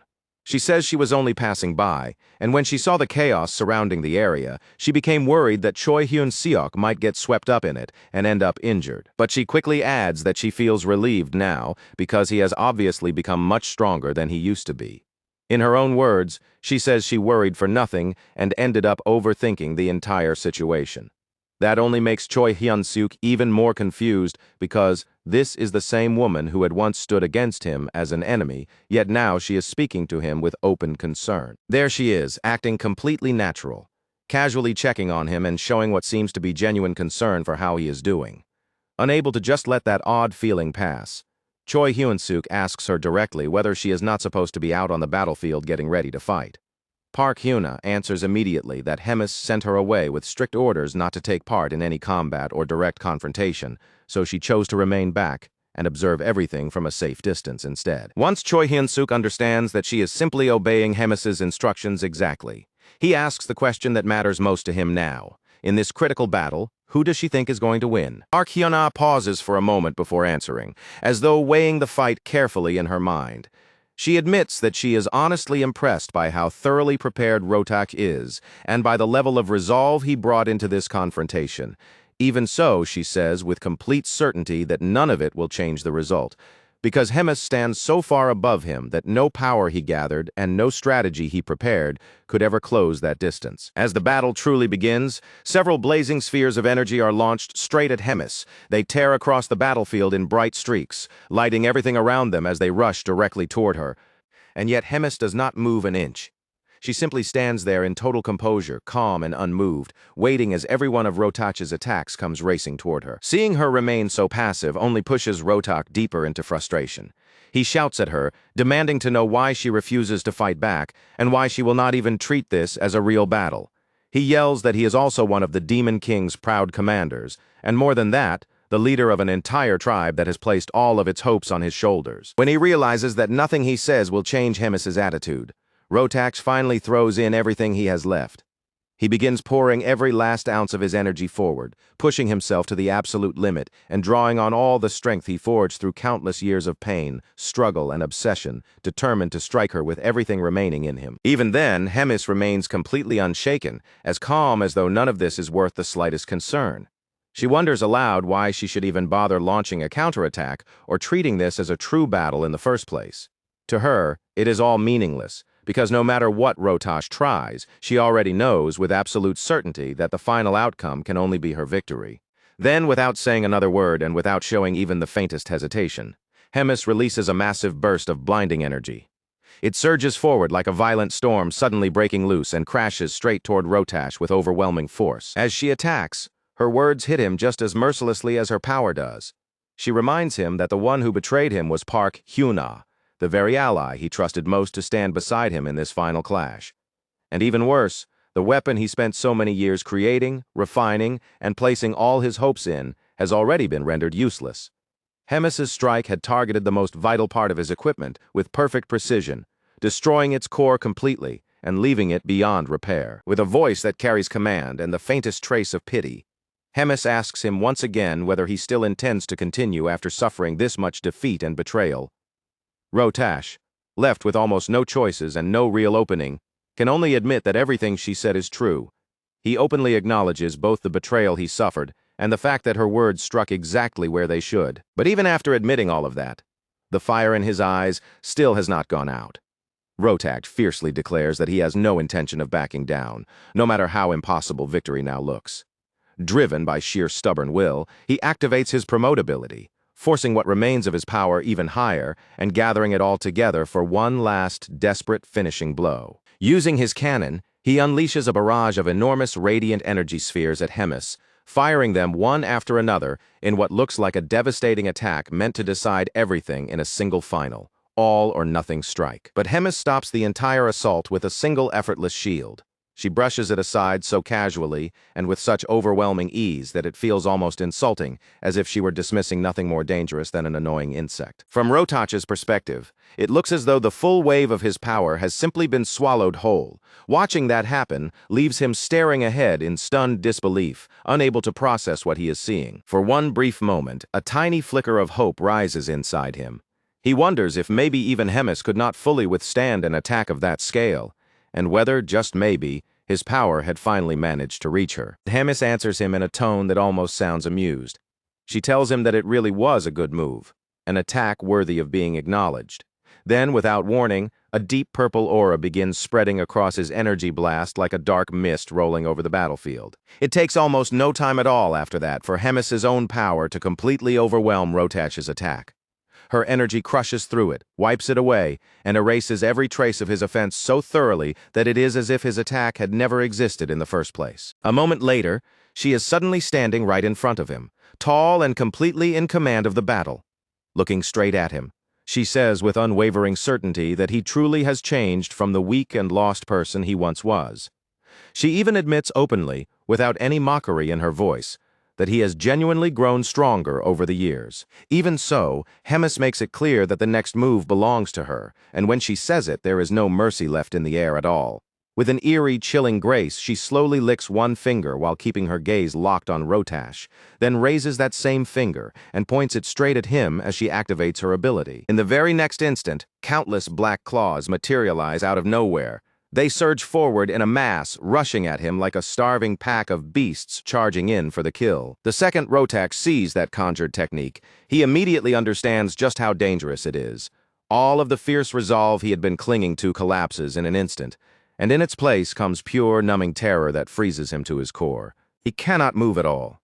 He is left standing there rigid and helpless, doing nothing but waiting as that swarm of claws races closer and closer toward him. It takes almost no time for those relentless claws to reach him, wrap around him, and pin him down so completely that there is no chance for him to resist. From there, the attack only becomes crueler. Its violence intensifies with every passing second, growing more savage, more brutal, and more merciless as it continues tearing into him. Then, with horrifying force, Rotach's limbs are torn away from his body one by one until only his ruined, trembling torso is left behind.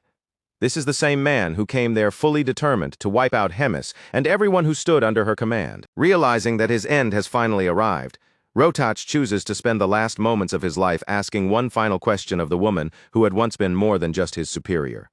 She had also been the mentor he followed and loved. As Hemis slowly walks toward what remains of his broken body, she asks him whether what he is about to do is beg for mercy.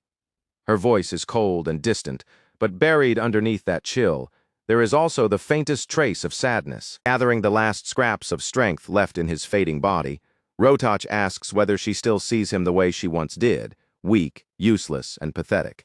The question carries all the weight of the painful road he had taken to reach this final moment. In that instant, he vividly remembers the person he used to be, back when he openly declared that one day he would become as strong as Hemis and rise into the role of a true leader. A leader who would stand on equal ground with the greatest among them, or perhaps even rise higher than all of them. But that dream had been shattered long before this moment, broken to pieces by the pain of being scorned, dismissed, and rejected by Hemis. From that point onward, the only thing left driving him was a desperate obsession, to surpass her someday and make her pay for every bit of humiliation and pain he believed she had forced him to endure. After hearing that, Hemis falls silent.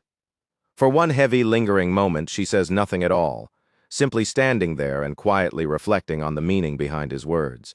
Rather than answering his question directly, Hemis lets her gaze drift and quietly speaks about time itself.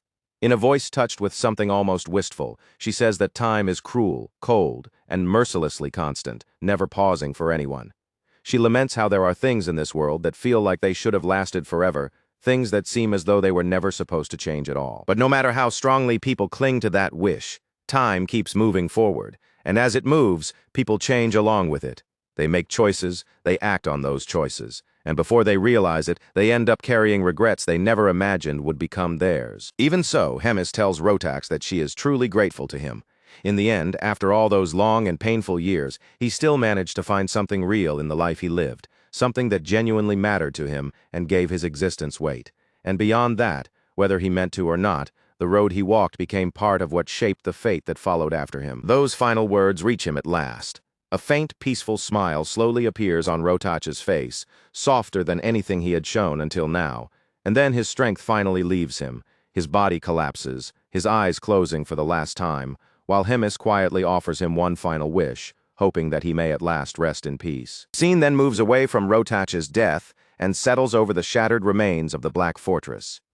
What was once a fearsome and imposing stronghold now looks like a shell that can barely keep standing. Huge cracks split across the towering walls. The stone is fractured and scarred everywhere, and with every faint tremor, dust trickles down from above, as if the fortress itself is slowly collapsing under the weight of its own ruin. The air inside feels dense and oppressive, thick with the stale smell of age, destruction, and a long, gradual decay that has already set too deeply into the place. Deep inside that damaged fortress, a tense conversation is taking place between Hemis, Choi Hyun-seok, and Raedrun. The subject hanging over the room is impossible to ignore. The Black Fortress can no longer function as a true base of operations. Then Hemis delivers the real decision without softening it, telling them plainly that preparations are already underway to leave this place behind and relocate elsewhere. The announcement crashes over the room like a sudden bolt of thunder. For a brief second, both Choi Hyun-seok and Raedrun are left completely stunned, and the chamber falls into a heavy silence. Still carrying herself with that same unshakable composure, Hemis calmly explains why she has decided this.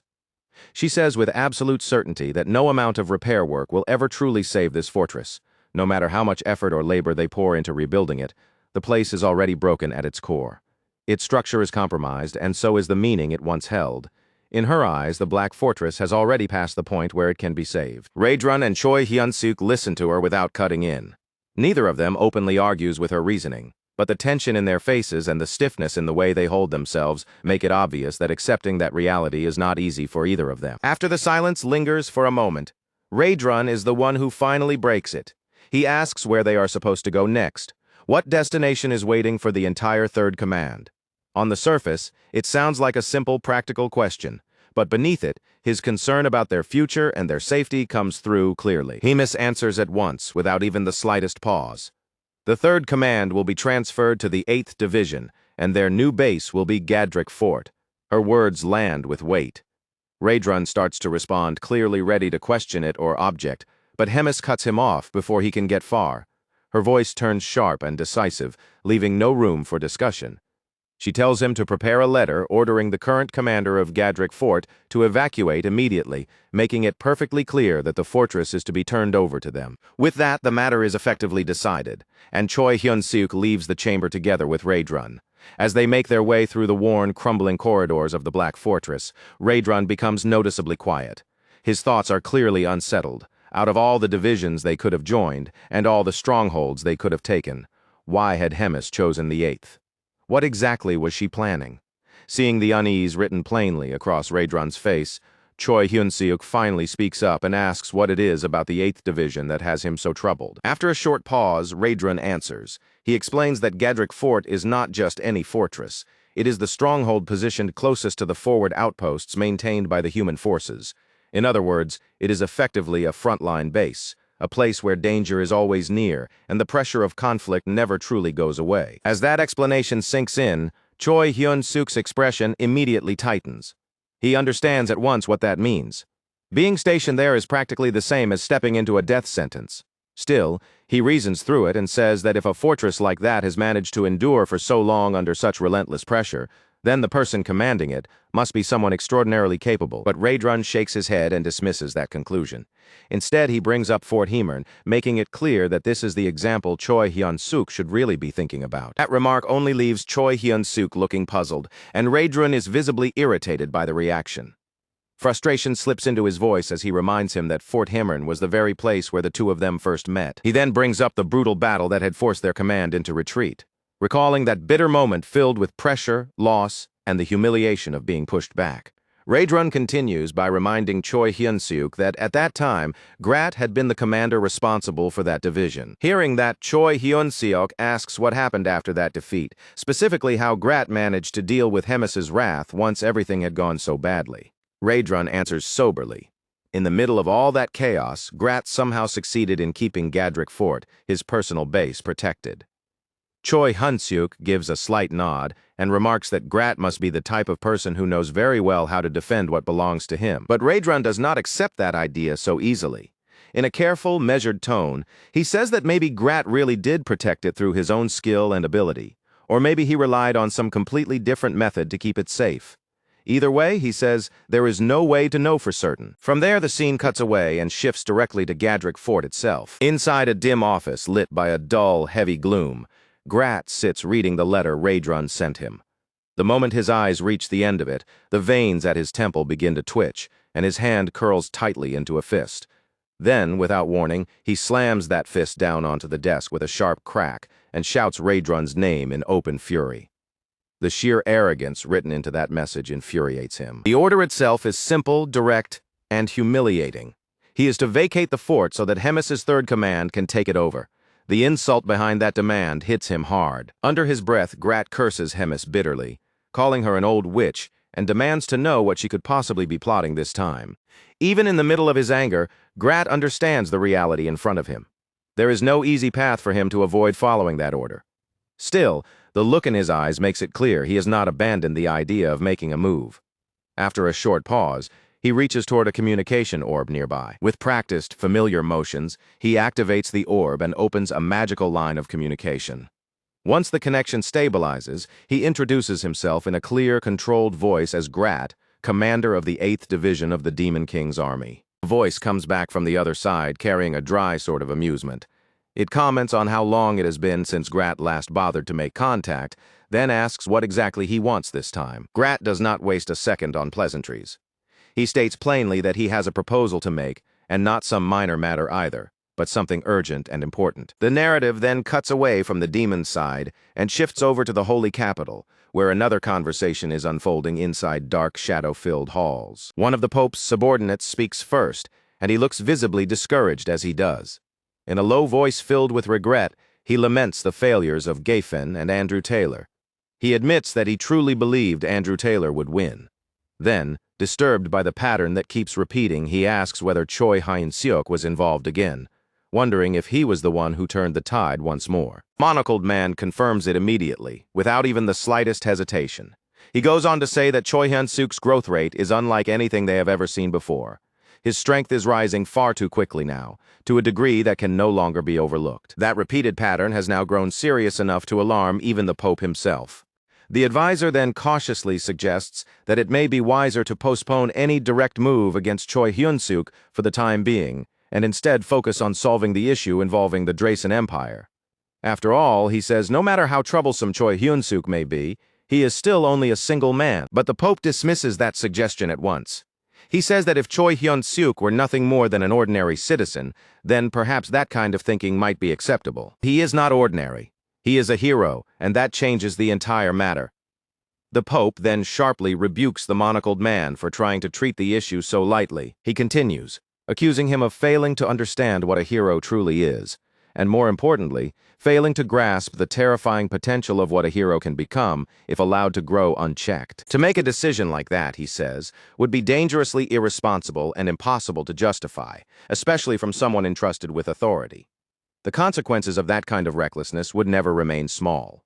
They could spread outward and affect entire kingdoms. With a solemn and commanding presence, the Pope stresses that this threat must be eliminated before it spreads any further, before it reaches even the Holy See itself and corrupts everything from within. Then he turns toward his aide and, in a low but weighty voice, asks whether any new word has come from the spy planted inside enemy territory. The man confirms that there has. He reports that a fresh message has just arrived, and according to the spy, an unexpected proposal has now been placed before them. Support has been offered for a single decisive strike, one that could wipe out all of the major enemy targets in one blow. When he hears that, the Pope falls silent for a moment. The proposal is so sudden and so shocking that it clearly catches him off guard, and the sheer boldness of it leaves him visibly stunned. His eyes narrow as he quietly wonders how the spy could possibly intend to carry out something that ambitious. The man then explains further. The Third Command is preparing to relocate, and their next destination will be Gadrick Fort. The implication is clear. They plan to seize the fortress and make it their new base of operations. That report suggests that something far larger may already be taking shape there, some broader scheme moving in the background. As the air in the room grows even heavier, the Pope raises another question. If an offer like this was possible from the beginning, then why had it not been brought forward much sooner? The advisor answers directly, though the unease is visible even in the way he speaks. Grat attached conditions to the proposal, and those conditions had seemed far too extreme to satisfy.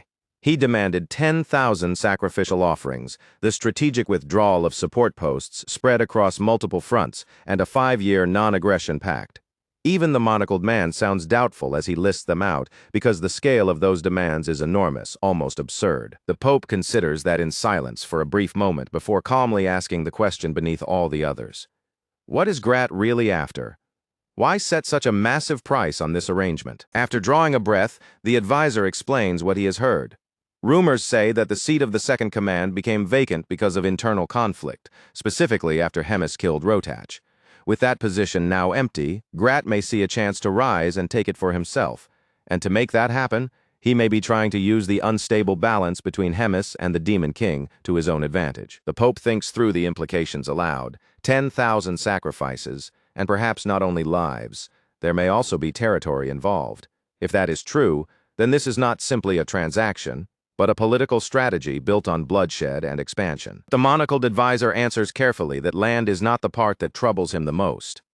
What truly concerns him is the sheer scale of the sacrifice being demanded. A loss on that level could shake even the very foundation of the empire itself.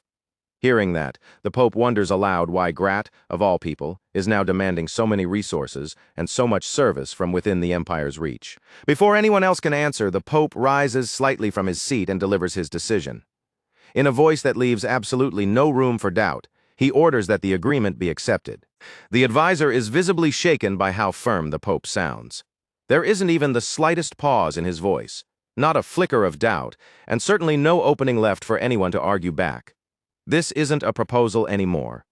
The choice has already been made, and the Pope's resolve is so absolute that it crushes any room for debate on the spot. Then, in an almost calm and measured way, the Pope begins explaining the reasoning behind it. From his point of view, this could be the only chance they will ever have to erase every threat closing in on them with a single, overwhelming blow. One campaign, one all-out strike, and they might be able to take down every opposing leader at once before any of them can regroup, recover, or strike back. And to him, the battlefield isn't even the only thing that makes this plan valuable. Hidden inside it is an even greater advantage.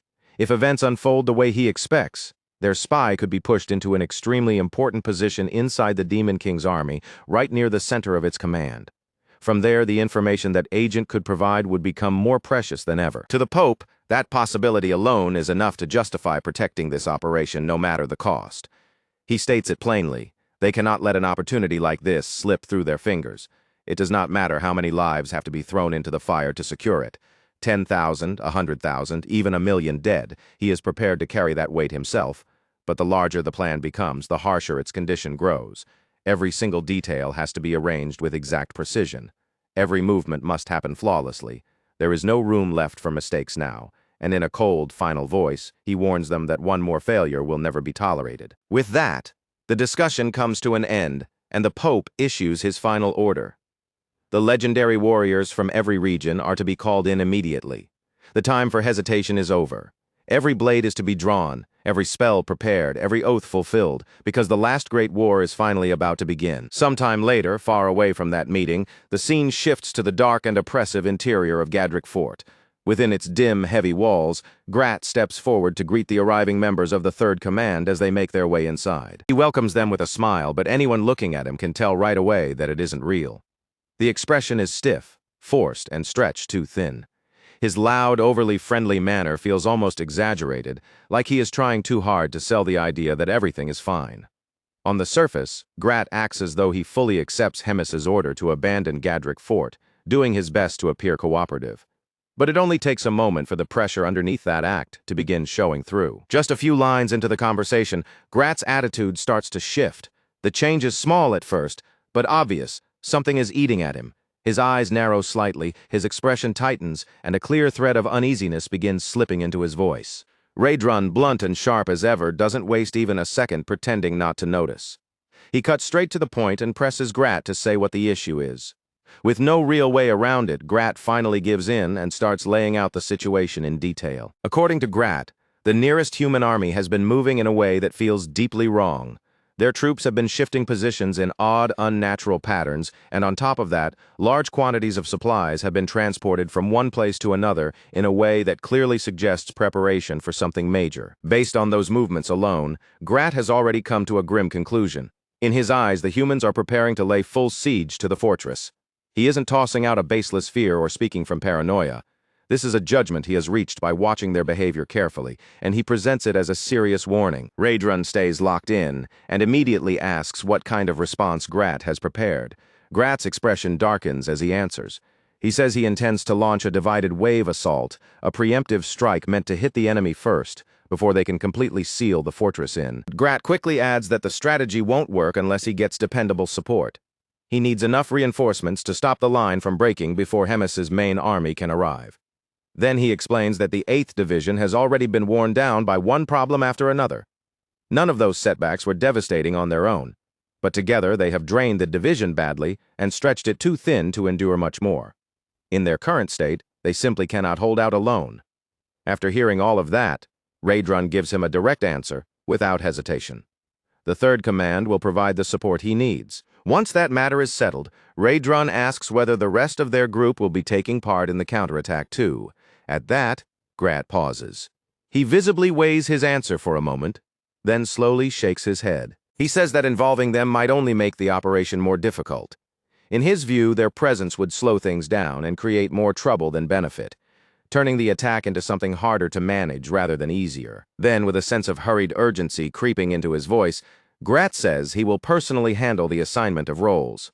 After that, he makes his next order unmistakably clear. Everyone is to rest while they still have the chance and prepare themselves for the battle that is coming. Later that evening, after the noise has died down and the tension still lingers in the air, Choi Hyun-suk sits down with Rahel in the relative quiet of their quarters. The mood is heavy. Clearly troubled, Hyun-suk circles back to the same question he asked her before, unable to let it leave his mind once again. He asks her what it really means to be a hero. Rahel realizes immediately what kind of conversation this is about to become. One look at his face tells her his thoughts have already fallen back into that same painful spiral. Hyun-seok starts speaking slowly, but as he continues, the emotion in his voice steadily rises. He says he is supposed to be a hero, and yet now he finds himself fighting against humans. That contradiction is tearing at him from the inside. Rahel responds in a calm, almost detached tone. She tells him there isn't much either of them can really do about it. Things have simply turned out this way, but that answer only makes Hyun-suk look at her more intensely. He can't accept how resigned she sounds. This is the same Rahel who used to talk endlessly about heroism, justice, duty, and protecting others. So when did she start sounding this indifferent? Rahel answers with only a faint, almost teasing smile. She asks him when exactly she ever said anything like that.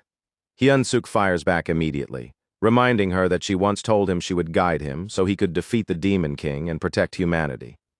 But even as he says it, he admits that something inside him has started to change lately. In a quieter voice, Hyun-suk confesses that the way he sees everything now is no longer the same as it used to be. He says a hero should not exist only for the sake of humans alone. And beyond that, just because someone is called a hero does not automatically mean they are walking the right path. Sometimes even heroes choose wrong. At that moment, the silence hanging between them is finally broken when Abelson Marriott speaks up. In a thoughtful, measured voice, she says she once read that heroes exist to carry out the will of all beings. Hyun-suk blinks and turns toward her with a puzzled look. clearly caught off guard. He asks what that is even supposed to mean. Abelson explains a little more. In ancient records she has read, heroes were described as those born to secure the happiness of the absolute majority. According to those writings, that is the true purpose behind a hero's existence. The instant those words reach him, something deep in Hyun-suk's memory stirs. He remembers that someone once told him something very similar. His commander had looked at him and told him that, in his eyes, Hyun-suk was already a hero. That memory immediately leads him to another question. What exactly does the majority mean? Is it referring only to humans, or does that number include non-human races too? The Saintess gives a small nod and says it probably includes them as well. She explains that humans often like to believe their own happiness is the same thing as the happiness of the whole world, but that may not be true at all. Human happiness and genuine peace for the world are not necessarily the same thing. Hyun-suk's brows pull together as he thinks it through. Is a hero really meant to carry responsibility for the happiness of every intelligent life form, not just a single race? The Saintess answers without hesitation. She says that may very well be the truth, and perhaps that is exactly why Hyun-suk is different from other heroes, why he became a hybrid hero in the first place. That answer leaves him completely silent. He can only sit there saying nothing, while the full weight of what that role would mean begins to sink into him. The burden of protecting the happiness of the absolute majority. By dawn, the final assignments are handed out. Raedrun is ordered to move alone as an independent unit. Roijer, meanwhile, is placed in charge of the observation team. Using intelligence gathered by the analysis division, his mission is to make direct contact the moment the enemy is sighted, which means his team will be entering battle as soon as they confirm them visually. The 8th Division receives a different role. They are to step in only after Raedrun's clash is nearing its end, acting as support once the worst of that engagement is over. And as for Hyun-suk, Abelson Marriott, and Bobo, the three of them are assigned to the rear. Their role is to guard the fortress's stockpiled supplies and stored resources. Following those orders, the trio heads to a place that resembles a mess hall. It is a small, plain section inside the 8th Division's area, temporarily repurposed as a waiting room of sorts. With crates stacked around them, rough benches set out in the room, and the distant sounds of movement echoing from elsewhere in the fort, they remain there quietly, waiting for the real battle to begin. It doesn't take long for Hyun-suk to voice his dissatisfaction with the assignment. From the beginning, something about it feels off to him. At first he can't explain it clearly, but the entire setup rubs him the wrong way on instinct alone. The placement of the units, the structure of the plan, the way everyone has been arranged, it all sits badly in his stomach. Hearing the heaviness in his tone, Rahel leans a little closer and asks him what exactly he means by that uneasy feeling. Hyun-suk pauses, his gaze drifting across the room while his thoughts race. Then, all at once, the answer snaps into place. He finally sees what feels so wrong about the arrangement. When he compares the current deployment to the original formation approved by REMS, the difference becomes obvious. Everyone has been split apart and sent to positions completely opposite from where they were originally supposed to be. Rahel tilts her head, trying to keep up with his reasoning. Confusion is written plainly across her face, and for once the confidence she usually carries is nowhere to be found. Half murmuring to herself, she struggles to understand why being placed on opposite ends would matter that much.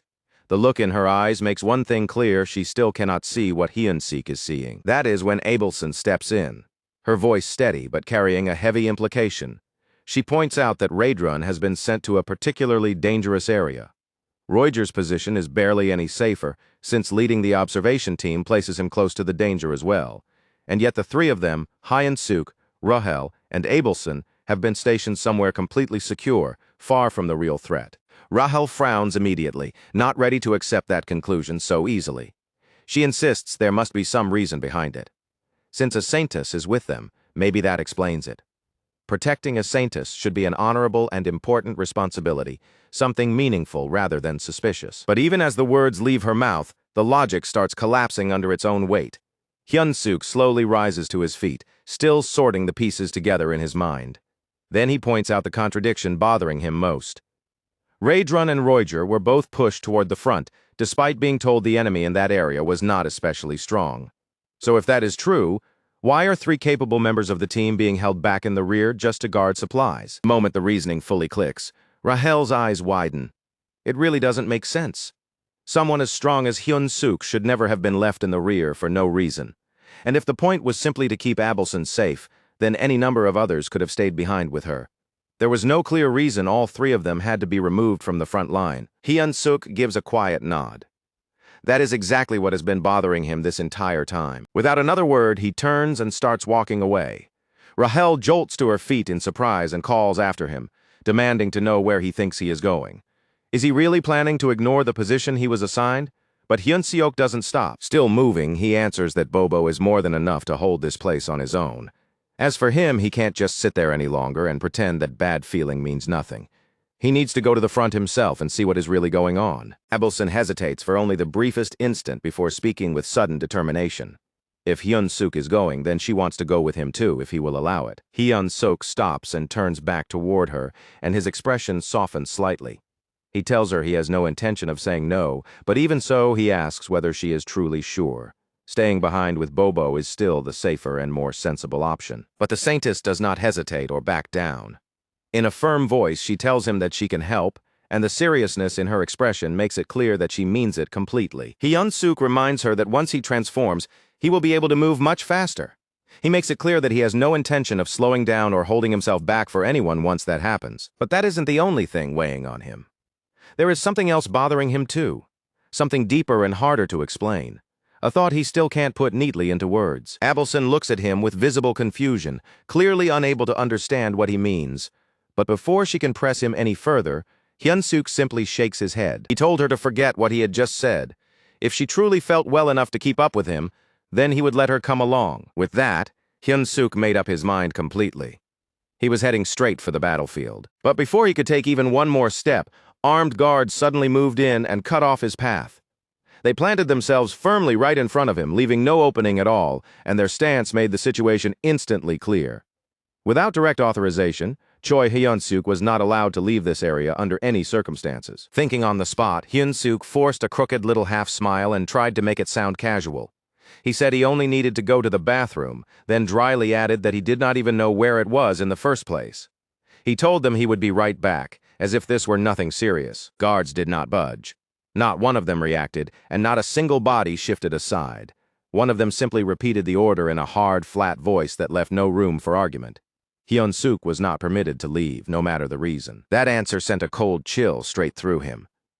The way they were restricting his movement, and the almost unnatural determination to keep him trapped here, felt far too deliberate to brush aside. His unease deepened into something darker and heavier. Something was seriously wrong, and with no way to confirm it yet, Hyun-suk could only clench down on that fear and silently pray that Raedrun was still safe, and not somewhere out there facing the worst of it alone. Meanwhile, far from the supposed safety of the fort, Raedrun was already in the middle of battle. He stood there, breathing hard, his body marked with the clear wear of combat, facing off against a gray-haired hero with a sword in hand. The clash had already begun some time ago, and judging from the state he was in, it had been anything but easy. Then another voice cut into the scene. A red-haired warrior stepped into view with a smug smile on his face, watching the fight as he addressed Raedrun by the fearsome name that had spread across the battlefield, the Red Nightmare. He even offered a mocking sort of praise for Raedrun's performance so far. Byron, the gray-haired swordsman, was still only a rookie, but even then the newcomer admitted he had not expected Raedrun to hold off two heroes by himself this well. Byron reacted immediately, his irritation flaring up in plain view. He snapped that if he had not let his guard slip, he could have defeated Raedrun on his own, but the red-haired hero shut that down just as quickly, telling him not to get carried away. He reminded Byron that he was still inexperienced, and this was no time to swell up with shallow confidence. Then the red-haired hero gave the order without hesitation. The Red Nightmare was to die here now, and the very next moment he called for the Holy Magic Unit to advance. At once, soldiers began flooding out from their hiding places like a dark tide being unleashed. They moved with disciplined precision, forming up in sharp, coordinated lines as if everything had already been arranged in advance. The instant Raedrun saw them, his eyes widened. This had been a trap from the start, and in that brutal flash of understanding, the truth hit him like a blade driven straight through his back.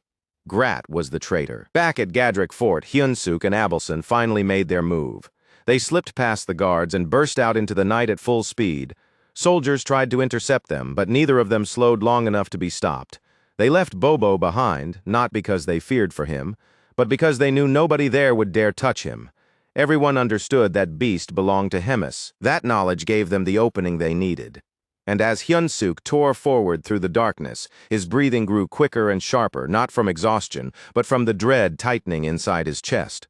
More than anything else, he just hoped they had not already arrived too late. Back on Raedrun's side of the battlefield, it did not take him long to realize just how excessive this ambush really was. It was not just the two heroes confronting him. The knights surrounding him were also equipped with magical gear, turning the whole trap into an overwhelming show of force against a single opponent fighting alone. The red-haired hero actually admitted that Raedrun had a point, but said it changed nothing. They simply could not allow Hemis's most trusted subordinate to escape alive. The moment Raedrun heard those words, a fresh sense of unease ran through him. That one remark made their real objective painfully clear. Hemis himself was the true target. That realization only made Raedrun more determined to keep fighting. Across from him, the red-haired hero noticed Byron's restless agitation and told him to stay focused. Their plan was to wear Raedrun down first, strip away his strength little by little, and only then take advantage of the better chance to finish him off. After saying that, he gave another order and told the 2nd Regiment of warriors to ready themselves for the assault. Seeing just how disciplined and prepared the enemy was, Raedrun's expression hardened in response. He steadied his breathing, planted himself, and prepared to give them a fight they would never forget. The instant he activated his combat state, his appearance changed so violently that he almost looked like a monster. His long hair wild, his presence swelling with terrifying power as the transformation overtook him. And the moment that transformation was complete, the red-haired hero immediately signaled for the 1st Regiment to begin their attack. Now fully transformed, Raedrun was met at once by a storm of arrows. The barrage rained down from every direction, filling the air around him, but he held his ground and braced himself in place, ready to endure and repel the crushing force being hurled at him. With a single punch, he defended himself, and did far more than merely stop the attack. The force behind that one strike blasted several of the incoming arrows right back toward the enemy lines. It was an absurd display of power, a blow so overwhelming that the pressure of the wind alone became both shield and counterattack, protecting Raedrun while sending the enemy's own volley back against them. Even after witnessing that, the red-haired hero shouted to the remaining soldiers not to falter. They still had the advantage in numbers, while Raedrun was standing there entirely alone. A formation of spear-wielding warriors surged forward next, charging straight toward him. Raedrun did not rush to meet them. Instead, he remained where he was, calm and still, waiting for them to close the distance. Then Raedrun prepared one of his signature techniques, the devastating move known as the destructive explosion wave. With one motion of his hand, he drove that power into the earth beneath him, and the ground answered with catastrophic destruction. At the same time, he leaped away, leaving the soldiers below to be swallowed by the craters erupting under their feet as the assault collapsed into chaos. The instant he landed from that jump, Raedrun pressed forward again.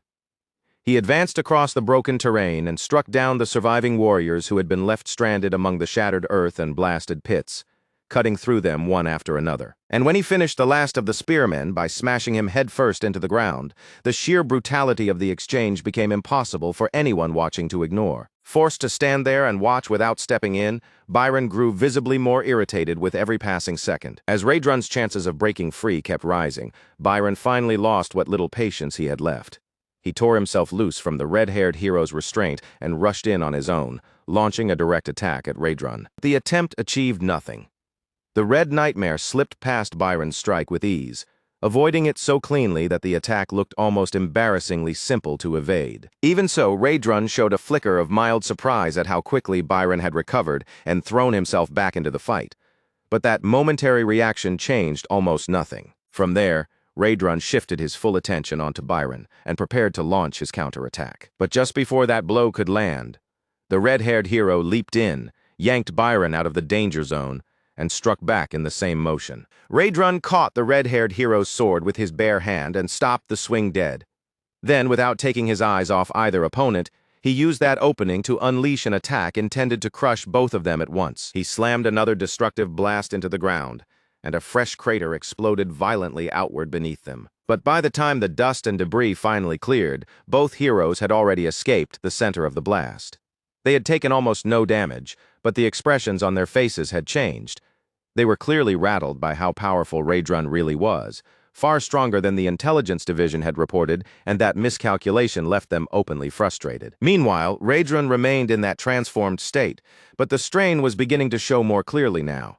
The cost of wielding that much power was starting to catch up to him. After drawing so heavily on his demonic chi, he found himself wondering how much longer he could continue fighting at this level. But he was given almost no time to think about it. The heroes abruptly gave the signal for the 2nd Regiment to advance. They had seized on the opening created by that brief moment when Raedrun's thoughts had turned toward his fading energy. And with the 2nd Regiment moving in, the heroes themselves surged forward alongside the other warriors, joining the assault directly this time instead of hanging back. Byron, however, was once again left behind, and the irritation on his face made it obvious how much he hated the way the red-haired hero kept taking control of the entire fight. Realizing how massive the next wave was about to be, Raedrun pulled himself together and prepared to unleash his destructive technique yet again. But before he could fully complete the build-up for that attack, the heroes rushed him. Their sudden advance dragged his attention away at the worst possible moment, disrupting him right when he needed focus most. Their sudden charge completely wrecked Raedrun's rhythm. Before he could properly recover control of the fight, he was forced into pure defense, absorbing a barrage from every direction at once as blades and heavy strikes crashed down on him in a chaotic storm. That single moment of disruption was all the rest of them needed. More warriors rushed in from both sides without hesitation, surging toward him with enchanted spears leveled straight at his body. And the instant those spears drove into him, Raedrun felt something was terribly wrong. His power began slipping away almost at once, like something deep inside him was being violently torn out and drained by force. These were not ordinary weapons at all. The spears had been specially designed to strip away demonic chi, dragging his energy out of him the very moment they pierced his flesh. As more and more of that strength was siphoned away, Raedrun's body finally started to fail under the sheer pressure of the ambush. In the end, even he was forced down, overwhelmed at last by the enemy's carefully prepared trap. Standing above the scene, the red-haired hero coldly explained exactly what those weapons were doing. He made it clear that their draining effect was so severe that even the mightiest demons would be reduced to helplessness, unable to move, unable to resist, and unable to launch any meaningful counterattack at all. Then he stepped forward until he was standing directly in front of the subdued Red Nightmare. Looking down at Raedrun with calm certainty, he declared that the battle was already finished, and to make absolutely sure there would be no sudden reversal, he ordered his men to drive in even more of the magical spears and keep Raedrun pinned in that powerless state. After that, they were to secure him completely and haul him away as a prisoner before anything could go wrong. The moment he heard that, Baron stepped up with obvious excitement. He snatched a spear out of a nearby warrior's hands and claimed the right to stab Raedrun himself, treating the whole thing like a personal grudge he had finally been given permission to settle. As Baron walked closer, he mocked Raedrun openly and without restraint. With a sneer on his face, he jeered that the feared Red Nightmare looked no different from any other demon once he was cornered, pinned down, and stripped of the power to fight back. And with that same arrogant grin still plastered across his face, he lifted the spear to strike. Raedrun, his head lowered and his eyes half hidden in shadow, still had not surrendered. Under his breath, he murmured something so quietly that the others could barely catch it, while forcing himself to gather together the last scraps of strength he still had left. Baron paused, more curious than cautious, and demanded that Raedrun repeat himself. What came back was not a plea, and not the voice of someone broken. In a grim, steady tone, Raedrun said it again. He was the Red Nightmare of the Demon King's army, and the instant those words left his mouth, he erupted into a horrifying counterattack. The blow came so fast and so violently that Baron was torn apart on the spot, wiped out in a single instant before he could even understand what had happened. The force of that strike did not stop with Baron. It tore straight through several nearby spear-bearing warriors as well, leaving only a small number of troops still on their feet alongside the red-haired hero. For the first time, even the red-haired hero looked genuinely stunned.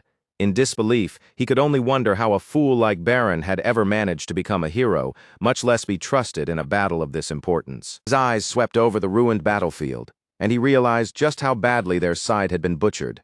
Even so, he made one thing clear. There was nothing admirable about Baron's death, no matter how useless the man had proven himself to be. And yet, in his eyes, the situation was not a total loss.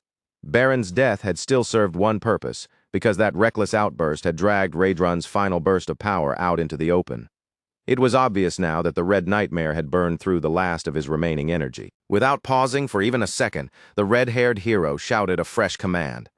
Every survivor still capable of fighting was to raise their magical weapons and close in tighter, forming a complete ring around Raedrun. But before the remaining troops could properly rebuild their formation, the red-haired hero was suddenly smashed in the face by a devastating punch. The one who landed that blow was Choi Hyun-seok. He had finally reached the battlefield, and the rage pouring off him was unmistakable the moment he arrived. He was already in his half-demon form, and one look at him made his intent painfully obvious. Hyun-seok had come here ready to wipe out every idiot responsible for trapping Raedrun like this. The hit was so brutal that the red-haired hero was sent skidding and rolling far across the battlefield, dragged away over the ground by the sheer force behind Hyun-seok's punch. Raedrun noticed Hyun-seok the moment he appeared, and at once a wave of relief passed through him at the sight of that unexpected reinforcement. Hyun-seok quickly told him that he had been haunted by a terrible feeling, and that instinctive dread was exactly what drove him to rush toward the area Raedrun had been assigned to. Then, after taking in Raedrun's condition, he asked him directly if he could still move on his own. Raedrun admitted honestly that he was no longer sure whether he could manage by himself. Even so, he still thanked Hyun-seok sincerely for coming. The red-haired hero slowly forced himself back to his feet, staring at Hyun-seok now with a different kind of recognition in his eyes. Almost immediately, he connected him to the rumors about a hero who had sided with the Demon King's forces. Meanwhile, Hyun-seok bent down and pulled Raedrun up, clearly trying to get him moving so they could escape that place as quickly as possible. Seeing that, the red-haired hero grimly reflected on how badly the soldiers around him had been wiped out. Hardly any were left, and there was no longer enough manpower remaining to execute the original plan properly. At that point, the reality of the situation became impossible to ignore. If things kept going like this, Raedrun would absolutely escape. That left him with only two options: abandon the mission and let them go, or throw away everything in one desperate final gamble. He chose the crueler path immediately, without the slightest hesitation. Sensing at once that the hero had no intention of retreating, Hyun-seok and Raedrun watched closely as he activated a suicidal combat mode. He offered up his soul to his god, and in the next instant a blazing aura burst out around him, burning so fiercely that it looked as if living fire had wrapped itself around his entire body. The moment Hyun-seok saw that transformation, he recognized what kind of power it was. He had seen something similar once before at the Black Fortress, when a hero used an untouchable flame that burned everything it touched while also devouring the life of the one wielding it. The red-haired hero continued to transform, and the power swelling out of him became so immense that it was visible even from a great distance, like a blinding streak of light cutting through the battlefield. Raedrun understood immediately that although this was the same kind of ability, what they were seeing now was on an entirely different level. The raw strength pouring off this hero made him vastly more dangerous than the ones Hyun-seok had fought before. Raedrun explained that the technique was called divine summoning. It was an advanced form of that all-consuming sacred fire, a power only elite holy warriors could invoke, because surviving its use demanded extraordinary strength. The red-haired hero heard Raedrun's explanation and openly confirmed it. Then, with clear contempt in his voice, he warned them not to compare him to the weaklings who had been sent before. Burning with confidence, he declared that he now possessed the true power of a god and boasted over the already weakened pair as though victory were already in his hands. Hearing that, Raedrun concluded that divine summoning was the holy warrior's equivalent of promote, a matching form of overwhelming escalation, but on their side. But power on that level came with a fatal cost.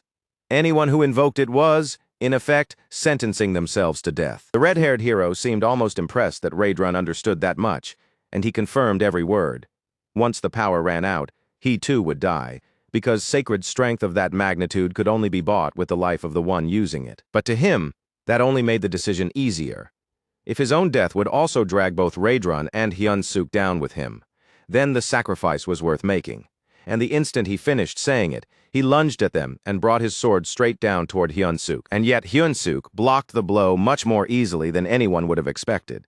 Even as he caught it, part of him registered how strangely simple it had been to stop, though the impact still carried an odd effect he could not dismiss. The red-haired hero then explained the reason. Sacred power and demonic chi were total opposites, and from what he could sense, Hyun-seok was no longer truly human anymore, because he had already been nearly consumed by demonic chi. The battle continued, without even a moment to breathe, the hero pressing his assault relentlessly, while Hyun-seok and Raedrun did everything they could just to defend themselves and stay alive. Then came the moment when the red-haired hero pushed his attack even further, As he struck, he coldly declared that Hyun-suk was nothing more than a walking corpse now, a being who had nothing left with which to protect himself. What followed was a catastrophic blast that ripped across the battlefield and blasted out yet another enormous crater. The explosion hurled Raedron far away, sending his already battered body flying across the ground and leaving him in an even more critical condition than before. Hyun-suk, however, somehow endured the attack. Even after taking that explosion head-on, he was still standing there. With visible effort, he turned his head to the side and checked on Raedron. And the moment he saw him, he understood the truth immediately.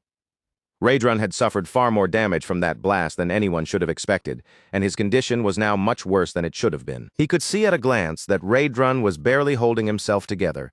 The demon was dragging in ragged breaths, and his whole body was shaking so violently that it looked like the damage from the battle was finally catching up to him all at once, pushing him right to the edge of collapse. Hyun-suk quickly weighed the difference between what the two of them were enduring. The backlash from his transformation and the enemy's attacks was savage on him too, but because he was only half human and half demon, the burden on his body was still lighter. Raedron was a full demon, which meant every effect struck him harder, dug deeper, and tore through him with far more unbearable pain. Even so, Hyun-suk forced himself to cling to one small piece of hope. He did not need some perfect victory here, he only had to stay alive. Once that sacred power finally burned itself dry, the red-haired warrior would fall on his own, and if the man kept throwing around reckless, oversized attacks like before, then that self-destruction would only come faster. Still, Hyun-suk had no real confidence in how much longer he could keep standing either. In his mind, he turned over two equally miserable options: keep enduring the damage as he was now, or deliberately provoke the enemy into spending even more power so the sacred energy would burn out sooner. In the end, it felt like everything had been handed over to blind luck, because no matter how much punishment Hyun-suk himself could survive, there was no telling how long Raedron could last in that state. Just as Hyun-suk finished running through that thought and lifted his eyes back toward the red-haired hero, something unexpected caught him off guard. The hero was trembling too now. His body had already started showing obvious signs of strain, as if the divine power he had overused was now tearing back through him from the inside. The side effects had started sooner than anyone should have expected. His vision was fading fast, and a sharp ringing had begun filling his ears. Even then, the hero refused to care. He told himself that he hardly needed those senses anymore, because as long as he could still feel demonic chi, that alone was enough for him to keep attacking. The moment Hyun-suk heard that, he deliberately spoke up and pulled the hero's attention back onto himself, like there was something he honestly wanted to ask. The red-haired hero answered him with open disdain, asking what a walking corpse like Hyun-suk could possibly still have to say. Hyun-suk looked straight at him and asked just one thing. Was he starting to lose his sight? The hero sounded almost amused by the question. He said he had expected something better than that, then admitted it without hesitation. Yes, he was going blind. But to him that changed nothing, because even with his eyes closed, he could still sense demonic chi and keep striking at them without stopping. At that, Hyun-suk traded a quick remark with the others and immediately realized that this condition could still be turned into a weakness. Even if the red-haired hero could keep attacking, the loss of his vision was still a disadvantage Hyun-suk could exploit. The way Hyun-suk suddenly acted made both Raedron and the red-haired hero look at him in confusion. Neither of them could figure out what exactly he was planning. Then, without any warning at all, another figure stepped onto the battlefield with a blood-stained club in hand. Hyun-suk seized that moment instantly. Wearing a flat expression that carried a hint of mockery, he declared that the red-haired hero was now nothing more than a blind man stumbling around. Then he gave Abelson the order to strike. She was already there behind the red-haired warrior, both hands gripping the club tightly as she stood close enough to hit him. Only a few minutes earlier, she had been watching the battle from up on the mountainside, her face tight with fear as the horrible possibility became clear to her. If things kept going like this, the two of them might really die here. Standing there with that fear pressing down on her, Abelson could only ask herself what she was supposed to do. Then, out of nowhere, something suddenly grabbed her by the ankle. The shock of that contact made her jolt violently. It was one of the heroes. He had been lying there the whole time, pretending to be dead. The soldier explained that he had been waiting for Hyun-suk to move farther away. Only after that did he intend to crawl toward the saintess and seize the chance to take her with him. Abelson froze for a brief moment, completely unsure what she was even supposed to do. There was no one nearby she could hide behind, and no one she could rely on to shield her body for her this time. But cornered like that, she finally understood something with painful clarity. She could not keep living by, depending on other people to protect her forever. Her thoughts went straight to Hyun-suk, to every single time he had stepped in front of danger for her and dragged her away from some cruel death. Again and again, he had thrown everything on the line for her sake, pushing himself all the way to the point where he was willing to die just to keep her safe. And what had she done in return? She had simply remained sheltered, day after day, quietly living under the same roof and accepting that protection as though it were only natural. She had never truly given anything back to the person who was always the one standing in front of her. By continuing to act weak and fragile, all she had really done was give Hyun-suk even more to worry about. Then Abelson noticed a club lying nearby, and in that instant, her hesitation finally ended. From this point on, she decided she would protect herself. Gathering every bit of courage she could force out of herself, she struck the soldier down and killed him. The story then snaps back to the present, to the exact moment she brings that same club crashing down onto the red-haired hero's head. And that blow gave her more than just a chance at victory. It brought with it an overwhelming sense of relief, because for the first time, she was no longer just a burden to the man she believed was the hope of the world. The scene then shifts to a tense standoff between Grat and the soldiers of the Drasen Empire. He stands trapped in the middle of them, boxed in from every side by drawn weapons and hostile stares. The air feels so heavy it is almost suffocating, and with every passing second, Grat's confusion only deepens. He genuinely cannot understand why they are treating him like an enemy. In his own mind, he had carried out their arrangement perfectly. He had helped contain Raedrun and kept that dangerous demon pinned down. By his reasoning, that should have made him useful, valuable, even not someone who deserved to be threatened at spear point. Then one of the Divine Army's hard-faced leaders steps forward, his voice slicing across the field like an order meant to crush any resistance before it can begin. He tells Grat to shut his mouth, and the contempt in his tone is unmistakable as he spits out the words "filthy demon." The insult hangs in the air for a beat, sharp and hateful, before the accusation grows worse. The leader blames Grat for weaving a deceitful scheme that ended in complete disaster. In his eyes, the demon's betrayal directly led to the defeat of both heroes sent to the front, a loss he describes as catastrophic for the Drasen Empire. Grat stares back at him in disbelief, because until that very moment he had known absolutely nothing about any of it. His thoughts begin racing wildly as he tries to force the pieces together. How could things possibly have spiraled that far? How could Raedrun, acting alone, have crushed not just two heroes, but an entire army on top of that? Before Grat can sort out an answer, or even try to defend himself, the ground beneath them suddenly begins to tremble with unnatural force. The sky seems to twist, and then a burst of overwhelming energy comes crashing down from above like divine punishment itself. A blinding light slams into the battlefield with terrifying force, smashing into the earth and blasting open a massive crater as dust, fire, and heat erupt in every direction. And when that blinding glow finally starts to fade, the source of that overwhelming arrival is revealed. It is Hemis.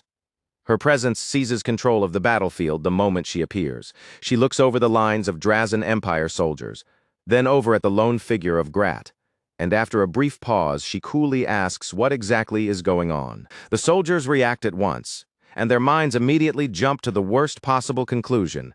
The sight of Hemis appearing right where Grat stands sends whispers racing through the ranks, and those whispers harden into suspicion almost immediately. To them, this now looks like a carefully arranged trap orchestrated by Grat himself, with every soldier here treated as nothing more than an expendable sacrifice. Grat, shameless as ever, grabs hold of that misunderstanding the instant he sees it. A sly smile spreads across his face as he steps forward and addresses Hemis directly. With theatrical confidence, he boldly claims that yes, he gathered all of these humans here specifically for her, presenting them as a grand offering. And he doesn't stop there. He pushes the lie even further by declaring that these soldiers are the strongest and finest force anywhere in the surrounding human lands. Hemis says nothing right away. She simply looks at him, her expression unreadable and her gaze impossible to interpret. After that long pause, she finally answers, almost as if she is reluctantly granting him the tiniest scrap of approval. In one way or another, she says, he may actually have managed to do something useful for once in his life. Without wasting another moment, Hemis begins activating a skill, her voice ringing out with cold authority. As their superior, she declares that she has no reason to refuse such a feast, especially one so generously prepared by Grat. At once, the atmosphere changes. The air grows heavy, The ground trembles underfoot, and darkness starts spreading across the battlefield, creeping outward bit by bit as it devours the light and drains the color from everything around it. One of the soldiers glances upward, spots movement in the sky, and shouts a warning, but the danger is already too close, and the time to react is already gone. Then a gigantic sphere of roaring fire comes crashing down from above, plunging straight toward them. The heat reaches them before the fire ever touches the ground. It scorches through the air with such overwhelming intensity that it feels as though the battlefield itself is already being burned out of existence in the seconds before impact. Then the blazing mass slams down with apocalyptic force. Everything caught beneath it is erased instantly. Every soldier in its path is swallowed by the inferno, and not a single one is left alive. When the flames finally pass, that once proud army is simply gone. All that remains is a stretch of blackened earth, scattered pieces of ruined armor, and blood running through the wreckage where living men had been standing only moments earlier. The very moment the fire begins to settle, Grat does not hesitate even a little. He rushes straight toward Hemis, his voice spilling over with exaggerated admiration and shameless, opportunistic praise. Flatters her without restraint, calling the attack unbelievable, a strike so monstrously powerful that it annihilated an entire army by itself. And then he goes even further, praising her as an unmatched legend, a being so overwhelming that no one alive could ever hope to stand beside her. But Hemis has no patience for that kind of groveling. The fake sweetness in his tone and the oily praise dripping from every word wear thin on her almost immediately. Without the slightest warning, she moves. Her body blurs forward faster than the eye can follow, and in one smooth, effortless motion, Grat's head is cut cleanly from his body. His corpse hits the ground with a heavy drop before the sound of her strike has even fully faded from the air. Only then does Hemis finally speak, her voice cold, flat, and absolute. She reveals that she had already known for quite a long time that Grat was the spy, and she had even suspected he was not working alone. She watched him stir up trouble again and again like a fool who believed he could keep getting away with it forever. But in the end, she saw him for exactly what he was, a habitual liar, reckless to the bone. Fearless in all the worst ways, and driven only by whatever selfish gain he could squeeze out of the chaos. The one thing she says she truly regrets is not killing him sooner. With that done, Hemis simply turns her back on the battlefield and leaves. The scene shifts once again, this time returning to Gadrick Fort. Inside the stone fortress, a formal meeting is already in progress. The topic now is troop reorganization after the recent upheaval. Hemis stands at the center of the room, speaking with crisp, unquestioned authority, while Choi, Hyun-seok, Raedrun, and Roijer remain silent and listen. She begins by declaring that Raedrun will now take command of the remaining soldiers Grat left behind, a responsibility that clearly will demand a great deal of his time and attention from this point forward. And to keep that work running smoothly, Roijer will serve directly beneath him as adjutant, stepping in wherever his support becomes necessary. Then Hemis turns her attention to Hyun-seok, and this time she has something unexpected waiting for him. In a calm but decisive tone, she informs him that he is being appointed regiment commander, a rank that places him directly under her personal command. For a brief moment, Hyun-seok is completely caught off guard by the announcement. Then that shock gives way to excitement he cannot fully hide. Even so, curiosity quickly overtakes it, and he asks why she skipped over the lower ranks entirely, instead of making him something more ordinary first, like a battalion commander. Hemis answers right away, as if the logic should have been obvious from the beginning. In her view, putting someone with his talent into a mere battalion position would be wasteful. His abilities are far too valuable to be boxed into something that small. She explains that this promotion is both recognition and reward for what he has accomplished, for surviving situations that should have killed him, and even for the strange way he has managed to amuse her along the way. There is one condition attached to that promotion, and the moment she says it, the mood in the room changes. As regiment commander, Hyun-seok will move forward without a single troop under his command. The statement lands heavily, and puzzled looks spread around the room at once. No one can immediately understand what such an unusual arrangement is supposed to mean. Raedrun, observant as ever, is the one who finally voices what everyone else is silently wondering. He asks Hemis to explain her intention, because appointing a regiment commander with no soldiers to lead makes almost no sense at first glance. Hemis answers without even a hint of hesitation. She says there is a chance, however small it may be, that Hyun-seok might not need subordinates at all. She wants to see for herself what happens if he is allowed to operate entirely on his own. Before anyone can press her further on that answer, a firm knock suddenly echoes against the heavy door. A voice from outside announces that a visitor has arrived, and the timing feels almost unnaturally perfect. It comes just as Hemis mentions that Motem will serve as proxy commander. Then the door opens, and Motem himself steps into the room. With a small but clearly deliberate smile, Hemis finishes by telling the two men to get along well. That gives Motem the perfect opening to greet Hyun-seok warmly, looking honestly pleased to see him again. Hyun-seok, however, immediately remembers the much less pleasant history between them, especially the trouble Motem caused him during one of the earlier tournaments. With the main business of the meeting finished, Hemis excuses herself, saying there are still other urgent matters that need her attention. From there, the scene shifts again, this time into the quiet interior of Abelson Marriott's room. The atmosphere there is completely different, less formal, more private, but still carrying a quiet tension underneath it all. Hyun-seok speaks honestly, admitting that Abelson's recent actions had truly surprised him. Then he asks what gave her the courage to bring that club down on the hero's head at such a critical moment without hesitating. Abelson answers first with a gentle smile and then with careful, sincere words. She explains that something in her changed after she realized how complacent she had become while constantly being protected by Hyun-seok. In her own eyes, she had grown passive, almost lazy, and that realization had started weighing on her more and more heavily. Hyun-seok notices that change in her right away. The old passivity he was used to seeing in her has been replaced by something much more active and determined. So he asks if that means Abelson intends to fight beside him from now on. She answers without any visible hesitation. If he needs her, then she will fight. She reminds him that as a saintess, she carries holy power and can call upon strength similar to divine summoning. The real problem, she admits, is her body. She does not have the stamina for prolonged combat, so she would burn out far more quickly than a true frontline fighter. Even with that limitation, Hyun-seok is clearly pleased by the determination she shows. Half joking and half serious, he remarks that one day she might even surpass him. There is a faint trace of jealousy in the comment too, because as a saintess, she now possesses the highest class of divine power a human can attain. But Abelson answers with quiet humility. She says she is not convinced that sheer power alone is what really matters, especially not in an actual fight. And there is real weight behind those words, because they are coming from someone who has seen battles won through strange, unconventional methods rather than simple brute force. At that point, Rahel joins in with a teasing edge in her voice. She jokes that the way Abelson is talking makes it sound like Hyun-seok wins all his battles through dirty tricks and shameless tactics. Then her tone shifts and grows more matter-of-fact, and she adds something that genuinely catches Hyun-seok by surprise. She explains that the rank of battalion commander is considered equivalent to the rank of hero on the human side. Across the entire continent, there are probably only around 1,000 humans who stand above the level of hero. By that standard, Hyun-seok has already entered the upper slice of the strongest people in all of human society. That revelation leaves Hyun-seok visibly stunned. He already knew he had grown much stronger, but hearing that he now stands among the 1,000 most powerful humans in the world is something else entirely. From there, the story turns away from that personal moment and moves somewhere new. The next scene opens in one of the holy cities, Benedict, and the sight is utterly grim.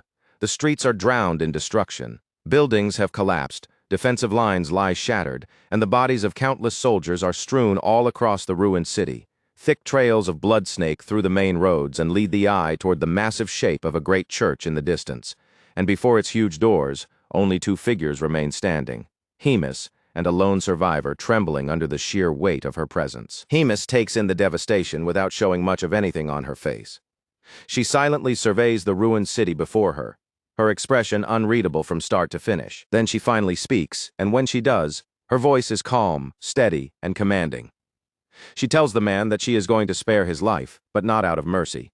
He will live so he can carry her words beyond this place, spreading her message across the land until every ear in the human world has heard it. The survivor starts trembling even harder as Hemis continues. From this day forward, she says, she will wipe out every single village belonging to the Drasen Empire one by one, leaving none standing and none of their people alive. At that point, the man can do nothing except collapse to his knees and beg for mercy he already knows he will never receive. 500 years earlier, the entire continent had been sinking beneath chaos and endless war. The great Drasen Empire was aggressively expanding its territory, swallowing smaller kingdoms one after another whenever they resisted. The conflict only intensified as the days passed until one day, something impossible happened. In the middle of nowhere, a new land suddenly appeared accompanied by a colossal pillar of light. Naturally, speculation spread across the continent almost immediately. Would this newly emerged region be the legendary super-civilization of Valington? The civilization said to have sunk beneath the sea 1,000 years before the Great War, once celebrated as the highest peak of magical achievement? Rumors followed at once. If these truly were the remains of Valington, then perhaps the place contained the secret to reviving ancient magic, the very power that had nearly vanished from the world when that civilization disappeared. And before long, every kingdom arrived at the same conclusion. Whoever succeeded in restoring that lost magic would gain unmatched supremacy over all the others. So even while war still raged across the continent, every realm began dispatching expeditions into that mysterious land, hoping it would lead them into a new golden age of power. But what humanity found there was nothing like the ruins of Valington they had imagined. Nor did they discover the lost people of that ancient civilization. Instead, what they found were beings from an entirely different world. Demons, creatures hostile to humankind, hungry for conquest, and utterly alien to the human realm. A terrifying new enemy had risen up and begun threatening everyone equally, and in the face of that danger, humanity finally did what it had refused to do for so long. People stopped pointing their swords at one another. Old rivalries were set aside, nation after nation abandoning their internal wars and choosing survival over pride. And once those long-standing conflicts were brought to a halt, all of that bloodshed and military force was turned toward a single target instead: the demons. That moment lit the fuse for a new war, one so vast and so brutal that it would leave scars on the world for centuries to come. At the very start, though, it honestly looked like the demons already had victory within reach. They were creatures born with violent instincts and overwhelming physical might, carrying a level of raw, brutal strength that ordinary human soldiers simply could not match once the fighting began. And that terrifying advantage did not stop with their bodies alone. The demons also commanded demonic chi, a dark and sinister power filled with both savagery and intelligence, and with that force in their hands, the balance of the war tilted even more heavily in their favor. Just when it began to feel as though humanity had finally run out of hope, a new light emerged from the very people no one had expected. The clerics, the healers, and the priests, who had always remained behind the front lines as non-combatants, suddenly stepped forward and declared that they would no longer stay out of the fight. They too would enter the battlefield. And they did not step onto that battlefield empty-handed. They brought divine power with them, a sacred force capable of resisting the demons themselves, and from the moment that holy strength entered the war, everything began to change. That power did more than simply keep the collapsing front from breaking apart. It also carried the reach of religion into every corner of the continent, spreading faith from place to place wherever armies marched and battles were fought. And from that swelling tide of belief, the divine empire of Gartran came into being, a mighty union of faithful nations gathered together under one shared sacred conviction. As the next 200 years passed, that power of faith continued to deepen and expand, and the number of clerics capable of fighting in war grew at an astonishing pace. Humanity, which had once been the weaker side in nearly every way that mattered, eventually reversed the entire balance of the conflict and rose above the demons with total military superiority. It was during that age that one extraordinary man rose above all others, a single figure remembered as the greatest contributor in humanity's war against demonkind. In time, his name became legend, and people came to know him simply as the Pope. His martial ability stood on a level no one else could even dream of matching. And with his own hands, he trained countless knights and soldiers one after another. But he did not stop there. He went even further, summoning heroes from entirely different worlds and bringing them into the war to fight for humanity. Under his leadership, the demons were forced farther and farther back, pushed relentlessly until they were driven all the way to the outer edges of the continent. At long last, it seemed as though a new era of peace had finally begun. But in the end, peace carried dangers of its own. During a grand council where leaders from every region had gathered together, the Pope raised a troubling question before the entire assembly. He asked them whether they truly understood why humanity had once again been placed in mortal danger after so many years had already passed. And before anyone else in the room could answer, he gave the answer himself. Humanity had been brought back to this point because the demons had not been exterminated when there was still a chance to finish them. Instead of pursuing the demons to the very last one, humanity had turned its attention toward rebuilding the cities that the war had left shattered and in ruins. That decision was not made without reason, because the lives and well-being of the people had to come first. Even so, the consequences never disappeared. By allowing the demons to remain alive, every nation across the continent continued to live beneath the shadow of that threat, and every society had been shaped by it, burdened by it, and in many ways damaged by that unfinished choice. Before the worst possible future could finally come to pass, the Pope called on every nation to unite its strength once again and launch a new holy war against the growing threat. The divine empire of Gartram, he declared, would stand at the very front of that campaign, holding nothing back at all, withholding neither wealth nor soldiers nor sacrifice. Everything would be poured into this one final objective: to create an age in which humankind would reign completely, with no rival left to challenge its rule. The scene then shifts into a solemn religious assembly, a heavy and sacred gathering where a message is being delivered before a crowd of faithful listeners. Standing before them, the speaker warns in grave terms that the demons have once again become a threat to the lives of all humankind. He tells the crowd that in only a matter of days, 3 entire cities have already been erased, wiped away so completely that now no one can say which city will be the next to disappear. Then his warning grows even darker. Perhaps, he says, even at this very moment while he is speaking, he himself and every person listening to him could be next. The demons show mercy to no one, not to women, not to children, not to anyone at all. As the weight of those words settles over the gathering, the man lifts a hand and gestures toward Father Levi, introducing him to the crowd as the one and only survivor from Benedict. Speaking in a voice that sounds utterly drained of life, the priest confirms the nightmare for everyone present. He says that everyone in the city was slaughtered in a single instant, killed while doing nothing more than living out their ordinary everyday lives. He goes on to say that he alone was left behind for one reason only: to deliver this message. But even as he stands there, he confesses that his soul never truly escaped with him.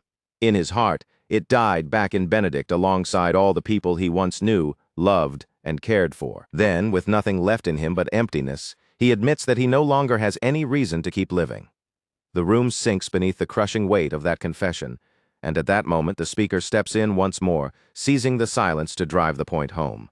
He warns them that the demons' cruelty knows no limit, and that they are growing stronger with every passing day. Then he declares that the Pope has already proclaimed a holy war, and he makes it clear that he has no intention of sitting still while such a threat hangs over them. He also announces that Asael Bald, the legendary figure of Gatling, has at last come out of his long seclusion and will personally take part in the war. And beyond that, he tells them that other nations have also pledged to send forth their own heroes and legendary figures to fight on behalf of the people. A massive offensive is already underway, he says. But even that alone will not be enough if humanity truly intends to wipe the demons out once and for all. If they want to protect the future of the continent, then every man and every woman still capable of fighting must offer up their strength and stand together as one. Now more than ever, he says, this is the moment to answer that call. His plea is sent to every soul in the gathering: join the holy war, follow the will of God, and walk the path that will lead humanity toward peace. The speech rises to its peak, with a thunderous cry that echoes through the entire gathering, as everyone there is swept up by one single united desire to erase the demons completely and forever. The scene shifts once again, this time away from the public spectacle and into a private conversation. Out of the public eye, the Pope speaks quietly with one of his subordinates and reveals that Cardinal Elrond, though talented by nature and fully capable in ability, has committed disastrous failures over the past few days. He explains that those mistakes directly led to the deaths of 2 heroes and also caused the failed attempt to capture Raedrun, a catastrophe that achieved absolutely nothing while costing tens of thousands of lives. Because of that, the Pope issues a cold and immediate order. Within 3 days, all of Cardinal Elrond's duties are to be stripped from him and reassigned. After that, every possession in his name is to be confiscated, and then he, together with his entire family, is to be executed. The scene changes once more, now shifting to Raedrun. She suddenly bursts into a room without the slightest warning, and the excitement on her face is impossible to miss the moment she arrives, all because she has just learned that Hemis is here. Hemis greets her with mild surprise, looking almost amused as she casually remarks that she never thought she would live long enough to see the day Raedrun entered a room without knocking first. Then, in a teasing tone, she adds that behavior like that must be what longing looks like. Raedrun does not react to the jab at all. She ignores the teasing completely and immediately presses forward with the real issue on her mind, asking Hemis straight out why she attacked an entire city by herself. Hemis answers with perfect calm, without a hint of panic or regret. Yes, she says, she truly did act alone. But what she did was not some reckless outburst. It was part of a much larger plan. Plan that, according to Hemis, would ultimately benefit demonkind as a whole. By making a move that extreme, she had forced the humans to reveal and deploy their legendary champions, because there was no ordinary fighter among them who could possibly stop her. Hemis then explains that the legendary figures of each human nation stand at the absolute peak of their military power, and that if those figures could be eliminated, the demons would gain something precious in return. More time. Raedrun, now visibly unsettled and just as confused, immediately asks what Hemis means when she talks about buying time. Hemis calmly rises before giving her answer. The time she wants to win, she says, is enough time for the hope born from these new victories to continue growing. Standing quietly by the window, Hemis kept her eyes fixed on the view outside as she spoke to Motem in a low voice. In that still hushed moment, a thought lingered in her mind. She wondered whether Raedrun had really accepted the explanation she gave him, or whether suspicion was still quietly taking root inside him. Motem answered that Raedrun was probably not convinced at all, because being suspicious was simply part of who he was. Then his expression grew more serious, and he shifted to the question that was really weighing on him. He asked Hemis whether she truly had no intention of ever standing beside the Demon King again. The concern in his voice was impossible to miss, because no matter how strong she was, the path she had chosen was so reckless that it threatened to put everything in danger. Hemis replied without the slightest pause. As far as she was concerned, there was no longer any chance that the two of them would ever walk side by side again. Even if that broken bond could somehow be repaired, she said, it would require a price she had absolutely no desire to pay. Even so, she made one thing clear. She did not hate him for it, because she understood perfectly well why the Demon King wanted to avoid another war with humanity. But then Hemis moved on, trying to sweep away Motem's doubts by explaining what she truly believed. Recently, the Demon King had begun making foolish decisions, letting himself be moved by useless emotions. He had started dwelling on things like the deaths of subordinates, comrades, and even family, allowing those feelings to shape his judgment. To Hemis, thoughts like that had no value whatsoever. If someone died, then it only meant they were weak. And if they were weak, then that outcome was only natural. That was the hierarchy she believed in without question. In the order of the world as she saw it, those who stood at the top, the strongest of all, were meant to crush the defeated without hesitation and claim victory as something rightfully theirs. That, Hemis said, was the belief she held to without compromise, and more than that, it was the same truth the Demon King himself had once accepted as the natural law of the world. That was exactly why his sudden compassion made no sense to her. She had gone to confront what she viewed as cowardly weakness, but in the end, she lost patience with him completely. After giving him one final warning, she turned her back on him and told him to regain his composure and return to the colder, harsher, truer self he used to be. And yet, even after saying all of that, Hemis quietly admitted to herself that a trace of regret still remained in her heart. The choice she was about to make now was not one she ever would have made in the past. Motem did not respond right away. He simply stayed silent, watching her carefully as he sensed the conflict buried beneath his commander's calm exterior. Then Hemis let out a quiet regret of her own. Maybe, she said, if she had understood sooner what it truly meant to want to protect someone, then she might have understood the Demon King far earlier, and far more deeply than she ever did. That realization left her thinking that perhaps there had once been room for better choices. After that, Hemis turned her gaze toward Frisch and apologized to him for dragging him into all of this trouble, along with her. Frisch stepped forward wearing the same calm, easy smile he always seemed to carry, the kind of expression that did not crack even in tense moments. He told her it was no trouble at all. Carrying out her orders was an honor, he said, without the slightest complaint or hesitation. And in that moment, it is revealed that he is the Pope's right hand. Hemis noticed that Frisch was still wearing priestly robes, and the sight of him dressed that way drew a faint, almost amused smile to her face. As Frisch began removing the disguise piece by piece, he explained in an almost casual tone that after spending so many years living as a cardinal, he had simply grown used to wearing those robes. Hemis then handed a letter over to him, and from the look on her face, it was obvious that she was genuinely happy to see him again after being separated for so long.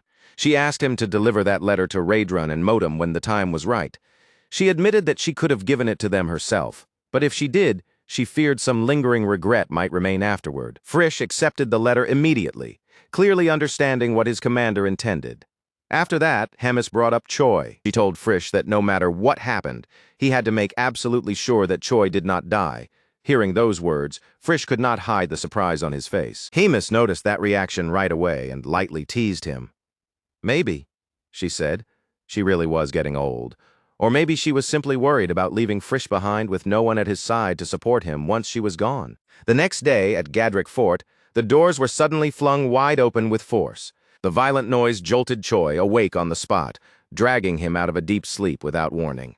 Still groggy and only half awake, he sprang to his feet on instinct and shouted arrogantly, demanding to know who dared interrupt a commander's sleep. But the second he realized that the one standing there was Raedron, all of that swagger vanished almost immediately. His tone dropped at once as he asked what was happening.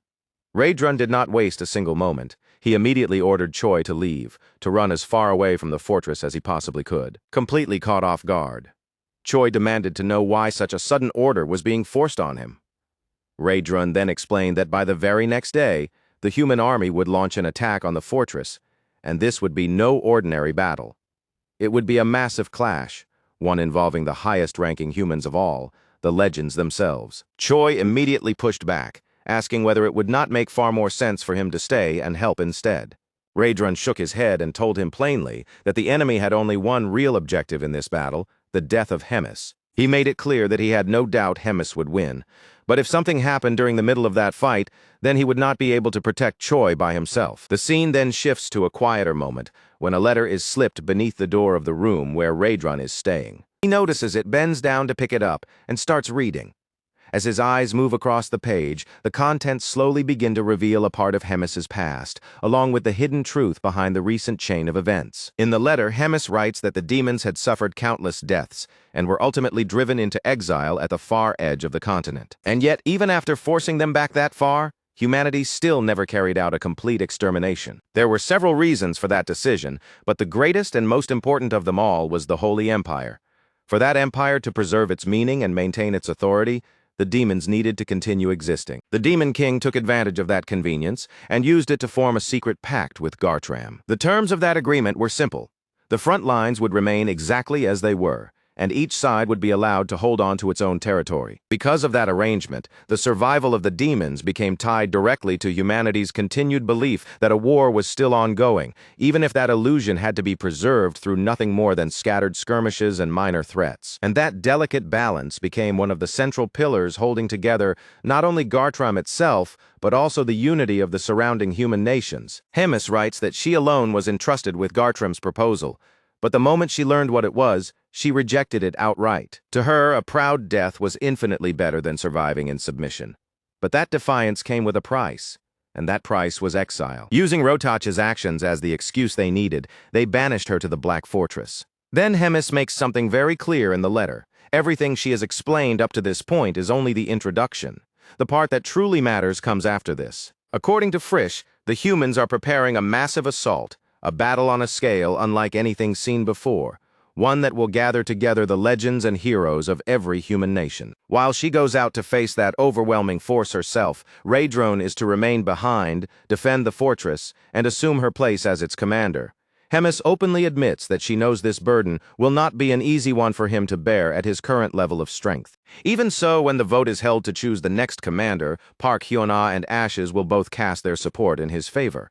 That support had already been arranged beforehand, and in Ash's case especially, there had never been any need to persuade her at all. His affection for his nephew was simply too deep for him to cast aside a request like that, no matter how strongly logic or reason might have told him to refuse it. Hemis then continues in the letter, saying that for now, this is the furthest she can go for him. From this point forward, everything that follows will be entrusted to Raedron's hands. She tells him that she believes he will handle whatever comes next in the best way he can.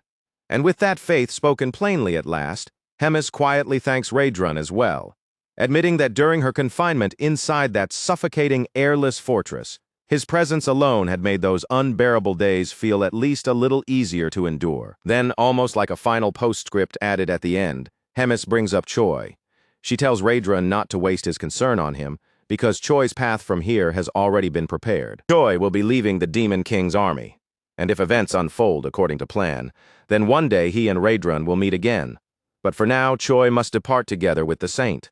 And once that is decided, preparations for the journey begin in earnest. Raedron reassures Choi that once everything has been resolved and he has secured the place that should rightfully be his, he will contact him through the communicator.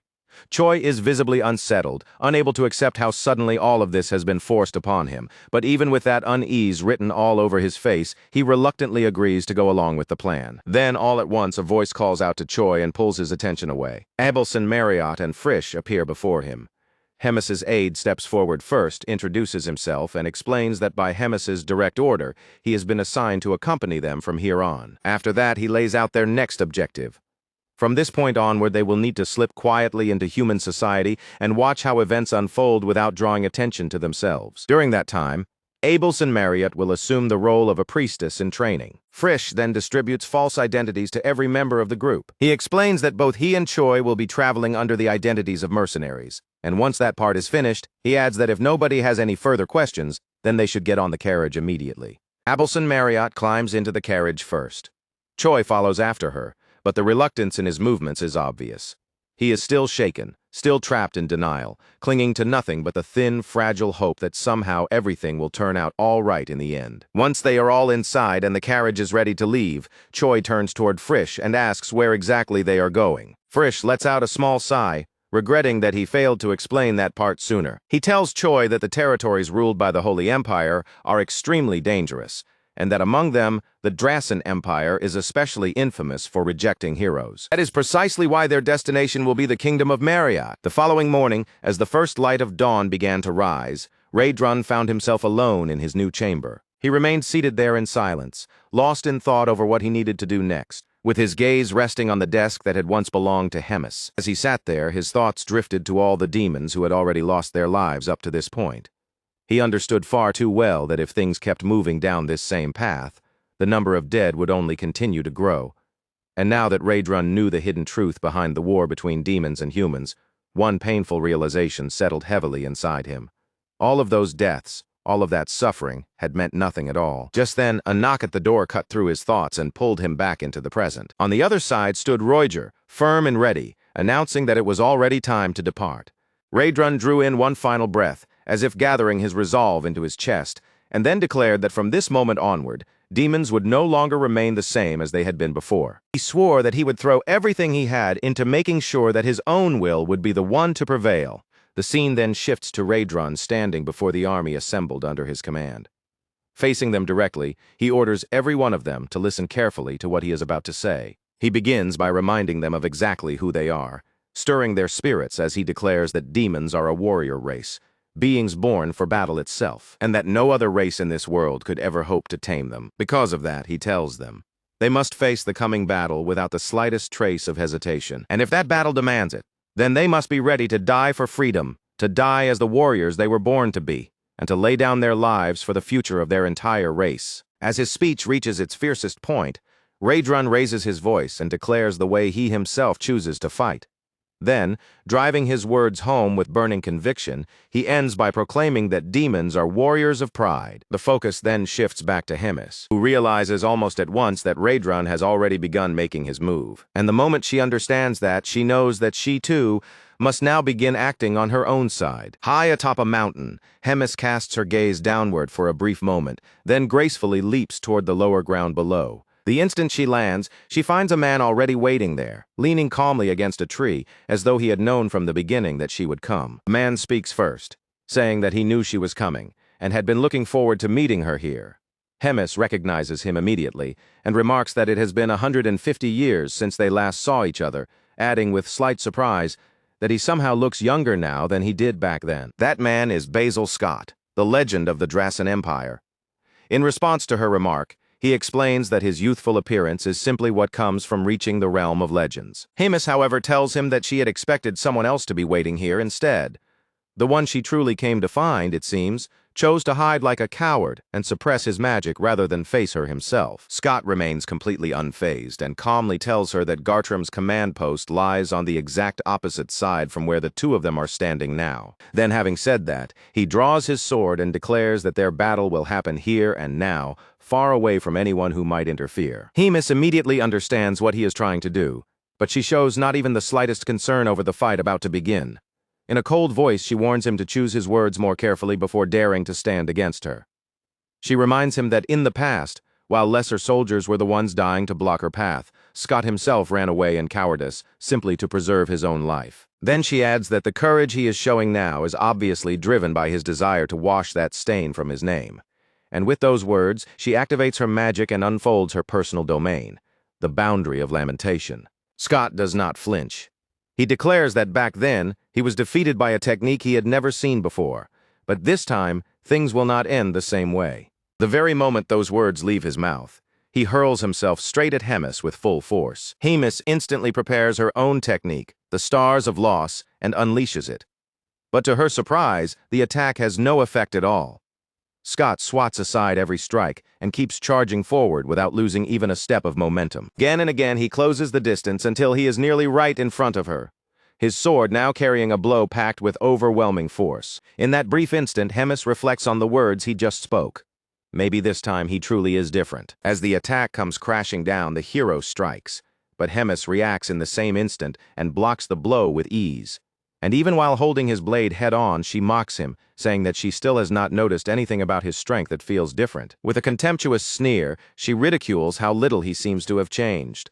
Their weapons slam into each other over and over, each clash ringing across the battlefield. And in the middle of that violent exchange, the hero realizes that her power and his now seem to be perfectly matched. The moment the hero understood that, he reached a quick conclusion. As long as he stayed alert to the magical barrages raining down from above, there was still a way for him to keep fighting. Those attacks were the commander's ability. The tears of lament, summoned in an instant. But this time they were no longer falling only from the sky overhead. Now they also erupted upward from the ground beneath him, turning the entire battlefield into a deadly killing zone with no safe direction left at all. Caught completely off guard by that sudden shift, the hero was forced into frantic movement, dodging desperately for his life while at the same time trying to evade Hemis's relentless close-range assaults. At one point, Hemis suddenly kicked off the ground and leaped high into the air, setting up a vicious combined attack that came crashing down together and nearly split the hero's head open on the spot. He escaped that killing blow by the narrowest margin imaginable. Even that was enough to draw a measure of admiration from Hemis. To her, it proved that he truly had grown stronger, because he was now slipping past attacks that, in the past, would have crushed him without question. Irritated by the way she kept speaking down to him, the hero snapped at her and told her to shut up. Then he pulled his energy in tight, planted his feet, and prepared himself to rush forward once more. Their clash reignited with even more violence than before. But Hemis was no longer aiming only at his body now. She also started pressing down on his mind, trying to break his concentration through raw psychological pressure. With a cold smile edged by amusement, she asked him where he thought the next tears would come from, the heavens above him or the earth below his feet. It was obvious that watching him struggle to track so many threats at once entertained her, and she calmly warned him that the moment his focus wavered, she would kill him in a single strike. Almost at once, her threat became reality. Before the hero even had a chance to think about dodging, the ground beneath him exploded upward, and countless magical stakes tore into his chest, pinning him in place where he stood. Stunned and left completely exposed, he could do nothing except grit his teeth and endure the pain. Hemis looked down at him with sharp, merciless eyes and remarked that the very fact he had managed to avoid her so many times before now was already proof of how much he had improved. The difference between the man before her now and the one she had faced long ago was impossible to miss. But before she could continue, the hero's body suddenly began to blur and fade, as if it were being transferred away somewhere else. For a brief instant, Hemis wondered whether she had struck only a clone, but she dismissed that idea almost immediately. She was certain that the one she hit had been the real Basil Scott. At that same moment, Basil Scott burst out through a portal and came rushing back at her with a new technique already activated, catching even Hemis by surprise. The first time since the battle began, she was genuinely impressed by just how far he had come. Pressing forward without the slightest hesitation, the hero declared that this was the hidden technique he had saved for this exact moment. He unleashed the attack with everything he had. But Hemis met it with a single raised hand and blocked it effortlessly, as if the full force of his power meant absolutely nothing to her. In that instant, she made the difference between them brutally clear. The gap in power, she said, was not something he could overcome, because she stood 2,000 years ahead of him. Then, with chilling calm and perfect precision, the commander lifted 2 fingers and aimed them straight at his chest. A devastating blast of energy erupted from her hand, struck him head-on, and knocked him unconscious in a single instant. His body collapsed right there, his strength spent, leaving him with no power left to resist. Driven into a corner and with no remaining skill he could depend on, The hero began to wonder if this really was the end. The humiliation cut deep. He had failed to land even one decisive blow on her, and while he was still trapped in that bitter realization, Hemis called out to him and demanded to know whether he was truly the legendary figure of the Drasan Empire. Before he had even recovered from the shock of that question, she made a request so unexpected that he never could have imagined hearing it from the lips of a demon. Hemis explained that certain personal matters were now in motion, and because of that she needed his cooperation. She asked him that if someday in the future he were to meet Choi and cross blades with him, then he should spare Choi's life at least once. Basil Scott was left completely stunned, unable to understand why a commander like Hemis would lower herself to ask for something like that. But before Hemis could continue any further, the sky above them suddenly split open, and an immense torrent of golden energy came crashing down. The force struck with such overwhelming power that Basil Scott, the legend of the Drasan Empire, was annihilated completely. His body disappeared so thoroughly that not even dust was left behind. Caught off guard by the sudden intrusion, Hemis immediately analyzed what had just happened. She was sure now that Basil Scott was dead. At once, frustration rose inside her because she had deliberately allowed him time to speak, only for their encounter to be interrupted in such an arrogantly rude way. Lifting her eyes toward the sky, she identified the only person who could have unleashed that kind of power. Asael Bald was descending from above, with his subordinate Morgan beside him. Originally, he had planned to reveal himself only after the others finished off Basil Scott, but once he realized that defeating him was beyond their ability, he decided he had no choice but to show himself earlier than planned. In that moment, Hemis stood there with her scythe gripped tightly in her hand. A flicker of doubt passed through her eyes as she silently questioned whether acting this way among humans was too cruel, and whether this was truly the right path to take. But the answer came to her just as clearly. It did not matter. The one before her had been the legend of the Drasan Empire. Even if temporary cooperation had existed between them, the truth remained the same. Drasan had always been the Holy Empire's rival. Striking first and erasing him had been the most rational choice. After all, the death of a legend was nothing less than a national calamity. From atop a cliff, Asael looked down at Hemis below. He understood now that the destruction of the city had been nothing more than bait, a trap set specifically to lure him here. And Hemis's reaction only confirmed that suspicion, because she recognized him immediately as the very legend of Gartram. Calm and unwavering, Asael revealed that nothing taking place here was accidental. This entire day had been arranged through a long, meticulous plan crafted for this exact moment. Behind him stood Morgan, wrapped in radiant light, and beyond her was a vast army already lined up at her side. Morgan brought her hands together before her lips in a gesture that looked almost like a solemn prayer. In her heart, her conviction never faltered. The second battle was about to begin. Hemis immediately sensed that something in the atmosphere around her was wrong. The pillar before her was not acting like some ordinary defensive wall. Instead of merely containing the power she tried to spread outward, it was actively repelling her field itself, as though even the very space around her was rejecting her influence. That pillar had been filled over time with accumulated sacred power, and now a golden aura poured outward from it in every direction, spreading across the area and neutralizing her presence. Above, Asael raised his sword before the assembled army, and the strategy became immediately clear. The saint would maintain the pillar, while the duty of the knights was to protect her at all costs. The soldiers moved into position in perfect order. One after another, they placed their hands atop the swords planted in the ground and bowed their heads with reverence. And from the exact earth beneath each of them, golden flowers began to bloom as if sacred power itself had taken visible shape. At Asael's command, they erected a barrier designed to leave Hemis with absolutely no route of escape. The golden sphere, wrapped in crackling energy like living lightning, blazed with blinding brilliance and cast its dazzling radiance across the entire battlefield. Hemis lifted one hand to shield her eyes, struggling against the fierce light pouring from both the pillar and the sphere.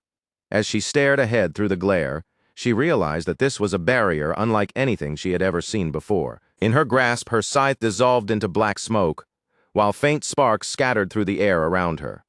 The repelling force was undeniably immense, and under that sacred pressure, even her domain had begun to come apart. Worse still, the shield she was barely able to keep standing in that moment was only a pale remnant of its former strength and offered her no real protection at all.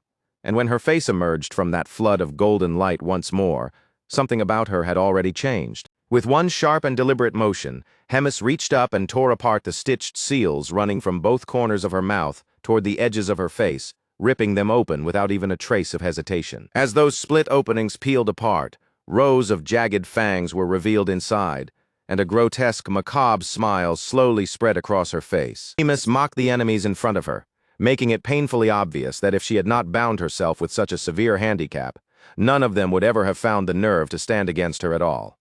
Then she lowered herself into position, gripping the cord made from the torn stitches of her mouth like a weapon, and fixed a hard, predatory stare on the enemies waiting above the cliff. In the very next instant, she exploded forward with terrifying speed, snapping her whip straight toward Asael Bald, who instantly leaped down from above to intercept her, his sword already raised in defense. Hemus lashed from one side, then the other, her whip cracking through the air with frightening speed and deadly precision, while Asael met every strike head-on with his blade.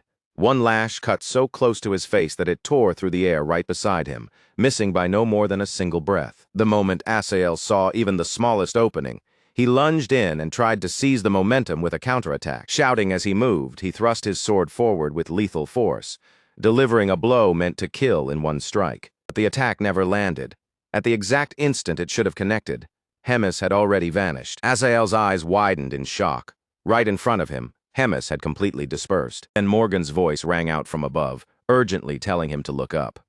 When Asael lifted his head, he saw Hemis suspended high overhead, chanting as power began gathering around her. A blazing red light wrapped around her entire body, burning with such intensity that it seemed almost alive.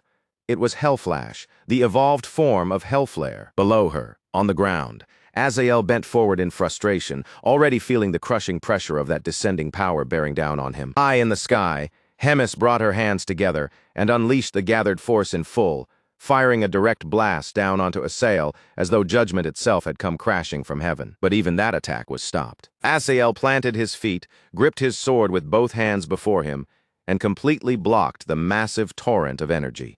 The collision gouged a deep V-shaped trench into the earth where that crushing force smashed against his defense.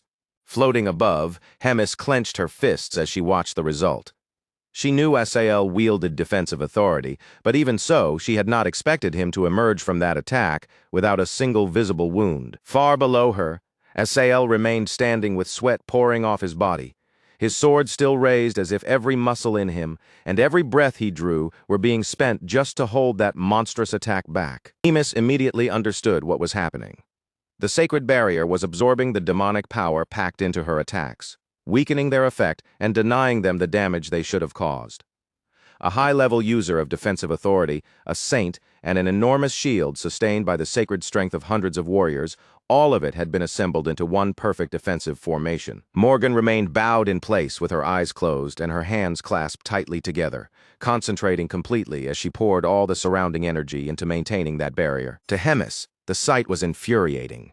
This battlefield had been prepared flawlessly for a long, grinding war of attrition. Violet sparks began crackling in her right hand, flashing brighter and brighter as her irritation continued to rise. For a brief moment, she measured the situation and weighed her next move against that seemingly unbreakable defense. The strain of battle was already pressing heavily on her. The demonic power she had spent against Basil Scott had been greater than expected, and now every movement came with more burden. At only half her strength, breaking that shield head-on was impossible. As she stared at the white-haired man standing before her, she realized that she had now been pushed into Basil Scott's position, forced to endure the same kind of trial he had faced. Then, all at once, a memory flashed through her mind, and in the very next moment, the battle exploded back into motion at full intensity. After several more savage exchanges, Asael pressed in with unwavering resolve, gripping his sword tightly as he declared that this battle would end here and now. Pouring all of his strength into a single move, he drove his blade into the ground and unleashed an overwhelming technique: power of divinity, sword of revelation. The instant the sword struck, golden light burst outward with such violence that chunks of stone were ripped from the earth and hurled into the air, while thick waves of dust surged up around the battlefield. In front of Hemis, a crimson sphere began to form, pulsing ominously with tightly compressed energy. She recognized the technique the moment it appeared, yet even then, her face showed nothing but defiance. There was not the slightest trace of fear in her expression. The move was familiar to her, but she was nowhere near ready to accept that the battle had already been decided. The crimson sphere drifted slowly toward her, moving with an eerie, unnatural motion, almost as though it possessed a will of its own. Her golden claws gleamed with a dangerous shine, but then, without warning, blood suddenly burst from the upper half of her body, forcing her torso to arch backward. The kneeling soldiers, still holding their swords planted in the earth, stared at the sight in total disbelief. Morgan's eyes flew wide as she cried out in shock, declaring that he had brought down the glutton. Even Asiel himself stood there, stunned by what he was seeing. His sword was still buried in the ground, and before him lay Hemis, bloodied, collapsed, and seemingly unable to move. With his body trembling, Asiel slowly returned the sword to his waist, unable to fully believe that the battle had really ended like this. A bead of sweat slid down his face as he muttered under his breath, asking himself if it had truly happened. His eyes lowered to Hemis's hand, where those golden claws now rested motionless against the ground. And then, before Asiel could even realize that she was still alive, he was suddenly caught between Hemis's fangs. She lunged with a monstrous maw that burst open from the very wound Asiel had inflicted moments earlier, turning that injury itself into the source of her attack. In a single motion, the legendary hero was reduced to nothing more than a bite-sized meal for the glutton. Only a fragment of him remained behind, leaving a scene so grotesque and so unreal that it was almost impossible to comprehend. Unable to accept what she had just seen, the saint cried out desperately for Asiel, her voice shaking with utter disbelief. Brimming with confidence, Hemis returned to her original form and openly mocked the entire scene, ridiculing the shock and horror she had just inflicted on everyone there. Then, with dry irony, she reflected on just how desperate her situation had become, that she had been forced to fake her own death and rely on a trick once used by Baal. Even so, she ended with a sardonic joke, asking everyone around her what they thought of her little magic trick. The calm expression on her face only held for a fleeting moment. Then, almost all at once, that fragile composure gave way, and blood slipped from the corner of her lips. In that painful instant, Hemis could no longer deny what was right in front of her. The Empire's power was far beyond anything she had originally measured it to be. The saint noticed the blood immediately, and the sight sharpened her thoughts at once. Her mind raced through the possible cause. Was this because Hemis had already taken too much damage before now, or had swallowing a paladin placed a burden on her body that even she couldn't endure? She gave herself no time to linger on the question. Her voice cut through the battlefield in a cold, commanding tone as she ordered every warrior there to stack multiple enchantments without delay, while she alone would take full control of sustaining every barrier in place. The warriors reacted the very instant the order left her mouth. They broke away into their designated positions with practiced precision, each unit beginning its own incantation as the air around them grew heavier and tighter with the pressure of rising sacred power. Meanwhile, Hemis did not move at all. She stayed exactly where she was, utterly still, because her strength had been drained so completely that she no longer had enough left in her to gather even the faintest resistance. As her consciousness dimmed, her thoughts returned to the strange delay she had been feeling. Digestion should have been finished long ago. The more she thought about it, the more one answer stood out above all others. The sacred barrier pressing down on her must have been interfering, suppressing the process and slowing everything far more than it should have. When Hemis slowly lifted her eyes again, the truth was waiting for her.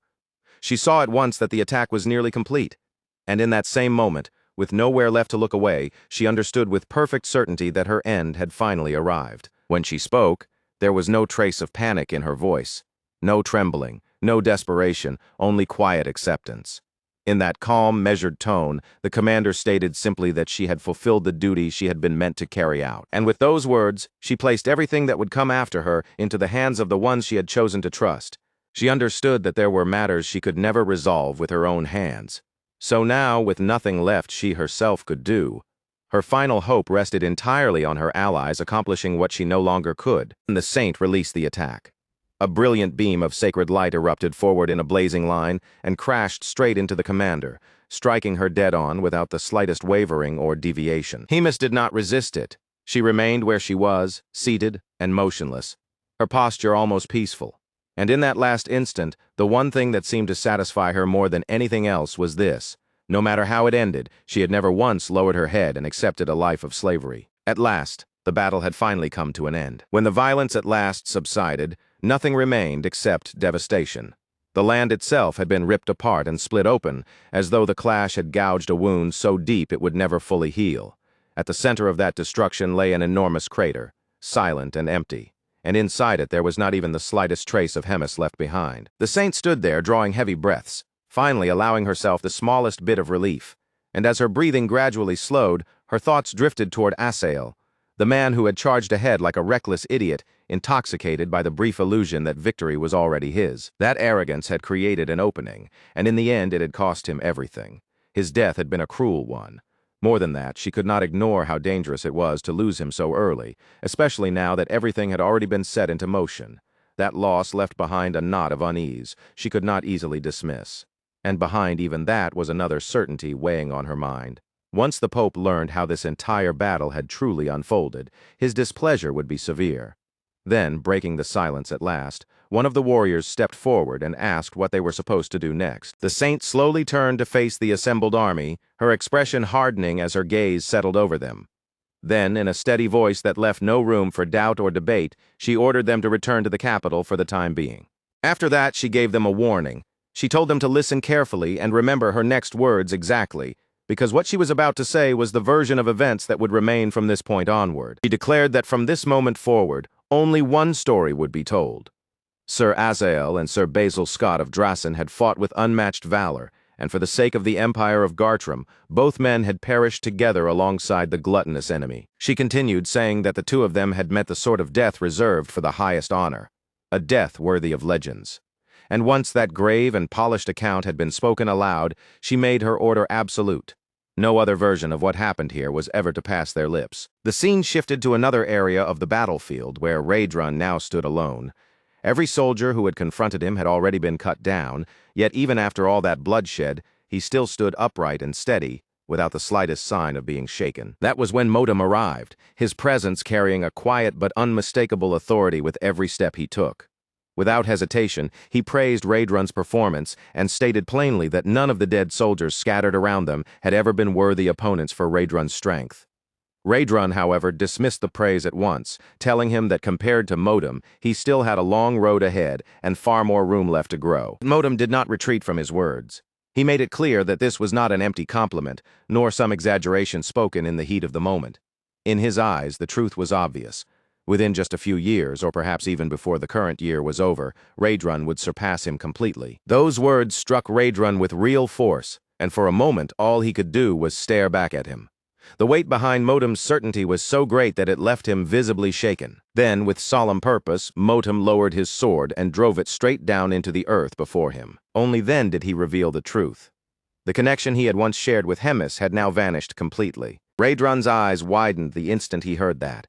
As the signs fell into place in his mind, he gave voice to the fear already forming there, that the worst-case outcome had truly come to pass. Modem confirmed it directly, without trying to soften the truth or avoid it.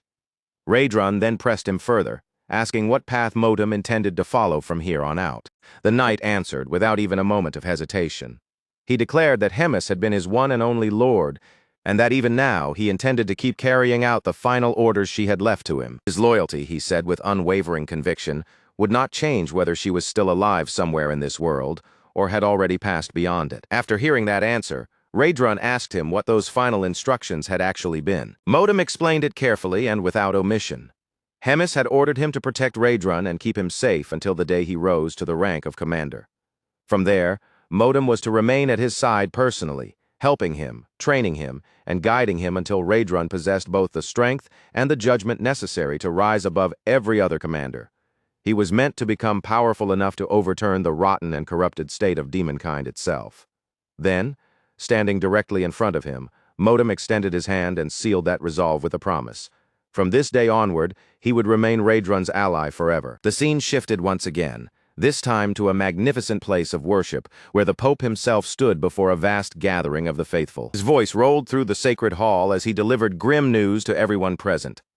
One of the greatest pillars supporting the Holy Empire had fallen. He announced that Asael had become a martyr, a man who had devoted more than 200 years of his life to service. Heavy sorrow could be heard in his voice as he mourned the passing of a longtime comrade who had stood beside him for many years, and beside the legendary Kinley Riverford as well. Then the Pope elevated Asael even further in death. He declared that Asael had lived a life of devotion to God greater than any other man could ever hope to equal. Until the very last breath left his body, the Pope said, Asael had thought only of the people of the Holy Empire and their safety, He even revealed that at the moment of death, Asael's final prayer had been for the sacred people to live out the rest of their days in peace and under divine protection. And after proclaiming all of that before the faithful, he called on everyone gathered there to offer their prayers in remembrance of Asael's deeds, so that his sacrifice would never fade from memory. But the Pope's message was not made of mourning alone. Beneath the grief, his words also carried a warning that the day would surely come when divine punishment descended upon all those who dared stand against God. At last, with grief still plainly etched across his face, the Pope reflected on how many times he had warned others not to grow careless when they believed they held the advantage. And so, once again, he lamented the tragic fall of the legendary hero Asael, whose death would remain a lasting burden on the hearts of the faithful. Then the Pope was interrupted. A messenger arrived and reported that Drazen had sent a representative to Marriott, asking for permission to investigate the battlefield where Hemis had been fought. The Pope understood the reason immediately. He remarked that they were almost certainly trying to uncover the truth behind Basil Scott's death, but he also pointed out that the cleanup had already been finished and that nothing useful remained at the site anymore. Even so, he ordered the messenger to make secret contact with Marriott and ensure that Drazen's request would be rejected. The messenger bowed, prepared to take his leave now that he understood the order, but the Pope stopped him and told him to wait. There was still one more matter he wanted answered before the man left. He then asked about the whereabouts of Abelson Marriott and Choi Hyun-suk. The man reported that neither of them had been seen anywhere, not even during the recent battles. He said Choi Hyun-suk's absence was especially strange, since there had been no clear reason for him to stay away from the front lines. Because of that, he suspected that Hemis had removed him from the Demon King's army entirely. The Pope grimly accepted that even now, in these final stages, Choi Hyun-suk continued to remain a thorn in his side. Since Choi Hyun-suk had failed to appear even when Hemis herself was in danger, the Pope ordered the man to search for both of them across the entire continent if necessary, but to find them no matter what. And then he added one final warning of his own. If anyone dared to hide them or give them shelter, that person would face divine consequences. The scene shifted again, this time to the group's carriage, or more precisely, the carriage carrying all four of them. Inside, Choi Hyun-suk and Rahel were in the middle of muttering their complaints when someone suddenly cut across them and interrupted. Rahel was then asked to check whether the disguises were ready. Rahel gave the preparations a careful look, and even she couldn't quite hide the surprise on her face. Everything had been arranged much faster than she had expected, and for a brief moment, she seemed genuinely impressed by how quickly the disguises had been finished. Then her gaze shifted over to Choi Hyun-suk. She looked him up and down, paying special attention to his freshly dyed hair, that cold red color standing out so sharply from his usual appearance, as if she were silently judging whether the disguise would really be convincing enough to work. After giving him that long once-over, she bluntly warned him not to ruin everything by messing things up. Just then, Abelson Marriott stepped in and announced that she had finished preparing her own disguise as well. With that, she properly revealed herself and asked the others what they thought of how she looked. Choi Hyun-suk responded exactly the way Choi Hyun-suk always would. His eyes widened so much they nearly looked ready to pop out as he shamelessly blurted out that Abelson Marriott looked unbelievably beautiful, like a princess who had stepped straight out of some fairy tale. Abelson Marriott let out a soft laugh, clearly entertained by his reaction, and thanked him for the compliment. Then, wearing a small playful smile, she answered that maybe she wasn't from a fairy tale after all, but she really was a princess of Marriott. The instant those words reached him, Choi Hyun-suk snapped right back down to reality. Frisch stared at him in open disbelief, stunned that Choi Hyun-suk had never once linked Abelson Marriott's surname to the very kingdom they were heading toward. Even Rahel admitted that for once, she would have liked to defend him, but this time he had just been far too dense for even that. The moment he realized he had missed something that obvious, Choi Hyun-suk immediately bent toward Abelson Marriott and apologized, saying he hadn't realized until now that she was actually a princess. Abelson Marriott told him it really wasn't a big deal, and asked him to keep treating her exactly the same as he always had. Off to the side, Choi Hyun-suk muttered under his breath that he was Korean. And apparently that came with something dangerously close to a slave mentality whenever titled people were involved. Then a new thought suddenly struck him. If Abelson Marriott was really a princess, then that meant she ought to have genuine influence within Marriott itself. But Abelson Marriott answered honestly that she wasn't even sure that was true. She explained that she had already spoken about it with Frisch, and if possible, she would rather not reveal her identity at all, or even go back there in the first place. That answer caught Choi Hyun-suk completely off guard, and he immediately asked why. The question earned him an instant smack on the head from Frisch, who called him an idiot on the spot, with Rahel echoing the insult right behind him. Frisch then spelled it out for him plainly. One of the greatest empires on the continent was hunting Choi Hyun-sok, and Abelson Marriott had no intention of dragging even more people into danger because of her situation. Abelson Marriott added that it wasn't as though she planned to stay away forever. If things ever became truly desperate, then she would have no choice but to find some way to ask for help, because no matter what had happened between them, they were still her family in the end. The scene then shifted back to the battlefield, returning to the very place where Hemis and the heroes had just collided in that violent final clash. From somewhere deep inside the shattered rubble, a sharp cracking sound suddenly rang out. Then, from within the broken stones themselves, a dark aura began to seep upward and slowly rise. Whether that sign pointed toward hope or toward something much worse was still impossible to know. Far from that battlefield, already well inside human territory, the trio kept moving forward through the forest, pressing deeper onward as their journey continued. As they walked, Choi Hyun-suk checked his system once again, still clearly troubled by the fact that it refused to function at all. Rahel noticed the uneasy look on the hero's face and turned toward him, asking what exactly had been going on with him. Choi Hyun-suk explained that ever since they crossed into human territory, something had gone badly wrong. The hero system had completely stopped functioning. Instead of anything normal, all he could see now was a screen full of glitches, scrambled symbols, and broken text that made no sense whatsoever. Rahel found that hard to accept. In her eyes, the system was far too advanced and far too sophisticated to simply break down that easily. But Choi Hyun-suk said he had already been feeling that something was off for a while now. To him, it felt as if someone were watching every single move he made and throwing new obstacles in his path in real time. Rahel immediately pushed back against that idea, sounding almost like she was defending herself from the implication. She said that since she couldn't see the system directly, she couldn't speak with certainty. Maybe the bug was happening because they were walking a path that no previous hero had ever taken. Choi Hyun-seok was such an irregular being that the system simply couldn't keep up with him anymore.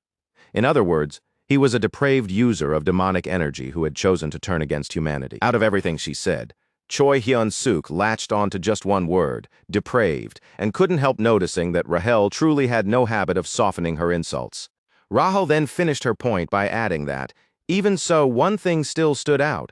She still hadn't received any order telling her to abandon Choi Hyun-seok in exchange for returning, and that might mean he was handling things better than expected. Frisch, who had been listening to the two of them bicker back and forth, finally cut in and told the pair of chatterboxes to give it a rest.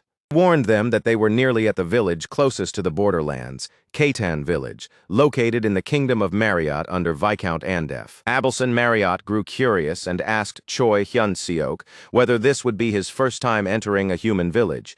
He said that it would.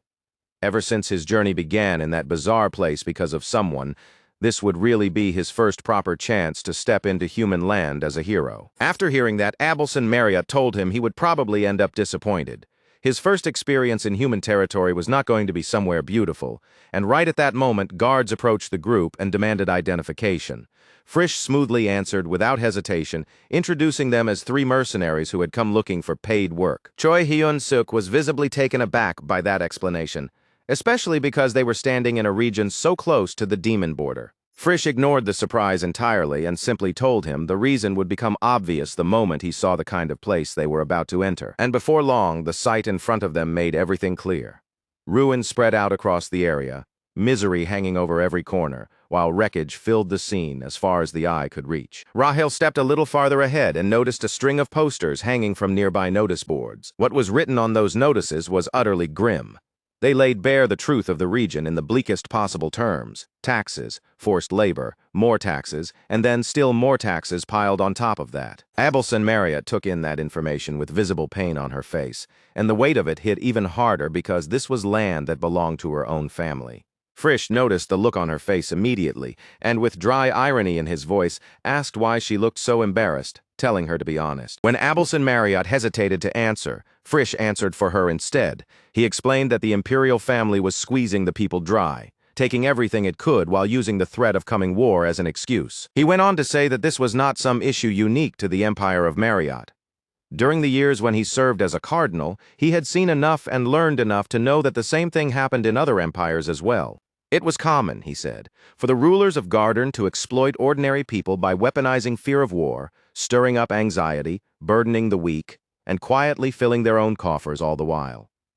Abelson Marriott listened to every word in stunned silence, unable to believe that the kingdoms had truly chosen to walk down a path like that. Later on, Abelson Marriott sat quietly by herself, still lost in thought over the harsh reality the people of that place were being forced to endure. Beneath the looming figure of a knight statue, her troubled thoughts were suddenly cut off when someone approached and called out to her, catching her off guard. It was Choi Hyun-suk. His sudden appearance startled Abelson Marriott for a moment, and she immediately asked where Frisch and Rahel had gone. Choi Hyun-suk sat down beside the saint and gently asked how she was feeling.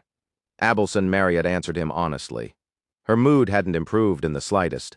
If anything, she said, she felt angry now. Trying to ease the tension a little, Choi Hyun-suk joked that after hearing about that many atrocities, she had more than enough reason to be angry. But Abelson Marriott clarified that her anger wasn't directed at Frisch. It was aimed at herself. She said she could have at least tried to think of something, anything at all that might defend the empire, but she couldn't. There was nothing she could honestly say that would justify what Garden had been doing to its own people. Hearing Abelson Marriott speak like that visibly shook Choi Hyun-suk. His thoughts started scrambling in every direction at once, desperately trying to come up with something, anything that might help pull her out of that heavy, painful state. But every idea that came to mind felt awkward, mistimed, and completely wrong for a moment like this. And before he could settle on even one of them, Abelson suddenly called out to him. That alone made Choi Hyun-suk jolt in place. He tensed up immediately, already convinced he must have said something wrong somehow. So in a flustered rush, he answered her with an apology before he had even done anything, which only made Abelson Marriott stare at him in baffled confusion.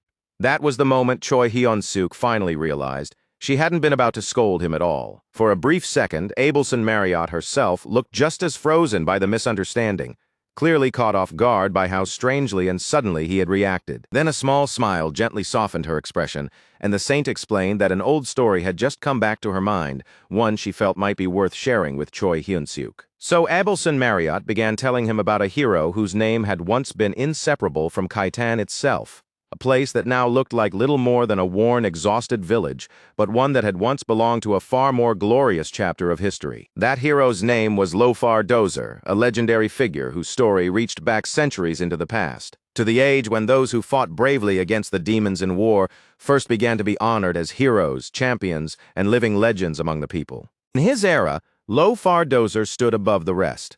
His fame did not remain confined to Marriott alone, it spread across the entire continent. Among all the warriors remembered from that distant age, he was one of the rare few who truly deserved every scrap of glory attached to his name, not only because of what he accomplished, but because of the kind of person he was. People remembered him as a spotless warrior, a man who loved his homeland deeply, respected the weak, and treated others with genuine compassion. But like every story, his too eventually reached its end. And for the people of Khitan, that ending came far too early. When Lofar Dozer died at the young age of only 37, Choi Hyun-suk listened carefully to every word, then asked whether there had been a specific reason Lofar Dozer died so young, and why that end had come in Khitan of all places. Abelson Marriott continued. She explained that 1 year before the war finally came to an end, the demons suddenly intensified their offensive, most likely in one last desperate surge. At that point, the imperial family of Marriott ordered Lofar Dozer to abandon Khitan and retreat, but that was an order he refused to accept. So, for the first time in his life, that hero openly defied an imperial command. He clung firmly to one belief above all others. A nation existed to protect its people, and because of that, he would never allow Khitan to be cast aside. After making that declaration, Lofar Dozer went out to face the battlefield and personally drove back the demons' assault. And the most astonishing part was that he accomplished it alone, without a single other warrior standing beside him. That one act burned his name permanently into the memory of the people of Marriott. Choi Hyun-suk felt the full weight of that story settle over him, and without saying much, he carefully fixed the name Lofar Dozer deep into his memory. Abelson Marriott then continued, quietly wondering what kind of expression Lofar Dozer would wear if he were still alive today, and forced to look upon the condition the people had fallen into in the present age. Sometime later, night finally settled over the village. The two of them walked together through the dim streets, and Abelson Marriott thanked Choi Hyun-suk for staying with her, admitting that simply having him nearby had helped ease her heart. Choi Hyun-suk brushed the thanks aside and said there was really nothing to be grateful for, since all he had done was sit there and listen to her story. But Abelson Marriott gently told him that his presence alone had already been enough. Little by little, the air between them had begun to soften into something warmer and more delicate. Then, without warning, that quiet moment shattered as a scream tore through the street and snapped both of their heads toward the source of the noise. Two men came bursting out of an alley in complete panic, shouting that there was a body back there, a dead person, and frantically calling for someone to bring the authorities right away. The instant Choi Hyun-suk heard that, he quickened his pace and moved to check the scene for himself, all while telling Abelson Marriott to stay alert behind him. It took only a single glance for him to understand that this was not some ordinary incident. What lay there was more than just a normal corpse. The blood around the body had been arranged in a strange, unnatural pattern, and that detail alone made the entire scene feel deeply wrong. Concerned, Abelson Marriott stepped closer, but Choi Hyun-suk tried to reassure her, saying that the officials would probably arrive soon, and that whatever immediate danger had existed seemed to have already passed. Even so, he admitted that something about the scene felt off, and he asked Abelson Marriott to examine it properly herself, so she could confirm what he was beginning to suspect. She moved nearer and asked him exactly what part of the scene he wanted her to focus on. Choi Hyun-suk pointed out that the smell was far too strong for a body that had supposedly only just died, and on top of that, there was a suspicious magical circle surrounding the corpse. Since magic was not his area of expertise, he told her she would be much better suited to judge what they were really looking at. But the moment the saint got close enough, a warning suddenly exploded through the air in a shout. "Choi Hyun-suk, watch out behind you." Right behind him, a zombified creature had already risen into place, poised to launch a surprise attack at his back. Choi Hyun-suk reacted on instinct. He tore himself free from the creature's grasp and hurled himself backward to open up some distance, all while trying to understand what in the world was happening. Abelson Marriott moved just as fast.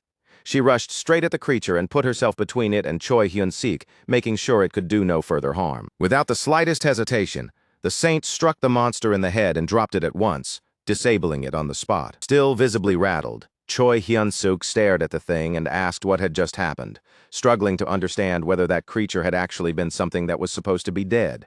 Abelson Marriott explained that it was an undead, a being created through necromancy, an occult form of magic the demons used to exploit the dead. As far as anyone knew, some demons had used that kind of magic during the war long ago, but even for Abelson Marriott, this was the first time she had ever seen an undead with her own eyes. Trying to make sense of the whole thing, Choi Hyun-suk compared it to something straight out of an American movie or TV show, then immediately jumped to the practical question: if one of those things bit somebody, was there a chance of infection?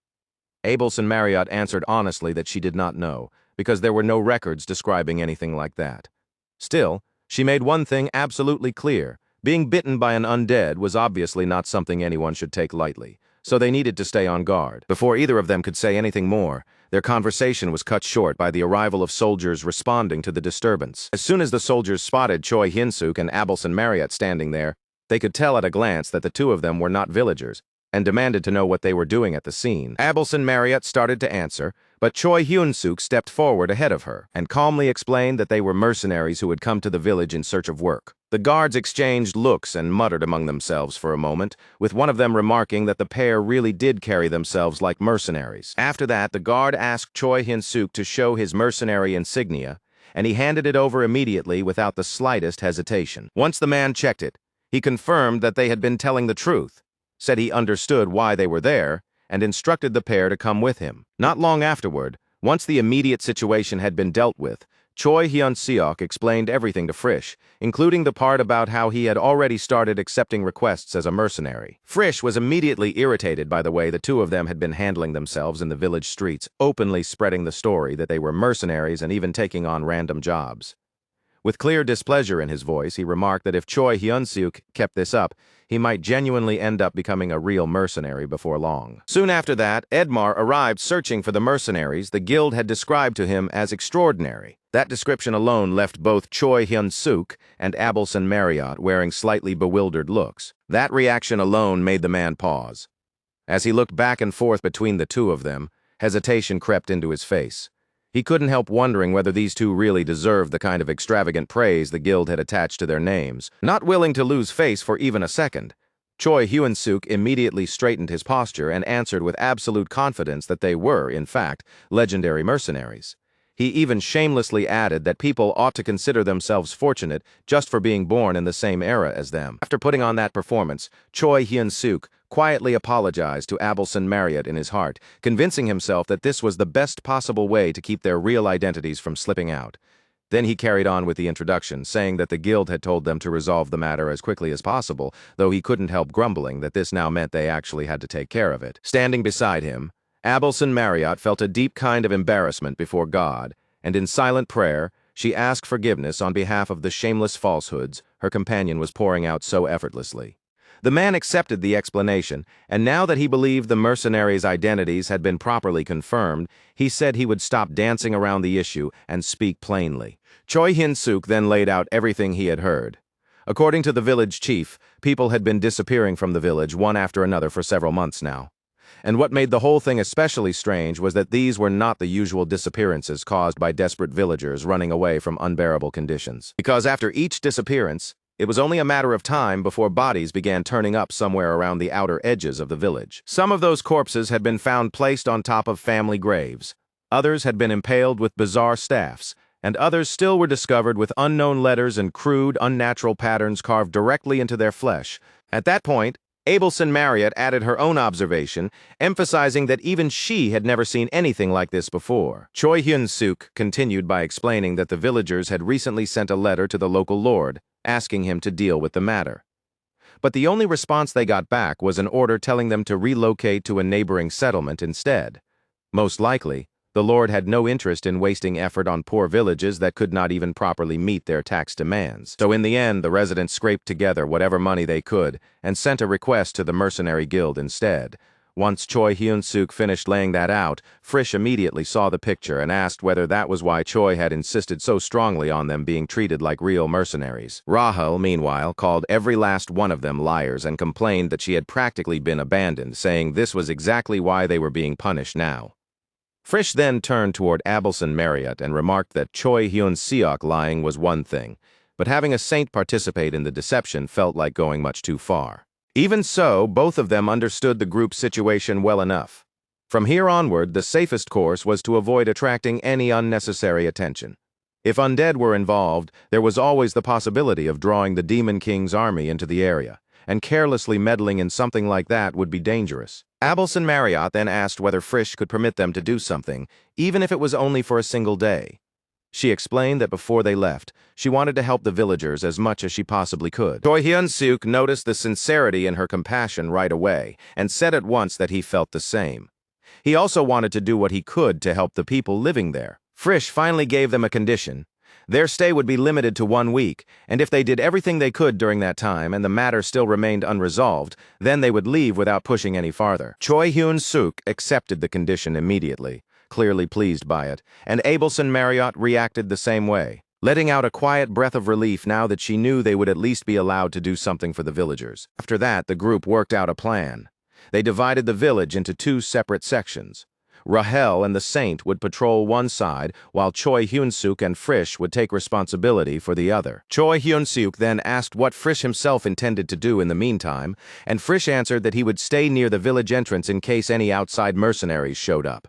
4 days passed, and when Abelson Marriott returned to the room where the others were gathered, Choi Hyun-suk greeted her by pointing out that she was late. She replied that there was something she needed to check first before coming back, and then told him that she had something important she needed to say. That immediately caught Choi Hyun-suk's attention, and he quickly asked what it was. Abelson Marriott explained that it had started earlier that day during her patrol with Rahel, and that after what she observed, she was now certain of one thing. The village was saturated with an abnormally high concentration of demonic energy in the air. She went on to explain that every land naturally contained traces of human energy, demonic energy, and divine power, and depending on the place, it was normal for one of those forces to be somewhat stronger, while another remained faint. But even in a place whose guardian was human, demonic energy should only exist in very small amounts. And yet that was not what they had here. In this village, the amount present was obviously unnatural. The moment she said that, both Frisch and Choi Hyun-seok responded that they had felt this kind of energy somewhere before. Abelson Marriott added that regardless, this abnormal demonic energy was most likely the root cause behind everything happening in the village. So during the days they had left, they would investigate why that energy was gathering there, and once they found the answer, they would report it to the village chief. Choi Hyun-suk pointed out the obvious problem right away. Even if they went that far, it still would not amount to a complete solution, and he asked Abelson Marriott whether she was truly satisfied with stopping there. She answered honestly that she knew she had already taken up too much of the group's time as it was, and she did not feel she had the right to ask them to become even more deeply involved than this. With that, Frisch and Choi Hyun-seok brought the discussion to a close, deciding that they would continue the effort for 2 more days. Now that they finally had a clear direction, the best thing they could do was regroup and move forward according to the plan. As darkness settled across the village, the group made their preparations and got ready to begin their work. While they were moving, Choi Hyun-suk casually remarked that Frisch used necromancy too. Frisch immediately shot that down and replied that necromancy was not something commonly practiced by members of the 3rd Legion. The sudden mention of the 3rd Legion caught Choi Hyun-seok off guard on the spot. Frisch then explained that Hemis hated necromancy just as much as she hated chimeras, and to be honest, necromancy itself was an extremely twisted kind of magic to use in the first place. Choi Hyun-seok asked him what exactly he meant by that. Instead of answering immediately, Frisch turned his gaze toward Abelson Marriott and asked whether she had ever properly explained necromancy to Choi Hyun-suk. Abelson Marriott simply answered no, because she herself did not know many details about how the practice truly worked. So Frisch took over the explanation. He said that only a small number of demons had ever used that type of magic, and even then, it had never produced especially satisfying results. Because of that, very few records about necromancy had survived among humans. From there, he began laying out how the magic actually worked in practice. Necromancy was the ability to turn corpses into undead and then command them. During the war, when dead bodies were scattered all across the battlefield, those remains were often used for exactly that purpose. At first glance, it sounded like a remarkably useful kind of magic, something that could dramatically increase the size of an army. But the reality was much less impressive.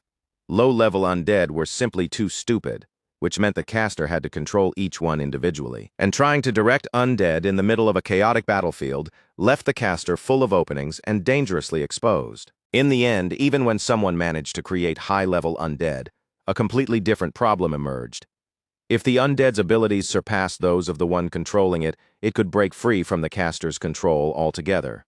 There had even been cases where the undead turned on the very summoner who raised them. Once control was lost, those creatures attacked anything living nearby without making any distinction between ally and enemy. After hearing all of that, Choi Hyun-seok nodded and admitted that it really was a bizarre kind of magic to bring into the world.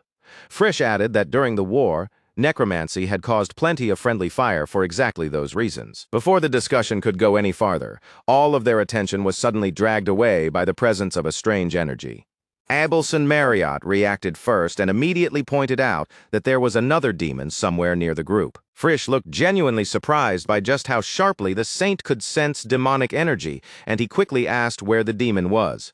Choi Hyun-suk asked the same thing, wanting to know which direction the presence was coming from, and Abelson Marriott answered that the energy was radiating from the statue plaza. The group rushed there without delay, and when they reached the plaza, they found someone crouched over the ground in the middle of casting a spell. They came to a stop at once, and Choi Hyun-suk asked whether that person was the source of the demonic energy.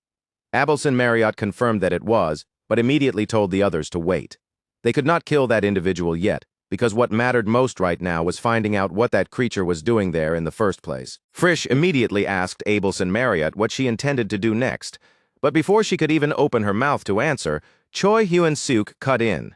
He said he wanted to try handling the situation himself and asked them to let him approach it alone first. Before anything else could unfold, the person in the middle of casting the spell noticed them, without even fully turning around at first.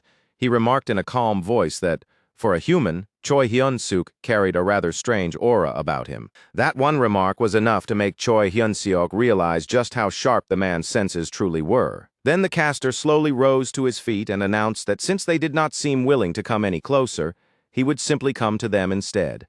The man's composed reaction clearly threw Choi Hyun-suk off for a moment. But before anyone else could take action, Choi Hyun-suk suddenly put his own plan into motion and shouted for nobody to attack. Raising his voice so there would be no misunderstanding, he declared that the man standing before them was an ally. That left the others completely stunned, because only a moment earlier, it had looked as though Choi Hyun-suk was about to start a fight on the spot. Even the hooded man seemed visibly taken aback, and demanded to know what the hell was going on. Without slowing down for even a second, Choi Hyun-suk loudly introduced himself as Ryan Sak, regimental commander of the Demon King's army, 3rd Legion, and then demanded that the other man immediately state his own name and rank as well. The instant that order was directed at him, the hooded man hesitated. The command itself had clearly unsettled him. He turned it over in his mind, disturbed by the absurdity of a human demanding identification from him. And not just any human, but one who had been recruited into the demon army and had already become infamous through rumor after rumor. Doubt immediately began to creep in. The last time this man had any contact with his own regiment, Choi Hyun-seok had still been nothing more than a company commander. Obeying him now did not come naturally at all. Abelson Marriott sensed that tension right away, and inwardly she questioned whether Choi Hyun-seok's attempt to deceive the man was really the right move. Frisch, however, chose to respond in a completely different way. Without the slightest pause, Frisch stepped in and played along perfectly. In a calm, authoritative tone, he introduced himself as a regiment leader of the 3rd Legion. Then he pointed out that the man standing before them did not appear to belong to the 3rd Legion at all, and firmly repeated the demand that he properly identify himself and declare his affiliation. From Abelson Marriott's perspective, the entire exchange was deeply unnerving. As far as she could see, both of her companions were lying straight to the man's face without even a trace of shame. Frisch, though, had only one thing in mind. He wanted the matter settled quietly before the village ended up suffering any collateral damage.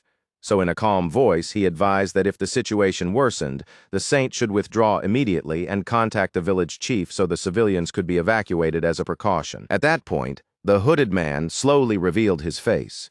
Suspicion still lingered plainly in his expression, and he admitted that he found it strange how casually Choi Hyun-seok and Frisch were moving around among humans as though it were nothing unusual. Frisch answered without missing a beat. He said they were in the middle of carrying out a secret mission ordered directly by Hemis herself, and that anything beyond that was classified information that could not be shared. The moment Hemis's name was spoken, it clearly carried weight. The hooded man reacted to that authority at once, and Frisch immediately used the opening to demand his identification one more time. Reluctantly, the man finally admitted that he belonged to the 4th Legion. The moment he said that, Choi Hyun-seok understood who he was dealing with. This man was one of Park Hyun-a's subordinates. But the hooded man's composure suddenly cracked under a surge of anger. He snapped that Park Hyun-a was not the true commander of the 4th Battalion at all. In his mind, that seat rightfully belonged to Lord Onyx. Choi Hyun-suk and Frisch exchanged a quick whisper between themselves. Frisch explained that Onyx had once served as 4th commander, but after suffering a devastating defeat, he had been stripped of that position and demoted to vice commander. He also pointed out that the hooded man's resentment was hardly unusual. Plenty of demons could not stand the idea of a human hero being placed above them, and even inside the Demon King's army, the chain of command was full of bitterness and internal friction. The hooded man noticed the whispering immediately and sharply demanded to know what the two of them had been discussing. Choi Hyun-suk brushed the question aside, as though it were nothing at all, telling him not to worry about it because it was not important. Then Choi Hyun-seok deliberately changed the direction of the conversation. He brought up the man's earlier remark that when he had last left his unit, Choi had still only been a commander. That alone strongly suggested that the man had been separated from his homeland for a very long time. Seeing the opening, Choi Hyun-suk softened his tone and spoke with surprising sympathy. He suggested that a great deal of time must have passed, and that the man had probably been forced to endure all kinds of hardship during that long stretch away. Frisch followed up in the same spirit, acknowledging how difficult solitary assignments could be, and saying that he understood what it meant to bear that kind of burden alone for so long. Little by little, the hooded man's resistance began to weaken. The unexpected sympathy coming from the two of them seemed to reach him, and his posture visibly relaxed. Before long, the three of them had formed a loose circle, their guard lowered just enough for the conversation to turn more honest. From there, they slowly began to unravel the reasons that had brought the hooded man into the town in the first place. Even then, the hooded man still hesitated, carefully weighing each word as though he were balancing the danger of speaking against the strange comfort of finally being understood. Sensing that hesitation, Choi Hyun-suk pressed a little more, gently but directly. He pointed out the obvious. The man clearly had no affection at all for the current Legion commander. And if what he needed most right now was simply a chance to vent and curse Park Hyun-a for a while, then Choi Hyun-suk assured him that both he and Frisch were more than willing to listen. Choi Hyun-suk pushed even further, saying that Park Hyun-a's personality really was awful, something he could personally attest to after a recent encounter with her. Frisch added that the relationship between Hemis and Park Hyuna was already severely strained, then casually asked whether the hooded man had known that, and before the man had much time to react, Frisch smoothly added that they themselves were also in the city on a mission. Since that was the case, it would be wiser for both sides to exchange information now so that neither operation ended up interfering with the other. As the hooded man paused to think it over, the two of them remarked that he seemed badly out of touch with recent developments in the lands ruled by the king of Ammon. Frisch explained that this kind of disconnect was common among demons sent on solitary missions, where long stretches of time passed without any contact or news from the main force. That observation seemed to lower the last remaining barrier in the man's mind. After a brief silence, he finally began to speak, revealing that his mission revolved around testing a magical device designed to convert mana into demonic energy. The moment those words left his mouth, Choi Hyun-suk's surprise was impossible to hide. The hooded man then went on to explain it in more detail. When demonic energy was fed into the device, it triggered a reaction that converted the surrounding mana into even more demonic energy for a fixed period of time. The result was an area dense with demonic energy and yin, exactly the kind of environment where necromancy could thrive. He went on to reveal that the device itself had been developed through a joint effort between Onyx and Rotach. Over the course of several months, they had buried nearly 100 bodies while constructing an enormous magic circle centered on the village. Recently, that plan had finally started producing visible results, with zombies beginning to appear on their own even without being directly summoned. The hooded man explained that he had been sent there to observe the outcome, gather data, and oversee the progress of the experiment, right up until the moment he ran into Choi Hyun-suk and Frisch. After hearing all of that, Choi Hyun-suk asked the most obvious next question. Once the preparations for the magic circle were finally complete, what exactly was supposed to happen next? The hooded man answered that old rumors surrounded the village, stories tied to a legendary hero from its distant past, and the final objective, he said, was to resurrect that hero as an undead. Frisch's thoughts immediately went to Lofar Dozer, and he questioned whether necromancy had really advanced that far enough to bring back someone who had died so long ago. The man replied that summoning a figure like that was certainly possible. The real issue was control. He admitted openly that the entire operation was still experimental, and there were absolutely no guarantees it would work the way they intended. Then, noticing the hostility Choi Hyun-suk seemed to carry toward Park Hyun-ah, the hooded man decided to reveal even more. He said that if this experiment succeeded, the next target would be Park Hyun-ah herself, turned into an undead. That statement hit Choi Hyun-suk so hard that he shot to his feet on instinct, shock written plainly across his face.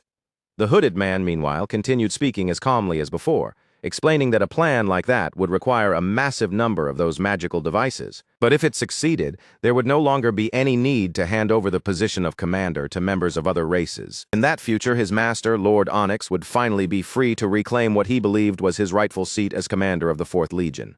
And with that, the hooded man brought the conversation to a close, saying that he hoped the paths of their two groups would not cross again. At that point, Choi Hyun-suk turned his eyes toward Frisch, and Frisch returned the look without the slightest hesitation. Not a single word is exchanged between them. Neither man even bothers to glance at the other for agreement, and yet somehow, in that breathless instant, the choice is made anyway. Their timing locks together with eerie perfection, like they had rehearsed it in advance. Without the slightest hesitation, both of them move at once and deliver their attacks in the exact same moment, swift, precise, and merciless. The hooded man is beheaded, and almost at the same time, his heart is run through before the rest of his body even has the chance to buckle and collapse onto the ground. As the last scraps of consciousness slip away from him, the feeling that fills him is not fear, and it is not fury either. What rises instead is something far more humiliating. It is disappointment, heavy and bitter enough to crush him from the inside. In the final moment of his life, he understands the truth all too clearly. He had been completely outplayed by the very people he thought he had been controlling from the very beginning. The very instant his life is cut off, the magical device begins to fall apart with him. Its core starts throbbing in a wild, broken rhythm, no longer stable, no longer contained, as violent bursts of energy spill out in every direction. The whole thing scrapes across the plaza, grinding harshly over the stone, sending showers of bright sparks flying as it skips, bounces, and ricochets out of control. Then, after careening across the square in a frenzy, it crashes headfirst into the statue standing at the very center with brutal force. The device jerks one last time, trembling violently where it landed. It gives a final shudder, quivers in place as if fighting to hold itself together, and then all movement stops. It goes completely, unnervingly still. It is Frisch who finally breaks the silence. There is a faint note of amusement in his voice as he remarks on how strange the whole thing is. Neither of them said a single word, yet both of them still chose the exact same target and arrived at the exact same conclusion. Choi Hyun-seok lets out a small, almost disbelieving reaction and admits that even he had not expected their instincts to line up that perfectly. Frisch does not dance around his stance for even a moment. He says plainly that, to him, the interests of the Legion barely matter when weighed against the interests of Lord Hemis. If he has to choose between the two, he would much rather leave Park Hyuna as the kind of quiet, passive commander who keeps to herself than allow the entire situation to spiral into chaos because of a struggle for power inside their own ranks. Those words, Choi Hyun-seok lets out a slow breath, and for the first time in a while, the tension in his body begins to ease. His shoulders loosen, the tightness finally draining out of them. From his point of view, the ugliest part of the matter is over now, both legally and morally. The summoner is dead, the device has been neutralized, and that means they can leave the city without dragging along that heavy, ugly sense of guilt. If they can finish destroying the magic circles that still remain, then the undead should vanish completely. And once that is done, the demonic energy that has seeped into the village should slowly calm down as well, fading little by little until the area returns to a normal state. Convinced that the worst has finally passed, neither of them notices the subtle change forming behind them. As they begin walking away from the plaza, the air at their backs shifts so faintly it is almost impossible to detect, and a strange mist starts creeping along the ground in complete silence, growing thicker as it spreads after them. Oblivious to all of it, Choi Hyun-seok casually comments that, after everything that just happened, his relationship with Park Hyuna will probably improve at least a little. He never gets the chance to finish that thought.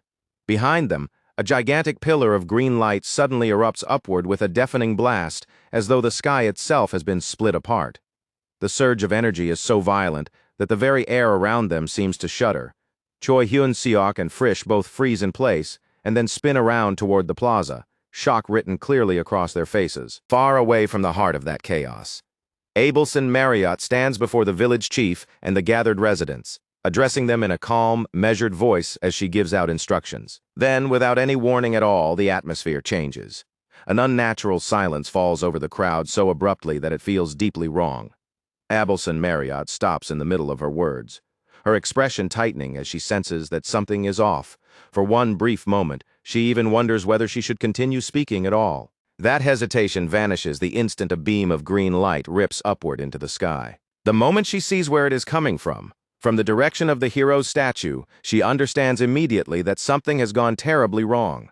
Without pausing for even a second, she decides she must return to Choi Hyun-seok and Frisch at once. Before leaving, she turns back just long enough to give the villagers a firm warning, telling them that under absolutely no circumstances are they to enter the town. She then orders the village chief to contact the nearest temple immediately, making it unmistakably clear that there is no time to spare. Back at the center of the village, Choi Hyun-seok can barely make sense of what he is seeing. The summoner is dead. On that point, he has no doubt whatsoever. And yet, despite that certainty, the ritual is somehow still continuing right in front of his eyes. As the thick mist begins to thin and slowly peel away, Frisch narrows his eyes and stares into its center, noticing that something inside it is starting to take shape. Now there is no room for doubt.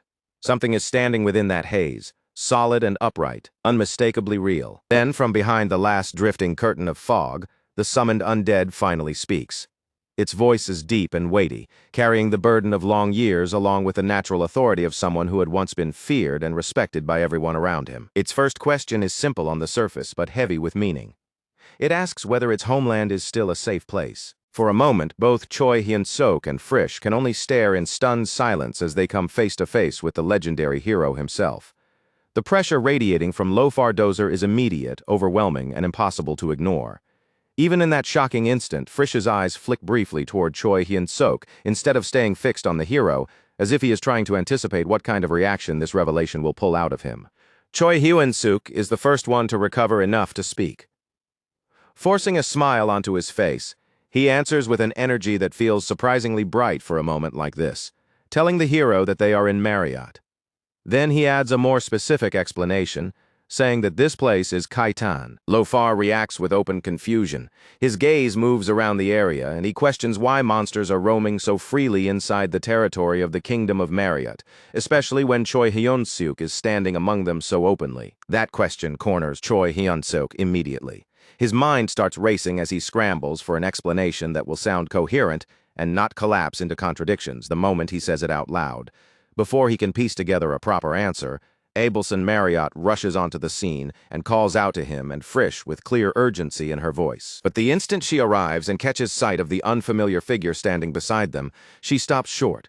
Surprise flashes sharply across her face for a brief moment, unmistakable and sudden, and then recognition follows right behind it. The second she realizes who he is, the Saintess wastes no time at all. Abelson Marriott steps forward and formally introduces herself to the hero. Presenting herself as the successor to Marriott's throne, she respectfully asks for permission to speak with Lofar. Then, to prove that her claim carries royal authority, she takes out Marriott's royal medallion and holds it before him. The medallion releases a faint magical glow, subtle but unmistakable to anyone who knows what it is. Lofar recognizes it at once as a relic entrusted only to members of the royal family. Without even a heartbeat of hesitation, he drops to one knee before her. In proper formal manner, he introduces himself as Lofar of the Lightning, royal warrior of Marriott, and offers her his respect exactly as royal protocol demands. Standing a little off to the side, Choi Hyun-suk looks openly relieved, and there is even a trace of pleasant surprise in his voice when he quietly tells Frisch that this situation is turning out far better than he ever imagined. He points out that Lofar appears completely sane and physically intact, showing none of the madness, decay, or instability they would normally expect from an undead being. Frisch, just as taken aback, admits that necromancy is still poorly understood and suggests that Lofar's status as a legendary hero may have caused an outcome far beyond anything ordinary. Meanwhile, Lofar calmly asks what exactly happened in the years following his death. And more importantly, why the Princess of Marriott is now traveling together with demons. Frisch studies the hero in silence for a moment, taking in his posture, his expression, and the steady, unwavering way he carries himself.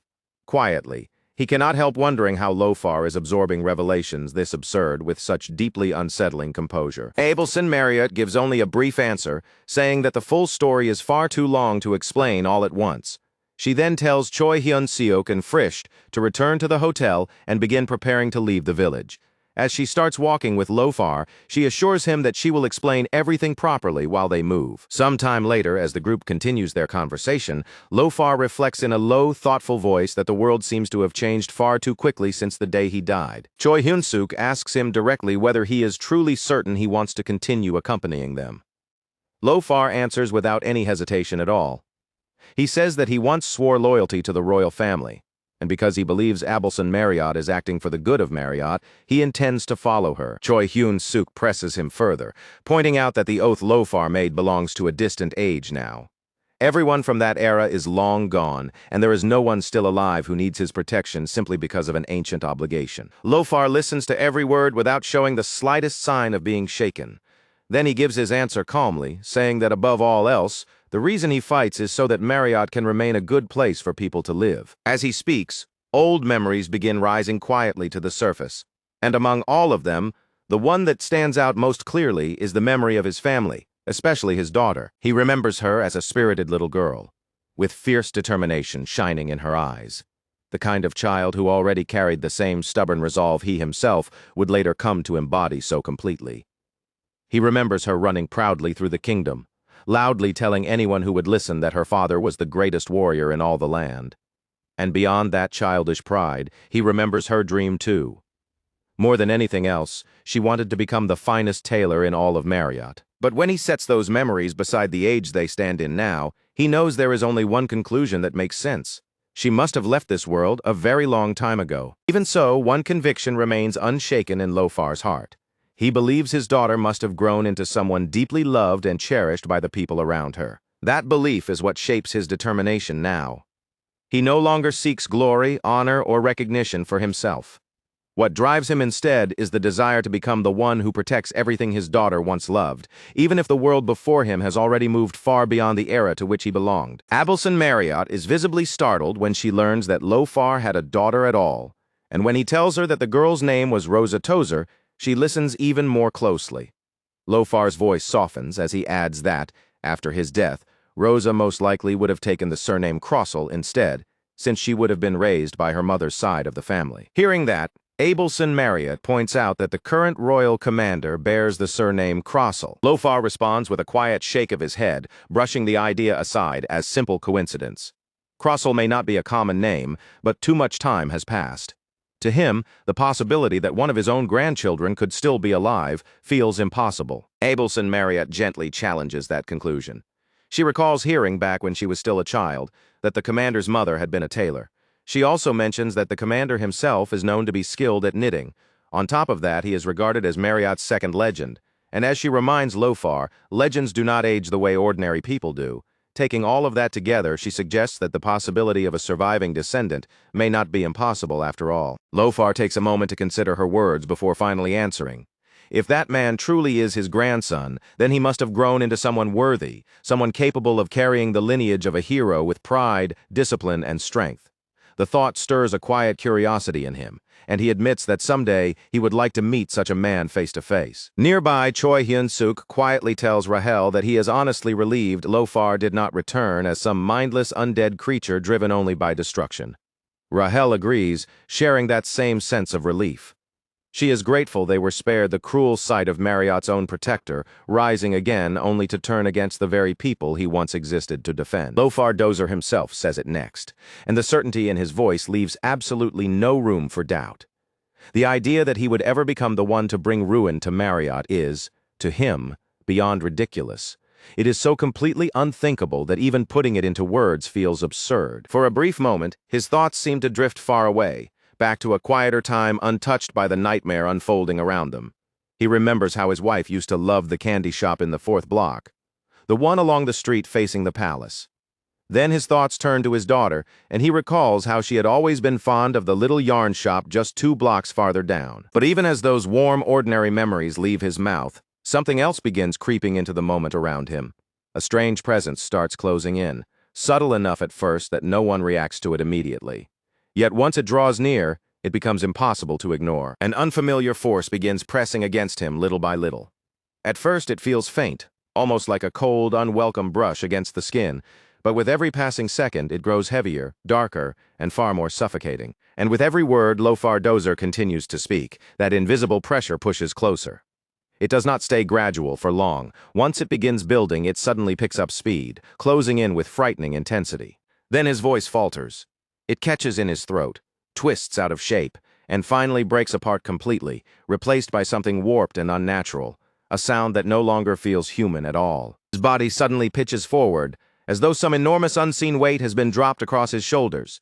He bends under it in plain view, visibly crushed by a force so overwhelming that none of them can clearly identify what it even is. Choi Hyun-suk notices the shift immediately, and frustration hits him at once.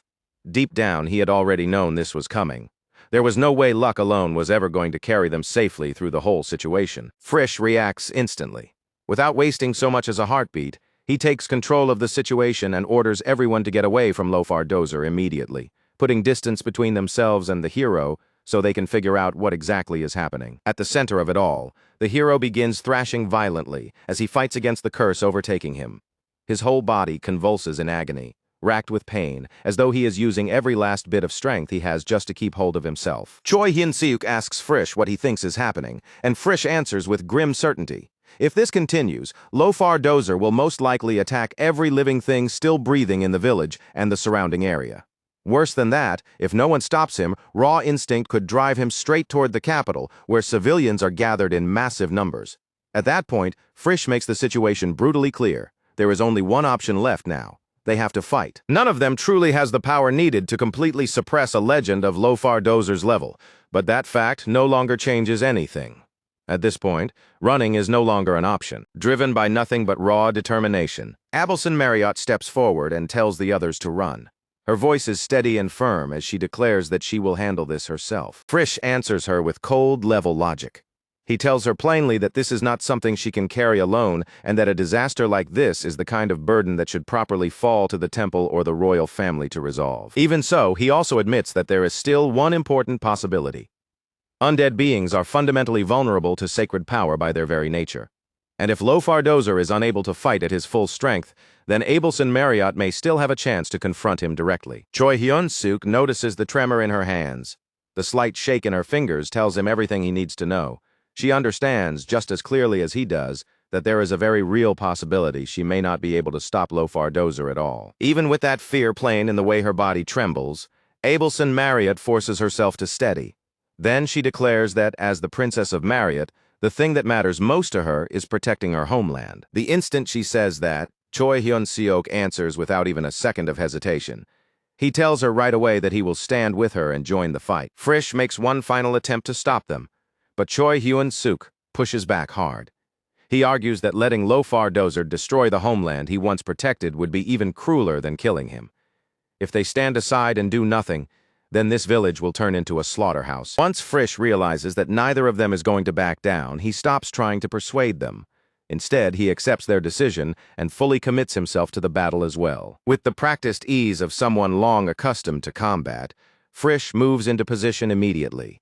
He vaults onto a nearby building to secure the high ground, while Choi Hyun-seok and Abelson Marriott push forward from the front to face Lofardozer directly. From above, Frisch keeps his gaze locked on Lofardozer without blinking, tense, and ready to move the instant the situation shifts. And then right at that moment, the possession fully takes hold. Whatever restraint Lofardozer still had left is torn away completely, and his body is overtaken in full. His entire presence changes in an instant, turning sharp, violent, and murderous as the air around him twists under that sudden surge.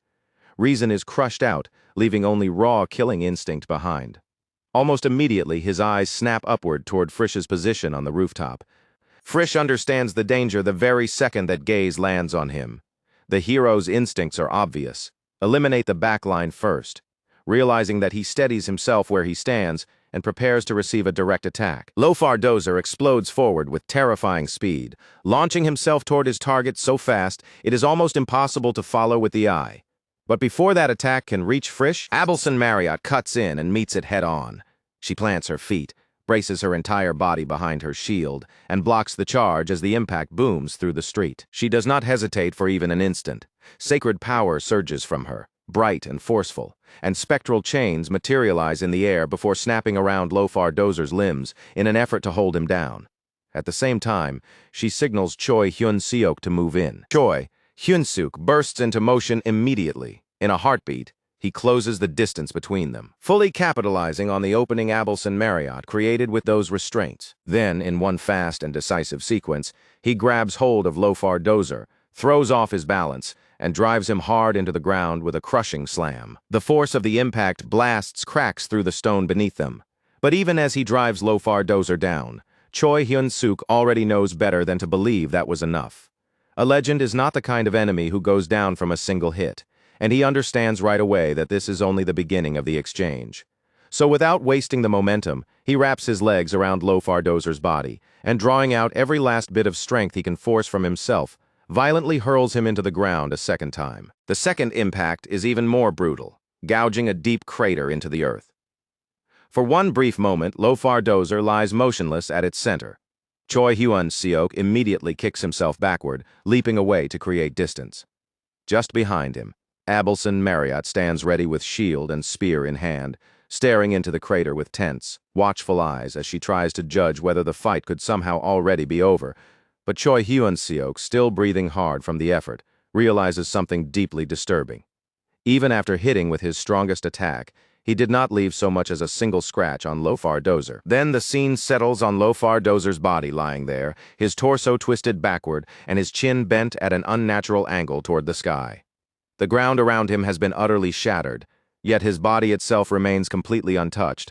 Around him, red smoke begins to spread in a slow, ominous haze, while tiny sparks flicker through the air. Nearby, Frisch keeps his weapon aimed at Lofardozer the entire time. He knows exactly what kind of monster they are facing. Creatures like this do not stay down unless a priest performs a purification ritual on them or unless their heads are severed cleanly. Abelson Marriott quickly reassesses the battlefield, searching for another answer. She knows exorcism magic is still an option, but if she wants any chance of making it work, she would need enough uninterrupted time to focus fully and complete the invocation. And with the battle moving this quickly, she realizes something with painful clarity. She is still too inexperienced to hold the front line and cast that kind of spell at the same time. High above them, the sky begins to twist into a storm. Dark clouds spiral together into a heavy vortex thick with lightning.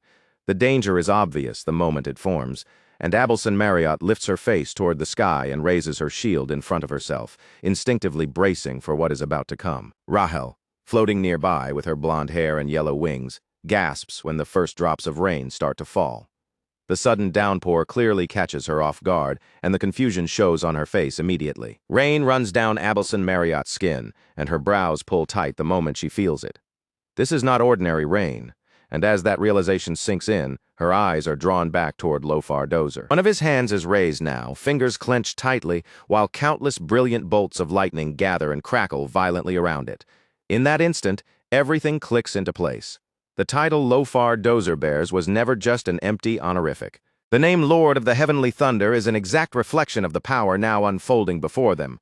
Lofar Dozer has summoned a storm from the sky itself, and savage lightning answers his will, striking down from the heavens directly to where he stands.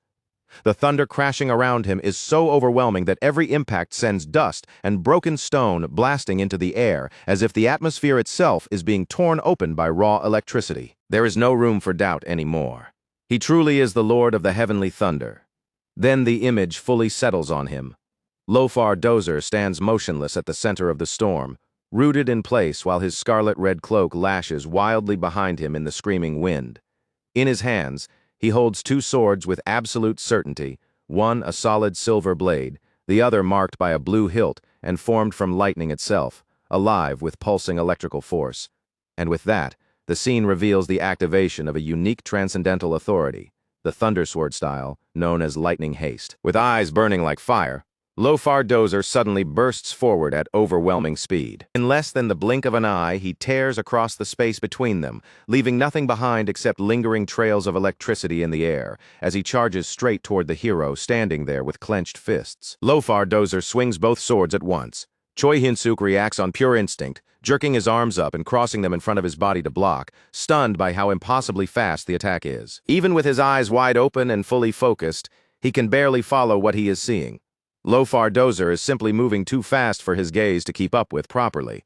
And before Choi Hyun-suk is given even a split second to recover, Lofar Dozer is already on him again. This time he comes from above, bringing the lightning-forged sword down in a brutal strike. Choi Hyun-suk raises his right fist beneath his face like a makeshift shield and forces himself to take the blow head-on. From the rooftop of a nearby house, Frisch keeps his weapon trained on Lofar Dozer, holding the backline steady while Choi Hyun-suk endures the pressure below. Under that overwhelming assault, there is no room to retreat, and all the while, the heavy rain keeps pouring down. Down on the street, a fissure shaped like a bolt of lightning tears across the ground, carving out the path Lofar Dozer's power has just taken. And even through the darkness and the rain, the red glow pouring off his body remains clearly visible, fierce, ominous, and impossible to ignore. Now Lofar Dozer's eyes are burning with a deep savage hatred. Thick veins bulge across his face, and he drives himself forward toward Choi Hyun-suk again, each step heavy with raw killing intent, like the urge to slaughter is all that remains in him. But this time, Abelson Marriott moves before he can close the gap. She steps directly into Lofar Dozer's path, tightening her grip on her spear while lifting her shield in front of Choi Hyun-suk to cover him. Behind her, Choi Hyun-suk instantly senses the next attack coming and shouts a warning that the strike is coming straight from the front. Abelson Marriott answers without even a flicker of hesitation. She is fully prepared to take it head-on. In that same instant, her shield responds to her will, and a second barrier erupts from it, enormous and golden, spreading outward in front of her like a wall of sacred light. But Lofar Dozer is not charging blindly. There is calculation in every movement he makes. Just before colliding with that defense, he suddenly uses the shield itself as a foothold. With perfect timing, he plants against it and kicks upward in one clean, controlled leap, using the barrier like a stepping stone and slipping past it instead of trying to break through. In midair, he twists through a smooth somersault, passing right over Frisch, who is still positioned with his crossbow and does not even realize that Lofar Dozer has already crossed above his head. Abelson Marriott stares for a split second in disbelief at that maneuver, but she recovers immediately. She breaks into a run at once, shouting a warning to Frisch while preparing another layer of defense, fully aware that the attack is still in motion. Lofar Dozer lifts one arm, and in the next instant a bolt of lightning tears down through the purple sky in a perfectly straight line before crashing directly into Frisch. The strike is vicious. It blasts him off the rooftop and sends him hurtling downward, where he slams into the ground hard enough to tear open a crater in the rubble. Rahel flies straight to the edge of that crater and looks down in horror. At the bottom lies Frisch, his body bent at a grotesque angle, like a fly swatted straight out of the air. And even so, he is still breathing. Through the pain, he manages the faintest movement, just enough to show that he somehow barely survived. If his guard had slipped for even one more second, he would have died right there. Just behind Abelson Marriott, Choi Hyun-suk keeps his eyes locked on Lofar Dozer, who is now standing on top of the very house Frisch had occupied only moments earlier. Above him, the sky is still choked by the storm, lightning flashing again and again and throwing harsh bursts of light across his figure while electricity coils around his body. Then the next sign appears, revealing another power. Lofar Dozer is about to unleash. It is a second unique transcendental authority, the Thundersword style called Bolt from the Blue. He lunges forward in a powerful leap, pulling both swords back before violently hurling them toward Choi Hyun-suk. Once again, Abelson Marriott throws herself in front of him without hesitation. At the exact instant those blades crash in, the golden force of her shield flares out to meet them. What follows is a devastating collision. She grits her teeth and absorbs the full force of the blow with everything she has. The impact is so heavy that the ground beneath her boots gives slightly under the pressure as she fights with all her strength just to hold her position. Right behind her, Choi Hyun-suk catches sight of the opening the very moment it appears and calls out that this is their chance to move. Abelson Marriott reacts instantly, dropping to one knee to give him a foothold. Choi Hyun-suk charges in, plants off her support, launches himself into the air, and drives every bit of strength he has into a flying kick. The blow lands squarely in Lofar Dozer's stomach and sends him hurtling backward with crushing force. As he is thrown away, Lofar Dozer grits his teeth, and rage flares openly across his face at being struck like that. Without wasting even a second, Choi Hyun-suk turns toward Frisch, who has already begun hauling himself back together after that earlier lightning strike dropped him. To Choi Hyun-suk, the fight is nowhere near over, and this is exactly the moment for a dangerous move they have practiced before. He grabs Frisch by the arm. Frisch is scratched up, battered, and still reeling, with his glasses sitting crooked across his face. He hesitates for the briefest instant, fully aware of how reckless it is to use that technique against an opponent who already survived what should have ended the fight. Even so, once he understands what Choi Hyun-suk intends to do, he answers by tightening his grip. Then, with precise timing, Frisch twists Choi Hyun-suk's body through the air and hurls him forward with every bit of strength he can still produce, sending him straight at Lofar Dozer, who is already recovering, arching his body back into a fighting stance with both swords in hand and fully ready for the next exchange. Suspended in the air, Choi Hyun-suk gathers his strength and activates the skill called dropkick. He rockets forward with one leg fully extended toward Lofar Dozer, utterly determined to land this strike with everything he has left. Right before impact, the strain is written plainly across his eyes.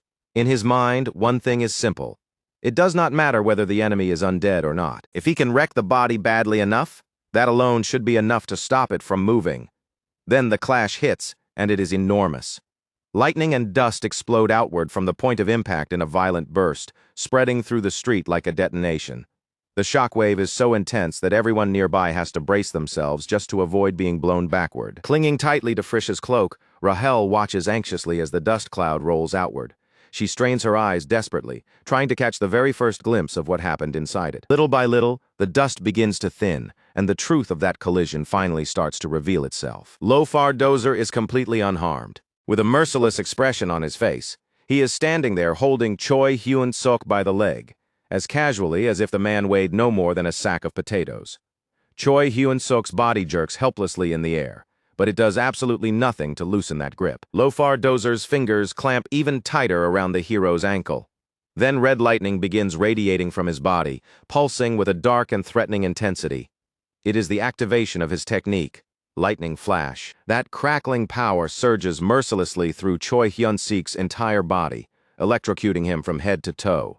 A scream tears out of him as violent spasms seize his muscles and rip through him in unbearable pain. The moment she sees that, Abelson Marriott cries out Choi Hyun-suk's name. Her eyes fill with tears almost immediately as desperation begins swallowing her whole. At that exact moment, Frisch attacks from behind Lofar Dozer with crossbow in hand. Even while Lofar Dozer is still holding Choi Hyun-suk in that crushing grip, and the hero is still roaring in pain, Frisch strikes with full force from the rear and forces the enemy to let go. The impact sends Choi Hyun-suk flying backward toward Frisch, and a moment later the two of them crash to the ground not far from Abelson Marriott. Frisch pins Choi Hyun-suk down just long enough to check his condition and confirms that he is still breathing. He attributes that narrow survival to the body Motum had painstakingly modified for him. Even so, Choi Hyun-suk does not move. His eyes are empty, almost catatonic, while red sparks continue leaking from his body in uneven, irregular bursts. Frisch watches him with open concern, resting the crossbow against his shoulder as the realization hits him.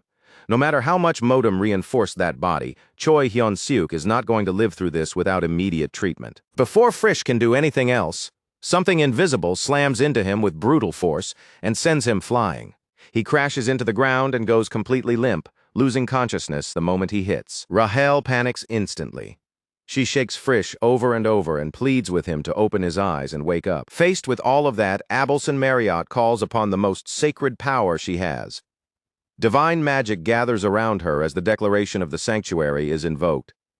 Golden wings unfurl from her back, and every trace of energy surrounding her begins to blaze with an intense, almost blinding golden light, and she knows exactly what using that power will cost her. Sanctuary devours an enormous amount of divine energy, and as long as it remains active, she cannot leave the place where she stands. Even so, it is an extraordinarily durable technique, one created specifically to hold a position no matter the price. Out of everything available to her in that moment, this is her absolute ultimate defense. A golden sphere spreads outward from Abelson Marriott's body, expanding until it encloses everyone behind her and shields them inside. Her eyes flick toward her spear, and doubt starts creeping into her mind. Even after pouring out this much power, it still may not be enough. The gap in strength between her and Lofar Dozer feels crushingly wide, and for the first time, she begins to question whether she is truly capable of protecting anyone at all. Lofar Dozer advances without the slightest pause and starts hammering the barrier with savage force. Every blow makes the sanctuary shudder, and cracks begin spreading across the golden surface almost immediately. As the barrier trembles under the assault, Abelson Marriott thinks of Choi Hyun-suk lying behind her, paralyzed and completely helpless in his current state. If she breaks here, if she falls now, then he will have no chance at all. Tears stream freely down her face as she begs Lofar Dozer to come back to himself. She reminds him who he is. She reminds him of the village he devoted his life to protecting. She reminds him of the vow he made when he first awakened, that he wanted to live again for Marriott. But even then, Lofar Dozer does not stop. He keeps striking again and again, and with every fresh blow, the cracks in the barrier spread wider. Watching him drive the field of force to the edge of collapse, and no longer knowing what else she can possibly say, Abelson Marriott cries out through her sobs in complete desperation. She reminds him of the dream he once spoke aloud himself, that he wanted to become a father his daughter could be proud of. Then, in one brutal motion, Lofar Dozer's hand suddenly shoots forward and closes around Abelson Marriott's neck, and the next instant he hurls her violently down into the ground. Lofar Dozer stood over Abelson Marriott like a nightmare made real, his hand crushing down against her throat with merciless force. He pinned her so completely that she could not even shift beneath him, and with every passing second, each breath became harder to steal than the one before. Even while she was choking under that pressure, Abelson Marriott forced herself to keep talking with the scraps of air she still had left. She reminded Lofar Dozer of the countless people in that land he had once cherished, of the place he had devoted his life to protecting. She reached for the dream he had once carried so earnestly, that sincere wish to make that land into something better for everyone who called it home. In silent, agonizing desperation, she begged him to wake up, to see clearly again, because it still was not too late. And at that very moment, something inside Lofar Dozer began to shift. Fragments of memory came rushing back into his mind all at once. Old celebrations rose up one after another, shared laughter, people reaching toward him with gratitude in their eyes. Moments when he had been praised not as some monster, but as a savior, as someone who stood for hope itself. But even as those memories resurfaced, the pressure around Abelson Marriott's neck only kept tightening, and the edges of her vision began to darken. Right on the edge of blacking out, with tears running down her face and her body close to giving out, Abelson Marriott still managed to force out one last feeling. To them, Lofar Dozer was a hero. Then droplets started falling onto her. Her eyes widened in surprise, and for one brief second, she almost mistook them for raindrops. A heartbeat later, she realized it was not rain at all. With painful effort, she lifted one hand to Lofar Dozer's face and felt the wetness on her fingers. The truth settled over her in stunned silence.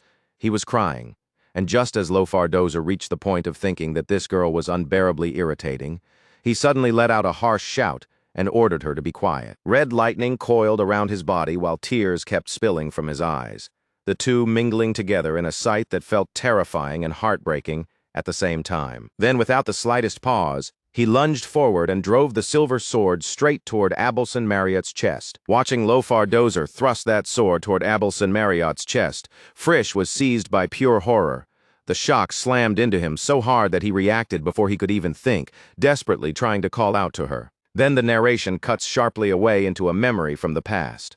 Frisch is standing inside Lady Hemis's office, holding a long sheet of paper as he raises the possibility of reopening research into necromancy.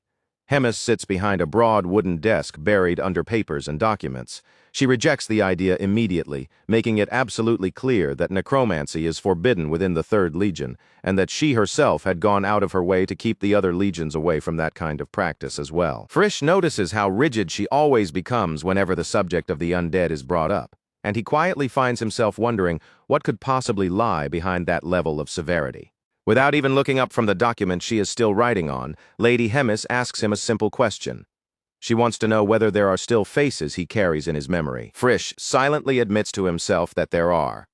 He still remembers the faces of the companions he trained beside, all of them dead on the battlefield while he alone remained alive. That Hemis stops writing and places her pen down on the desk. She tells him that she too carries faces she once longed desperately to see again.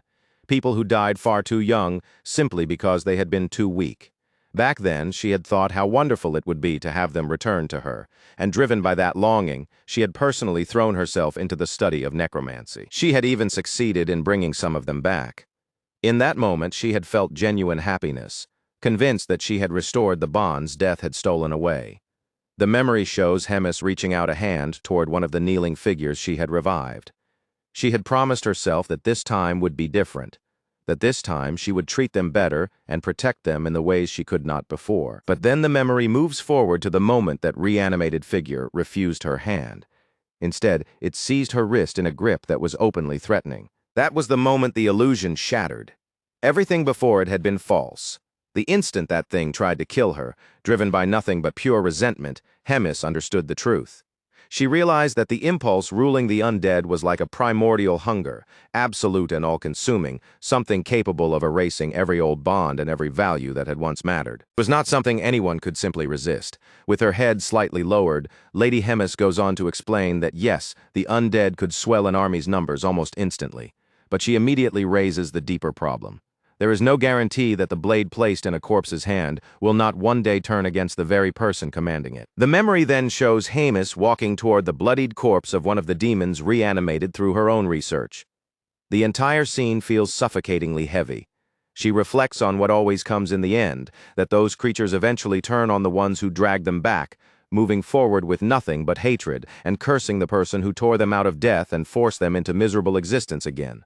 Her conclusion is painful, but absolute. It is something she never wants to witness again. Then the scene snaps back to the present at the exact moment Abelson Marriott opens her eyes, still paralyzed after Lofar Dozer's attack. Almost immediately, she realizes the strike never pierced her chest at all. Lofar Dozer's silver sword is buried in the ground, wedged into the narrow gap between her arm and her torso, trembling there while her body remains completely untouched. Seeing that, Frisch freezes in place, his face filled with disbelief. The thought hits him immediately that at that distance, a miss like that should have been impossible. And from there, an even harsher realization follows.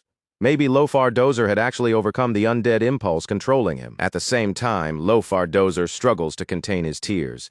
He bites down on his own lips so hard that blood begins to spill, inwardly begging for it all to stop, for the pain raging inside him to finally end. His body trembles as he pulls the sword back out of the ground, and the only thing echoing inside him now is a desperate plea not to hurt anyone else. Even then, he still looms above Abelson Marriott, one hand locked around her neck while the other lifts the sword again for another strike. But before he can bring it down, something interrupts him. In the very next instant, Choi Hyun-seok appears out of nowhere and drives a brutal kick straight into Lofar Dozer's neck. The force is so overwhelming that Lofar Dozer's head is severed cleanly from his body and launched far away. At once, his body starts crumbling away into dust, while countless glowing motes of light begin blooming around him. The same thing happens to the severed head as well, which also starts breaking apart and scattering away into dust. And even so, he still has enough strength left to speak his gratitude. From the bottom of his heart, Lofar Dozer offers a sincere thank you. A real peaceful smile rests on his lips, even as tears continue streaming down his face. In those final feelings, what comes through most clearly is relief. Relief that he was stopped before he could harm the princess. Little by little, Lofar Dozer closes his eyes, and the points of light around his head grow brighter and larger. And in the very last thought he holds on to, only gratitude remains. Gratitude for being allowed to leave this world as a father his daughter could still be proud of. Abelson Marriott watches in silence as Lofar Dozer disappears completely into the beam of light. Her hand presses tightly against her chest, and her eyes shimmer with tears. Pain, respect, and gratitude all mix together inside her as she speaks his name in his final moments. After forcing out every last scrap of strength he still had to deliver that final strike, Choi Hyun-seok collapses face first onto the ground. A low groan escapes him, and that small sound immediately pulls Abelson Marriott's attention toward him. She moves to his side at once and sits down beside him. Frisch comes over to check Choi Hyun-seok's condition and quickly realizes that the hero has already lost consciousness. In silence, he acknowledges just how absurd Choi Hyun-seok's willpower truly is, convinced that this level of endurance is far beyond anything remotely normal. Not long after that, movement appears in the distance, revealing that other people are approaching. Abelson Marriott recognizes them as villagers, and at the same time, she finds it strange that they still have not gone to the temple. Without hesitation, Frisch slips away from the scene and takes Rahel with him. At the front comes a line of guards carrying spears, with several villagers following behind them. They stop in front of Abelson Marriott, who is still seated on the ground, with Choi Hyun-seok's unconscious head resting in her lap. The guards announce that they were sent from the temple by the diocese, and they demand an explanation for the profane energy still lingering over the area. Then they order her to identify herself and state both her name and her affiliations. As Abelson Marriott tightens her hold around Choi Hyun-seok, her eyes catch details in their insignias that immediately expose them as false. From that alone, she concludes that real priests would never be wearing identification like that. A rapid conflict rises in her mind. Fighting is nearly impossible now because she has almost no divine power left. But if she tells them the truth, then Choi Hyun-seok will be placed in immediate danger. Trapped between those two choices, she stays still, unable to decide what to do next. Up above, hidden behind a chimney on top of a house, Frisch and Rahel watch everything unfold. Rahel hovers beside him and whispers anxiously, asking how the situation could possibly have turned into such a complete disaster. Frisch immediately hushes her and warns that if they keep acting like that, they are going to be spotted. The focus returns to Abelson Marriott as she asks everyone to step back for just a moment. And right then, another figure of authority arrives on the scene. It is Bishop Tranio of the South Marriott Diocese. As he looks at them more closely, he seems to recognize exactly who they are. His appearance leaves Abelson Marriott stunned. She cannot understand why a bishop would be here, this far away from the place where his authority is supposed to be centered. Sensing her reaction, Bishop Tranio discreetly gives her a signal to stay silent, subtle enough that only she notices it. Then he personally assures the guards that the two of them are safe and requests that, for the time being, they be allowed to accompany him. He makes it clear that he will take full responsibility for the matter himself. The scene then shifts to an elegant room decorated with white and blue lace-patterned wallpaper. White Victorian wooden furniture fills the space, giving the entire room a refined, calm atmosphere. At the table in the center of the room, Bishop Tranio holds one hand suspended over a purple sphere. He explains that they found the communication device among the saintess's belongings, and that it had already been classified as a forbidden item, one powered by demonic energy. Sitting across from him on a sofa, Abelson Marriott keeps her hands tense between her thighs as she asks what is going to happen to them now. In her mind, she fears they may be bound and sent all the way back to the capital of the Holy See. Bishop Tranio answers with a gentle smile. But instead of responding to that fear directly, he begins by recalling the pilgrimage they once traveled together across the continent several years earlier. Bishop Tranio spoke with complete honesty about the past, admitting plainly that when he first met Abelson Marriott, he had not thought very much of her at all. As he spoke, brief memories flickered through his mind. Back then, all he had seen was a sheltered princess, a girl who had never truly tasted hardship, suddenly insisting on joining a brutal pilgrimage. To him, it had looked like nothing more than the shallow stubbornness of a pampered child, and he had honestly believed she would be fortunate to endure even a single week. But he had been wrong. Over the course of that journey, which stretched on for an entire year, the young saint never once let a complaint pass her lips. The memory showed Abelson Marriott standing beneath the open sky, hanging freshly washed clothes onto a line, while children laughed and ran circles around her, playing happily at her sides. Another scene followed immediately after. This time, she was inside a simple classroom, standing before rows of desks and patiently teaching the children seated there. No matter who stood in front of her, whether young or old, man or woman, noble or commoner, Abelson Marriott had shown the same kindness, the same patience, and the same wholehearted devotion to anyone in need. Bishop Tranio remembered that, back then, he had been blunt enough to ask her directly why she was willing to go so far for other people. Her answer had been simple, clear, and unwavering. She said she was only doing what she believed was right. Then the scene returned to the present, with Bishop Tranio still wearing that gentle smile as he looked at Abelson Marriott. In his eyes, the young saint he had known back then was still exactly the same sort of person now, someone who would never betray her own principles or join hands with demons for selfish greed. And because he believed that, he asked her to tell him everything, to explain what had truly happened. Hearing those words, Abelson Marriott struggled to keep back the tears already beginning to gather in her eyes. Then, with her gaze lowered quietly toward the floor, she finally began telling him everything that had happened to her. The scene shifted once again. Inside a dungeon, Choi Hun-Yun-suk lay unconscious on the freezing stone floor. Sensing that someone was nearby, he slowly fought his way back toward awareness and managed to catch sight of long, shining strands of hair. As he forced his eyes open a little wider, the blurry figure above him slowly sharpened into what seemed, in that dazed moment, to be the face of the most beautiful woman he had ever seen. Leaning over him like that, she looked almost like an angel. Completely convinced of what he was seeing, he called her Abelson Marriott. But of course, it was not Abelson Marriott standing over him at all. It was Frisch. The instant he realized Choi Hyun-sok had mistaken him for her, Frisch visibly lost his composure and awkwardly muttered to Rahel, who was standing beside him, that the hero must have hit his head harder than they thought. Then Frisch turned his attention back to Choi Hyun-seok and asked, with genuine concern, whether he was all right. But the second Choi Hyun-seok properly recognized who was actually there, he recoiled so violently that he slammed himself back against the stone wall and immediately started complaining that Frisch had suddenly begun acting weird. Still irritated, dazed, and thoroughly disoriented, he grumbled that the whole thing was annoying and demanded that all the demonic energy used to heal him be returned. Still kneeling there in front of him, Frisch shot back that to save an ungrateful brat like him, he had gone so far as to sneak into a temple. Then, farther down the dungeon corridor, another figure appeared. Bishop Tranio stood there in his white cassock, his hands calmly clasped behind his back and a soft smile resting on his face. And just behind him, smiling even more brightly, stood Abelson Marriott. The instant Choi Hyun-seok and Frisch realized it was really her, both of them reacted with open surprise. Abelson Marriott walked up to the dungeon door with a key in her hand. Choi Hyun-seok, still confused and struggling to make sense of the situation, quietly asked what exactly was going on. Abelson Marriott explained that she had known the bishop for a very long time and that he was going to help them escape. Even so, Choi Hyun-seok still looked uneasy. Gripping the iron bars of the cell, he admitted that he was grateful for the help, but he was worried that the bishop might end up in serious trouble because of it. When he heard that, Bishop Tranio remained completely calm.